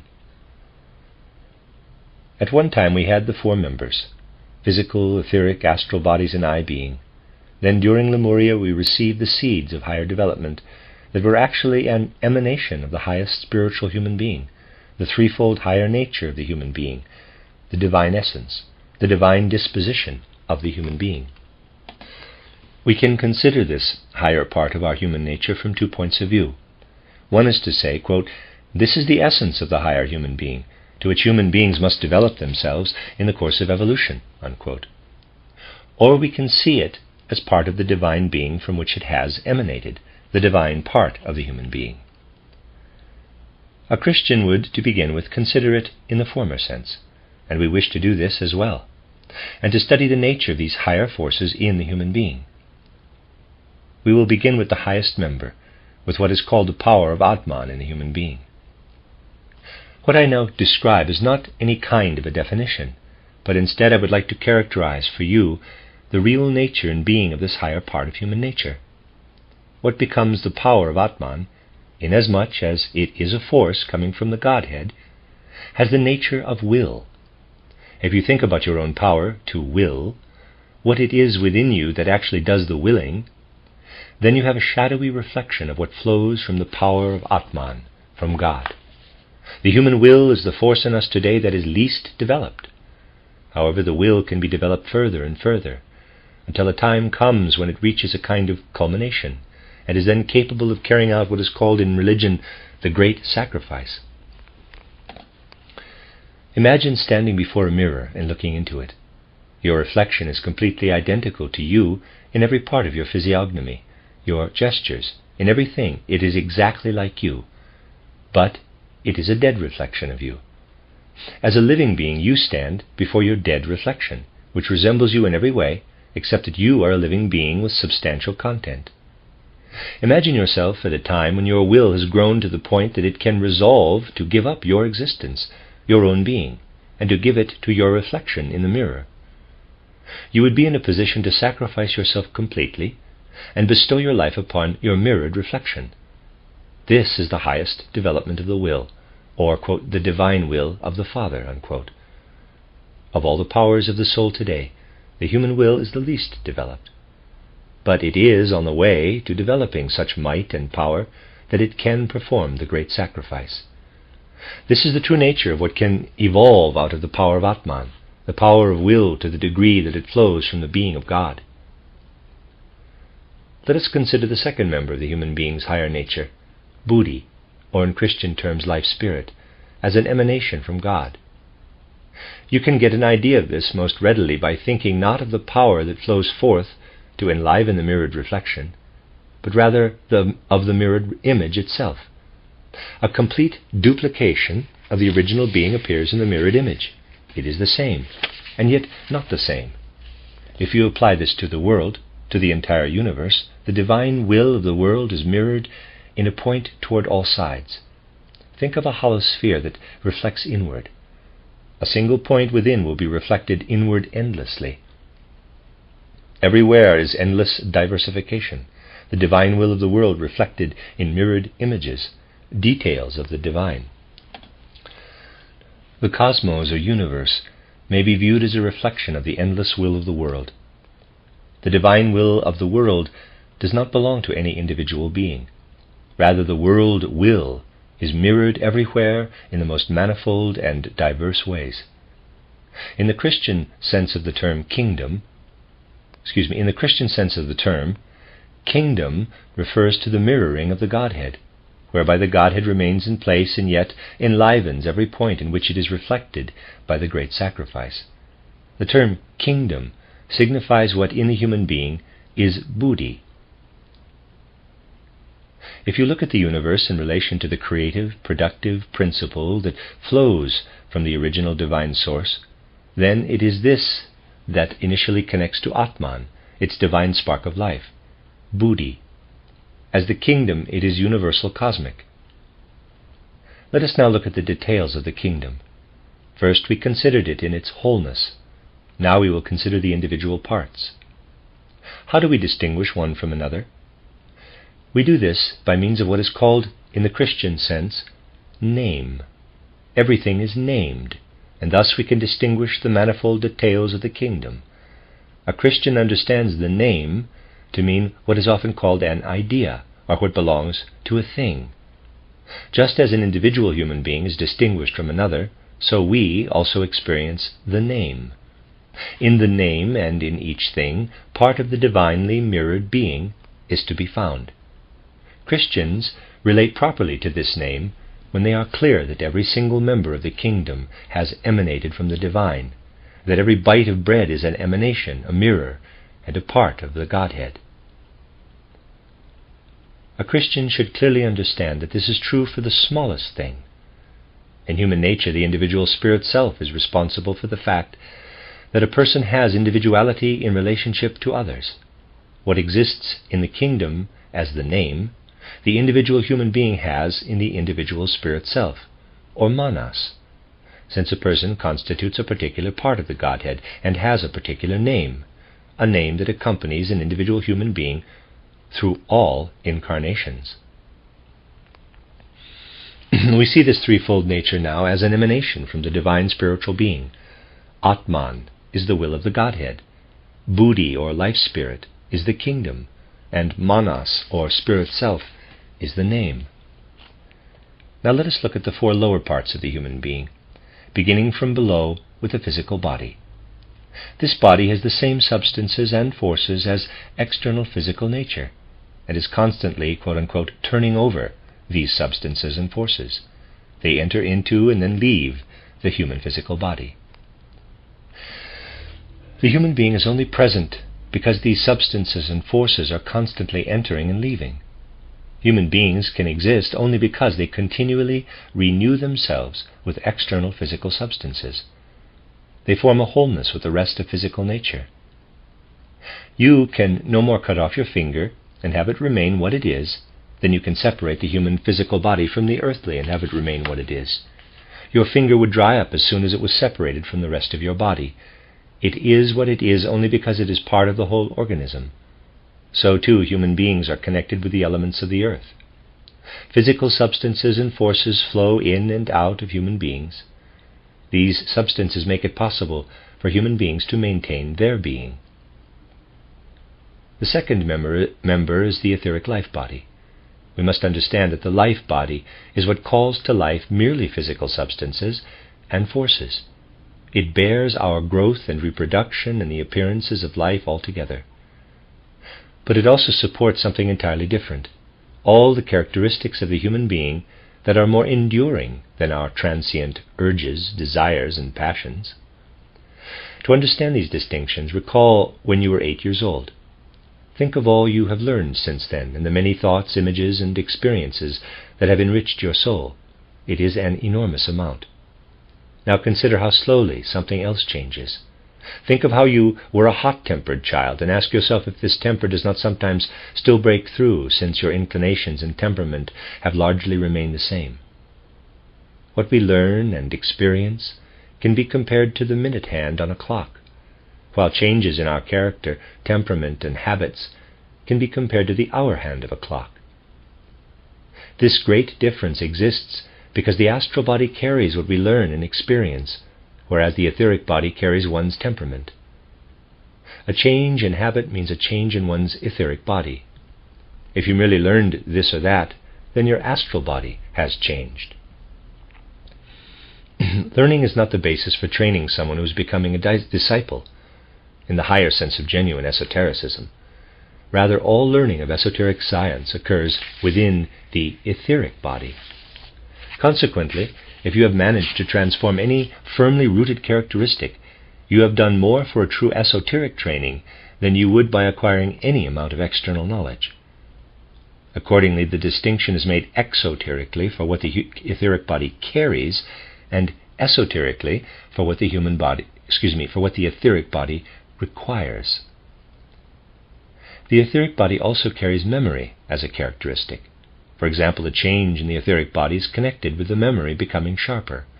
Or, if the memory is diminished, that also means a change in the etheric body, a change in the power of memory. There is something else that is very important to us. Because of the way human beings are today, we live in two directions.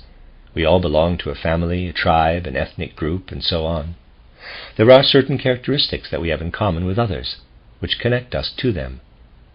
The French tend to have different characteristics from Germans, who in turn have attributes that are different from the English. Those within each group have certain ethnic traits in common.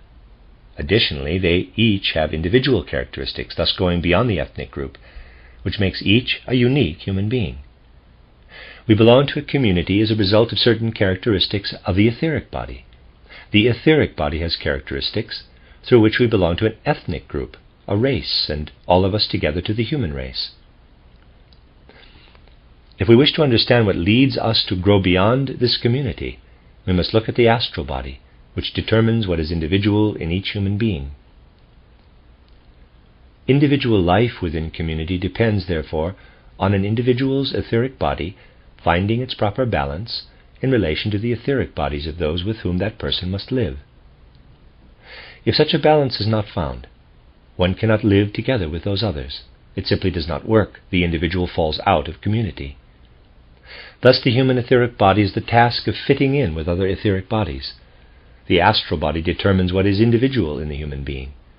Above all, the astral body should live so that the human being does not commit personal sins. When the astral body goes astray here or there, we sin personally. The astral body strays. Disharmony with one's community is a mistake or lapse of the etheric body. When spoken precisely, Christian esotericism called the errors of the etheric body guilt, or the cause of our disturbances with others. Christian esotericism refers to a lapse of the astral body, which is determined by the individual as being, quote, overcome by temptation, unquote. In terms of drives, passions, and desires, the astral body succumbs to temptation. It strays by falling into the temptation within itself. Christian esotericism made this distinction between guilt and falling into temptation. Then there is the fourth member of the human being, the I.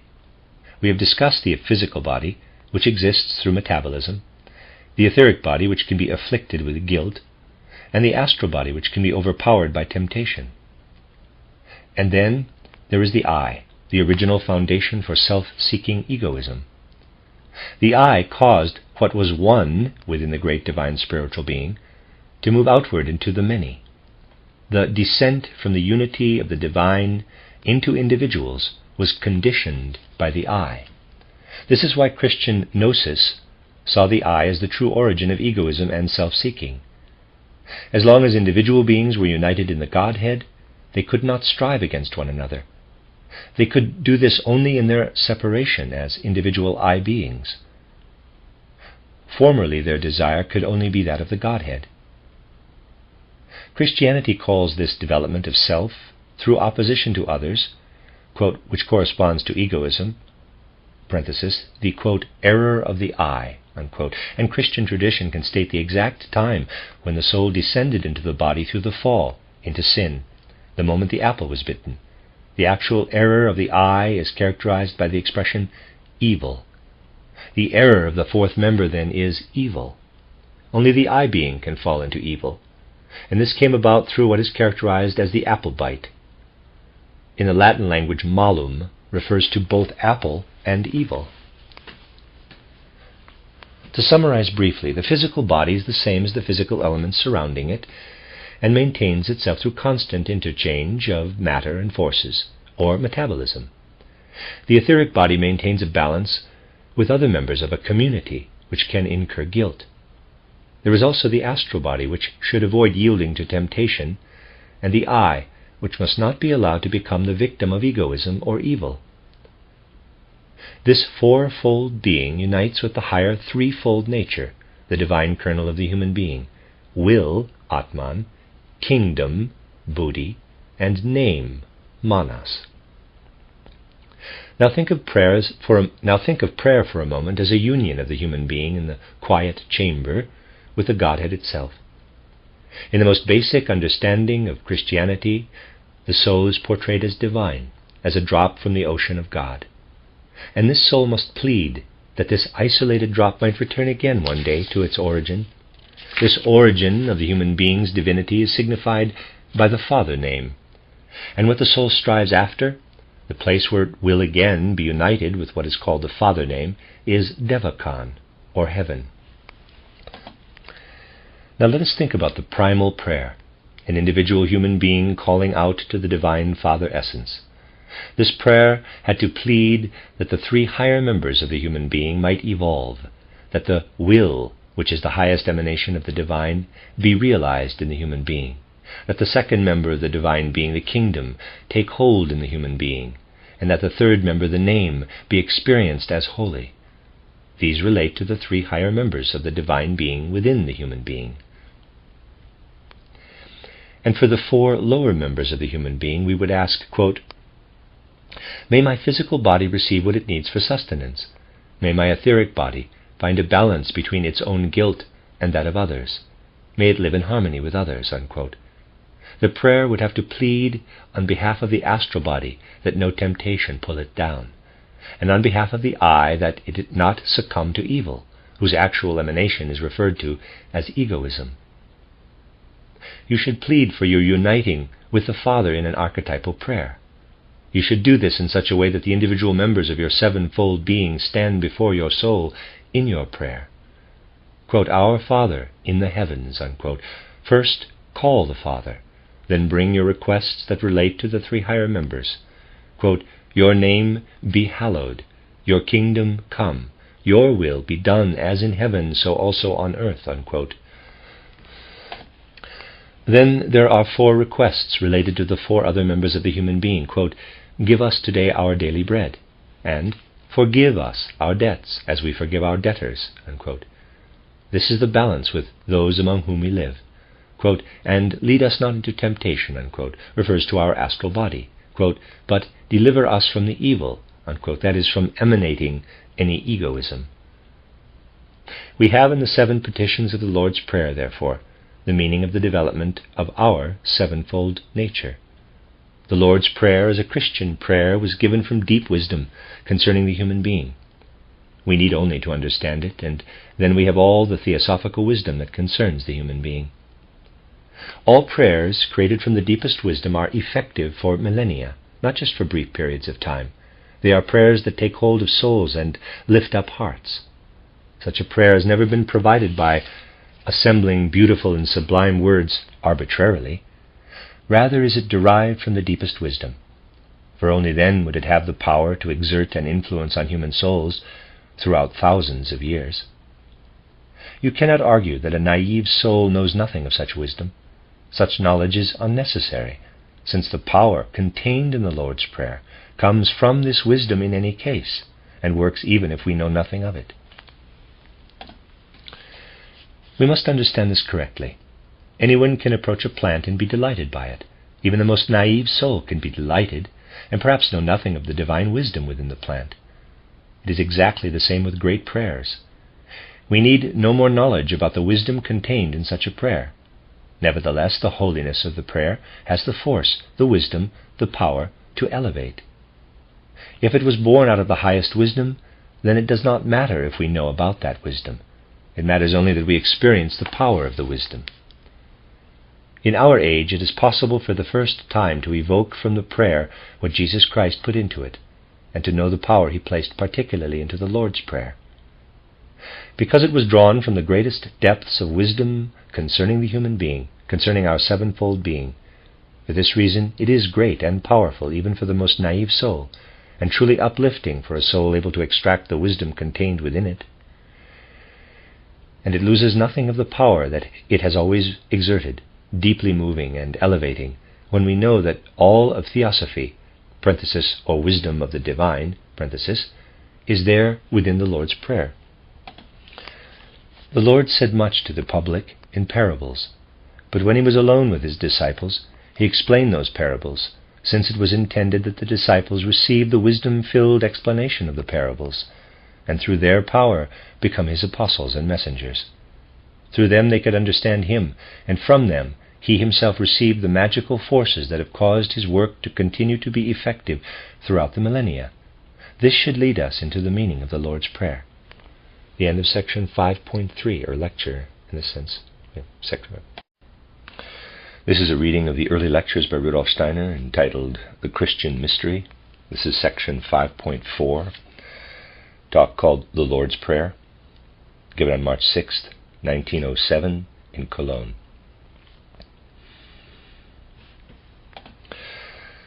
When we speak of prayer in the Christian sense, we must be clear most of all that prayer refers almost exclusively to immersion in and devotion to the divine. One speaks of meditation in the great religions that sought to achieve such devotion more through immersion in thought. One speaks of devotional prayer in religions whose devotion arises more from the heart than from the head, or more from the personality. Such devotion acquired a personal quality in the Christian religion. In ancient religions it had a more unconscious and impersonal nature. Millennia ago, people knew that there is something eternal or divine. For example, there was a slave who said, quote, "One life among many," unquote. Consequently, hope in life, courage, strength, and confidence lived in human beings back then. It was a kind of vision from the temporal realm into the eternal. But an era had to come when human beings looked up to their God personally. Exoteric Christianity says that very much depends on the personality that lives between birth and death. Thus, meditation also assumed the personal characteristic of prayer. But we must not forget that there is also an archetypal prayer in Christianity. Quote, "My Father, if it be possible, let this cup pass from me. Nevertheless, not as I will, but as you will," unquote. Matthew 26:39. If you can create this mood, then you have a Christian prayer, a prayer for a personality, for an individual's own affairs. Let me read that again. A prayer for a personality, for an individual's own affairs, is not a Christian prayer. For example, when two armies, armed for battle, each pray for victory. There are two farmers, one prays for rain, the other for sunshine. What should God do? True Christian prayer has nothing to do with such personal wishes and desires. Personal prayer, true prayer, can also comprehend personal requests, but the overriding principle must be, quote, "not as I will, but rather as you will," unquote. This gives the mood of that fundamental Christian prayer of the Lord Jesus Christ. There are many Christian prayers, but we may say of the Lord's Prayer that there is very little in the world that contains more significance. And let us recall the location Jesus Christ specifies for this prayer. Quote, "When you pray, go into your room," unquote. You will find meditations and magic formulas everywhere, in all religions. These magic formulas even have, in terms of meditation, the same significance as meditations. Human beings wanted to devote themselves in meditation to their God. With the practice of magic, they also wanted to devote themselves to their God. Jesus Christ admonished, quote, "You should not pray for what happens on the street. You should go very deep into your soul when you pray, unquote. Something of the being of the divine lives in the human being. A drop of the divine lives in the human being, who is made of the same substance as God. A single drop of water, as well as the entire ocean, consists of the same substance. Now we want to consider the universe and the human being, as was the usual practice in the first esoteric schools. Therefore we return to a time when human bodies were being prepared and waiting for the divine seed of the human soul, which descended from God. The population at that time consisted of plants and other beings, among which were the bodies of beings between the human and the animal states. The human being as constituted today was not present. Souls were being prepared gradually for today's body. The earth was surrounded by a spiritual, quote-unquote, fluid. Now, imagine if someone were to take 100 small sponges and were to absorb a drop of this fluid into each of these little sponges. Then you would have a drop of the divine in each sponge. Souls were formerly in an ocean of the divine. Then they incarnated as drops. These souls were still very imperfect at their first incarnations, but they had the higher human essence in seed form already, Atman, Buddhi, and Manas, to be developed during earthly life. The animal human beings by that time had the 4 lower sheaths, but they could transform those sheaths and receive Atman, Buddhi, and Manas only by having a soul. Now, we want to observe this development exoterically from 2 viewpoints. First, the human being is made increasingly divine in Atman, Buddhi, and Manas. Second, a drop of the divinity is in the human being. First, we want to consider the higher human beings from the perspective of their divinity. In Christian schools it was said that one should begin by observing the highest member or aspect of the divine being, to which human beings will have ascended when they have fulfilled their development. Consider Atman, the will. The nature of this highest member is like will. When human beings have become perfect, their greatest power shall be the will. The will must then flow outward. There will be then no human resolutions that do not become deed.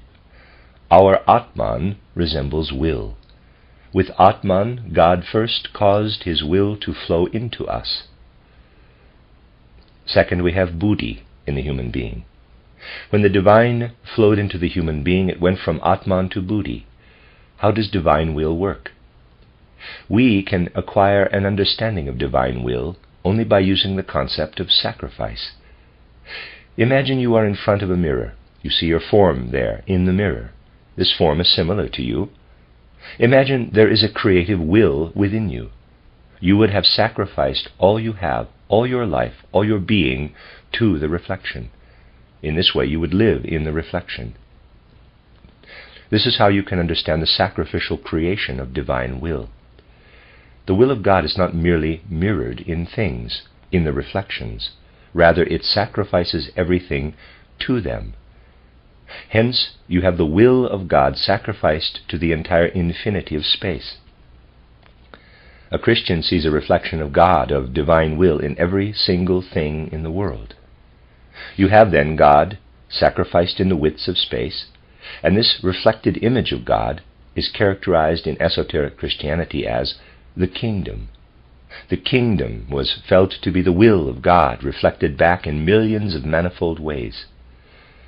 What creates in us as Atman, what lives in us as Buddhi, what creates outside us in the world, this was characterized as the kingdom.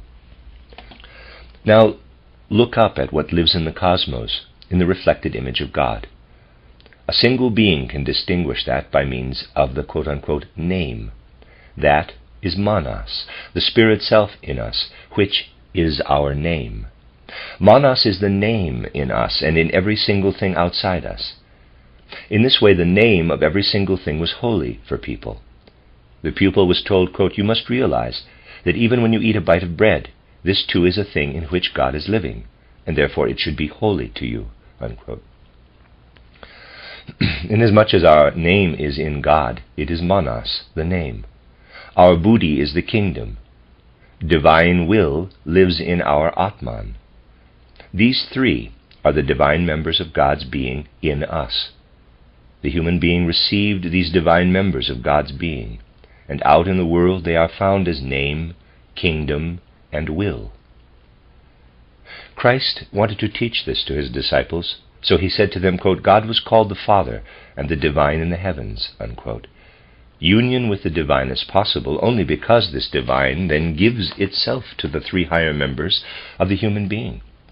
What must Christians say to express this idea? Quote, Our Father in the heavens, your name be hallowed, your kingdom come, your will be done, as in heaven so also on earth.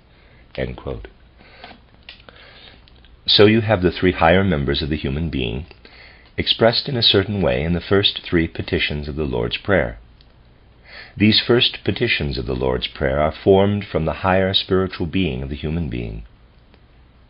Next, let us consider esoterically the four lower members of the human being, the physical body, the etheric body, the astral body, and the I being.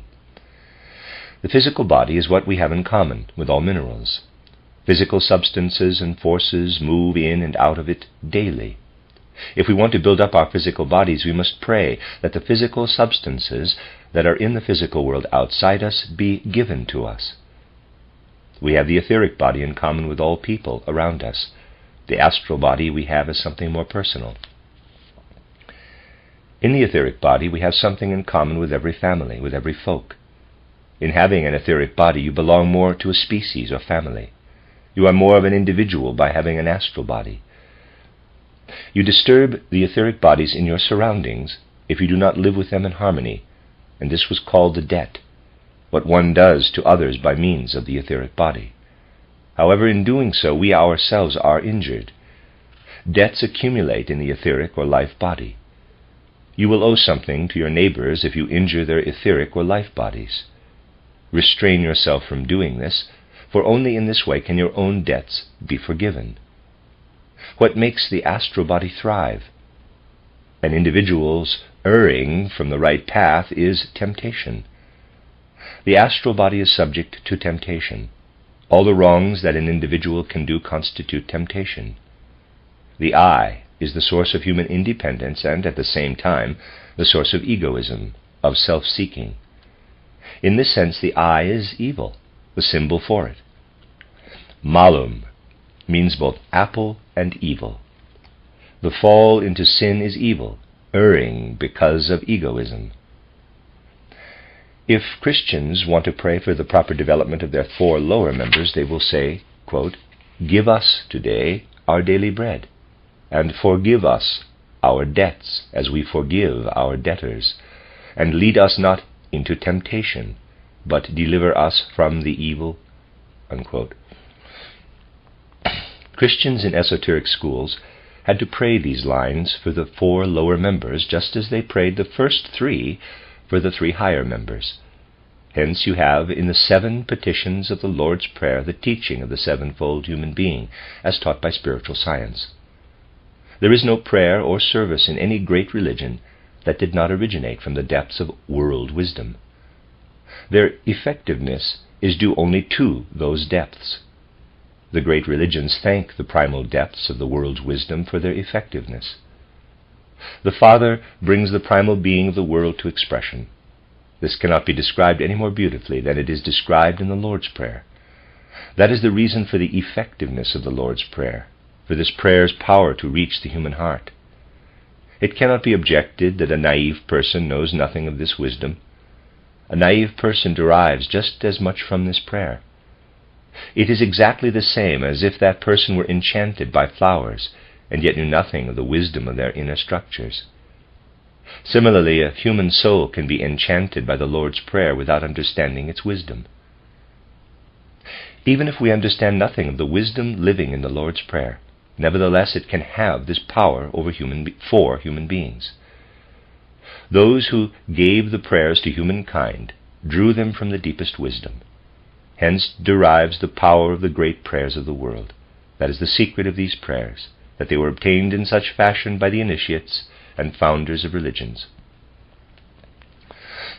The time has come when people must know what is intended by these prayers. We should pray the Lord's Prayer, and daily. It is not necessary to know anything more about the nature of the human being than what is said in the Lord's Prayer. With it we receive what theosophical wisdom has to say about the nature of the human being.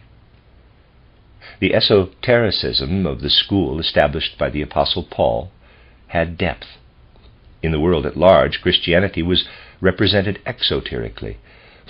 Paul gave Dionysius the Areopagite the mission of cultivating this wisdom esoterically. So the kingdom of the Spirit was conceived in terms of dominions, mights, and powers. And it was said that when we live as required by the Lord's Prayer, we can live through the dominions, powers, and mights, up to the cherubim, seraphim, and on up to God himself in the Lord's Prayer. You have then the 3 steps. Quote, "For yours is the kingdom, the power, and the glory." Unquote. For these 3 steps are in the kingdom of the Spirit. It is difficult to speak about the Amen in particular. I can say only that it is an old form expressed in a somewhat abbreviated way. We have seen then the extent to which the Lord's Prayer and its powerful effects on the human soul portray the teaching of the 7-fold nature of the human being. For this reason it is the most effective prayer.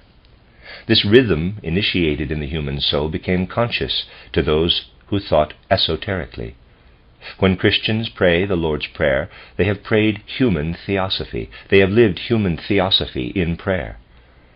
Such theosophy is nothing new. It is present in all human hearts.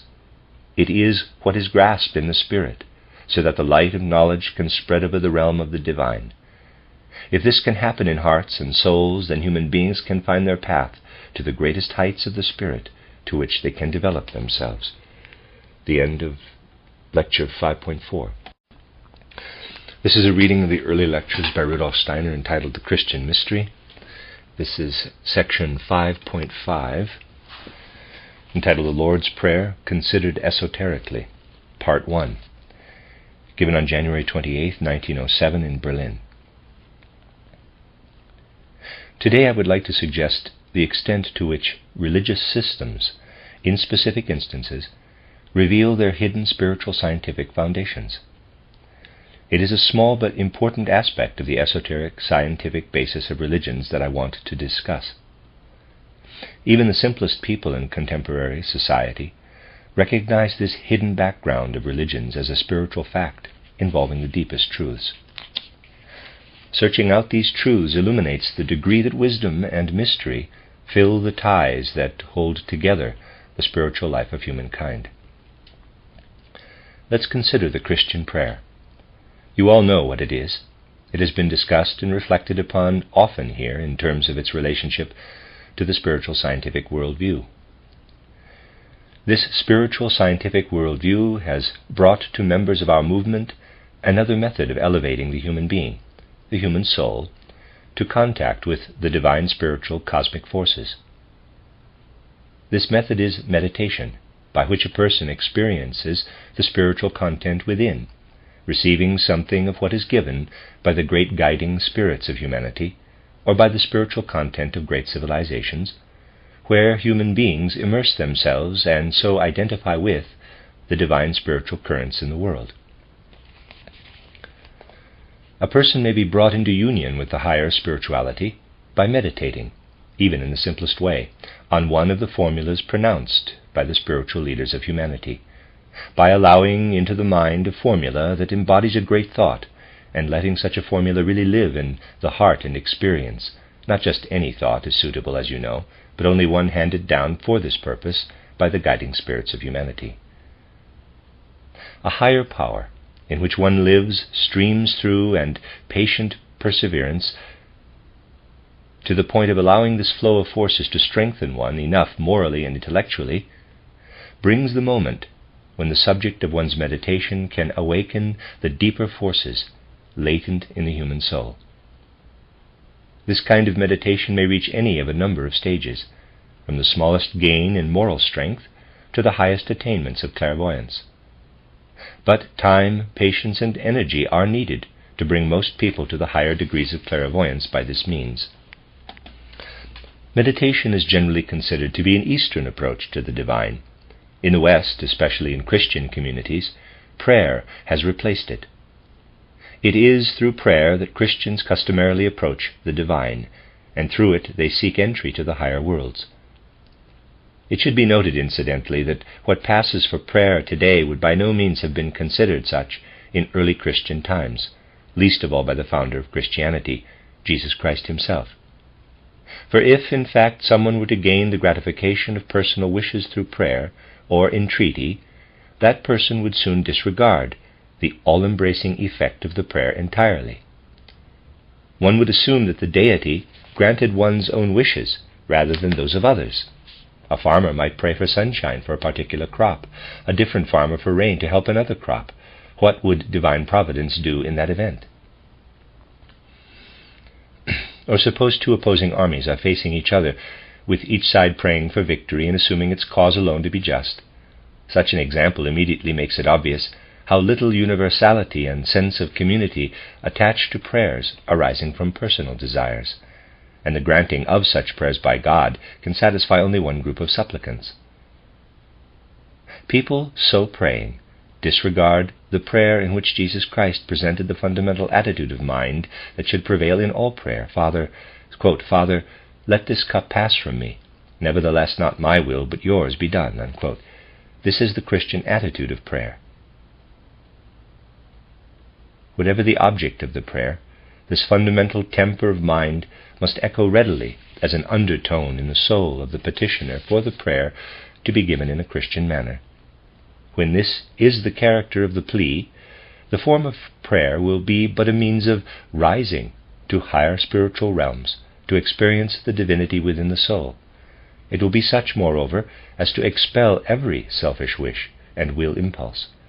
Its spirit will be that of the words, quote, "Not my will, but yours be done." Unquote. The result will be a rising to the divine world and absorption in it. Attainment of this soul mood in Christian prayer renders it similar to meditation, though more colored by feeling. Originally, Christian prayer was not essentially different from meditation. Meditation is more imbued with thought, however.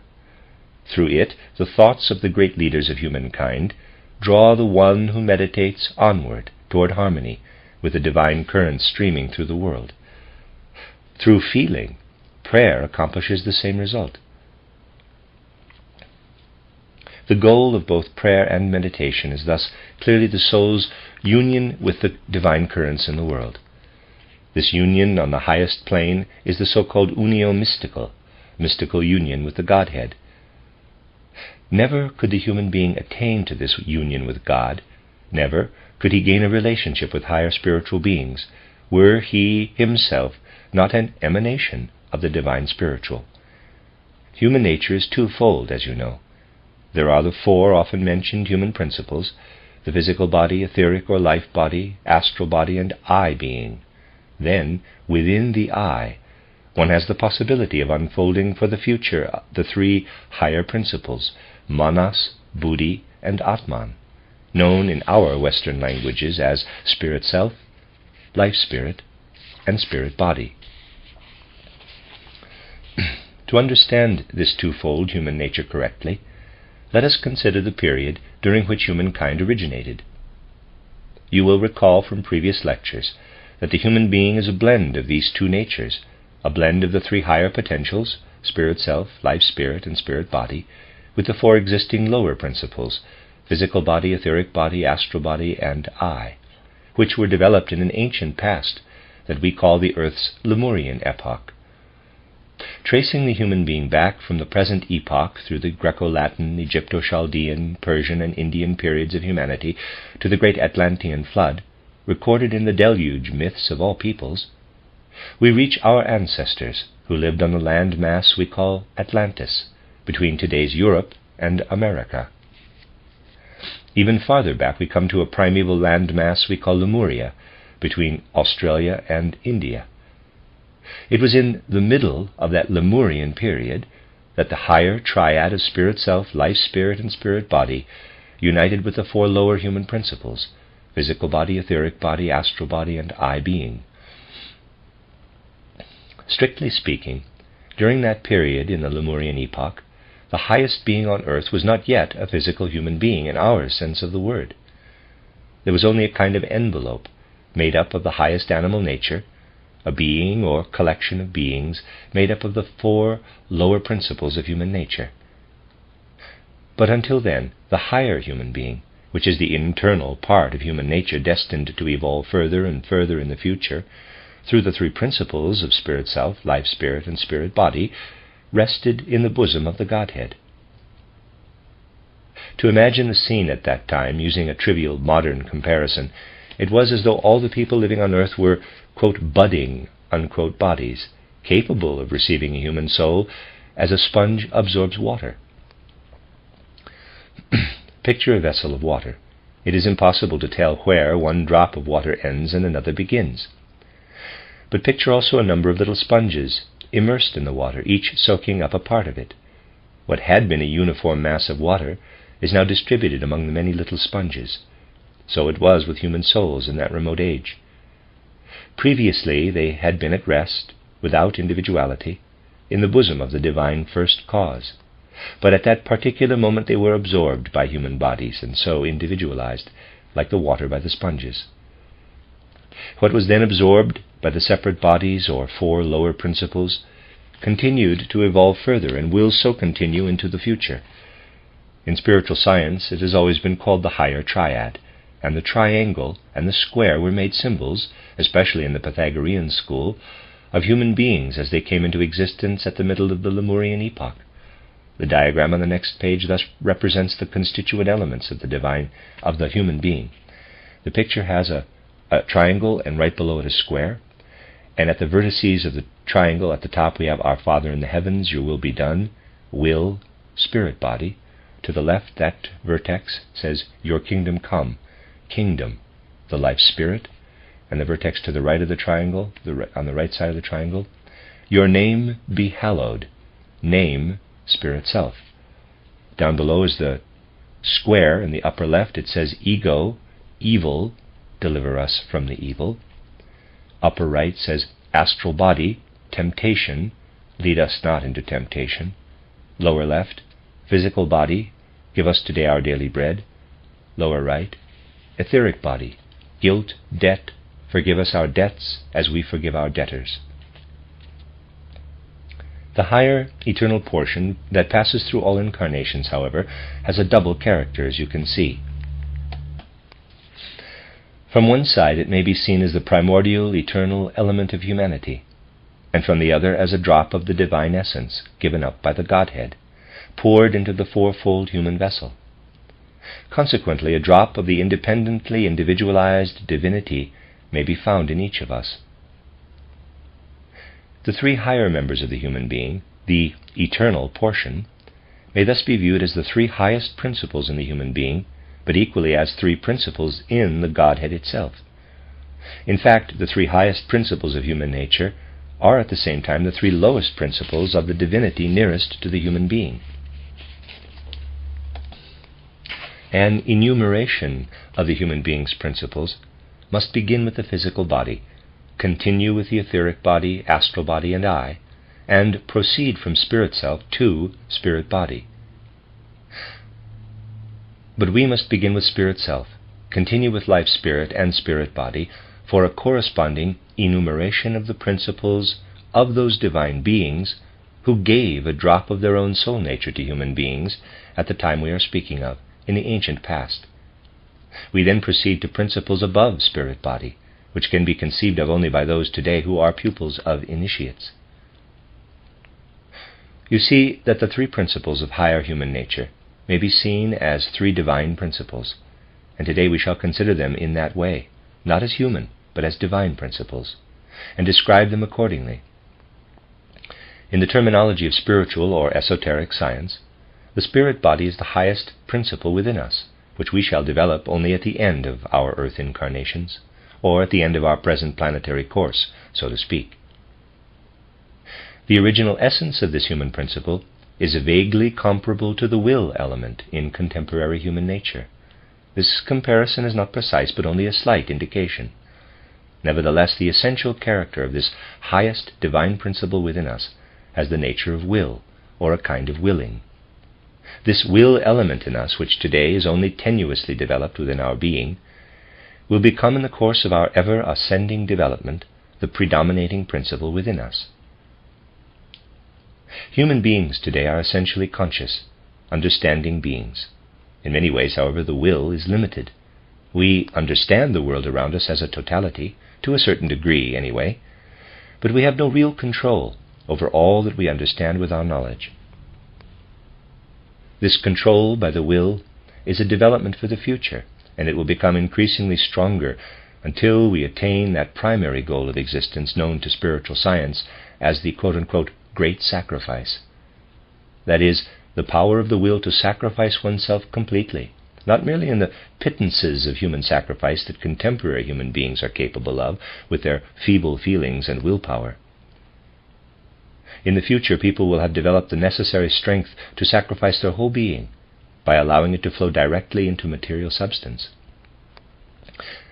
This great sacrifice, the highest expression of will in divine nature, may be imagined by picturing oneself before a mirror where one's image is reflected. This image is an illusion and a semblance, of course. Now take this image to the point of imagining yourself as dying, as sacrificing your existence, your feeling and thought, your very being, to inject life into that image. Spiritual science in all ages has called this phenomenon the outpouring, the emanation. If you could really make this sacrifice, it would be clear that you would no longer be here, because you would have given up your whole being to this reflected image to imbue it with life and consciousness. When the will has become capable of making the great sacrifice, it actually creates a universe, great or small, whose mission is bestowed upon it by its creator. Such is the creative will in the divine being. The second principle in the Godhead, life spirit, insofar as it has flowed into humanity, has already been suggested by the comparison with a mirror. This second principle is the reflected image itself. Now imagine the inner being of a divinity that has in this way created a universe with itself as the center. If, for example, you imagine yourself as the central point in this room, surrounded not by these 6 surfaces of walls, ceiling, and floor, but by a hollow globe that reflects its content, you will see yourself as the central point, reflecting on all sides everywhere. In like manner, you can picture a divinity as a central will reflected on all sides, and the mirror is image of both divinity and the universe. For what is a universe? It is nothing but a mirror of the essential nature of divinity. The universe lives and moves because the divinity is poured into it, the outpouring, when divinity makes the great sacrifice and is reflected in the universe. The pouring of life and being into a reflected image is an exact picture of this divine creative process. The divine will expresses itself in infinite diversity, animating thereby the entire universe. In spiritual science, this process of divinity, repeating itself in infinite differentiation, in multiplicity, is known as the kingdom, distinguished from the will itself. The will is the central point, its reflection, the kingdom. The will is in this sense comparable to spirit-body. The kingdom's or will's reflected image is like life-spirit. The kingdom in turn reproduces the being of the divine in infinite variety. Observe it fully, at least to the degree that it is our kingdom, our multiplicity, our universe. Observe its visible manifestations in minerals, plants, animals, and human beings. The kingdom is manifested in each separate being of all these, a fact that even our language expresses in the terms mineral kingdom, vegetable kingdom, animal kingdom, and all the great divisions of our universe. The kingdom is all these. Each of these, in turn, is a kingdom, and if we observe the mass of details involved, we find the nature of all to be divine. In all of them the divine being is reflected, just as the central being is reflected in a hollow globe. So an observer, looking at the world in the sense of spiritual research, sees God reflected in every human being as an expression and image of the divine. In a graded series of beings, in infinite diversity, the Godhead appears in the kingdom, and the separate entities are distinguished from one another in the sense of spiritual science by their names. An observer, at a stage of existence sufficiently lofty to look upon all these separate entities as emanations or outpourings of the divine, is able to give these entities their names, to give each manifestation of the divine its name. Of all beings in the universe, only human beings consider the name of each of the separate members of the great multiplicity of the kingdom, distinguishing each from all the others. The will, as we have noted, is comparable to spirit-body. The kingdom, or the reflected image into which the will has been poured out, is comparable to life-spirit, the third of the three highest human principles that emanate from the divine, by which the separate members of the great multiplicity of the kingdom are distinguished from one another and separately named, is comparable to spirit self. The esoteric science of the different religions has thus simply taught what it was that emanated from the Godhead, and flowed into a person to become his or her eternal image or archetype. Thus, if you could see yourselves in that condition to which you should finally rise, the condition of spirit-body, you would recognize its will-like nature. If you would rise in thought to a comprehension of the vehicle of will, spirit-body, in other words, to life-spirit, you would see that it is the kingdom that represents it in the divine sphere. If you would rise to penetrate what the names or conceptions or ideas of things really mean in spirit, you would see that it is the name that represents this wisdom in the divine sphere. So does ancient teaching reveal that the emanations of divinity, which has flowed into human nature to form its eternal part, consists of name, of kingdom, of will. Thus, what is called the higher triad in the human being is recognizable as part of the divine. To complete this picture, consider the four lower principles of perishable human nature. We know that the three higher principles may be thought of as principles of the Godhead. Similarly, the four lower principles may be considered as of the perishable world, as human principles. Think of the physical body, which is composed of the same substances and forces as is the seemingly lifeless world around it. The physical body could not go on existing without the inflow into it of matter and force from the surrounding world. The physical body, strictly speaking, is a passageway for all that is in it. The substances that at one moment belong to the outer world and at another to us continuously flow into the body and out of it again. The entire material composition of the human body is renewed during the span of 7 years, as we have mentioned in other connections. None of you contain the substances that you contained 10 years ago. We continuously renew the substances of our physical body. What was previously within us now exists elsewhere, distributed outside us in nature. Something else has replaced it within us. The body's life depends on this continual inflow and outflow of matter.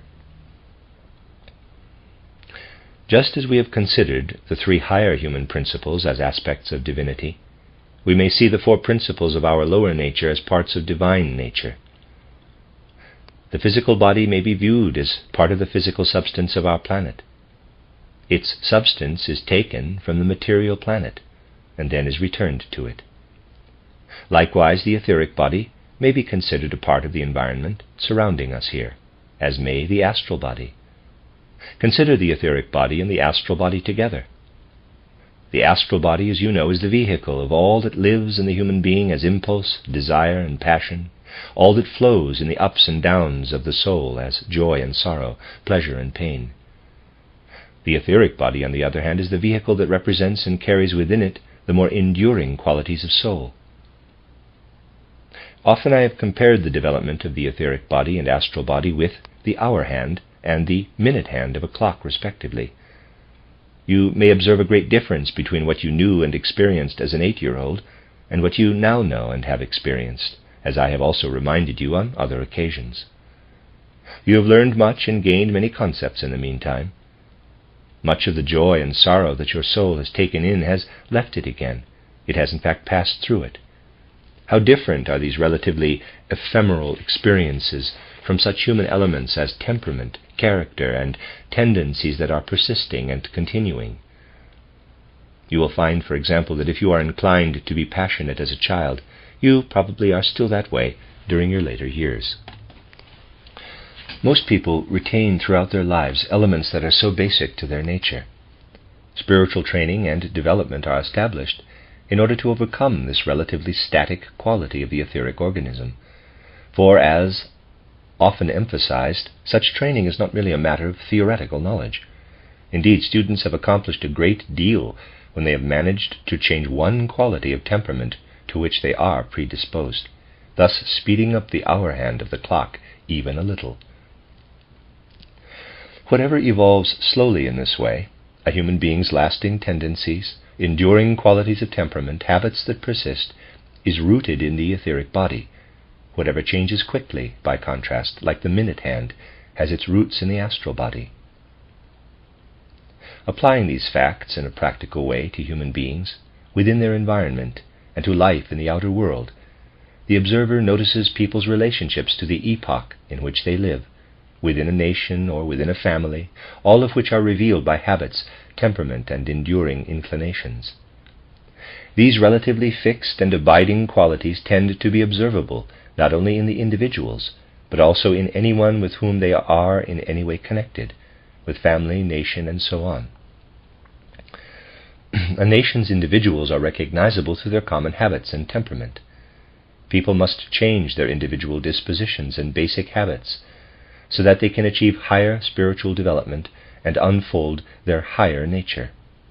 Such people are called homeless in the language of spiritual science, because they must transform the etheric body through which they have been connected, except for this higher development, with their nation. Life in one's native community also reveals that the qualities linking one to a family or nation, stirring one to feel relationships with individual people of the nation, are also similar to qualities that can be seen widely in one's era. If an ancient Greek were to walk into your life, you would have little in common. That person's etheric body would be very unlike yours. Human beings understand one another through common qualities in their etheric bodies.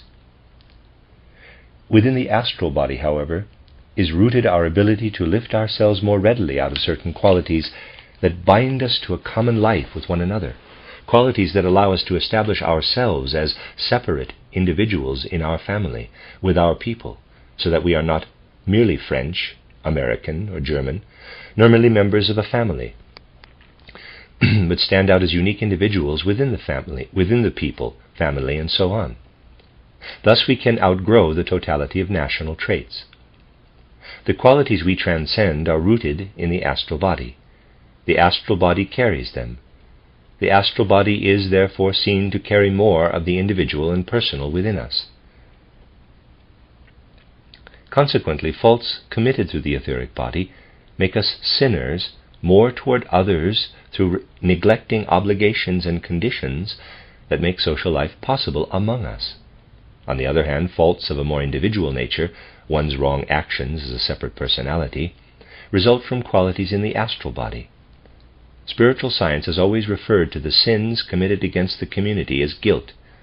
They originate in a faulty etheric body. The more common English word, debts, has in German an origin similar to the word guilt, with its more moral connotation in English, indicating what one person owes another morally. Debt or guilt derives from defective qualities in the etheric body, whereas a defective element in the astral body leads to what spiritual science associates with the word temptation. Those who yield to temptation assume a personal fault or failing. The I, or true personality, can commit faults as well. The Paradise story indicates the kind of fault through which an I being may fall. The human being's higher soul became an I when it descended from the bosom of the Godhead and entered an earthly body for the first time. It was taken up by the earthly body like a drop of water by a sponge. The higher soul, or individuality, can commit faults within the I being. These failures of the I, which are different from those stemming from faulty qualities of the etheric and astral bodies, occur through the very fact of a man's attaining independence. To rise gradually in full consciousness to freedom and independence, human beings had to pass through selfishness and egoism. As souls, they are descended from the Godhead, which is incapable of egoism. A member of an organism never imagines itself independent. If a finger were to imagine itself independent, it would fall away from the rest of the hand and wither.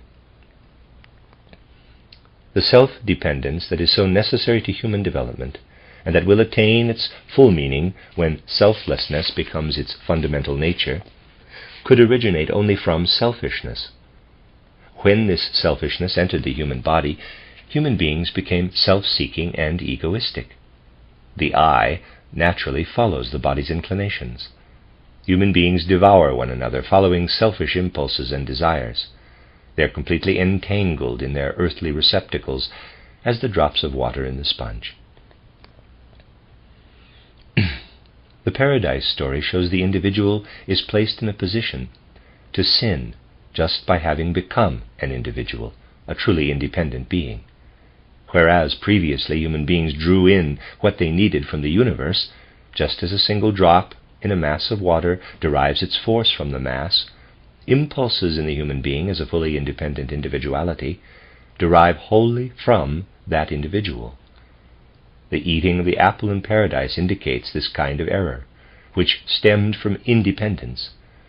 It is significant, too, that the Latin word malum means both evil and apple.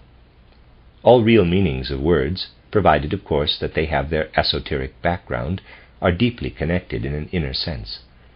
Spiritual science never uses the word evil for any transgression that does not stem from the I. Evil is therefore a fault that arises from the I. Trespass or guilt is fault that arises from the etheric body of a human being within social relationships. Temptation may assail the astral body in whatever way it is individually and personally at fault. Thus, the fault of the etheric body is debts or guilt, the fault of the astral body is temptation, and the fault of the I is evil. Consider the relationship of the four lower principles of human nature to their environment, that is, the planetary conditions surrounding them. The physical body continually takes in physical substance as nourishment. In this way it maintains its existence. The etheric body's life, in a finite condition, is possible only when fellowship is maintained with those into whose community one has grown. The astral body is maintained by overcoming temptation. The I is maintained and undergoes development in the right way by not yielding to the threat of evil. Now bring before your mind's eye the whole human being, the lower quaternary and the higher triad. In this way you can say that within individual human beings there lives a drop of divinity. All are evolving to the divine through the expression of their deepest, innermost nature. By expressing outwardly that deepest, innermost nature, they reveal that they have gone through gradual development transmuted.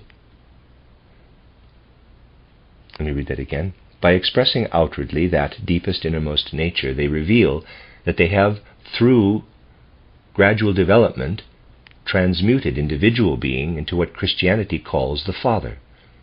What is hidden in the human soul and hovers before humanity as its great goal is called the, quote, Father in heaven, unquote. Those who wish to attain that degree of development must be capable of bringing the higher triad and lower quaternary to the point where they can maintain the physical body adequately. The etheric body must live socially, so that an adjustment is effected with whatever exists of trespass within it. The astral body must not perish in temptation, nor the I being fall into evil. Human beings must strive upward toward the Father in heaven through the three higher principles, the name, the kingdom, and the will.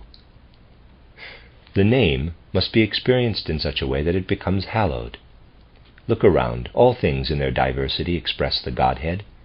By calling each thing by its name, you make it a member of the divine order of the world. By seeing some element that reveals in it a principle of the divine being within every single thing or being that you name in your environment, you help to make each part of your environment sacred. You hallow each element. You grow into the kingdom, which is the outpouring of divinity, and develop yourself up to the will, which is spirit-body, and a principle of the Godhead at the same time. Think now of one who meditates and concentrates totally upon this meaning of human development, and who wishes to gather this meaning, the 7 principles of human spiritual evolution, into 7 petitions in prayer. How will such a person pray? To express the aim of the prayer, the person will have to begin, before speaking the 7 petitions, quote, "Our Father in the heavens," unquote.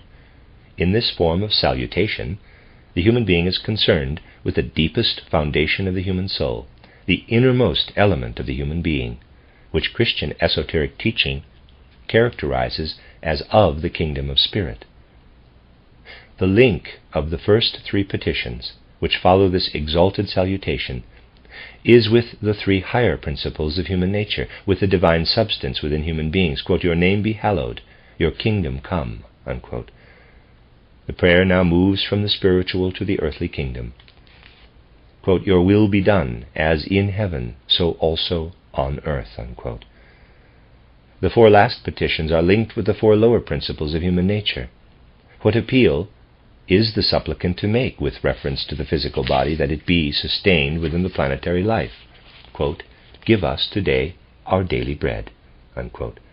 What should one say in relation to sustaining the etheric body? Quote, "And forgive us our debts as we forgive our debtors," unquote. What is asked for here is the adjustment of what takes place through the transgressions of the etheric body. What is one now to ask with regard to the astral body? Quote, "And lead us not into temptation," unquote. And with regard to the eye, quote, "Deliver us from the evil," unquote.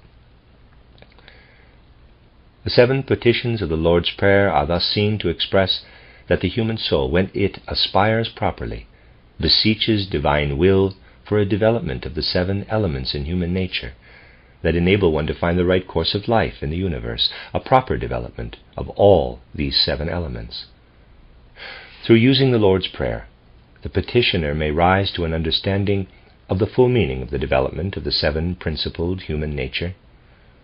It follows that even when the users of these 7 petitions are the simplest people who do not necessarily understand any of them, such petitions express for them as well the spiritual scientific view of human nature. All formulas for meditation in the world's great religious societies throughout history have had their origins in spiritual science. Analyze every true prayer that exists, word for word, and you will find it to be no arbitrary stringing together of words. Never has a mere blind impulse been followed to string together so many beautiful words, never at all. Rather, the great sages have adopted these forms of prayer from the wisdom teaching now called spiritual science. Every true form of prayer was born of this great knowledge, and Jesus Christ, the great initiate who established Christianity, had in mind the 7 principles of human nature when he taught his prayer, expressing in it the 7-principled nature of humankind. All prayers are arranged in this way. If they were not, their power could not have continued to be exercised for thousands of years. Only this arrangement is effective, even among simple people who do not have the least understanding of the deep meaning of the words. A comparison between human life and what occurs in nature will make more understandable this appeal of true prayer to the simplest of people. Observe a plant. It delights you, although you may know nothing at all of the great universal laws according to which it has come into existence. It is there, and may have interest for you, but it would never have been created if primal, eternal laws had not existed according to which the necessary creative forces flowed into it. There is no need for simple natures to know these laws at all, but if a plant is to be created, it must be produced according to them.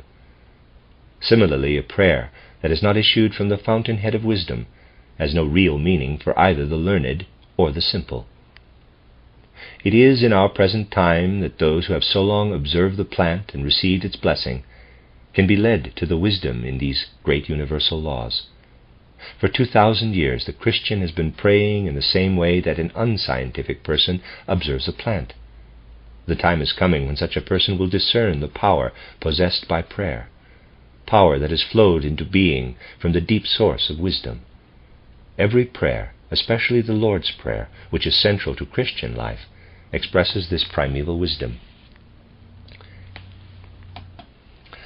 Light manifests in the world in 7 colors, and the fundamental sound in 7 tones. Similarly, the 7-fold human being aspiring upward to God is expressed in the 7 different feelings of aspiration that relate to the 7 principled human nature and are expressed in the 7 petitions of the Lord's Prayer. Thus, in an esotericist's soul, this prayer expresses the 7 principled human being. The end of Lecture 5.5. This is a reading of the early lectures by Rudolf Steiner entitled The Christian Mystery. This is Lecture 5.6, entitled The Lord's Prayer Considered Esoterically, Part 2, given on February 18, 1907, in Berlin. What I was able to say here last time demonstrates how the entire spiritual scientific view of the essential nature of the human being is actually expressed in a single well-known prayer. We were able to convince ourselves that religious currents and their doctrines and practices are drawn from what we have been able to learn over time from spiritual science itself. We must imagine this process as follows.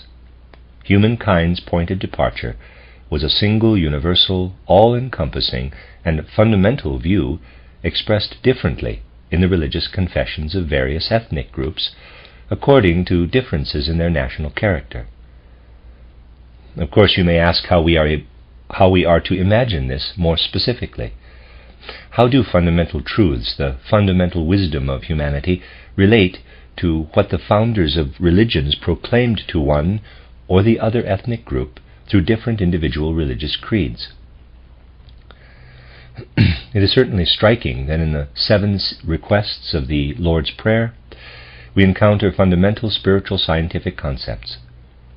To someone who has had little to do with what spiritual science can teach us today, much of this must seem fantastic, and such a person can easily say that we are reading all this into what we have retained from our study of religious documents. How did the great fundamental truths find their way into individual religious confessions? In order to penetrate a bit deeper into this question, we must begin with a basic issue. We must become clear that in the most ancient times, religious views did not present what we are able to know today, what the esoteric view teaches us, as this is done now. It must be clear to us that ways of presenting such truths to people vary greatly according to the times. All the ancient religious documents that you may read speak in images rather than in concepts. As much as possible, religious documents retain these images, which are often borrowed from the sensory visualization process. Consequently, insight, for example, is always spoken of as a light, and wisdom as water, as a kind of fluid element. When you look closely, you find the same images present in the most ancient times.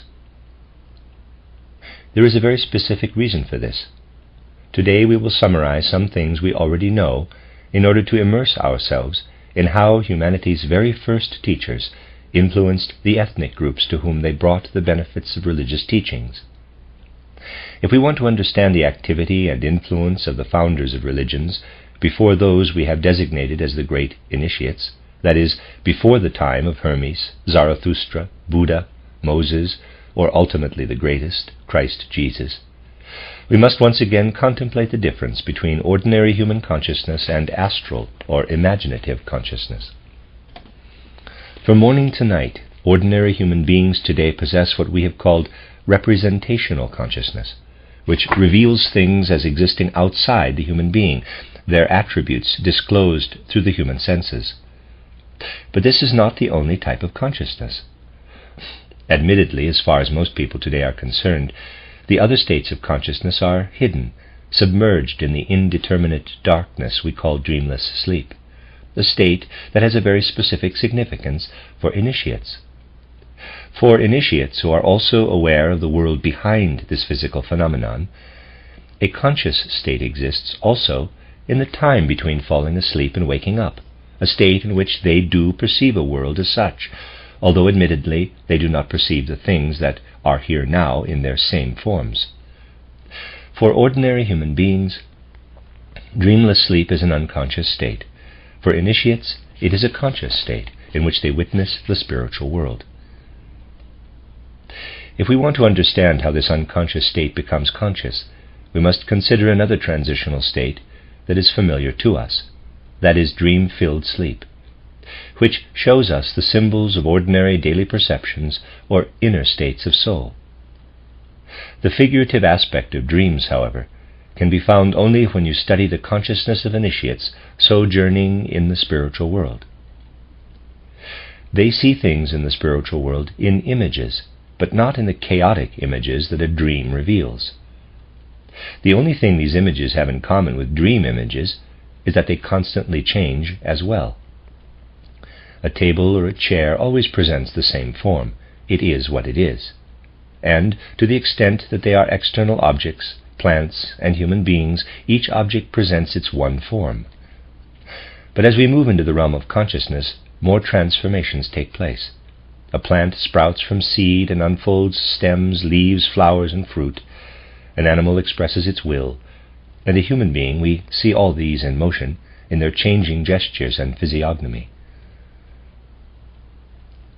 All this is something enduring, however, compared to what is experienced in a higher state of consciousness within the world of Devachan. In that world, we see constant transformation, and those who enter the spirit world through appropriate practices learn how a plant's color arises from the plant like a flame. They learn to recognize colors as formations freely ascending and descending in space. But they see such things correctly only when they develop the capacity to perceive colors and sounds as things in themselves, and to associate them with specific beings. These kinds of beings are all around us all the time. If you are able to separate the violet color from a particular flower, so that the violet color moved freely in space, it would express the life of that plant's spiritual inner world. This is also how the human aura works, and what we call the astral body. All human inclinations and feelings of vanity and egoism are expressed there in very specific streams of color, so we can say that inner soul experience is expressed in the human aura. The aura is never still. What is there is not static, as are things in the sense-perceptible world. And whenever a being in the spiritual world experiences an impulse of feeling or will, you can always see how that impulse is expressed in very specific changes in colors and sounds. Eternal movement is the essential character of the higher worlds. Of course, this is confusing for those entering the higher worlds for the first time, but it also means that everything present in those higher worlds reveals itself instantaneously. As human beings, we can conceal our soul lives from those who can observe only with physical eyes, but we cannot hide anything from those capable of seeing with spiritual eyes. In the spiritual world, everything is clearly revealed. If we want to use our physical eyes to examine a human being, our conclusions about that soul must arise from the external aspect of how that person smiles or weeps. Things are different in the higher world. Conclusions about inner aspects are not based on external aspects. Inner aspects are revealed fully, and we coexist with the essential nature of each thing. In our time, only initiates can acquire such consciousness and dwell consciously in the higher world. They are able to supplement the consciousness that prevails between waking and falling asleep with a different consciousness that allows them to add an inner aspect to the outer. Although today only initiates can consciously experience the inner aspect of things, during primeval times all human beings had this ability in a certain sense. Before we possessed our present state of consciousness, we possessed one that allowed us to see things from within. As we go back into ancient times, we find that human beings had less and less of what they possess today. People today can count and do arithmetic. In the middle of the Atlantean period, you could not find human beings still incapable, in the middle of the Atlantean period you could find human beings still incapable of these things, and who did not possess what we call logic. In this sense, the youngest school child today can do more than any Atlantean could. But the Atlanteans were capable of something else. When they contemplated any natural being, a plant for example, they could see a very specific feeling arising within them. To them, each plant had a specific emotional value. Modern people pass by plants with a kind of indifference, but vivid sensations and feelings arose in the Atlanteans. And if we go back far enough, to the time of the first Atlanteans, we would also find that their impressions of color were not as vivid as those of people today. If those Atlanteans had approached a violet, they would not have seen it as it exists now, but as though a sort of nebulous formation were arising toward them.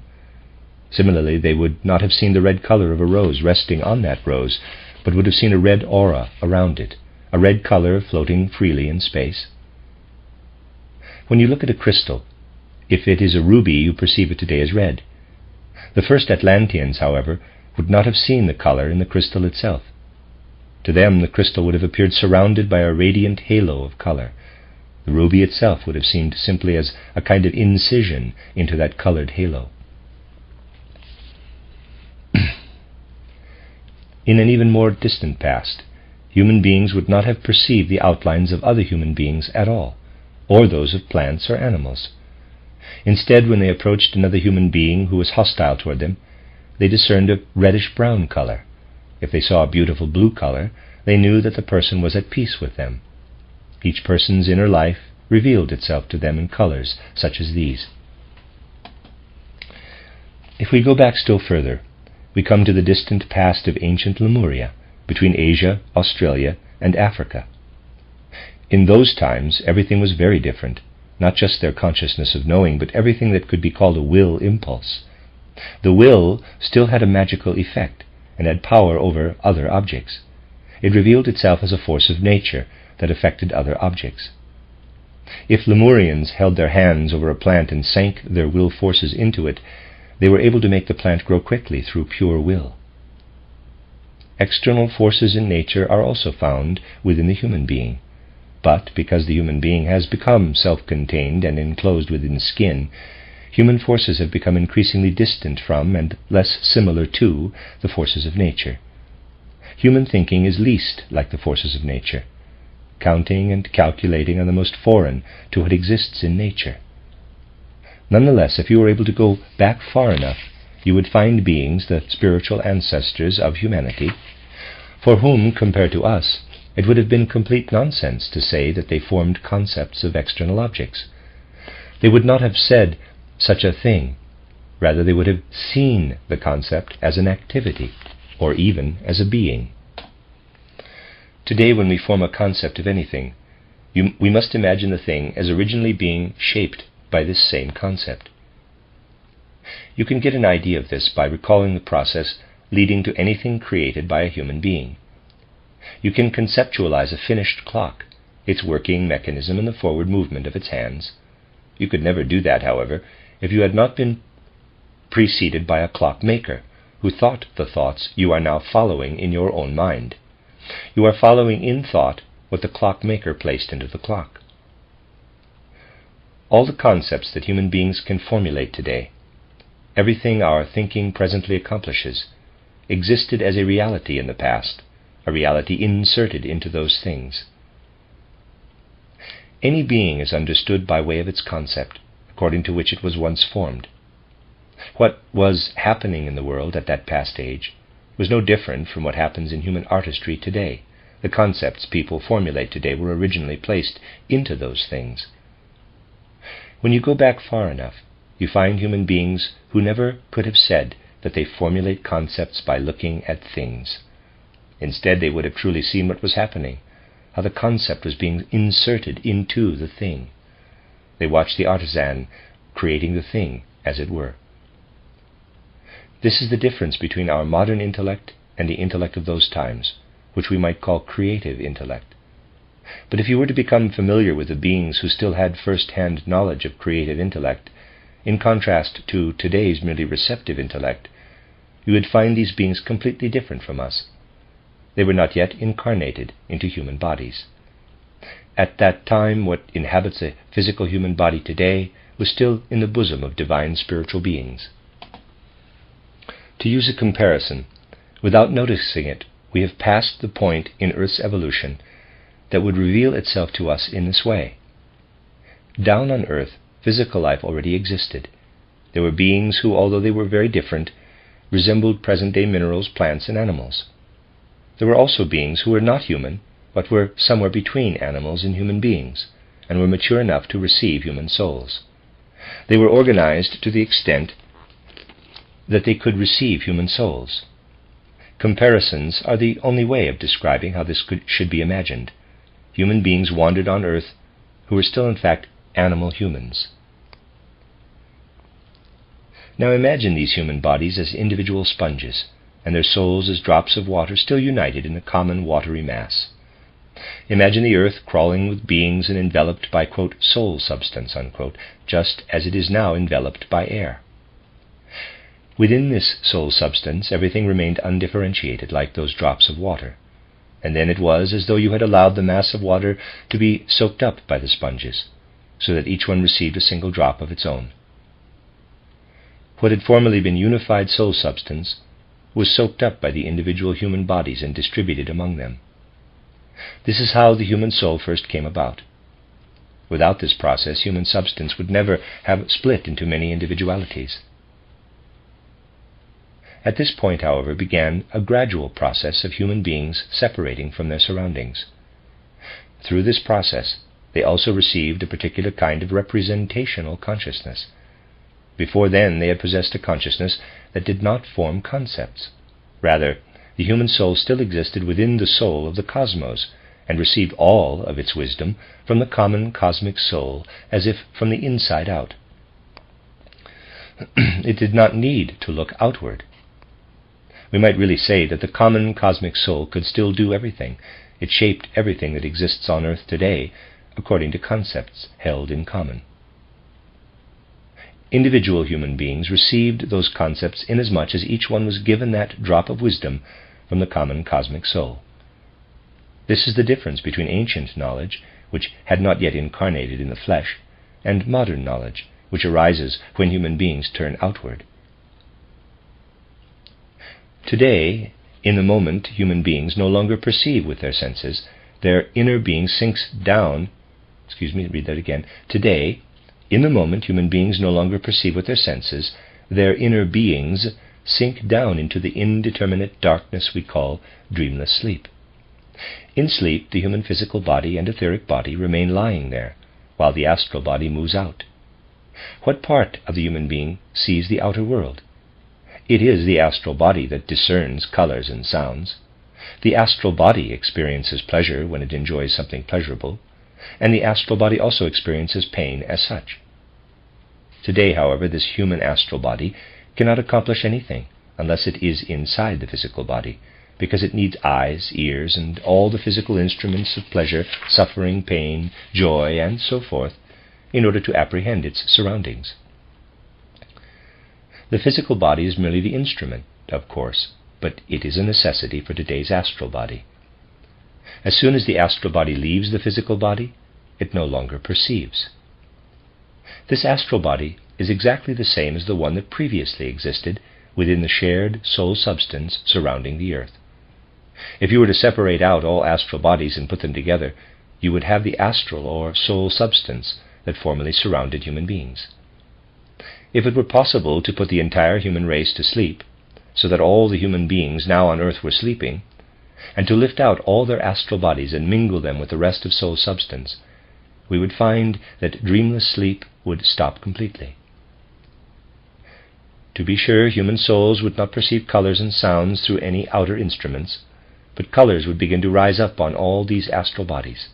Constantly changing colored images would be drifting around on all sides, and an inner resounding would begin.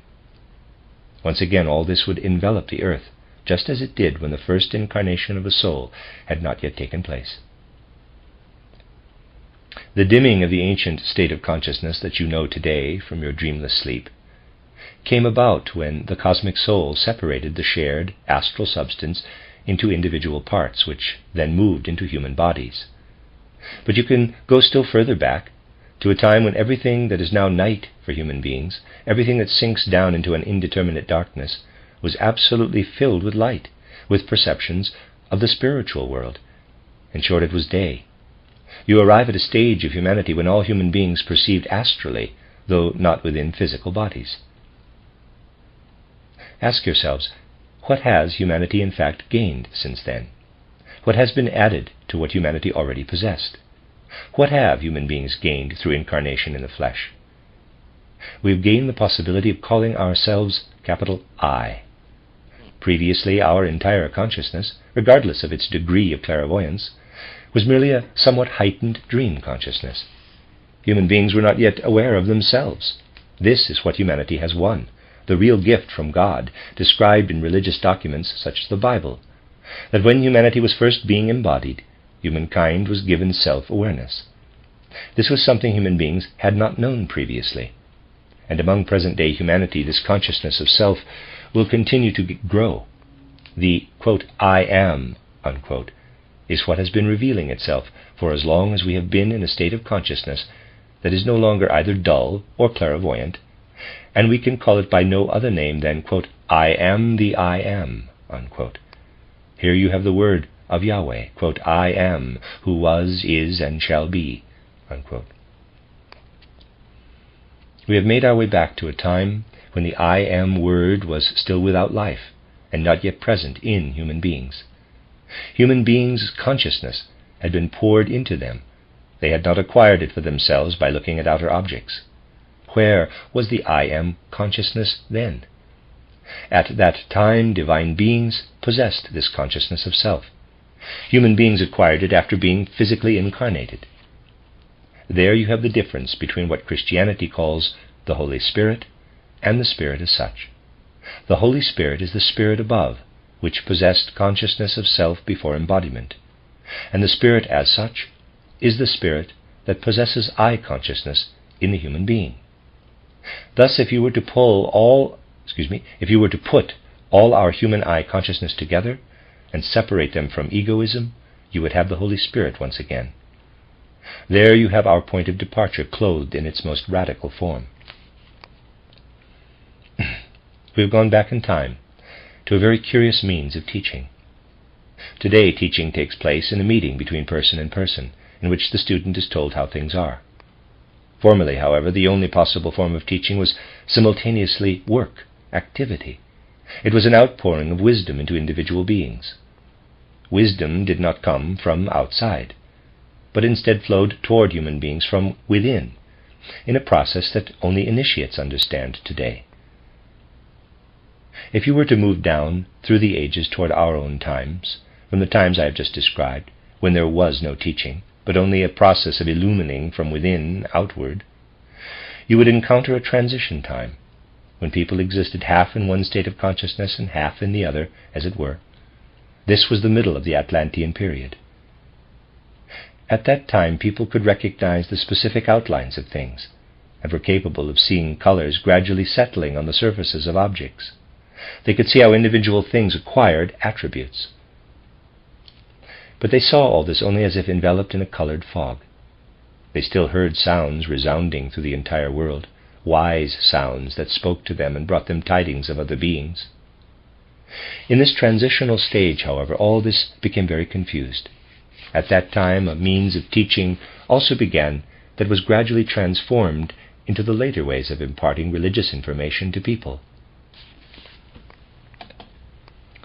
If we were able to go back to the ancient Atlantean period, we would encounter a great school of adepts. The capacity of a person today to receive wisdom was made possible by the fact that the Turanian adepts of that time had pupils who then instructed others, and so on down to our own times, so that a direct tradition reaches back to the Turanian school of adepts. The adepts of that time had to take into account the fact that human beings were in a transitional stage, in which they possessed only part of our modern way of perceiving. People were capable of recognizing only indistinct outlines of objects, but they were also able to receive the truth from the inside out, at least in part. At that time, very few people would have been able to count to 5, which is not possible without self-awareness. But they were able to receive what was reflected in their inner aspect, in their semi-sleeping consciousness. If they were to be presented with the highest wisdom, they had to be enlightened. But this wisdom had to be presented to them in pictorial form, and the Turanian adepts had specific methods of accomplishing this. They would not have been able to do it in a lecture, as is done today. The adepts knew all this themselves, and were much more advanced than the remainder of humanity, which was still extremely primitive. The adepts transported people into a hypnotic state in order to present them with wisdom. This would be wrong today, but at that time it was totally normal. People were transported into a sleeping state of a sort, in which they were enlightened in a way I will describe shortly. Before the first incarnation of a human soul into a body, there was no night, and all human beings were enlightened. Dreamless sleep was the state in which human beings had perceptions.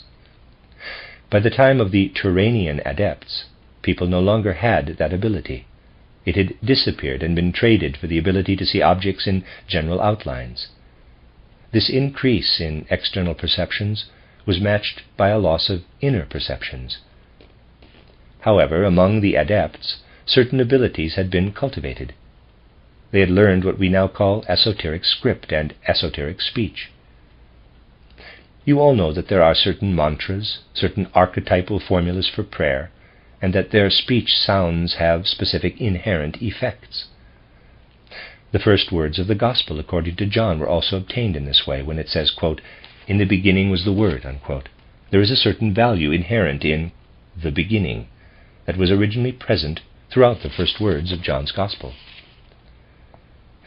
But all this is a mere shadow in comparison with the sound combining used in the school of adepts, which replaced people's lost capacity for enlightenment.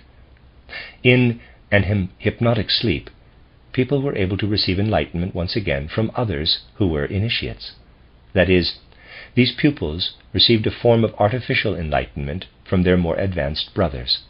This allowed them once again to see the spirits at work in the spiritual world that had always surrounded them, just as had been possible before human souls became embodied. This was what pupils in Turanian times experienced as the first form of religious instruction. The laws of the cosmos were imparted to them. From enlightenment such as this, they received formulas and drawings, for when a certain very specific lawfulness of line was present, drawings could also convey the great secrets of the universe to human beings. At that time, if you had drawn a spiral for people, they would not have seen it when their eyes were open. But if this spiral was presented to them or tapped out while they were in a hypnotic sleep, it would have elicited very specific sensations about how a plant, for example, develops to the point of forming a seed, and how the seed becomes a new plant. Such formulas and lines were then passed on by the schools of adepts, and later given to the various ethnic groups by the founders of their religions. The further back we go, the more the soul that has been divided up among human individuals becomes a unitary soul. Being divided up and separated from each other in this way is what has made souls different. Even today all astral bodies are still similar during sleep, but by day they look quite different. That was also how it was when astral bodies were instructed while in an hypnotic state. They were all quite similar, and a certain archetypal wisdom could be communicated to all of them. When people lost the ability to receive wisdom in this way, teaching in India then had to accord with the requirements of the Indian body, in Persia according to the Persian body, and again differently in Greece and Egypt and among the Germanic peoples. This was what external physical bodies required, according to the various influences exerted upon them. The founders of religions cast this in the forms that have come down to us today as the Egyptian teachings of Hermes, the teachings of Zarathustra, and so forth. In true religions, in all their fundamental forms, however, what brought them into being is alive. How people formerly received enlightenment is totally different from how this can happen today. It was not communication through teaching, but communication through living. This is a much more intimate encounter between pupils and their teacher. You can get an idea of it from the example of the spiral that stimulated direct sensations. Today we communicate concepts and sensations. Today we communicate concepts, and sensations can be kindled only by way of these concepts. One such concept that was communicated in the Turanian school of adepts was the sevenfold nature of the human being. This is still present today, concealed as thoughts in the Lord's Prayer. The Lord's Prayer is the expression of sevenfold human nature. This was made clear to the pupils of the Turanian adepts by presenting them with a musical scale, mingled with certain images of color and a scale of odors, as a symbol of the seven members of the human being. What was inherent in the harmony of the sevenfold scale rose up in these pupils as an inner experience. What existed outwardly served only as a means to this end. The great founders of religions cast this in certain formulas. The greatest of them imparted it in the Lord's Prayer, and its action and effect are available to anyone who says this prayer. As such, the Lord's Prayer is a prayer that is not a mantra. It will still be meaningful when thousands and thousands of years have passed, because it is a thought mantra. The action and effect of the Lord's Prayer were cast in thoughts. And just as it is true that human beings can digest food quite well without first being told by a physiologist about the action and effect of the digestive process, those who pray using the Lord's Prayer can sense its effect without being told about it. The effect of the Lord's Prayer is present because it exists within the power of the thoughts themselves. Nevertheless, there is a higher knowledge that gives the Lord's Prayer a deeper meaning, and we must not shut ourselves off from this knowledge. This is the nature of the path that religious truths have taken. The souls inhabiting our bodies today once dwelled within the shared divine substance of the Spirit, and were enlightened there in a sleep-like state. Without eye-awareness, they were able to perceive the creative activity of spiritual divine forces. Then these souls were incorporated into bodies, and this perception was increasingly obscured from them.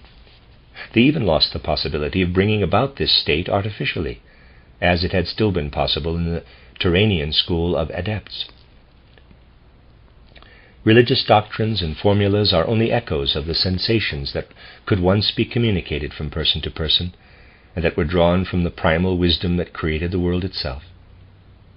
It is as if the wisdom of the Old Testament were spoken by primal ideas, by the primal wisdom that underlies all things. Your souls once possessed this wisdom. In the future, human beings will draw from within their own souls what they originally possessed in a dull, dreamlike consciousness, but they will do so in the clear, bright consciousness of day. We will possess our present clarity of consciousness and enlightenment as well. To achieve self-awareness, human beings had to give up their original clairvoyance, and the more this original clairvoyance was subdued, the brighter the light of inner eye consciousness became. Once this has reached its peak in our final incarnation, what we will carry with us as the fruit of our life will be both the old clairvoyance and a newly acquired element. Again and again we hear the cliché that human beings must gradually merge into a universal consciousness. This is what redemption is said to be, losing our present-day consciousness and merging into a universal one. However, this is not the way things really are. I consciousness, which formerly was not present at all, will persist even beyond our final incarnation. What once separated out from the shared substance of the Spirit will flow together once again, but now you must imagine it in this way. Originally there was clear water that was soaked up by the many little sponges. In the course of separation, however, this water takes up whatever it can from its surroundings, and each little drop assumes a very specific color. When the water is squeezed out of the sponges again, each one contributes its own color. so a great variety of colors is present, shimmering and more beautiful than it could ever have been before. In the same way, individuals returning to the universal spiritual element contribute the particular colors of their consciousness as individuals, which cannot be lost. Universal consciousness will be a harmony of all forms of consciousness. Beings who have passed through the stage of humanity will freely constitute a unity. While remaining many entities, they will also form a unity, but because they choose to do so rather than because they are forced. Each one has retained individual consciousness, and of their own will they all form a unified consciousness together. This is how we must imagine the beginning and the end of our current world process. Instead of using clichés, we must observe how things really are. All talk of, quote, merging into a universal consciousness, unquote, is a pantheistic cliché. But when we are speaking from the perspective of eternity, the saying that we must keep in mind shows us that humanity did not exist for nothing, that it had a significance for the universe. In other words, those who take up the study of cosmic facts will ultimately realize that human beings have been called to take part in giving meaning to this life of ours. Ultimately, we will each have to offer up on the altar of the divinity the little bit that we ourselves have won. From these bits, as has been expressed so beautifully, the spirit of the earth as a whole will weave the fabric for its garment. Goethe spoke as a true initiate when he depicted this as an actual process, quote, "In floods of life, in storms of deeds, I ebb and flow, weave to and fro, birth and grave, eternal sea, weave changingly, live glowingly. Thus on the humming loom of time I work to make the living garment of the divine." End quote. The divinity will wear its immortal garment when the earth has achieved perfection. On their upward path through individual incarnations, by going through birth and death, individual human beings will weave the fabric of this garment. The end of Lecture 5.6.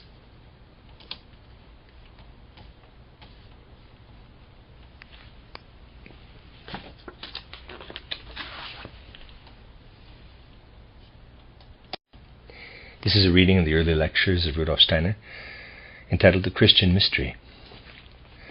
Section 6, lecture is about the Gospel readings. Lecture 6.1 is John's Gospel, given on February 3rd, 1907 in Heidelberg. John's Gospel is contested by modern Christian theology. It is said that the Synoptic Gospels, the first three Gospels, Matthew, Mark, and Luke, give a unified image of Jesus. The deviations are insignificant. It is claimed that it is possible to form a unified picture of Jesus from the Synoptic Gospels. John's Gospel, on the other hand, diverges a great deal from the unified view. It speaks in an entirely different tone and way about the founder of Christianity. Consequently, it is considered less believable.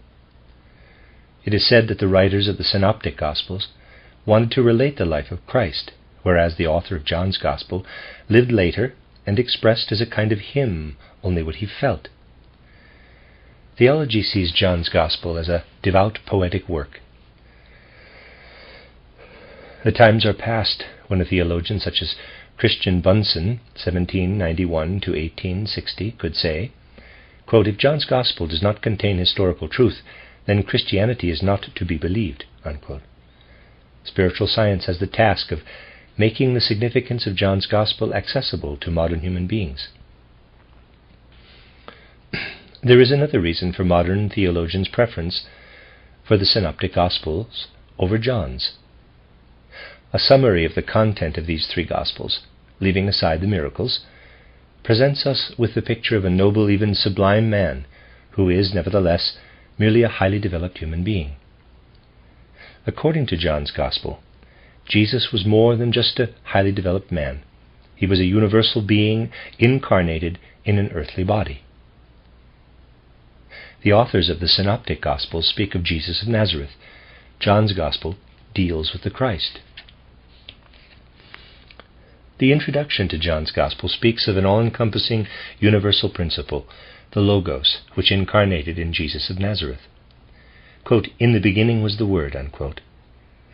Modern human beings are not interested in a sublime spiritual being that exists behind everything, but believe only in highly developed human beings. People do not believe that a God ever lived on earth. This is why people have lost their relationship to John's Gospel. This lecture will be concerned with our relationship to John's Gospel. We read John's Gospel falsely when we read it as we do other books, to be instructed by what is contained there. John's Gospel is not a book in the modern sense of the term. It is a book of life. In all deeply religious documents, every single word is set in place with a clear intention. An example may clarify what I meant. Consider this question, quote, "According to John's Gospel, what was the name of Jesus' mother?" unquote.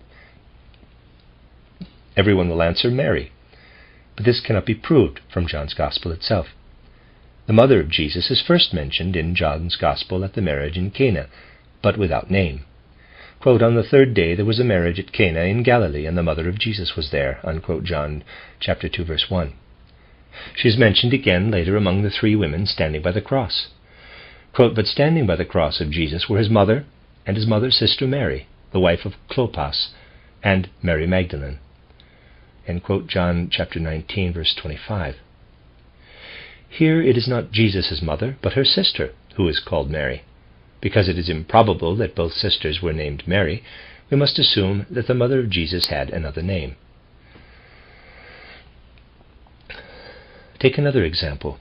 The author of John's Gospel, or the one usually referred to as John, is usually called here, quote, "the disciple whom the Lord loved," unquote. When Jesus saw his mother and the disciple whom he loved standing near, he said to his mother, quote, "Woman, behold your son," unquote, John 19:26.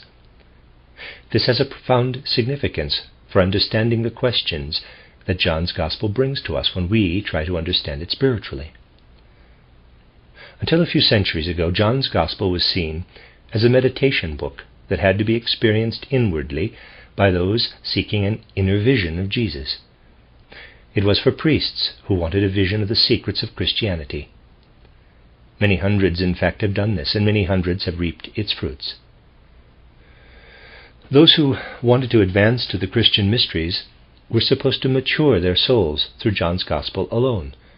But they had to know that the first sentences had magical power. Students had to take these sentences into their souls every morning in a living way for 15 to 30 minutes, without speculating about their meaning, purely to draw the power from them. That was meditation. These sentences revealed a special power to those who lived with them for months and years as described. Their spiritual eyes opened.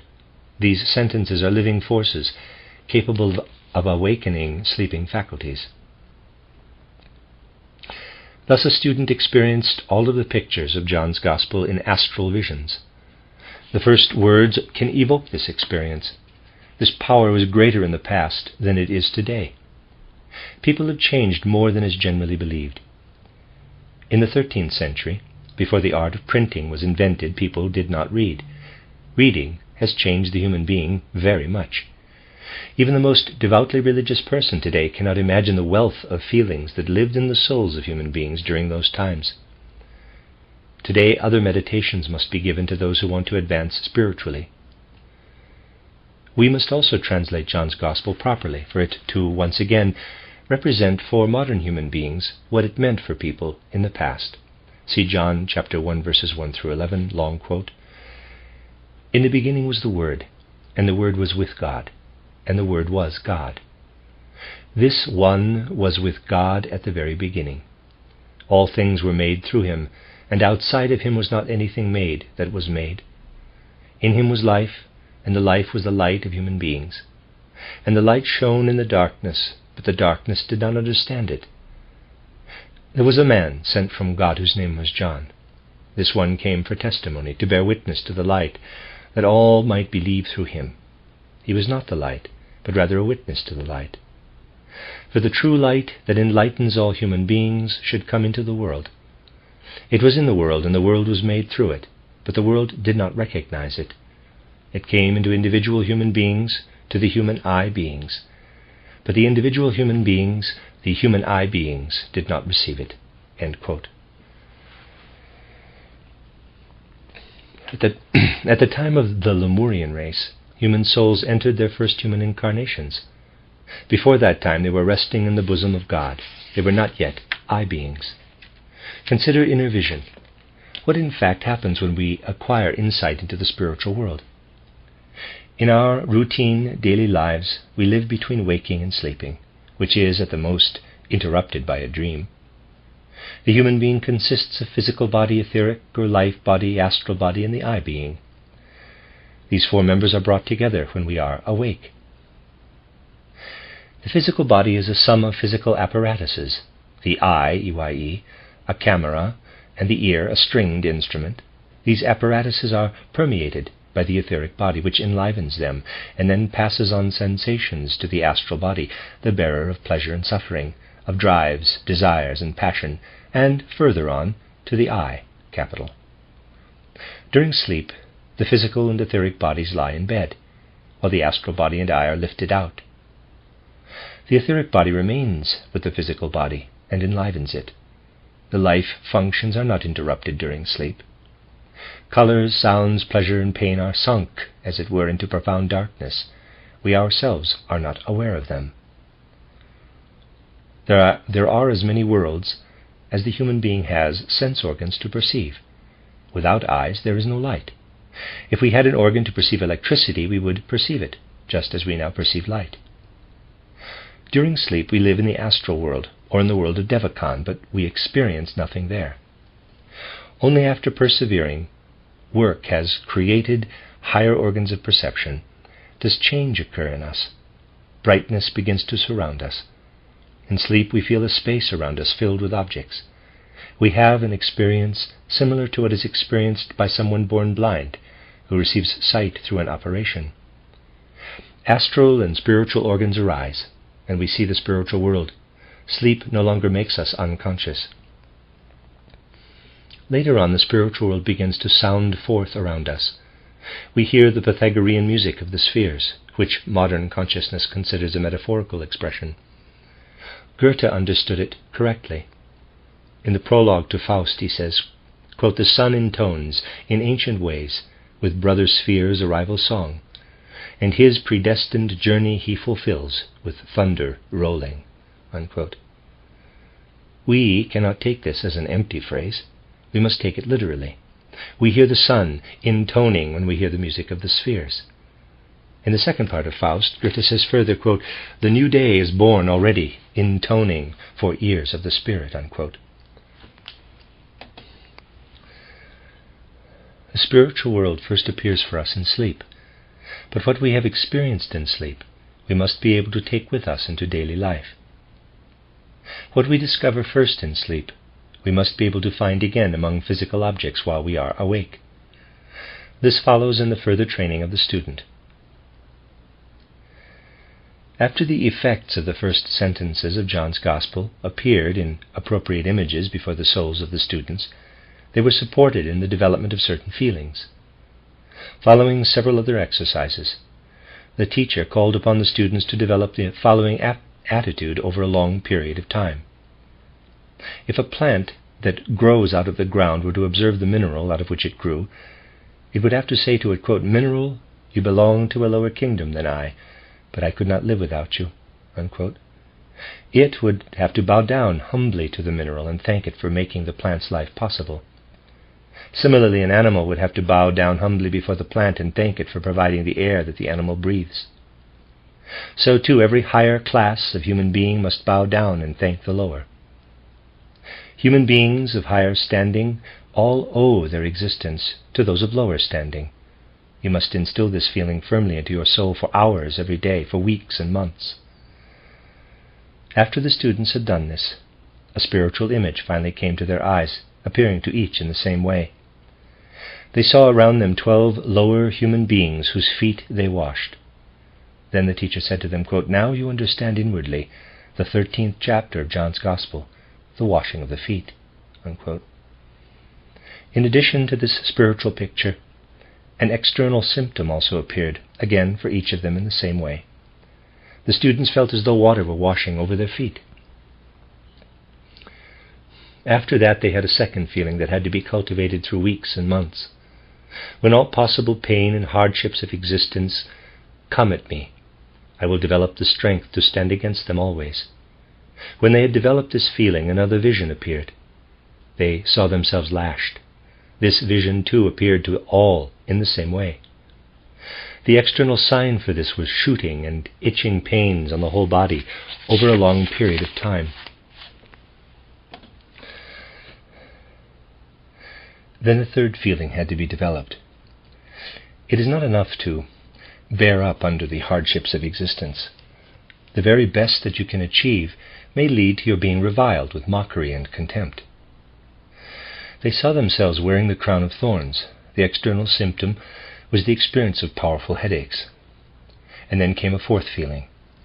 All human beings refer to the body they carry as I, capital. Your body must not be any more important to you than any other object. You must experience your body as something alien. When the students experienced this, the vision of the crucifixion appeared, accompanied by the appearance of the wounds of Christ on the hands and feet and on the right side of the chest, not on the left side as is usually asserted. These symptoms appeared often during periods of meditation. Then the teacher said to the student, quote, "Now you can experience mystical death," unquote. Only an approximate description of this can be given. The student felt as though all of existence was completely extinguished for a moment, as though nothing was present any more, as if everything was hidden behind a veil. Then the veil was torn asunder from above to below, and the student saw into the spiritual world. But there was another moment that came first. Before the mystical death, the students had a vision of all the evil that can exist in the world. They had to descend into hell before they experienced mystical death. After this follows the sixth station of the cross, where students begin to experience their bodies as no longer belonging to themselves at all. They expand their consciousness to include the entire earth. When they have fully developed this feeling, it is called the burial in the earth. The seventh station cannot be described with earthly words. It is the resurrection and so forth. This condition is higher than a human being can imagine. John's Gospel describes these 7 steps. Those who went through all of them recognized Jesus as he lived on the earth. John's Gospel is the way to recognize Christ Jesus. For this reason it was given to those who wanted wisdom, not as a book merely for edification, but for inner development. Every part of it can be experienced. The revelation of this truth stands as a turning point in human evolution that cannot be compared to any other. This is what came into the world through Jesus. Human beings were fourfold in nature at their first incarnations, but they developed further. If we observe people who are undeveloped, we see that their astral bodies have remained the way they were when they received them. Let us compare such an astral body with that of an average European, or with that of an idealist like Schiller, or a highly developed man like Francis of Assisi. Average Europeans no longer simply follow all of their drives. They may disallow one and set other feelings into place, the moral commandments. The capital I has worked on the astral body. Their astral bodies consist of 2 parts, the unpurified, which has remained the same as when they received it, and the purified. With Schiller, the purified part is very large, compared with the unpurified part. And the astral body of someone like Francis of Assisi consists of nothing but the purified part. This purified part of the astral body is called the spirit self, or manas. Human beings thus have 5 members to their being. Human beings can similarly work on their etheric bodies. Religious and artistic feelings work on the etheric body and create out of it life spirit, or buddhi. If human beings can gain power over their physical bodies, then what they have spiritualized is called Atma. In external development, this process proceeds very slowly. In Greece, buddhi was termed Christos, and among most modern human beings today, this element is only just beginning to be present.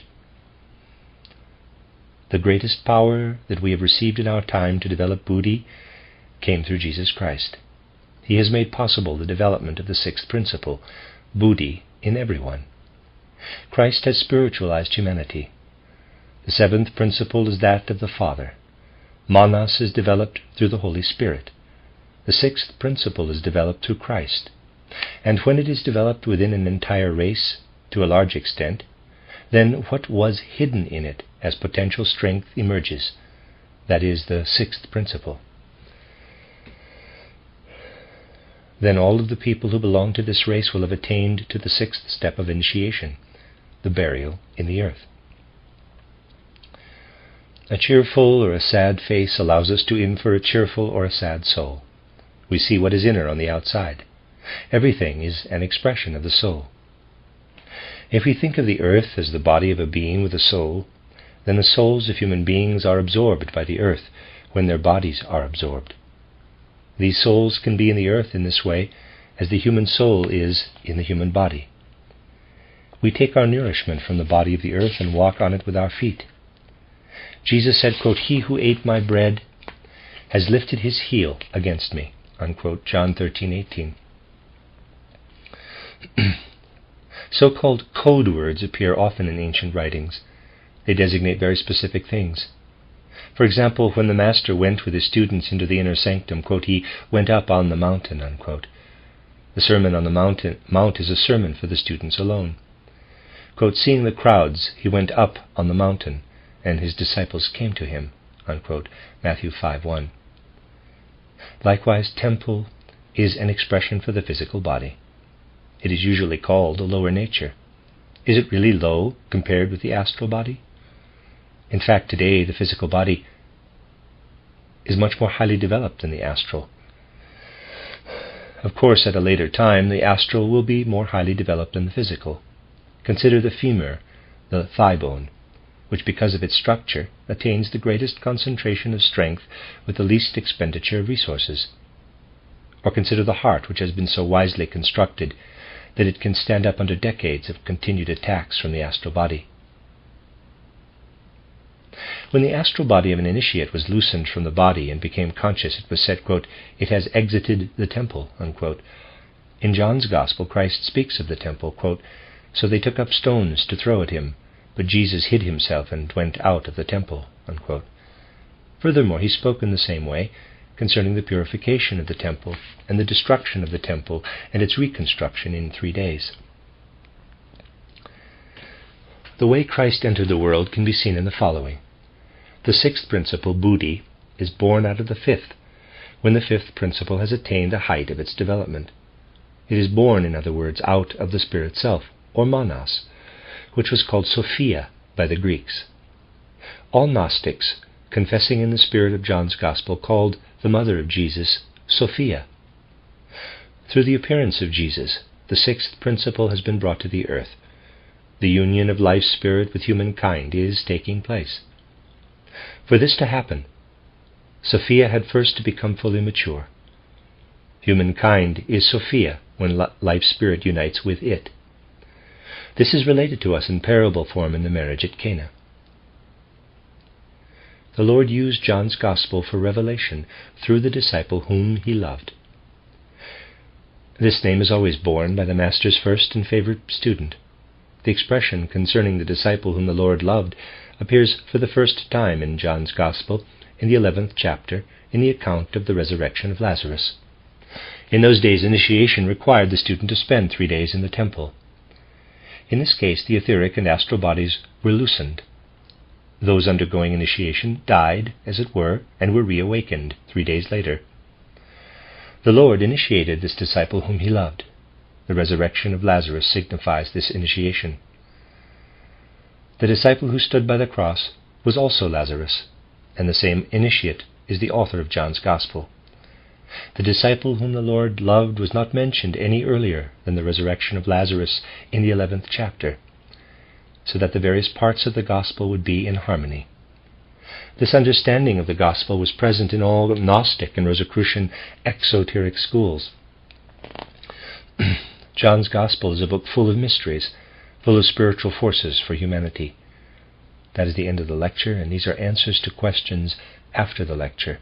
Question: what is the causal body? When a human being dies today, the etheric body, along with the astral and the eye, are separated from the physical body. The etheric body stays together with the higher principles for a while.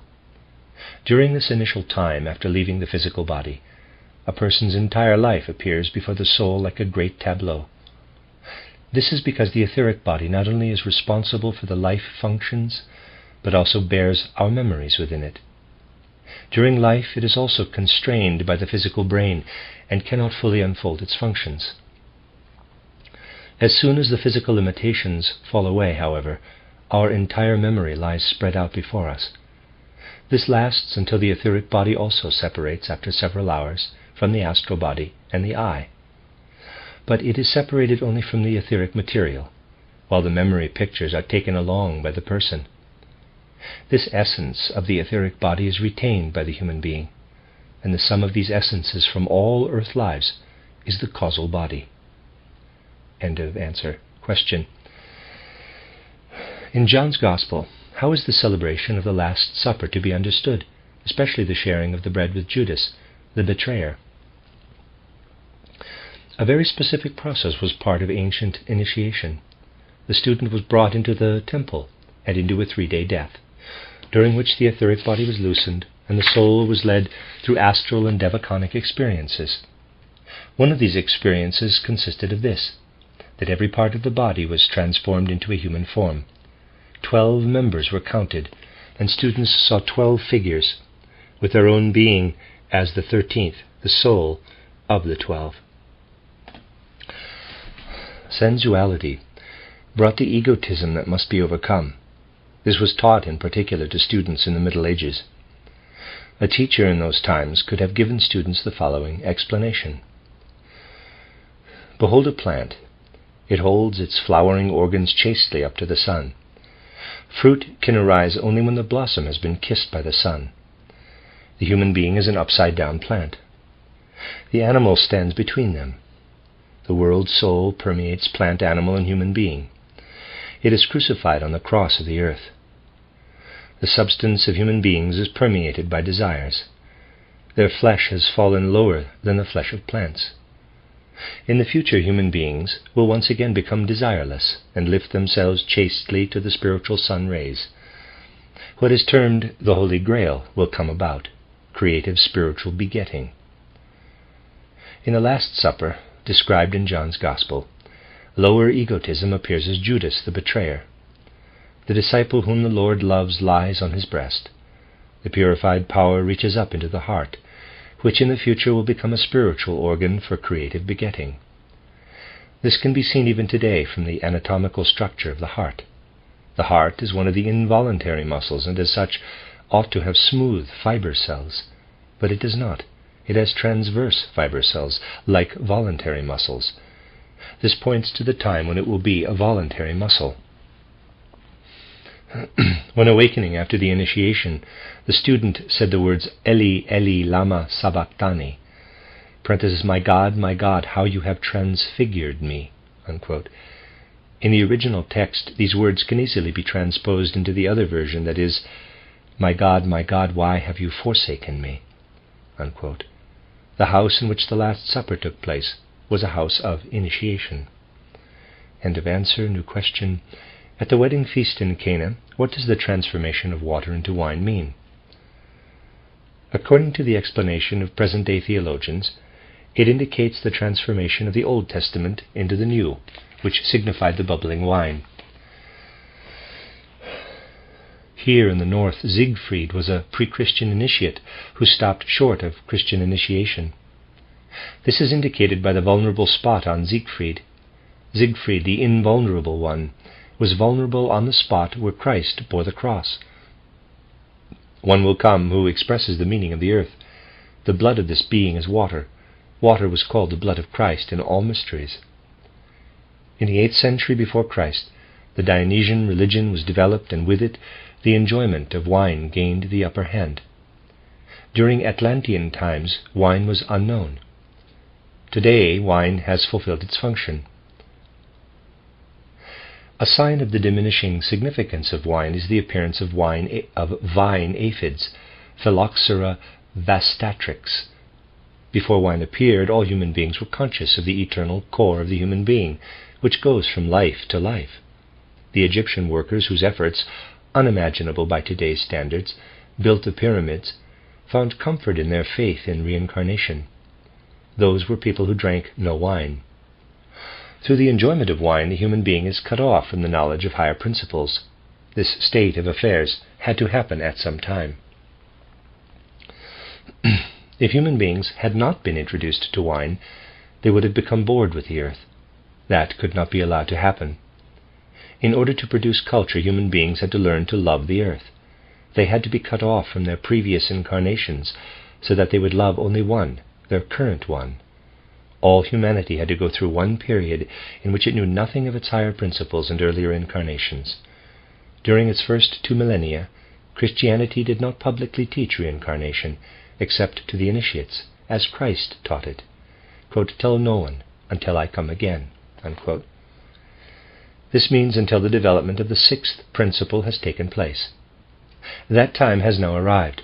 All human beings have now gone through an incarnation during which they were cut off from above.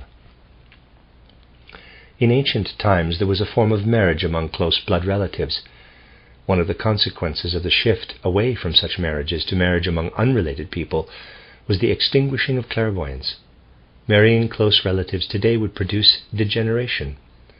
During the age of close marriage, people had a memory not only of what they themselves had experienced, but also of the lives of their parents. This inherited memory carried a name. For example, Adam, Seth, Enoch. In addition to memory, good and evil were also inherited original sin. For this to be changed, love of the human being in general had to take the place of blood love or love of kin. Quote, "Who does not leave father, mother, wife, children, cannot become my disciple," unquote. Parenthesis, Luke 14:26, Matthew 10:37, Mark 10:29. Parenthesis. Jesus also goes to strangers, to the Samaritan woman, quote, "For the Jews had no dealings with Samaritans," unquote, John 4:9. Christ came from Galilee, the country with the greatest mixture of bloods. A being who could observe the earth from a distant star would see the physical earth permeated and surrounded by an etheric and an astral body. If this being were to observe the development of the earth, say from Abraham until today, that person would see a change in the colors at the moment when the blood flowed from Christ's wounds. An initiation such as that of the Apostle Paul could not have occurred before the appearance of Christ. That was an external initiation, made possible because the entire astral body of the earth had been changed. End of answer. Question concerning the future of Christianity. Christianity has such endless depths that its development is unforeseeable. As a religion, Christianity is the last. Within itself it carries all possibilities for development. Theosophy is only a servant of Christianity. The difference between Christ and the other great founders of religions lies in this, that in the other religions people believe in what the founder taught, while in Christianity people believe in what Christ is. End of answer. Question about the influence of the etheric body on healing the physical body. Mental illnesses derive in part from the fact that the etheric body does not have the power to work upon certain parts of the physical body. If the etheric body is too weak to master part of the body, then this part becomes sick. If the etheric body is strengthened, the situation is helped. The end of Lecture 6.1. This is a reading of the early lectures of Rudolf Steiner entitled The Christian Mystery. This is Lecture 6.2, entitled John's Gospel as a Record of Initiation, the first 12 chapters, given on February 12, 1906 in Cologne. The disciple who wrote John's Gospel described first of all his own experience. The first through 12th chapters are experiences in the astral world, while the following chapters describe events on the devaconic plane. This is very significant and characteristic for our study. John describes experiences on the astral plane because he is convinced that what Christ accomplished here on the earth can be understood only when seen in the light of the spiritual. What the Master said and did can be understood only by placing oneself in a higher state. Through inner development, a person can come to the point of really seeing in the astral world. This is achieved through very specific kinds of meditations. A human being must be closed off against the external world, and the soul filled with eternal truths. A new world then arises all around. What Christ Jesus did on the earth can be judged in the right way only by being elevated into a higher world. What one had experienced with Jesus in the physical world became understandable only when seen astrally. Those who wanted to experience what Jesus had done had, through the appropriate Christian meditation, to place themselves in a state by means of which they could come to an understanding of Christ in the soul realm. John first says this in the introduction to his Gospel. The words from the beginning to, quote, "and the darkness did not comprehend it," unquote, constitute a meditative prayer.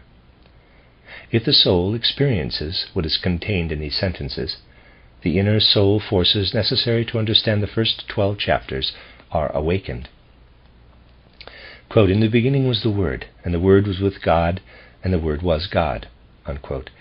This ancient truth was vividly portrayed in all the ancient mysteries, particularly in those with an Egyptian coloring. Words fill the air with their sounds, otherwise we would not be able to hear them. The shapes and forms of the words we speak are in the air. If, while I am speaking, the air could suddenly be made rigid and inflexible, the sound waves vibrating in the air would fall to the ground as solid, rigid bodies. The teacher in the ancient mysteries made the following point very clear to the student. Just as human beings speak and release their inner life into the air, so too the soul of the world spoke into a much finer matter, into Akashic matter, and these words then solidified. Everything that surrounds us is the condensed Word of God. The teacher of the mysteries thus said that the world around us is the frozen Word of God, the frozen Logos. Quote, "In the beginning was the Word, and the Word was with God," unquote. It was still in its inwardness. It was itself a God. Then it filled space and became rigid. This Logos is now everywhere. Everywhere around us we have the crystalline precipitate of the Logos. But when life arises, the Logos arises, so to speak, from a condition of sleep. In the human being it becomes the light of knowledge. Through our knowing, God, who first descended into the world, comes to meet us out of this world. We must live into the world completely in order to penetrate it so deeply that we become aware that the Logos lives in the world. What originally occurred was the creation of the physical human being. The spiritual human being then entered the physical being. The light shone in the darkness, but the darkness did not comprehend it at first. With the further development of the human being came the content of the astral vision of truth. Then human beings realized what Christ Jesus was and what his teaching signified, that the time had become ripe to bring forth a reversed Adam, a new Adam.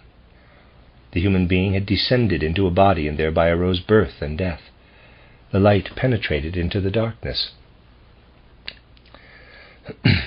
At that point the human being was to be led upward again in order to understand that life is the victor over death. The forerunner, John the Baptist, appeared. The Baptist proclaimed that the old, which still stood entirely under the sign of what divine powers had long ago created, was to be taken over and superseded by a new kingdom. Previously it had been said that God would destroy you if your actions opposed the law. The new kingdom, however, is what human beings can experience within themselves when they experience God.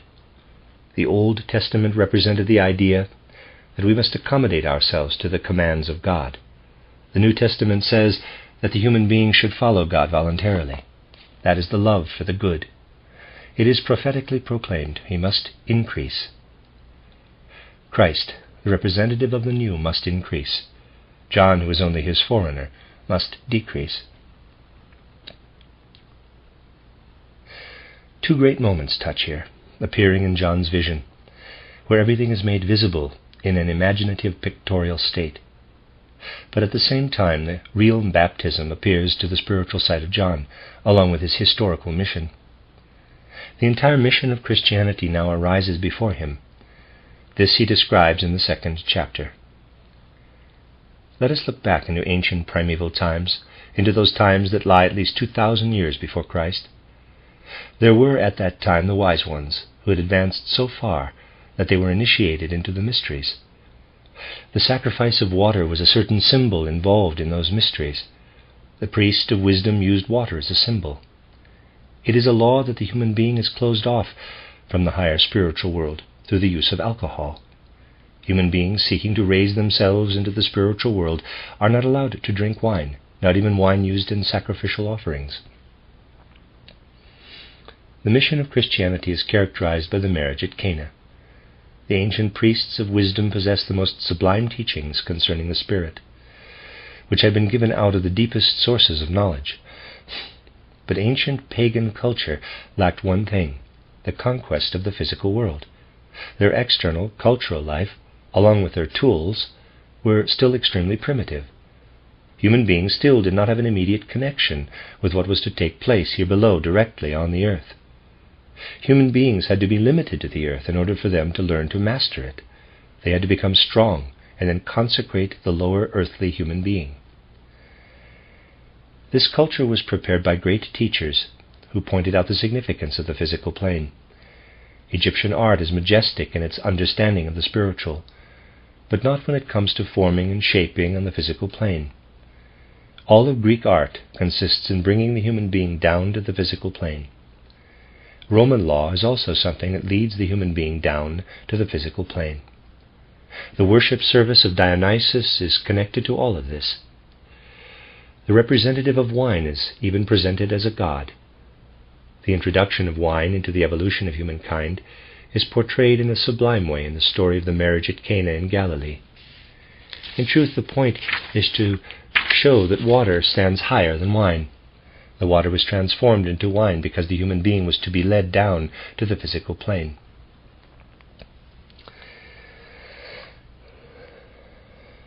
With all of our institutions today, we have come down to the physical plane.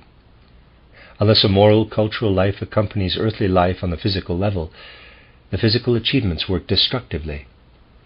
By developing morality, we are able to create forces entirely different from those now present in the physical world. Keely set his motor in motion through vibrations he had created in his own organism.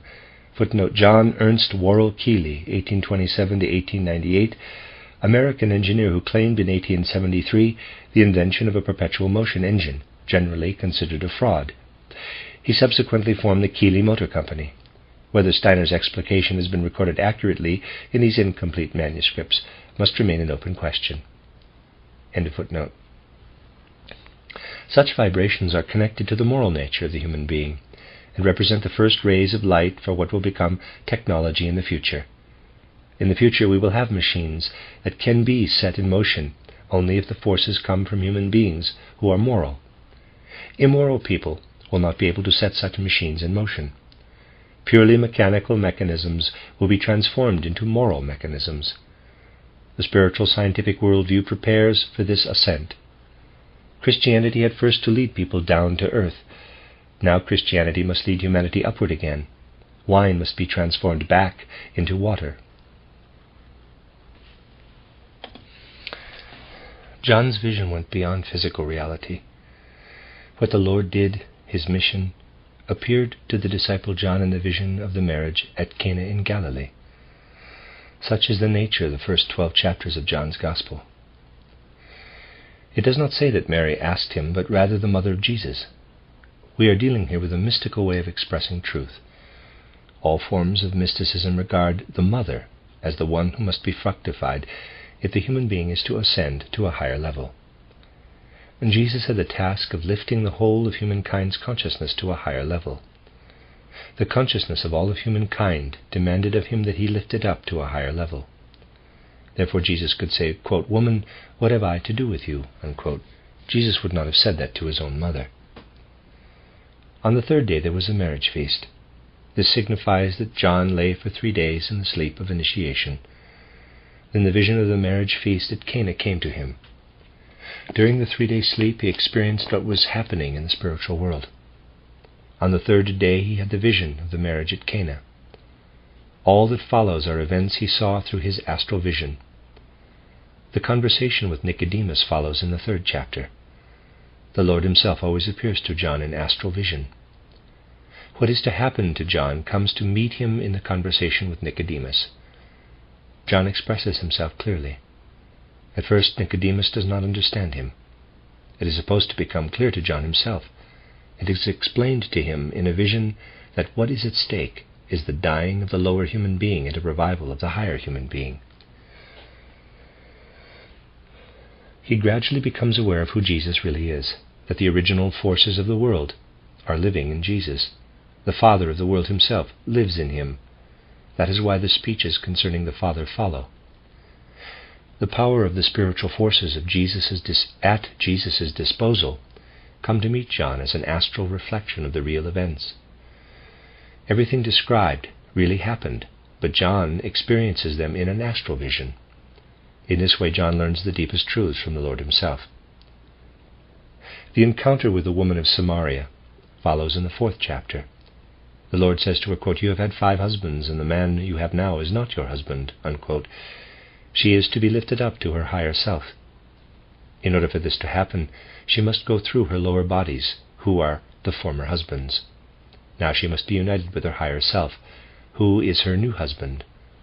In the story of the man born blind, it becomes clear that it is the karma of the man born blind that has led to his becoming blind.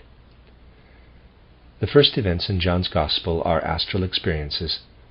Is it not then natural for John himself not to be present, since he is experiencing everything in picture consciousness? John does not appear in the first 12 chapters. There he is not yet the disciple, because he sees all of this on the astral plane. Then he undergoes the sleep of initiation. He is to be advanced to a higher level. This happens after he lives through the experiences of the 3 days and into the 4th day. The initiation lasts for 3.5 days. There appears to him his own initiation, the reawakening of his own self. That is the resurrection of Lazarus. Lazarus is the author of John's Gospel. Martha and Mary are the 2 states of consciousness of his soul, the divine, and the soul turned more toward life on earth. The description of the Lazarus miracle is the description of a higher initiation. The 12th chapter prepares the way for actual love of the personality of Jesus. John says this himself, quote, "Now I recognize him who awakened me," unquote. The higher development of John begins with the 13th chapter. Every word of John's Gospel becomes understandable to us if we take it as an experience of John's. He is becoming conscious within his I-being, without any picture consciousness. He consciously becomes the disciple whom the Lord loved. The end of Lecture 6.2. This is a reading of the early lectures of Rudolf Steiner entitled The Christian Mystery. Lecture 6.3 is entitled The Sermon on the Mount, given January 19th, 1907 in Stuttgart. The Sermon on the Mount is a very significant revelation of Christianity. Usually it is understood as a sermon that Jesus gave on a mountain for the masses of people gathered below. But the expression, quote, "to go up on the mountain," unquote, is code found in all esoteric languages and is ancient. Quote, "to love," unquote, is also an esoteric coded designation. We find the words, quote, "the disciple whom the Lord loved," unquote, and at the resurrection of Lazarus, quote, "Now Jesus loved Martha and her sister and Lazarus," unquote, John 11:5. We also read, quote, "see how he loved him," unquote, John 11:36.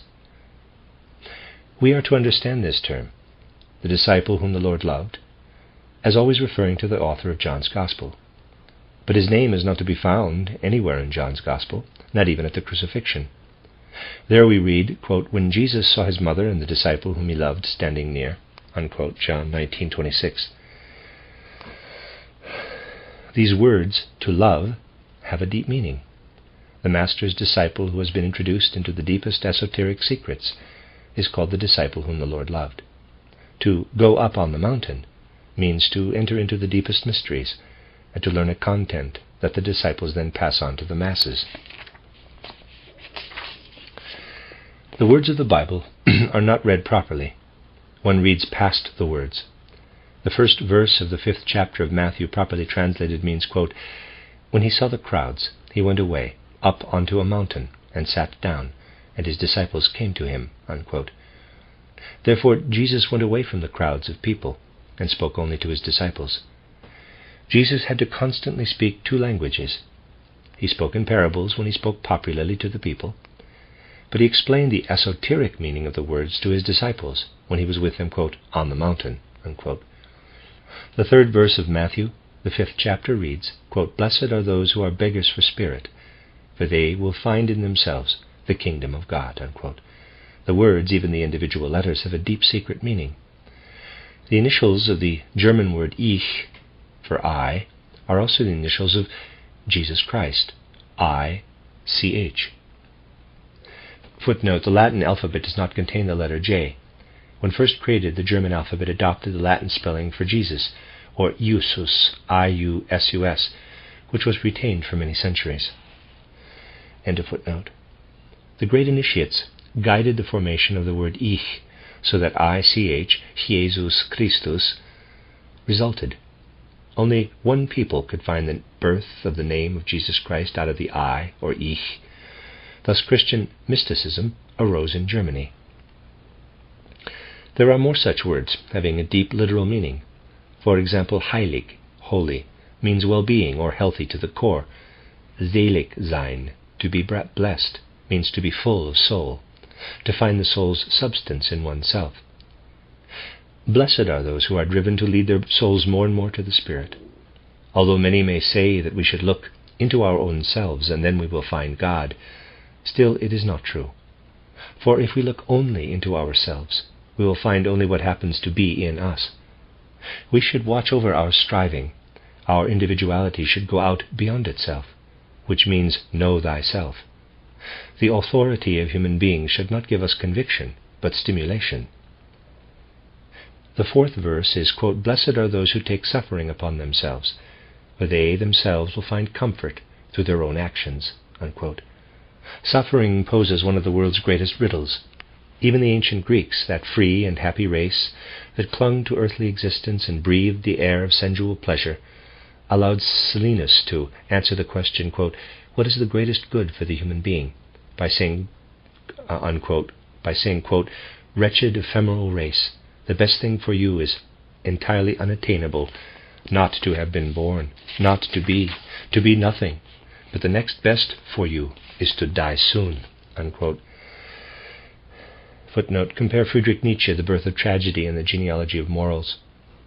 End footnote. Meanwhile, Aesop says that teaching can be won from suffering.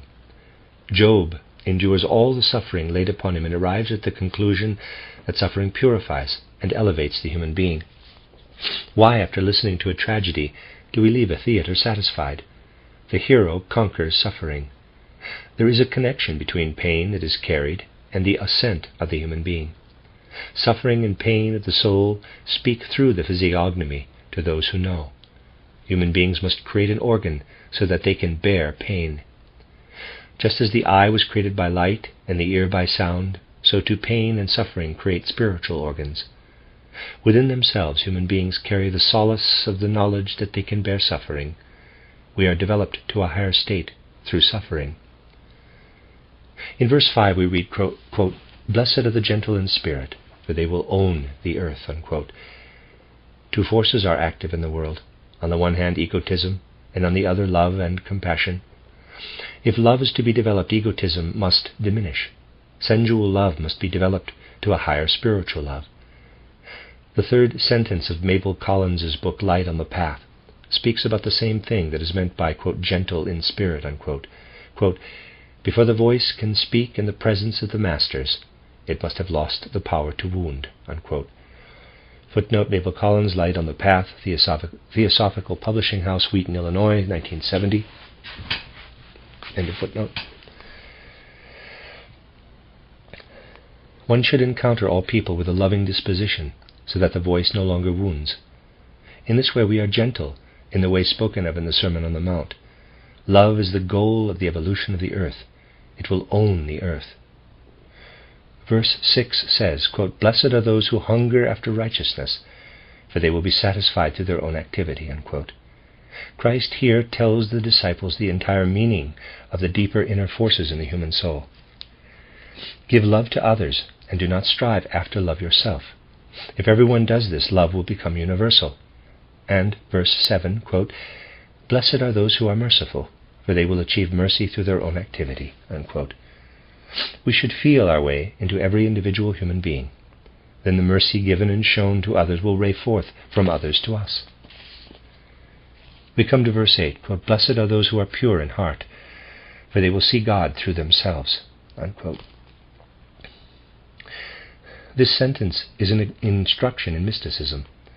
We should purify and make our hearts pure. The eye, E-Y-E, here, intended for the vision of God, is the heart. It, not the brain, is the organ of the future. In terms of seeing God, it is what a clear eye is for the light. Verse 9 says, quote, "Blessed are the peacemakers, for they will become children of God through their own activity." Unquote. The soul follows a path from God through humanity back to God. The souls were once peace-loving, and peace leads again to the divine being. The 10th verse, quote, "Blessed are those who are persecuted for the sake of righteousness, for the kingdom of heaven is for them." Unquote. Jesus Christ demanded that human beings require righteousness of themselves, that their thirst will be quenched through righteousness. An earthly demand and a heavenly demand are always distinguished. In verse 11, "Blessed are you when people revile you and persecute and speak all kinds of evil against you falsely on my account." Unquote. Christianity must not be confused with other religions. In Buddhism, everything depends on following all that Buddha taught. It is the same with Hermes in Egypt, Zoroaster in Persia, and so on. However, Christ was present himself. The disciples were called on to bear witness. We heard him ourselves. We have placed our fingers in the wound of the nails. John the Evangelist speaks mostly of Jesus Christ in his Gospel. Christianity must believe in Christ Jesus himself, not only in the teaching concerning him. The Logos came down to human beings having an eye consciousness. The Word became flesh and a man and really lived among us. All are blessed in faith in the only one, in whom the Logos itself is incarnated. There is only one who can say, quote, "Blessed are you when you are persecuted for my sake." Unquote. In verse 12 we are told, "Rejoice and be glad and full of comfort, for your reward is great in heaven, for so the prophets were also persecuted." Unquote. The human beings with eye conscious, inspired by God, are meant here. Verse 13 reads, "You are the salt of the earth." Salt signifies that which gives wisdom to the earth. Now, one could point out the conclusion of Matthew 7, verses 28 through 29, quote, "And when Jesus finished these sayings, the crowds were astonished at his teaching, for he preached to them mightily, and not as one of the scribes." Unquote. One could easily think that Jesus really did speak to the crowds. However, these verses are not in any way connected with the Sermon on the Mount. They even contrast sharply with what had meanwhile caused an uproar in the masses. The people were very upset over a speech of Jesus, but over an entirely different one than the Sermon on the Mount. Concerning that one, a great tumult arose. We must go over all the events in the Bible very exactly and know how to read the words correctly.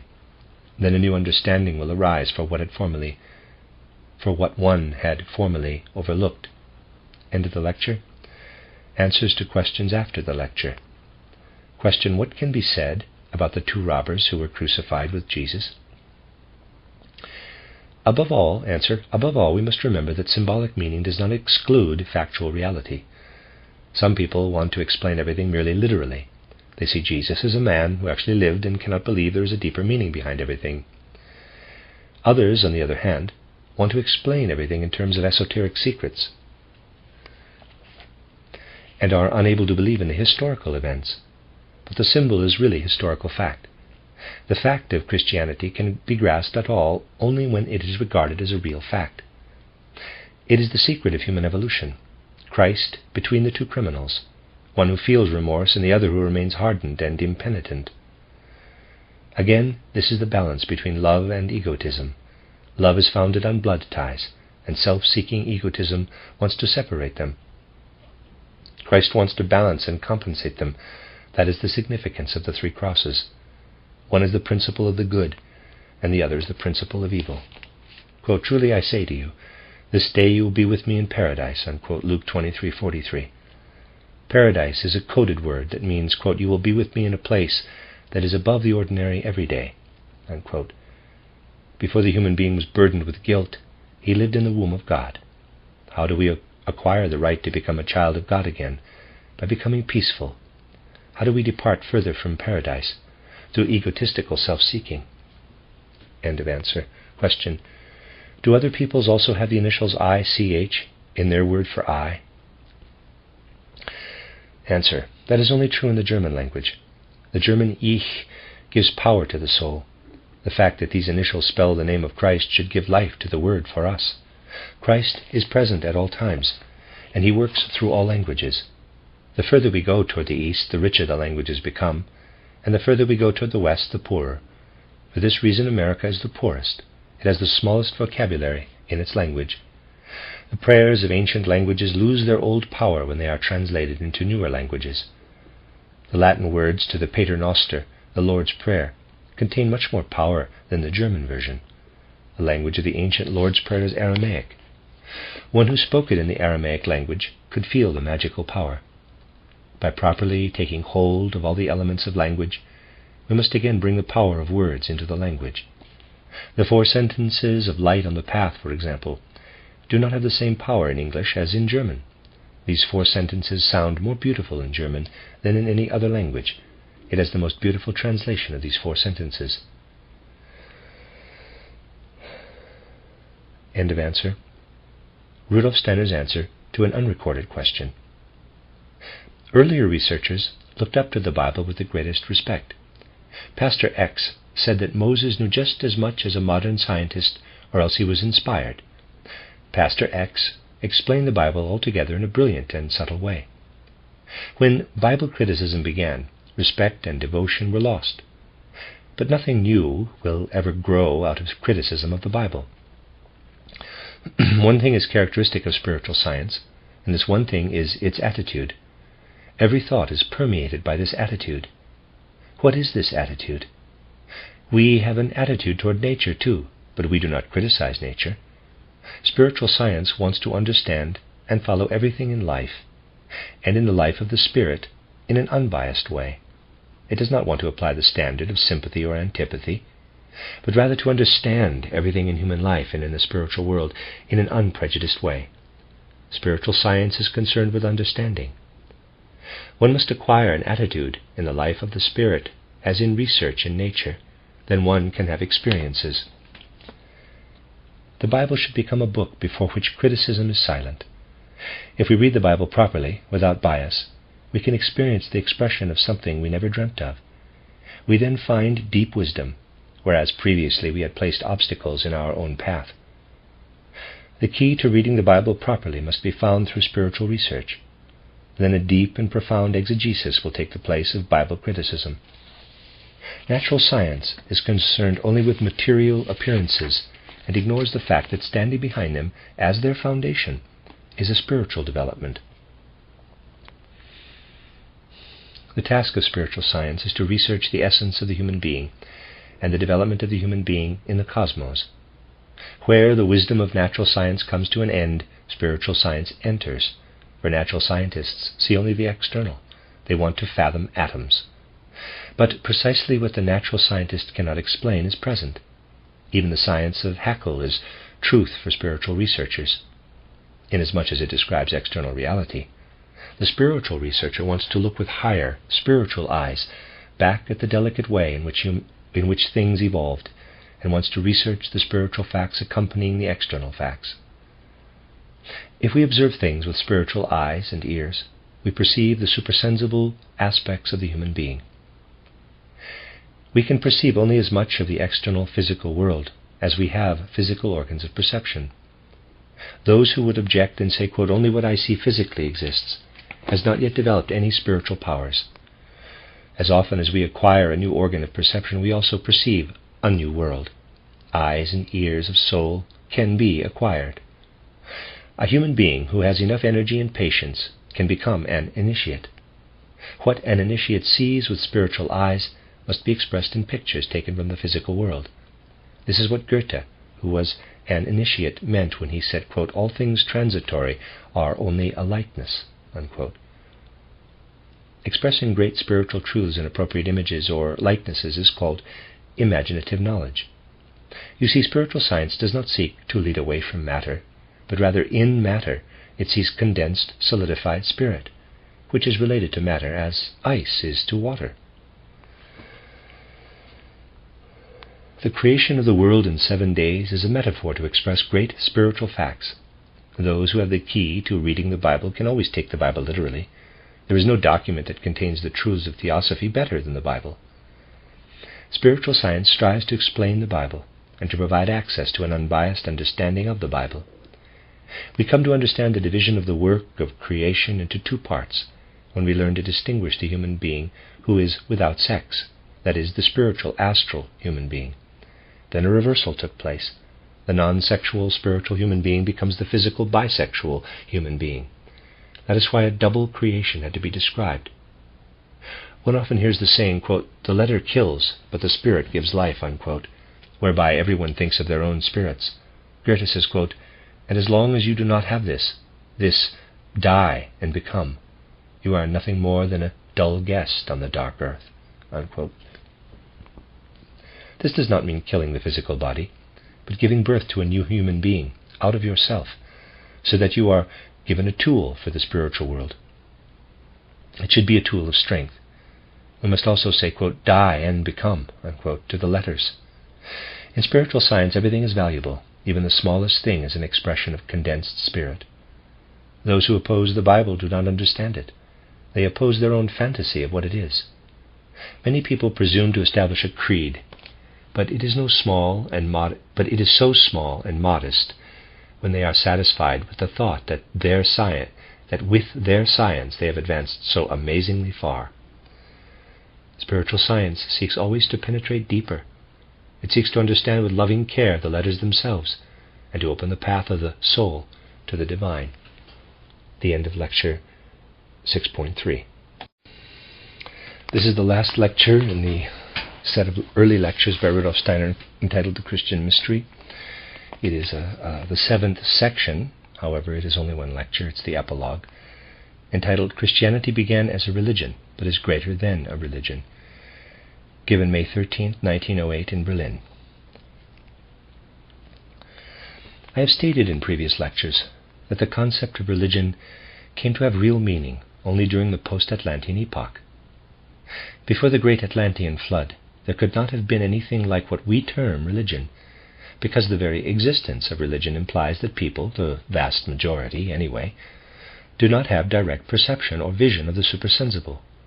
Religion means the rebinding of humanity to the supersensible after the realities of the supersensible world have become imperceptible to the ordinary people. Religion can be conveyed only through prophets, seers, sages, mystery enactments, and so on, as it has been for the past 1,000 years or so. Before the Atlantean flood, our ancestors lived in the regions of the ancient continent of Atlantis, and all human beings were still able to experience and perceive, more or less directly, the supersensible. Religion was unnecessary as long as people actually lived in the spiritual world and were able to experience it just as we experience the material world today. Toward the end of the Atlantean period, experience of the supersensible faded for the greater majority of people, replaced by the sensory experience we know now. But has anything remained from this ancient Atlantean epoch?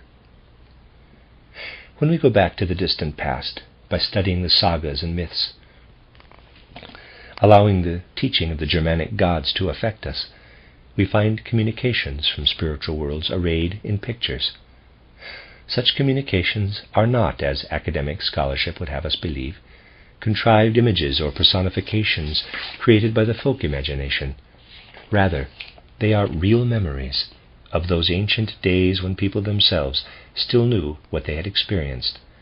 The sagas of Wotan, Thor, and so on are such memories. What has remained in the post-Atlantean epoch to this day is preeminently a kind of memory religion. Its greatest advance was made among Southern Asians, the Indians, whereas in Europe it assumed a different form. In India, the memory of the time when every human being had direct perception of the spiritual world expressed itself as a longing for that world. Reality was thought of as an illusion or maya, and people yearned for the old days. Yoga was the term given to the means whereby certain individuals acquired the actual capacity to penetrate into the supersensible worlds. Not all the cultures had progressed sufficiently to have among them sages who could achieve the heights of yoga. Some peoples, particularly in Northern Europe, had to be content with the memories. Their initiates too penetrated the spiritual worlds, and also had direct experiences of the world of the gods. But their Nordic nature made it difficult for this to be achieved by many. Those experiences were the basis of Northern mythology. But we find a common element among all these early people, something that had remained in the people of those post-Atlantean times. It echoed the far more highly developed power of memory possessed by the Atlanteans. During the Atlantean epoch, the power of memory was very different from what it is today. People remembered much farther back, even to the life of remote ancestors. People knew what an ancestor had experienced centuries before. They knew this with as much certainty as old people today know that what they experienced in their youth. These memories of the ancestors were the basis of what we may call the ancestor cult, ancestor worship. That is actually the first form of religion. Memory had to be to some extent preserved. Let me read that again. Memory had, to some extent, preserved its living power. It was so active and alive that in individual cases, even if they were unable to reach the heights of yoga, a spiritual condition could set in where the ancestor common to a whole people appeared to them in dreams or in certain psychic states. The living figure known to such a tribe as the ancestor of their community was not merely an image of legend, but was a real being who from time to time appeared to people in states of psychic consciousness and accompanied a whole culture. The experiences of the ethnic groups that streamed through Europe were very diverse, but one such experience remained active and living for many people, and they in turn narrated it to those who trusted and believed in them. This was the vision of the ancestor, who gave them counsel from the spirit realm and remained linked with them. This ancestor appeared at crucial moments and at times of perplexity. The ancestor cult was something that remained alive through the physical qualities of the ancestors. This cult of the ancestors developed increasingly into a kind of religious system, worked out, it is true, by certain initiates, though acceptable to many who were not initiated. Such religious systems arose in various regions, for example, as the Brahmanism of ancient India. The last echoes of this may be found in the Vedanta philosophy, but we also find echoes of this ancient pantheism in the earliest systems of philosophy. In Brahmanism, we have in truth a kind of esoteric pantheism. This element can also be perceived in the religious system of the Egyptians, and in that of the Hebrews too. In fact, we can imagine that the origin of this religious system was the gradual unfolding of a more comprehensive idea of the divine being, pervading and vitalizing all things. An ancestor grew together with the spiritual foundations of existence, and became, as it were, a kind of primordial spiritual power. In anthropomorphism, as we may call it, we find a particular form of this esoteric pantheism. The various gods are pictured in images resembling the human form. Greek religion is an example of this, but it would be quite wrong to imagine that for a cultured Greek, the one unified spiritual world did not reign supreme behind their various gods. When we speak of angels, archangels, and so on, of all the different spiritual beings arranged above humanity, as was done in outlining the process of cosmic evolution, we are speaking exactly as people spoke in those ancient times of Zeus, Athena, and the rest in relation to the one world spirit. A unified concept of the universe was behind that system. Pantheism is the spiritual substratum of things. Then the gods are presented as human beings. What factor then was responsible for the transition of esoteric pantheism, with its far more abstract character, into the multifarious world of the Greek gods? This question recognizes in that transition a deep, essential need of humankind, a principle profoundly rooted in human evolution. When we observe the transition from the Egyptian to the Greek, we see the development of this principle in its most elegant form. In all conceptual life before the Greeks, there is something powerful and symbolic. The Egyptian pyramids and sphinxes are sublime, powerful creations of the human spirit, pointing in a rather abstract way to a spiritual ground of being that humanity does not yet dare to fashion. The Greek spirit convincingly proved its ability to express the spiritual in images. Tremendous progress is in evidence everywhere. When we understand the principle of pure architecture, we find this transition expressed in its finest form in the architectural development from the East to the Greek. In Greek buildings, the principle of the architectural design finds its truest expression. Nowhere do we find such a complete outpouring of thought into outer form as in Greek architecture. Everything is given its position in space in perfect accord with the great cosmic laws. There is perhaps only one other instance where architectural science may be found in human evolution, in Gothic architecture. Contrasting the Gothic with the Greek idea of architecture, one must nevertheless say that Gothic building is not really pure architecture at all, but an expression, no more than a suggestion in its forms, of the mystical element finding its way into the human feeling life. Gothic building is thus not a full expression of architectural science. Greek temples, by contrast, are dwellings of the gods in the fullest sense. If we conceive of a god working creatively in space, his forces pouring through space, as it were, building a raiment for himself, then we are thinking of a Greek temple. As it exists there before us, we know that it is the dwelling of the god. This is not true of the Gothic cathedral. It is a house of prayer. It is inconceivable without those who gather within it, for whom it provides the proper setting and atmosphere. Think of the Greek temple, standing there complete in itself, but permeated with life by the god. There is the temple as it really is. It must not be interpreted in any symbolic way. The faithful and their devotions are a part of the Gothic cathedral. And anyone who conceives of space, not as a void but permeated by forces, knowing that forces crystallize in space and truly discerning these forces, feels that dynamic cosmic forces have crystallized in the Greek temple. Those who feel this with such intensity that they can actually perceive these realities know that forces are always darting through space. The Greeks knew that space is permeated with life. Comparing Roman and Greek architecture is the best way to understand how the Greeks brought thinking, feeling, and willing to actual expression. In Roman architecture, it is often clear that the pillar, for example, has been diverted from its true purpose in space, that is, to bear or support. There is greatness in Roman architecture too, but it has an element of the purely decorative in it, for example, its pillars, for which there is no deeper reason. The feeling for space is lacking. The pillar stands there but does not fulfill its function and purpose. All these things are related to evolutionary stages of the human spirit. It was only through anthropomorphism that humanity could be prepared for the concept of the divine human, or God dwelling in human beings themselves. But that is Christianity. In Christianity, all the various divine forms flow into the living figure of Jesus Christ.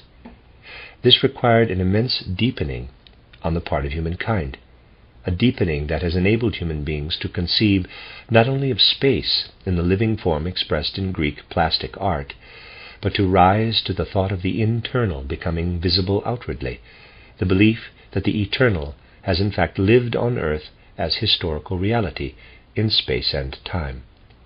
That is the essence of Christianity, and it indicated the great advance that human beings could achieve on earth.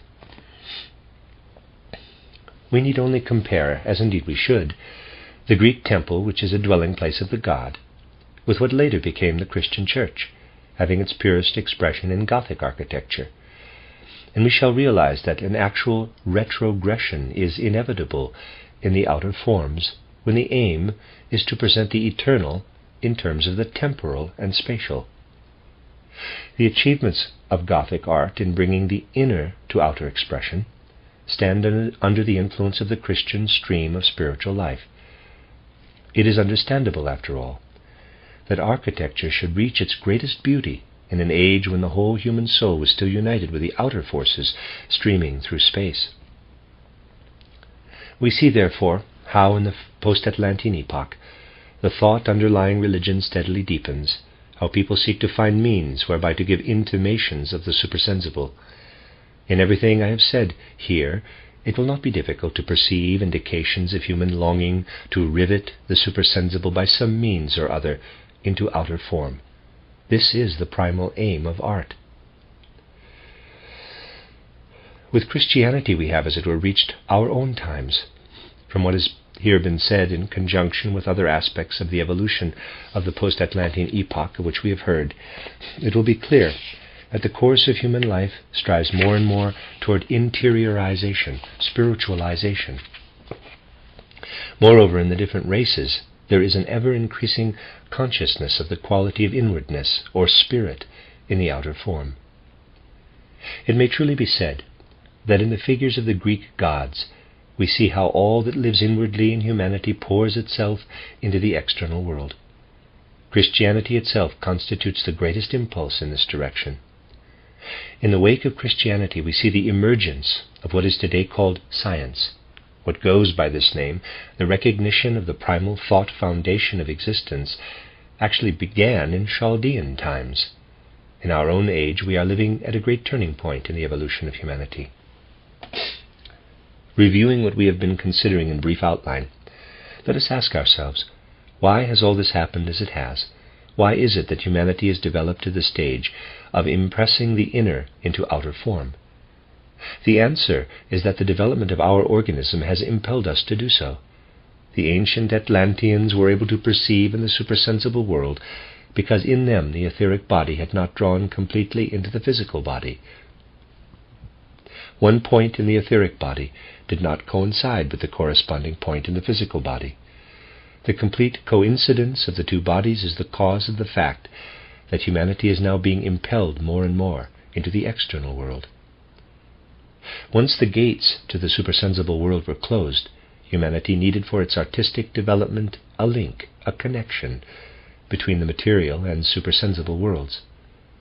Earlier in the Atlantean epoch they had no such need, for at that time they were still able to know the supersensible world in immediate experience.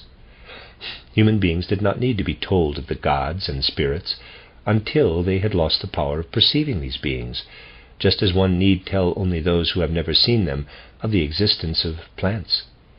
That is the basis of religious development in the post-Atlantean epoch. Why then was it necessary for a supersensible being such as Christ to appear in a finite personality, in Jesus, and sojourn on earth? Why did Christ have to become an historical personality? Why did the gaze of human beings have to be riveted on this divinity? We have heard that people were no longer able to gaze into the supersensible world. What had to take place in order that God might become for them an experienced reality? God had to become perceptible to the senses, to incarnate in a physical body. There you have the answer to the question. As long as human beings were able to perceive the spiritual, as long as they were aware of the gods in supersensible experience, no God need have become human. But now God must be present within the world of sense.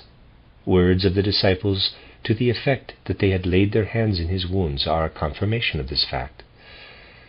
Thus the very nature of post-Atlantean humanity explains the appearance of Jesus Christ, and we understand why Christ had inevitably to reveal himself to the eyes of sense. The most intensely real historical fact had to be presented to humanity. The spirit self had to become a reality in the world of sense, in order that human beings might have a means of achieving connection with the supersensible world. Science, as such, degenerated more and more into veneration of the external material world.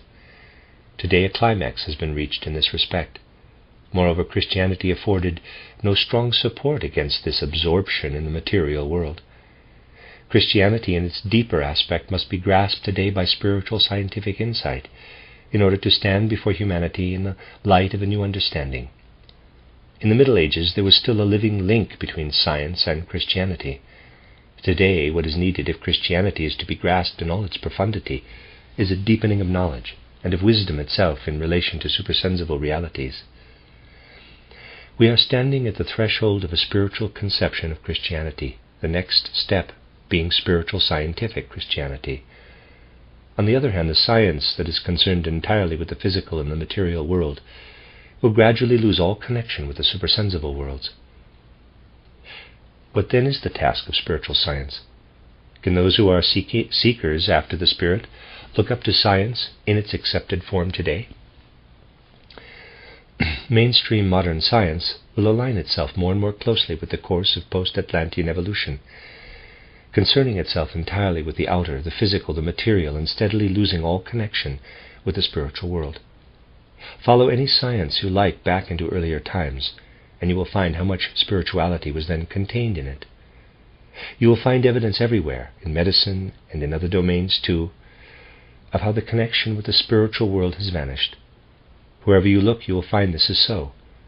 This is inevitable, for the nature of the post-Atlantean epoch is such that the original link with the supersensible world is bound to disappear more and more completely. One can predict the inevitable trend of science today. Whatever attempts may be made here and there, external science will not be capable of spiritual deepening. Science will steadily become a body of directives for the acquisition of technical skill into a means of mastering the outer world. For the Pythagoreans, mathematics was still a means of acquiring insight into the higher worlds and into the harmonies of the spheres. For modern science, mathematics is a means for the development of technology, and thereby for mastering the external world. External science will inevitably tend in the direction of the secular and unphilosophical. Spiritual development is the source from which human beings will have to derive their impulses. This spiritual development is the path to spiritual Christianity, and spiritual science will be the source of the impulses for this spiritual life.